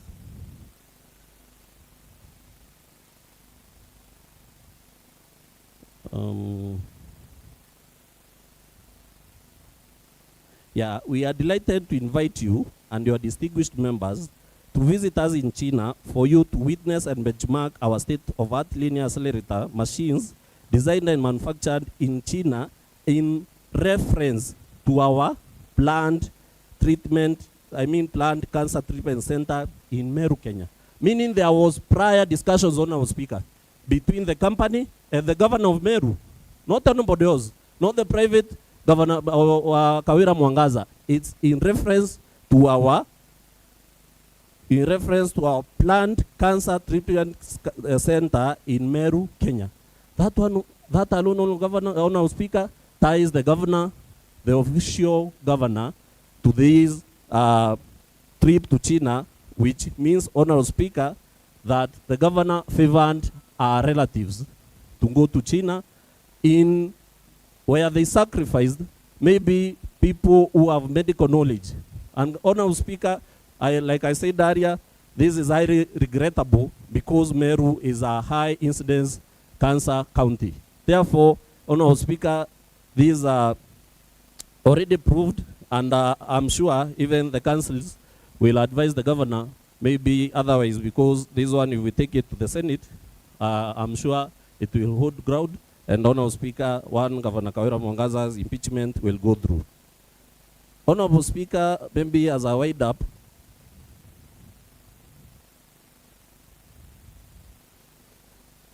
the Okolea activity, Honorable Speaker, Council Mutuma sent, Council Dunstan has said it's a church event. We have no problem with that, Honorable Speaker. But in my motion, I am noting that they were warned in the Senate that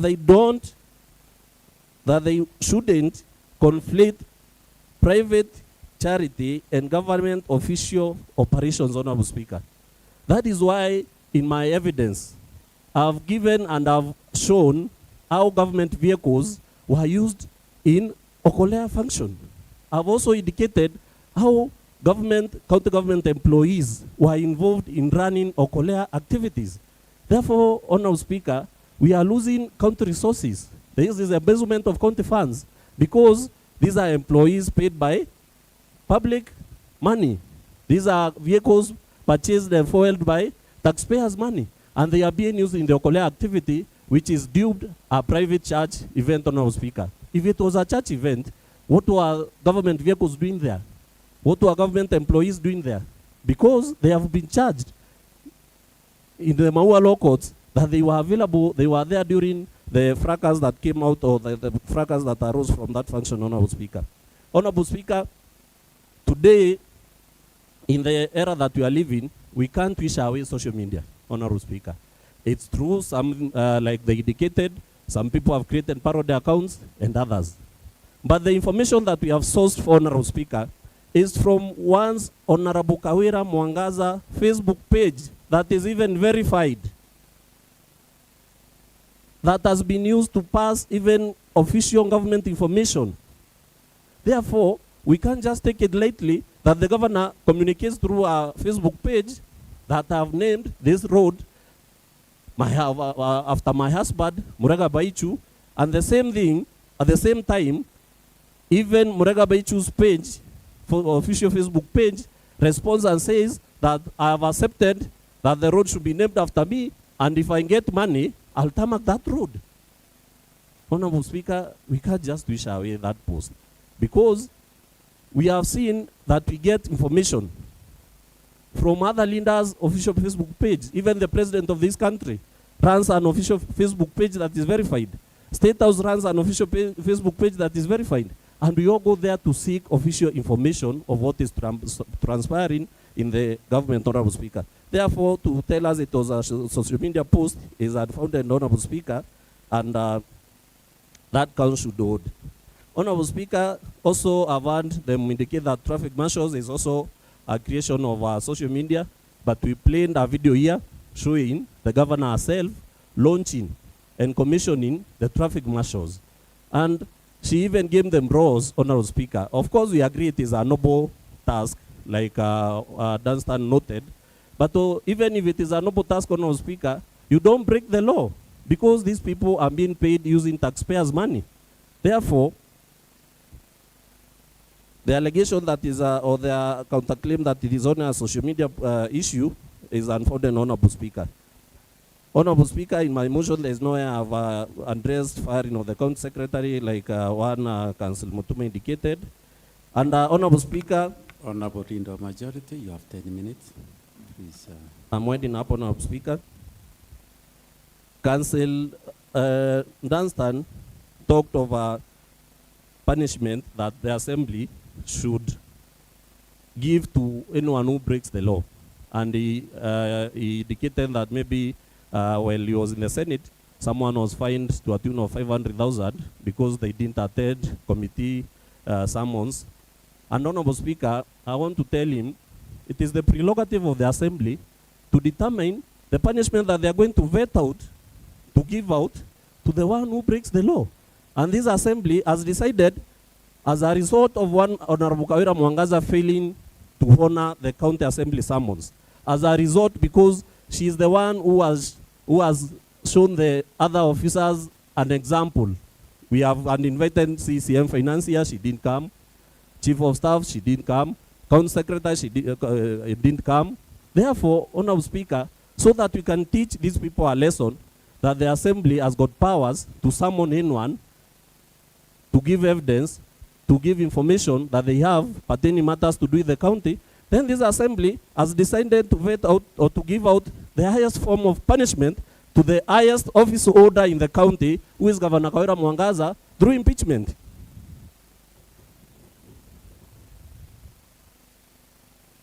Therefore, Honorable Speaker, they have also talked about the public participation. And Honorable Speaker, I want to say there is no stipulated threshold of public participation. It only needs to be meaningful, so that we can say we held a public participation, Honorable Speaker, either held at the village level, either held at the county level, either held at the ward level.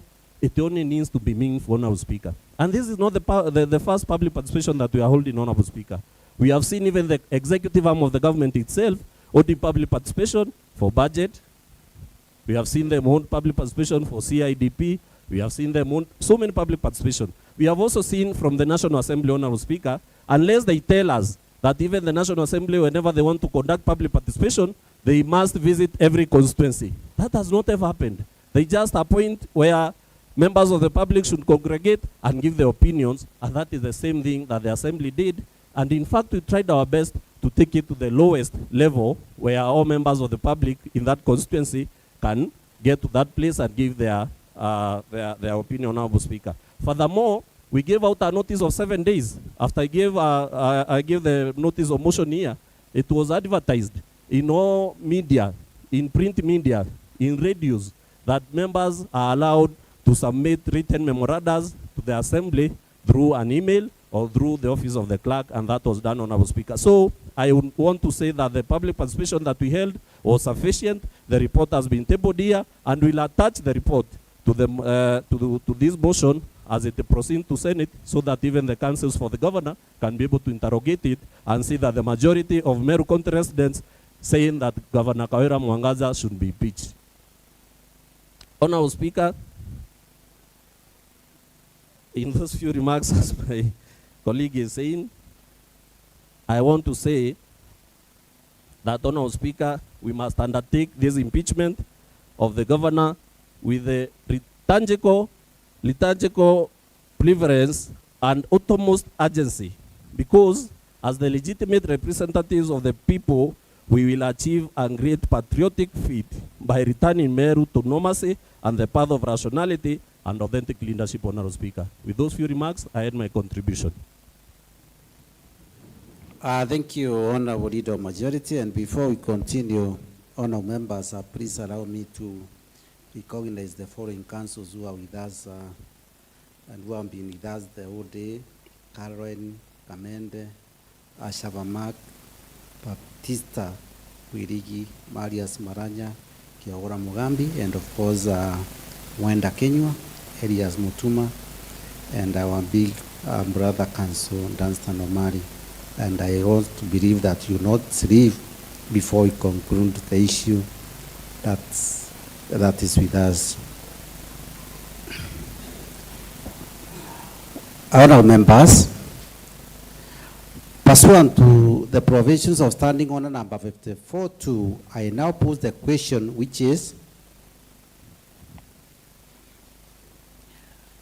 1. Whereas Articles 10 and 73 of our Constitution, Section 3 and 16 of the Leadership and Integrity Act 2012, the Leadership and Integrity Act, Sections 9, 10, and 12 of the Public Officers Ethics Act 2003, the Public Officer Ethics Act, establish, among others, the rule of law, democracy, human dignity, courtesy, respect, inclusiveness, equality, human rights, integrity, professionalism, non-discrimination, protection of the marginalized, good governance, transparency, and accountability as part of the national values and principles of governance. 2.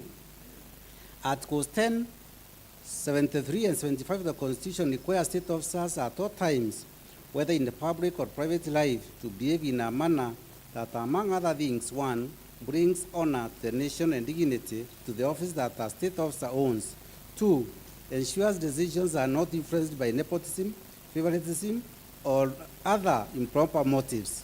3, demonstrate discipline and commitment in service to the people, and 4, avoids demeaning the office that a state officer owns. 3, Article 10, 232, 235, and 236 of the Constitution and Section 59, 59A, 60, 62, 63, 64, and 65 of the County Government Act 2012, the County Government Act provide for the values and principles of public service and establish an elaborate regulatory framework for the establishment of county public offices and the recruitment and employment, deployment, transfer, and dismissal of county public officers. 4, Article 181 of the Constitution, Section 33 of the County Government Act, and the Standing Order number 65 of the Standing Orders of the County Assembly provide for the impeachment of county governors for 1, gross violation of the Constitution, 2, gross violation of any other law, and 3, abuse of office, and 4, gross misconduct. 5, the governor has, despite a previous impeachment process and warnings from the Senate, persisted in discreditable acts, the discreditable acts that singly and collectively amount to 1, gross violation of the Constitution, 2, gross violation of various national and county laws, 3, gross abuse of office, and 4, gross misconduct. 6, the indiscreditable acts have exposed the office of the governor, the office of the deputy governor, the assembly and its leadership, and the people of Meru County, the county, to national shame, scandal, embarrassment, ridicule, and disgrace. 7, the indiscreditable acts have created a toxic environment in which the governor cannot be legitimately expected or relied upon to work harmoniously with the deputy governor, county government staff, MCAs, and other elected leaders. 8, the governors continue to stay in office as persistently undermine effective and efficient service delivery and gravely hurt the interests of the people of the county. 9, the Assembly resolves to impeach the governor under Article 181 of the Constitution, Section 33 of the County Government Act, and the Standing Orders 65 of the Standing Orders of the Assembly on the following grounds. Count 1, misappropriation and misuse of county resources. 10, the governors has grossly violated, among others, Articles 10, 73, 201, 226, 226.5, 227, and 232 of the Constitution, Section 8, 12, 13, 1, 16, 17, and 35 of Leadership and Integrity Act 2012, the Integrity Act, Sections 55 and 66 of the Public Procurement and Asset Disposal Act 2015, the Procurement Act, and Section 45(2) and 46 of the Anti-Corruption and Economic Crimes Act, the Anti-Corruption Act by engagement, connivance, or complicity in the following. A, the embezzlement of county funds through the governor's sisters, Rose Kinya Guantai and Miriam Guantai, brother Ken Guantai, Murangeri, brother-in-law Nefat Kenywa, and the nephew to the governor's husband, Edwin Mutuma Murangeri, all of whom are from now on correctly referred to as the governor's relatives. B, the withdrawal of county funds under the guise of payments for various supplies by the governor relatives, yet they, i.e. the governor's relatives, are ineligible to tender for supplying goods or services to the county government. C, paying full salary and benefits for more than a year to Dr.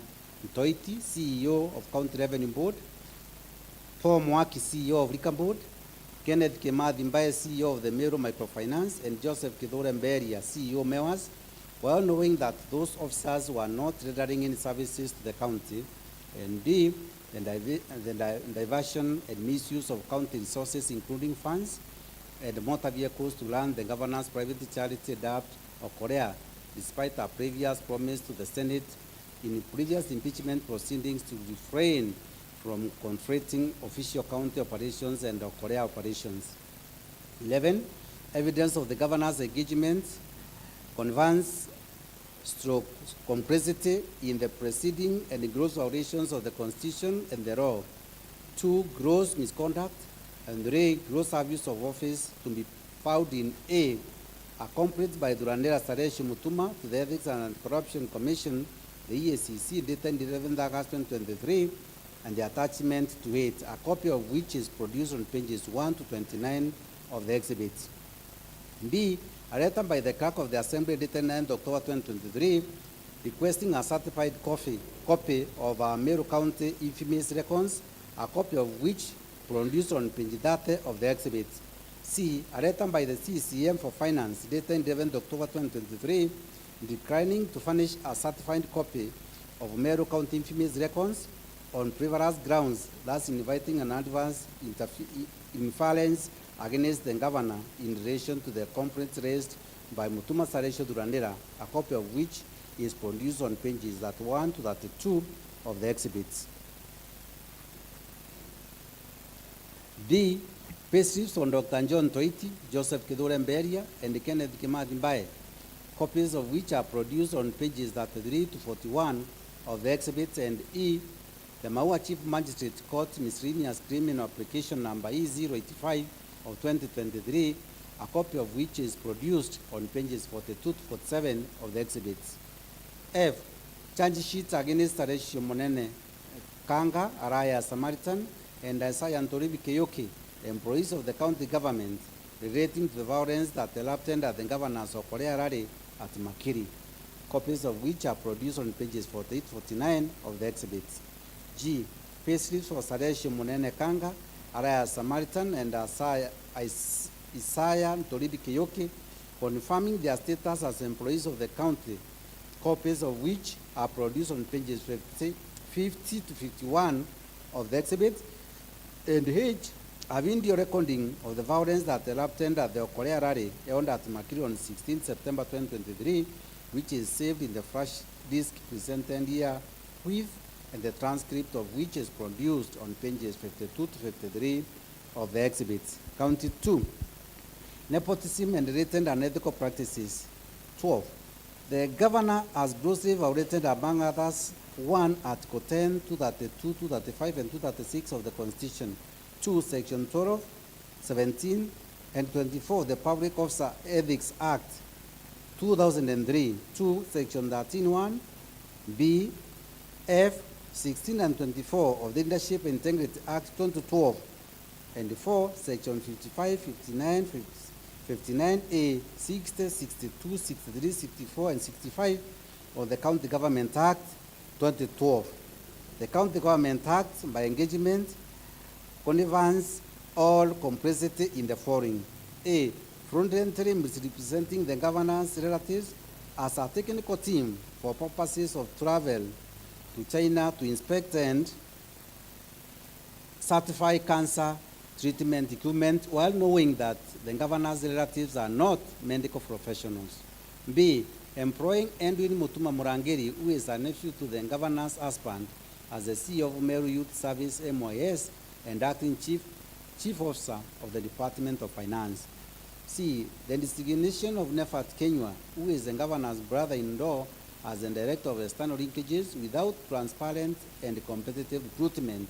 And D, assigning diplomatic duties, namely engagement with foreign diplomats and dignitaries to our unqualified sisters, i.e. Miriam Gwantai, PA, and Rose Gwantai, the bodyguard.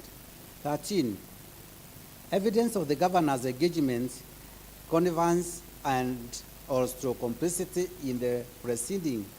1, gross violation of the Constitution and the law. 2, gross misconduct. And 3, gross abuse of office is to be found in A, a letter by the EACC to the governor dated 19 October 2022 relating to nepotism, cronyism, and other unethical acts, a copy of which is produced on page 54 to 56 of the exhibit. B, the governor's response to the letter alluded to in the sub-paragraph A above, confirming the employment status of the governor's close relative, a copy of which is produced on pages 57 to 59 of the exhibit. C, letters in English and Chinese by Beijing League Tech Company, Limited, dated 25 April 2023, inviting the governor to China to benchmark cancer treatment equipment for installation at a cancer treatment center in MERU, copies of which are produced on pages 60 to 67 of the exhibit. D, a letter from the county government to the State Department for Devolution dated 26 March 2023, a copy of which is produced on pages 68 to 75 of the exhibit. E, an internal memo by Kusa Asel to the Principal Secretary, State Department for Devolution dated 5th June 2023, a copy of which is produced on pages 76 to 85 of the exhibit. F, a letter from the State Department for Devolution to the Ministry of Foreign Affairs dated 5th June 2023, a copy of which is produced on pages 86 of the exhibit. G, videos of the governor's relatives trip to China, which are produced in the first disc presented herewith. H, a letter dated 6th June 2023 describing Nefat Kenya as the Director of External Leakages, a copy of which is produced on page 87 of the exhibit. I, a short list and interview schedule for various posts in the Office of the Governor, dated 6 September 2023, a copy of which is produced on pages 88 to 91 of the exhibit. J, an internal memo dated 29 August 2023, appointing Edwin Mutuma Murangiri, the CEO of MERU Youth Service, as the acting chief officer for finance, a copy of which is produced on pages 92 to 93 of the exhibit. And K, screen grabs of the governor's official Facebook page on 23rd May 2023, copies of which are produced on pages 94 to 100 of the exhibit. Count 3, bullying, verification, and demeaning other readers. 14, the governor has grossly violated, among others, Articles 1, Articles 10, 19, 2, 28, 73, 75, and 179 of the Constitution. 2, Sections 9b, 19, and 24 of the Public Officer Ethics Act. 3, Section 29 and 34 of the Leadership Integrity Act, and 4, Section 32 and 3C and D of the County Government Act by engagement, connivance, and or through complicity in, among others, the following. A, exclusion of the Deputy Governor from County Executive Committee meetings and other official functions. B, bullying, undermining, and posting, insulting, and demeaning messages about the Deputy Governor in our subgroup styled That Government 012, whose membership includes several officers who are subordinate to the Deputy Governor. C, encouraging and condoning insubordination and the making of insulting and demeaning public utterances by subordinate staff against the Deputy Governor and other elected leaders. D, bullying, undermining, and posting insulting and demeaning messages about the Deputy Governor in our subgroup styled County and Admin Services, whose membership includes several officers who are subordinate to the Deputy Governor. E, encouraging and condoning the removal of the Deputy Governor by junior officers from official county or sub-communication forums. F, arbitrary suspension, dismissal, withdrawal, and frustration of the staff of the Office of the Deputy Governor. G, illegally, irregularly, and fraudulently holding the Deputy Governor staff out of office by purporting to accept their non-existent resignations. H, arbitrary reduction, suspension, and withdrawal of budgetary facilitation for legitimate operations of the Office of the Deputy Governor.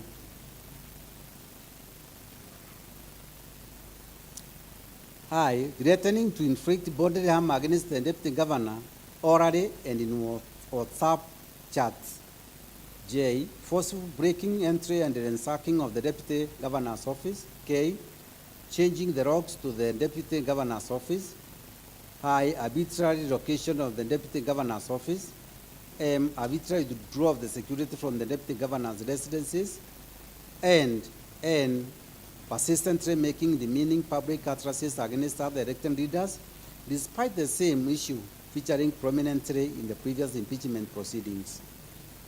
O, making insightful, insulting, and demeaning remarks against other leaders by falsely accusing them of Catholicism at a presidential Thanksgiving service held in Lare, despite this issue arising in previous impeachment proceedings. And P, encouraging, conveying, and condoning a husband's insulting and demeaning public utterances and musical performances against other elected leaders despite this issue featuring in previous impeachment proceedings. 15, evidence of the governor's engagement, connivance, and complicity in the proceeding. 1, gross violations of the Constitution and the law. 2, gross misconduct.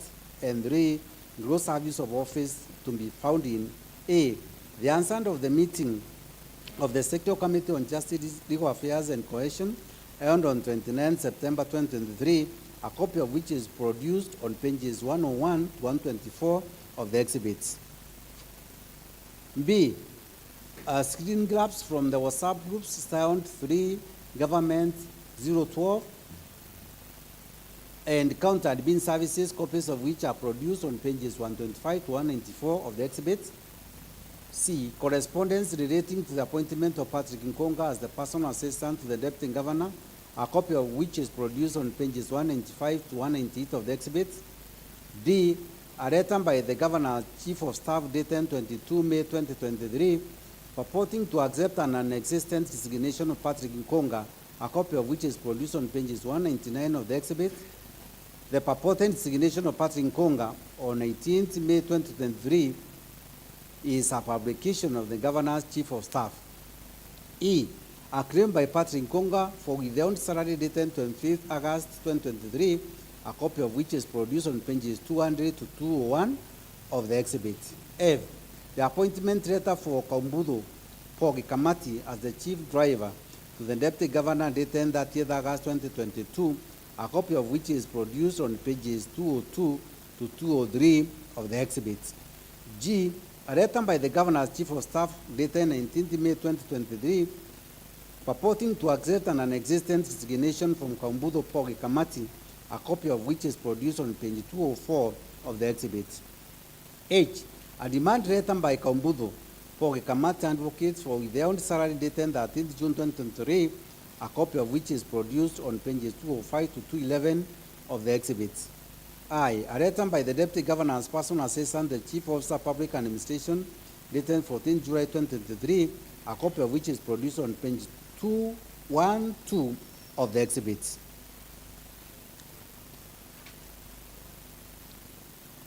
J, correspondence dated 11 August 2023 to 11 September 2023 relating to repairs, services, and fuel for the Deputy Governors, official motor vehicles, copies of which are produced on pages 213 to 219 of the exhibit.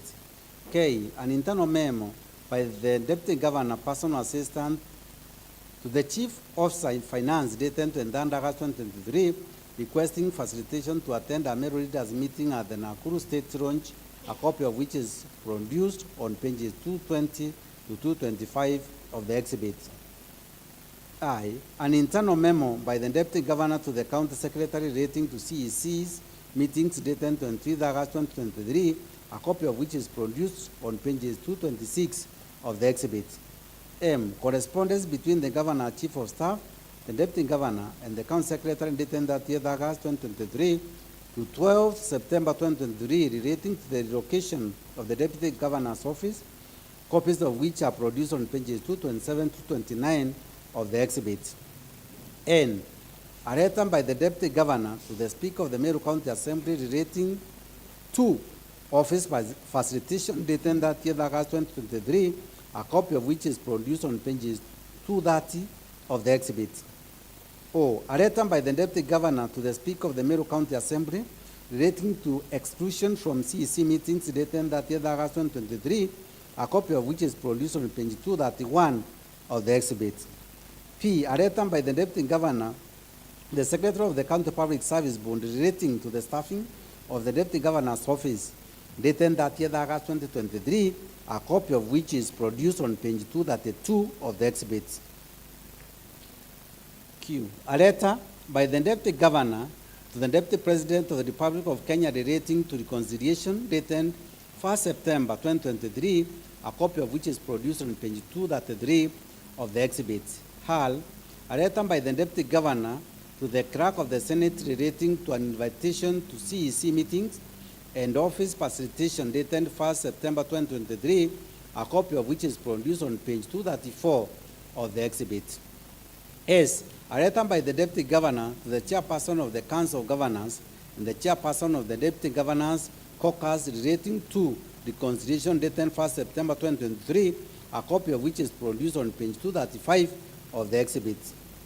An internal memo by the Deputy Governor to the County Secretary dated 11 September 2023, a copy of which is produced on page 236 of the exhibit.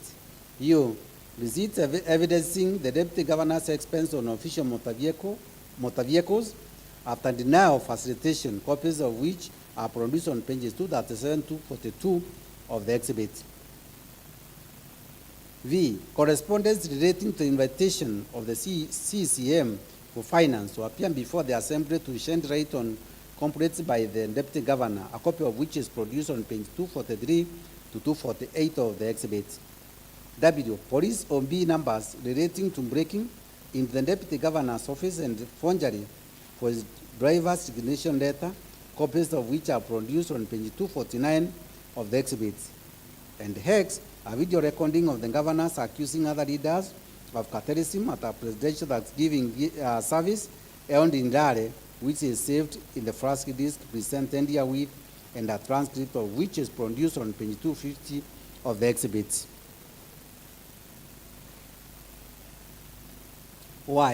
Video recording of an insulting, demeaning, and insightful musical performance by the governor and husband at Kiotene, which is saved in the flash disk presented herewith, and the transcript of which is produced on pages 251 to 252 of the exhibits.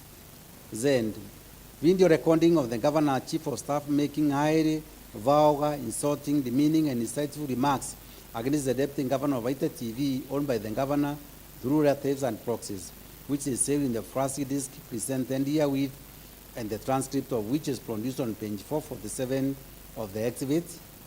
And lastly, video recording of the governor dishing MCAs and other elected leaders at a public rally and boasting of how she easily won previous impeachment proceedings, a copy of which is saved in the flash disk presented herewith. Count 4, illegal appointment and usurpation of statutory powers. 16, the governor has grossly violated, among others, 1 Articles 10, 41, 201, 235, and 236 of the Constitution. 2, Section 17 of the Public Officer Ethics Act. 3, Section 45, 55, 59, 59A, 60, 62, 63, 64, and 65 of the County Government Act. 4, Section 4, the Public Appointment County Assemblies Approval Act 2017. 5, Section 34(3) of the Public Service Commission Act 2017. 6, Section 9(2) of the MERU County Revenue Board Act 2014. 7, Section 4(2) of the MERU County Aquatic Disease Control Board. 8, Section 11(2) of the MERU County Microfinance Corporation Act. And 9, Section 8(2) of the MERU County Water Services and Sanitation Act 2014 by engagement and connivance or complicity in, among others, the following. A, appointing Kennedy Mweti Riongo as a chief officer without county assembly approval.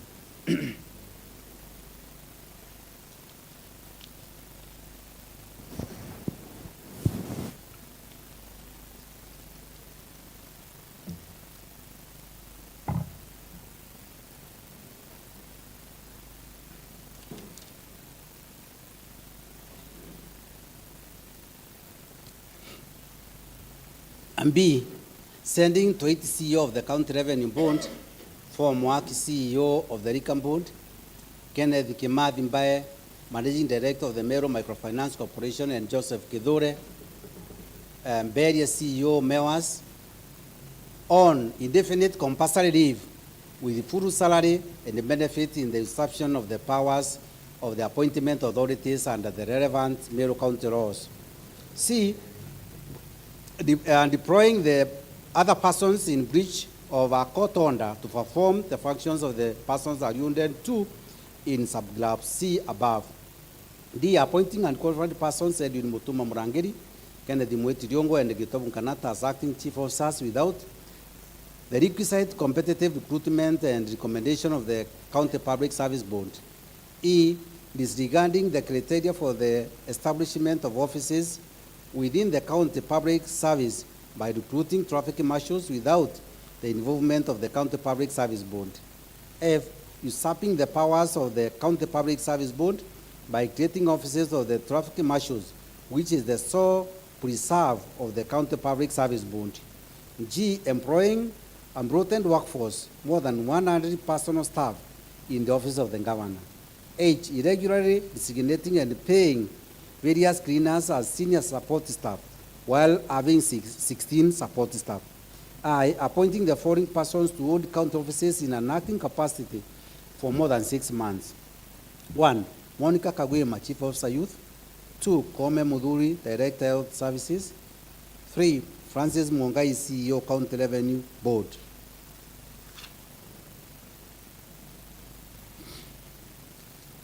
And 4, Cyrus Babu Muguna, CEO, Rikambund.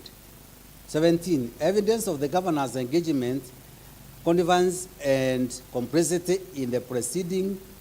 1, gross violations of the Constitution and the law. 2, gross misconduct. And 3, gross abuse of office is to be found in A, documents relating to the staffing needs of the office of governor, advert and shortlisting of chief officers, copies of which are produced on pages 253 to 294 of the exhibits.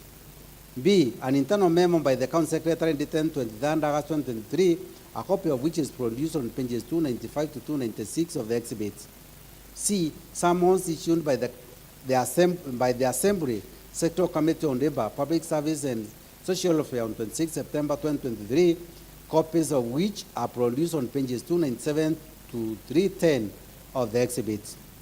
D, response by the County Secretary communicating the decision of the Governor, the Chief of Staff, County Secretary, CCM Finance, and the Fleet Manager not to appear before the Sectoral Committee of the Assembly, thus inviting an adverse interference against the Governor, a copy of which is produced on pages 311 to 312 of the exhibit.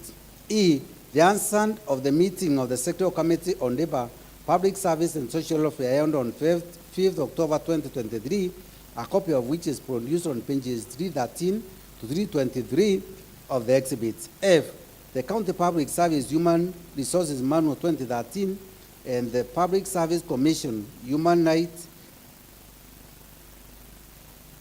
I will repeat F, the County Public Service Human Resources Manual 2013 and the Public Service Commission Human Resources Manual 2016, relevant extract of which are produced on pages 324 to 334 of the exhibits. And G, internal memo dated 22nd December 2022 by the County Public Service Board to chief officers through the County Secretary, advising on transfers, appointment, and establishment of offices within the County Public Service, a copy of which is produced on pages 335 of the exhibit. H, letters sending various officers on compulsory leave, copies of which are produced on pages 336 to 342 of the exhibit. I, circular guidelines from the Intergovernmental Relations Technical Committee, Transition Authority, and the Salaries and Remuneration Commission on the staffing of the Office of the Governor, copies of which are produced on pages 343 to 353 of the exhibits. J, correspondence relating to the embroidered workforce in the Governor's office, copies of which are produced on pages 354 to 362 of the exhibits. K, payslips relating to some of the embroidered workforce in the office of the Governor, copies which are produced on pages 363 to 382 of the exhibit. L, correspondences between the Assembly and the County Public Service Board on the appointment of chief officers and the employment of various staff within the office of the Governor, copies of which are produced on pages 383 to 408 of the exhibit. M, screen grabs from the Governor's official Facebook page relating to the appointment of traffic marshals, copies of which are produced on pages 409 to 412 of the exhibits, and hen, a video recording of the Governor flagging up traffic marshals saved in the flash disk presented herewith, and a transcript of which is produced on pages 413 to 414 of the exhibit. Count 5, contempt of court.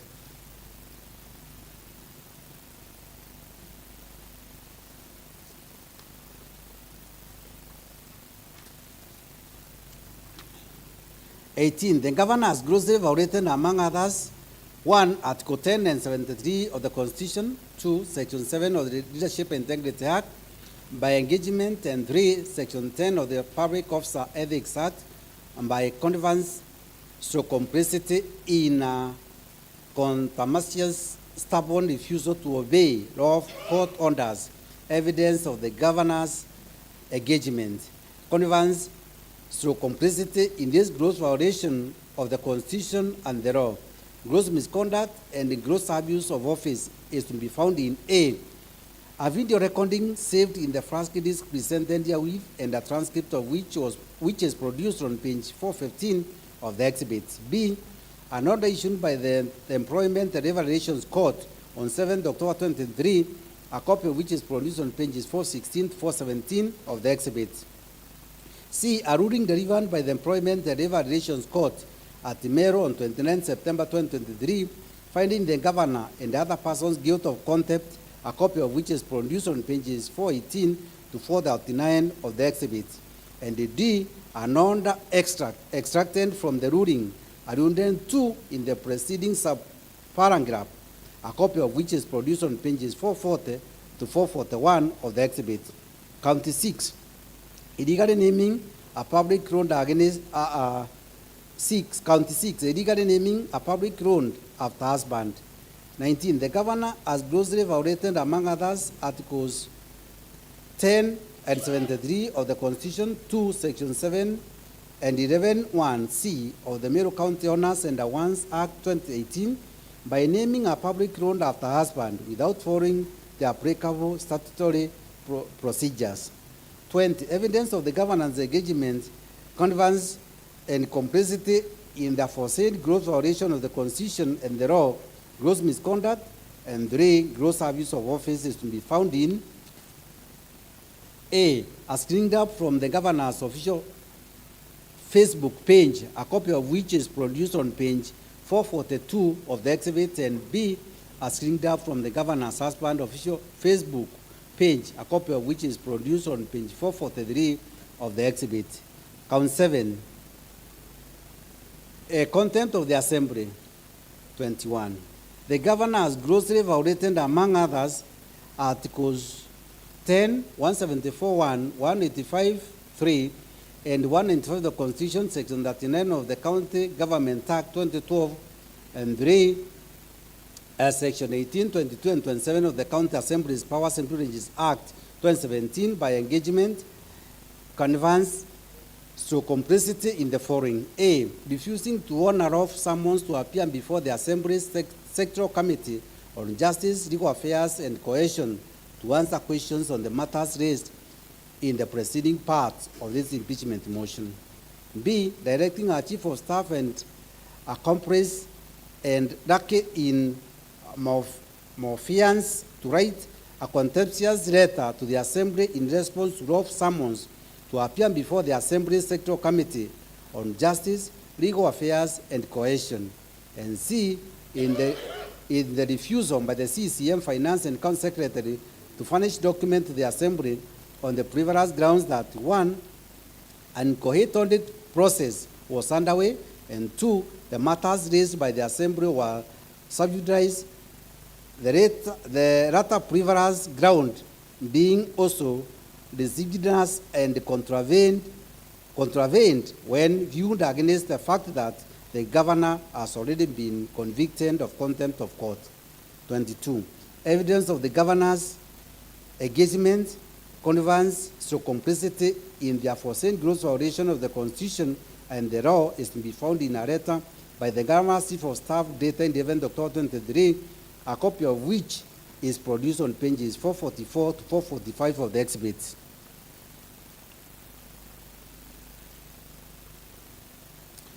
Honourable members, this being a question that has ratio over a vote by 2/3 of the members, that is 69 honourable members of this House, voting will be done through a roll call voting, which honourable members will be called in alphabetic order, and when the so-called a member will declare from where he or she sits that either I vote yes, I vote aye, or I vote nay.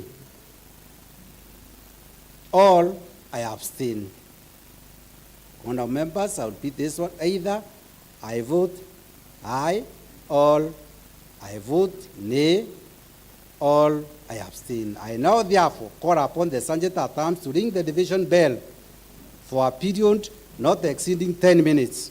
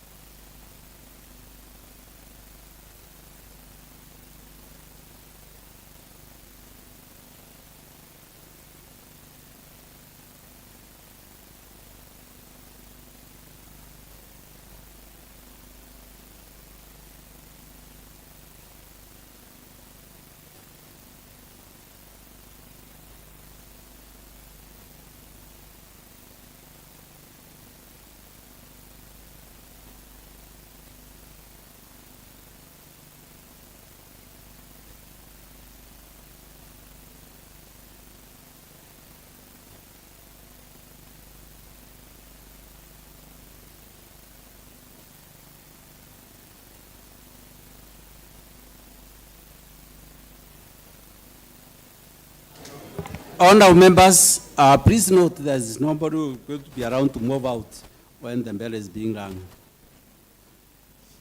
Please remain seated.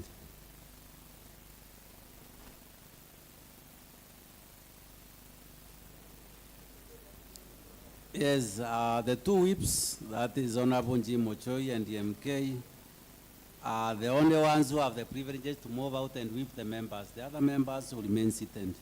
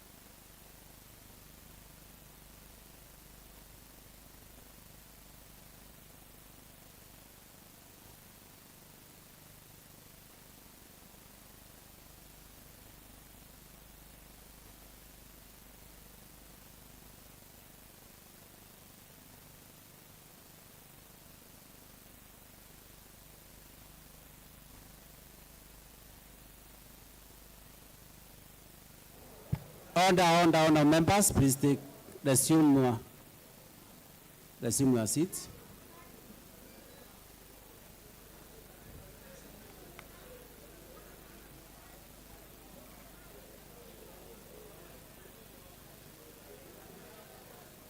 Order, members.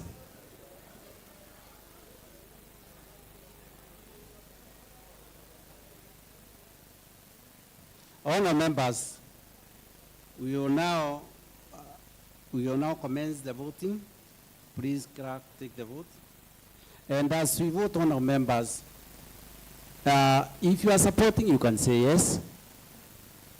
If you are not supporting, you can say no, or you can abstain. So you can vote yes, you can vote no, you can abstain, whichever one that you like. Yes, clerk. Honorable Agnes Karemi Gwantai. I vote yes. Honorable Ali Mwenda Murongi. On behalf of residents of Jawand and myself, I vote yes. Honorable Aurelio Murangeri Kiramana. I, Aurelio Murangeri Kiramana, vote yes. Honorable Benson Mwenda Kirenya. I, Honorable Kirinya Mwenda, and for the interest of the great youth of Meru, I vote yes. Honorable Caleb Mutedia Kibuko. I vote yes. Honorable Catherine Kamadhi Jeremiah. I vote yes. Honorable Daniel Mokoronia Mekwa. I vote yes. Honorable Dennis Kiogora DMK. I vote yes.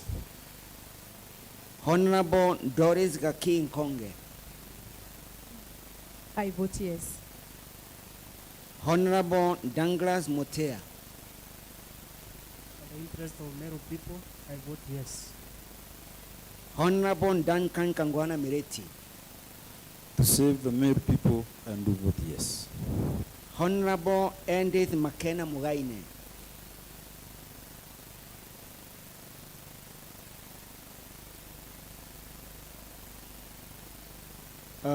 Honorable Elijah Peter Kemadi.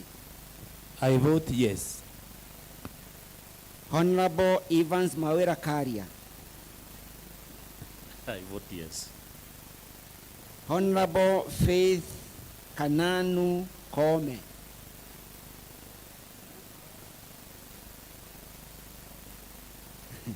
Honorable Felix Kidenji Mirigi.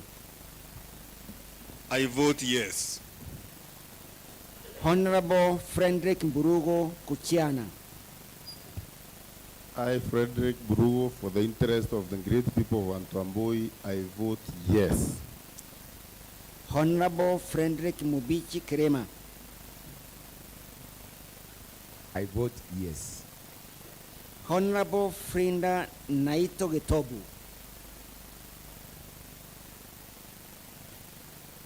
Honorable Gacheri Mudoni Muthuri. I vote yes. Honorable Godwin Mutembe Mbioki. For the interest of this great country, I vote yes. Honorable Grace Kambura Thuranera.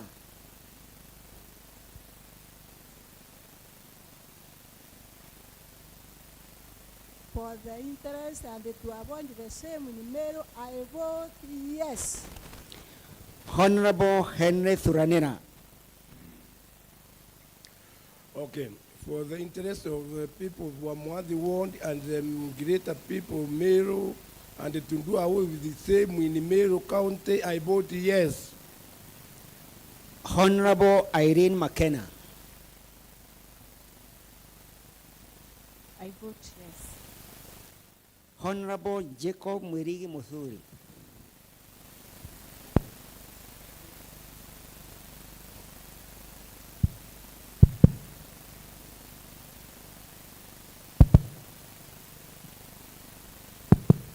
I vote yes. Honorable James Mugambi Mungathia. I vote yes. Honorable Jane Rose Ngutamati. I vote yes. Honorable Jennifer McKenna Morogocho. I vote yes. Honorable Jim Mushoi Domiano. Dionisio, sorry. In solidarity with cancer victims in this county and on behalf of great people of Wadwana, I vote yes. Honorable John Kithenji Edaiba. I vote yes. Honorable John Moguna Thuranera.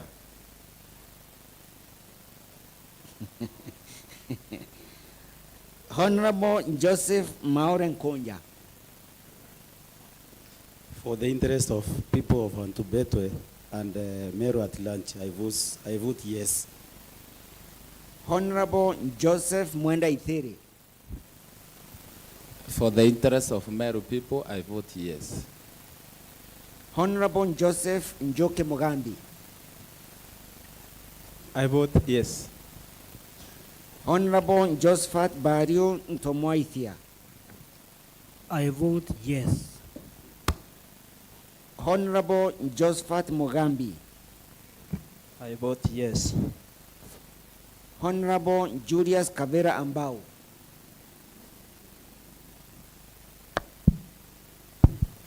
I vote yes. Honorable Julius Mereti. For the good of the people of Mekidori and Meru County, I vote yes. Honorable Kawira Dorsen. I vote big yes. Honorable Karemi Kilengo. I, Karemi Kilingo, I do vote yes. Honorable Ken Mugambi Naibae Igweta. Napiga ndio. Honorable Ken. Please, Ken Ibae, it is a yes, no, or abstain. Please. I vote yes.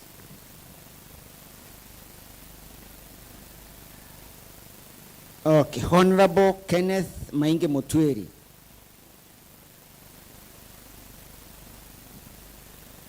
Honorable Kiunga Joshua Methiaru. Honorable Lucy McKenna Jason. I vote yes. Honorable Martin Kimathi Muriungi. On behalf of Timor people where Governor comes from, I vote yes. Honorable Martin Kome Itonga. Oh, yes. Honorable Morris Tarangwe Itumito. Modest Ntarangwe and Akirangondo people, we vote yes. Honorable Nere Mokami. Honorable Nicholas Kenya Josephat. Honorable Patrick Kadorima Tururu. For people of Ntima West, I vote yes. Honorable Patrick Muthuri Murethi. I vote yes. Honorable Patrick Mutuma. I vote yes. Honorable Patrick Mwirigi Murioki. For the sake of the great people of Tunene Ward, I vote yes. Honorable Paul Damiano Muchoi. I vote yes. Honorable Rube Tonya Nazareth. I vote yes. Honorable Ruth Kananu Rimungi. Honorable Salome Kirito Mutua. For purpose of good leadership and good governance, I vote yes. Honorable Sarah Gaki Kaberia. I vote yes. Honorable Secondina Kanini Bundi. I vote yes. Honorable Silas Mithika Ntomucheke. Oh, I vote yes. Honorable Simon Kiambi Ngaroni.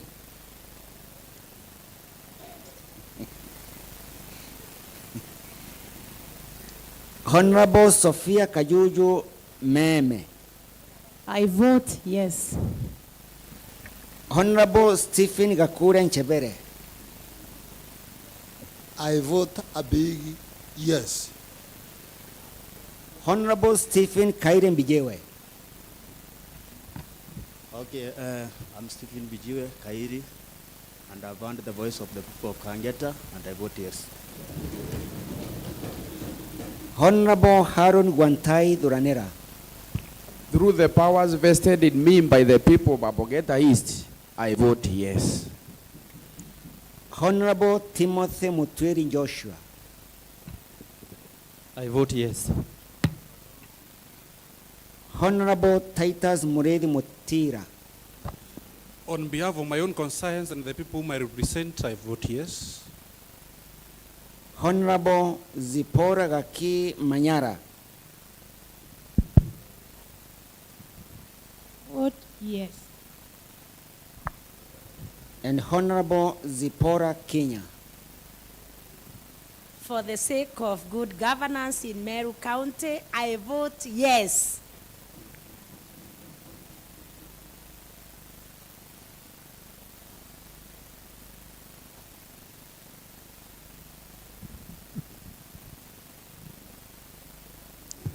Honorable members, from our records, every member present has voted, but however, I still avail the opportunity for any member present who has not been called or who has not voted. Please, there is one. Please, Aratas.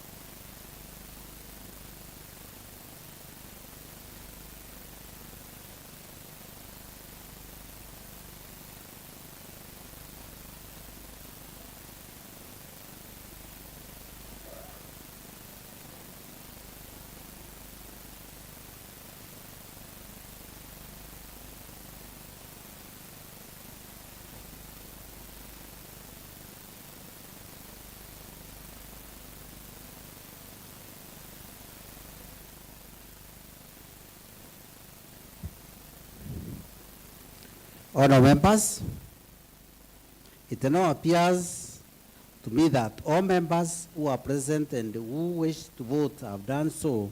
Therefore, I now direct that the clerk reads out the result of the vote. Clerk. Thank you, Honorable Speaker. Now, in the House, we have 59 members, and 59 have voted aye, nay, 0, and abstentions, 0. So all the members have voted aye, 59. Honorable members, it's now my pleasure to announce And this juncture, honorable members, the ayes have it, and the motion is passed. And the governor stands impeached by the county as the honorable members, and the governor stands impeached by the county assembly of Meru. Thank you. Clerk, can we take the next order? Order number 9, adjournment. Honorable members, the House stand adjourned up to Tuesday, that the 1st October 2023 at 10 a.m. I thank you all.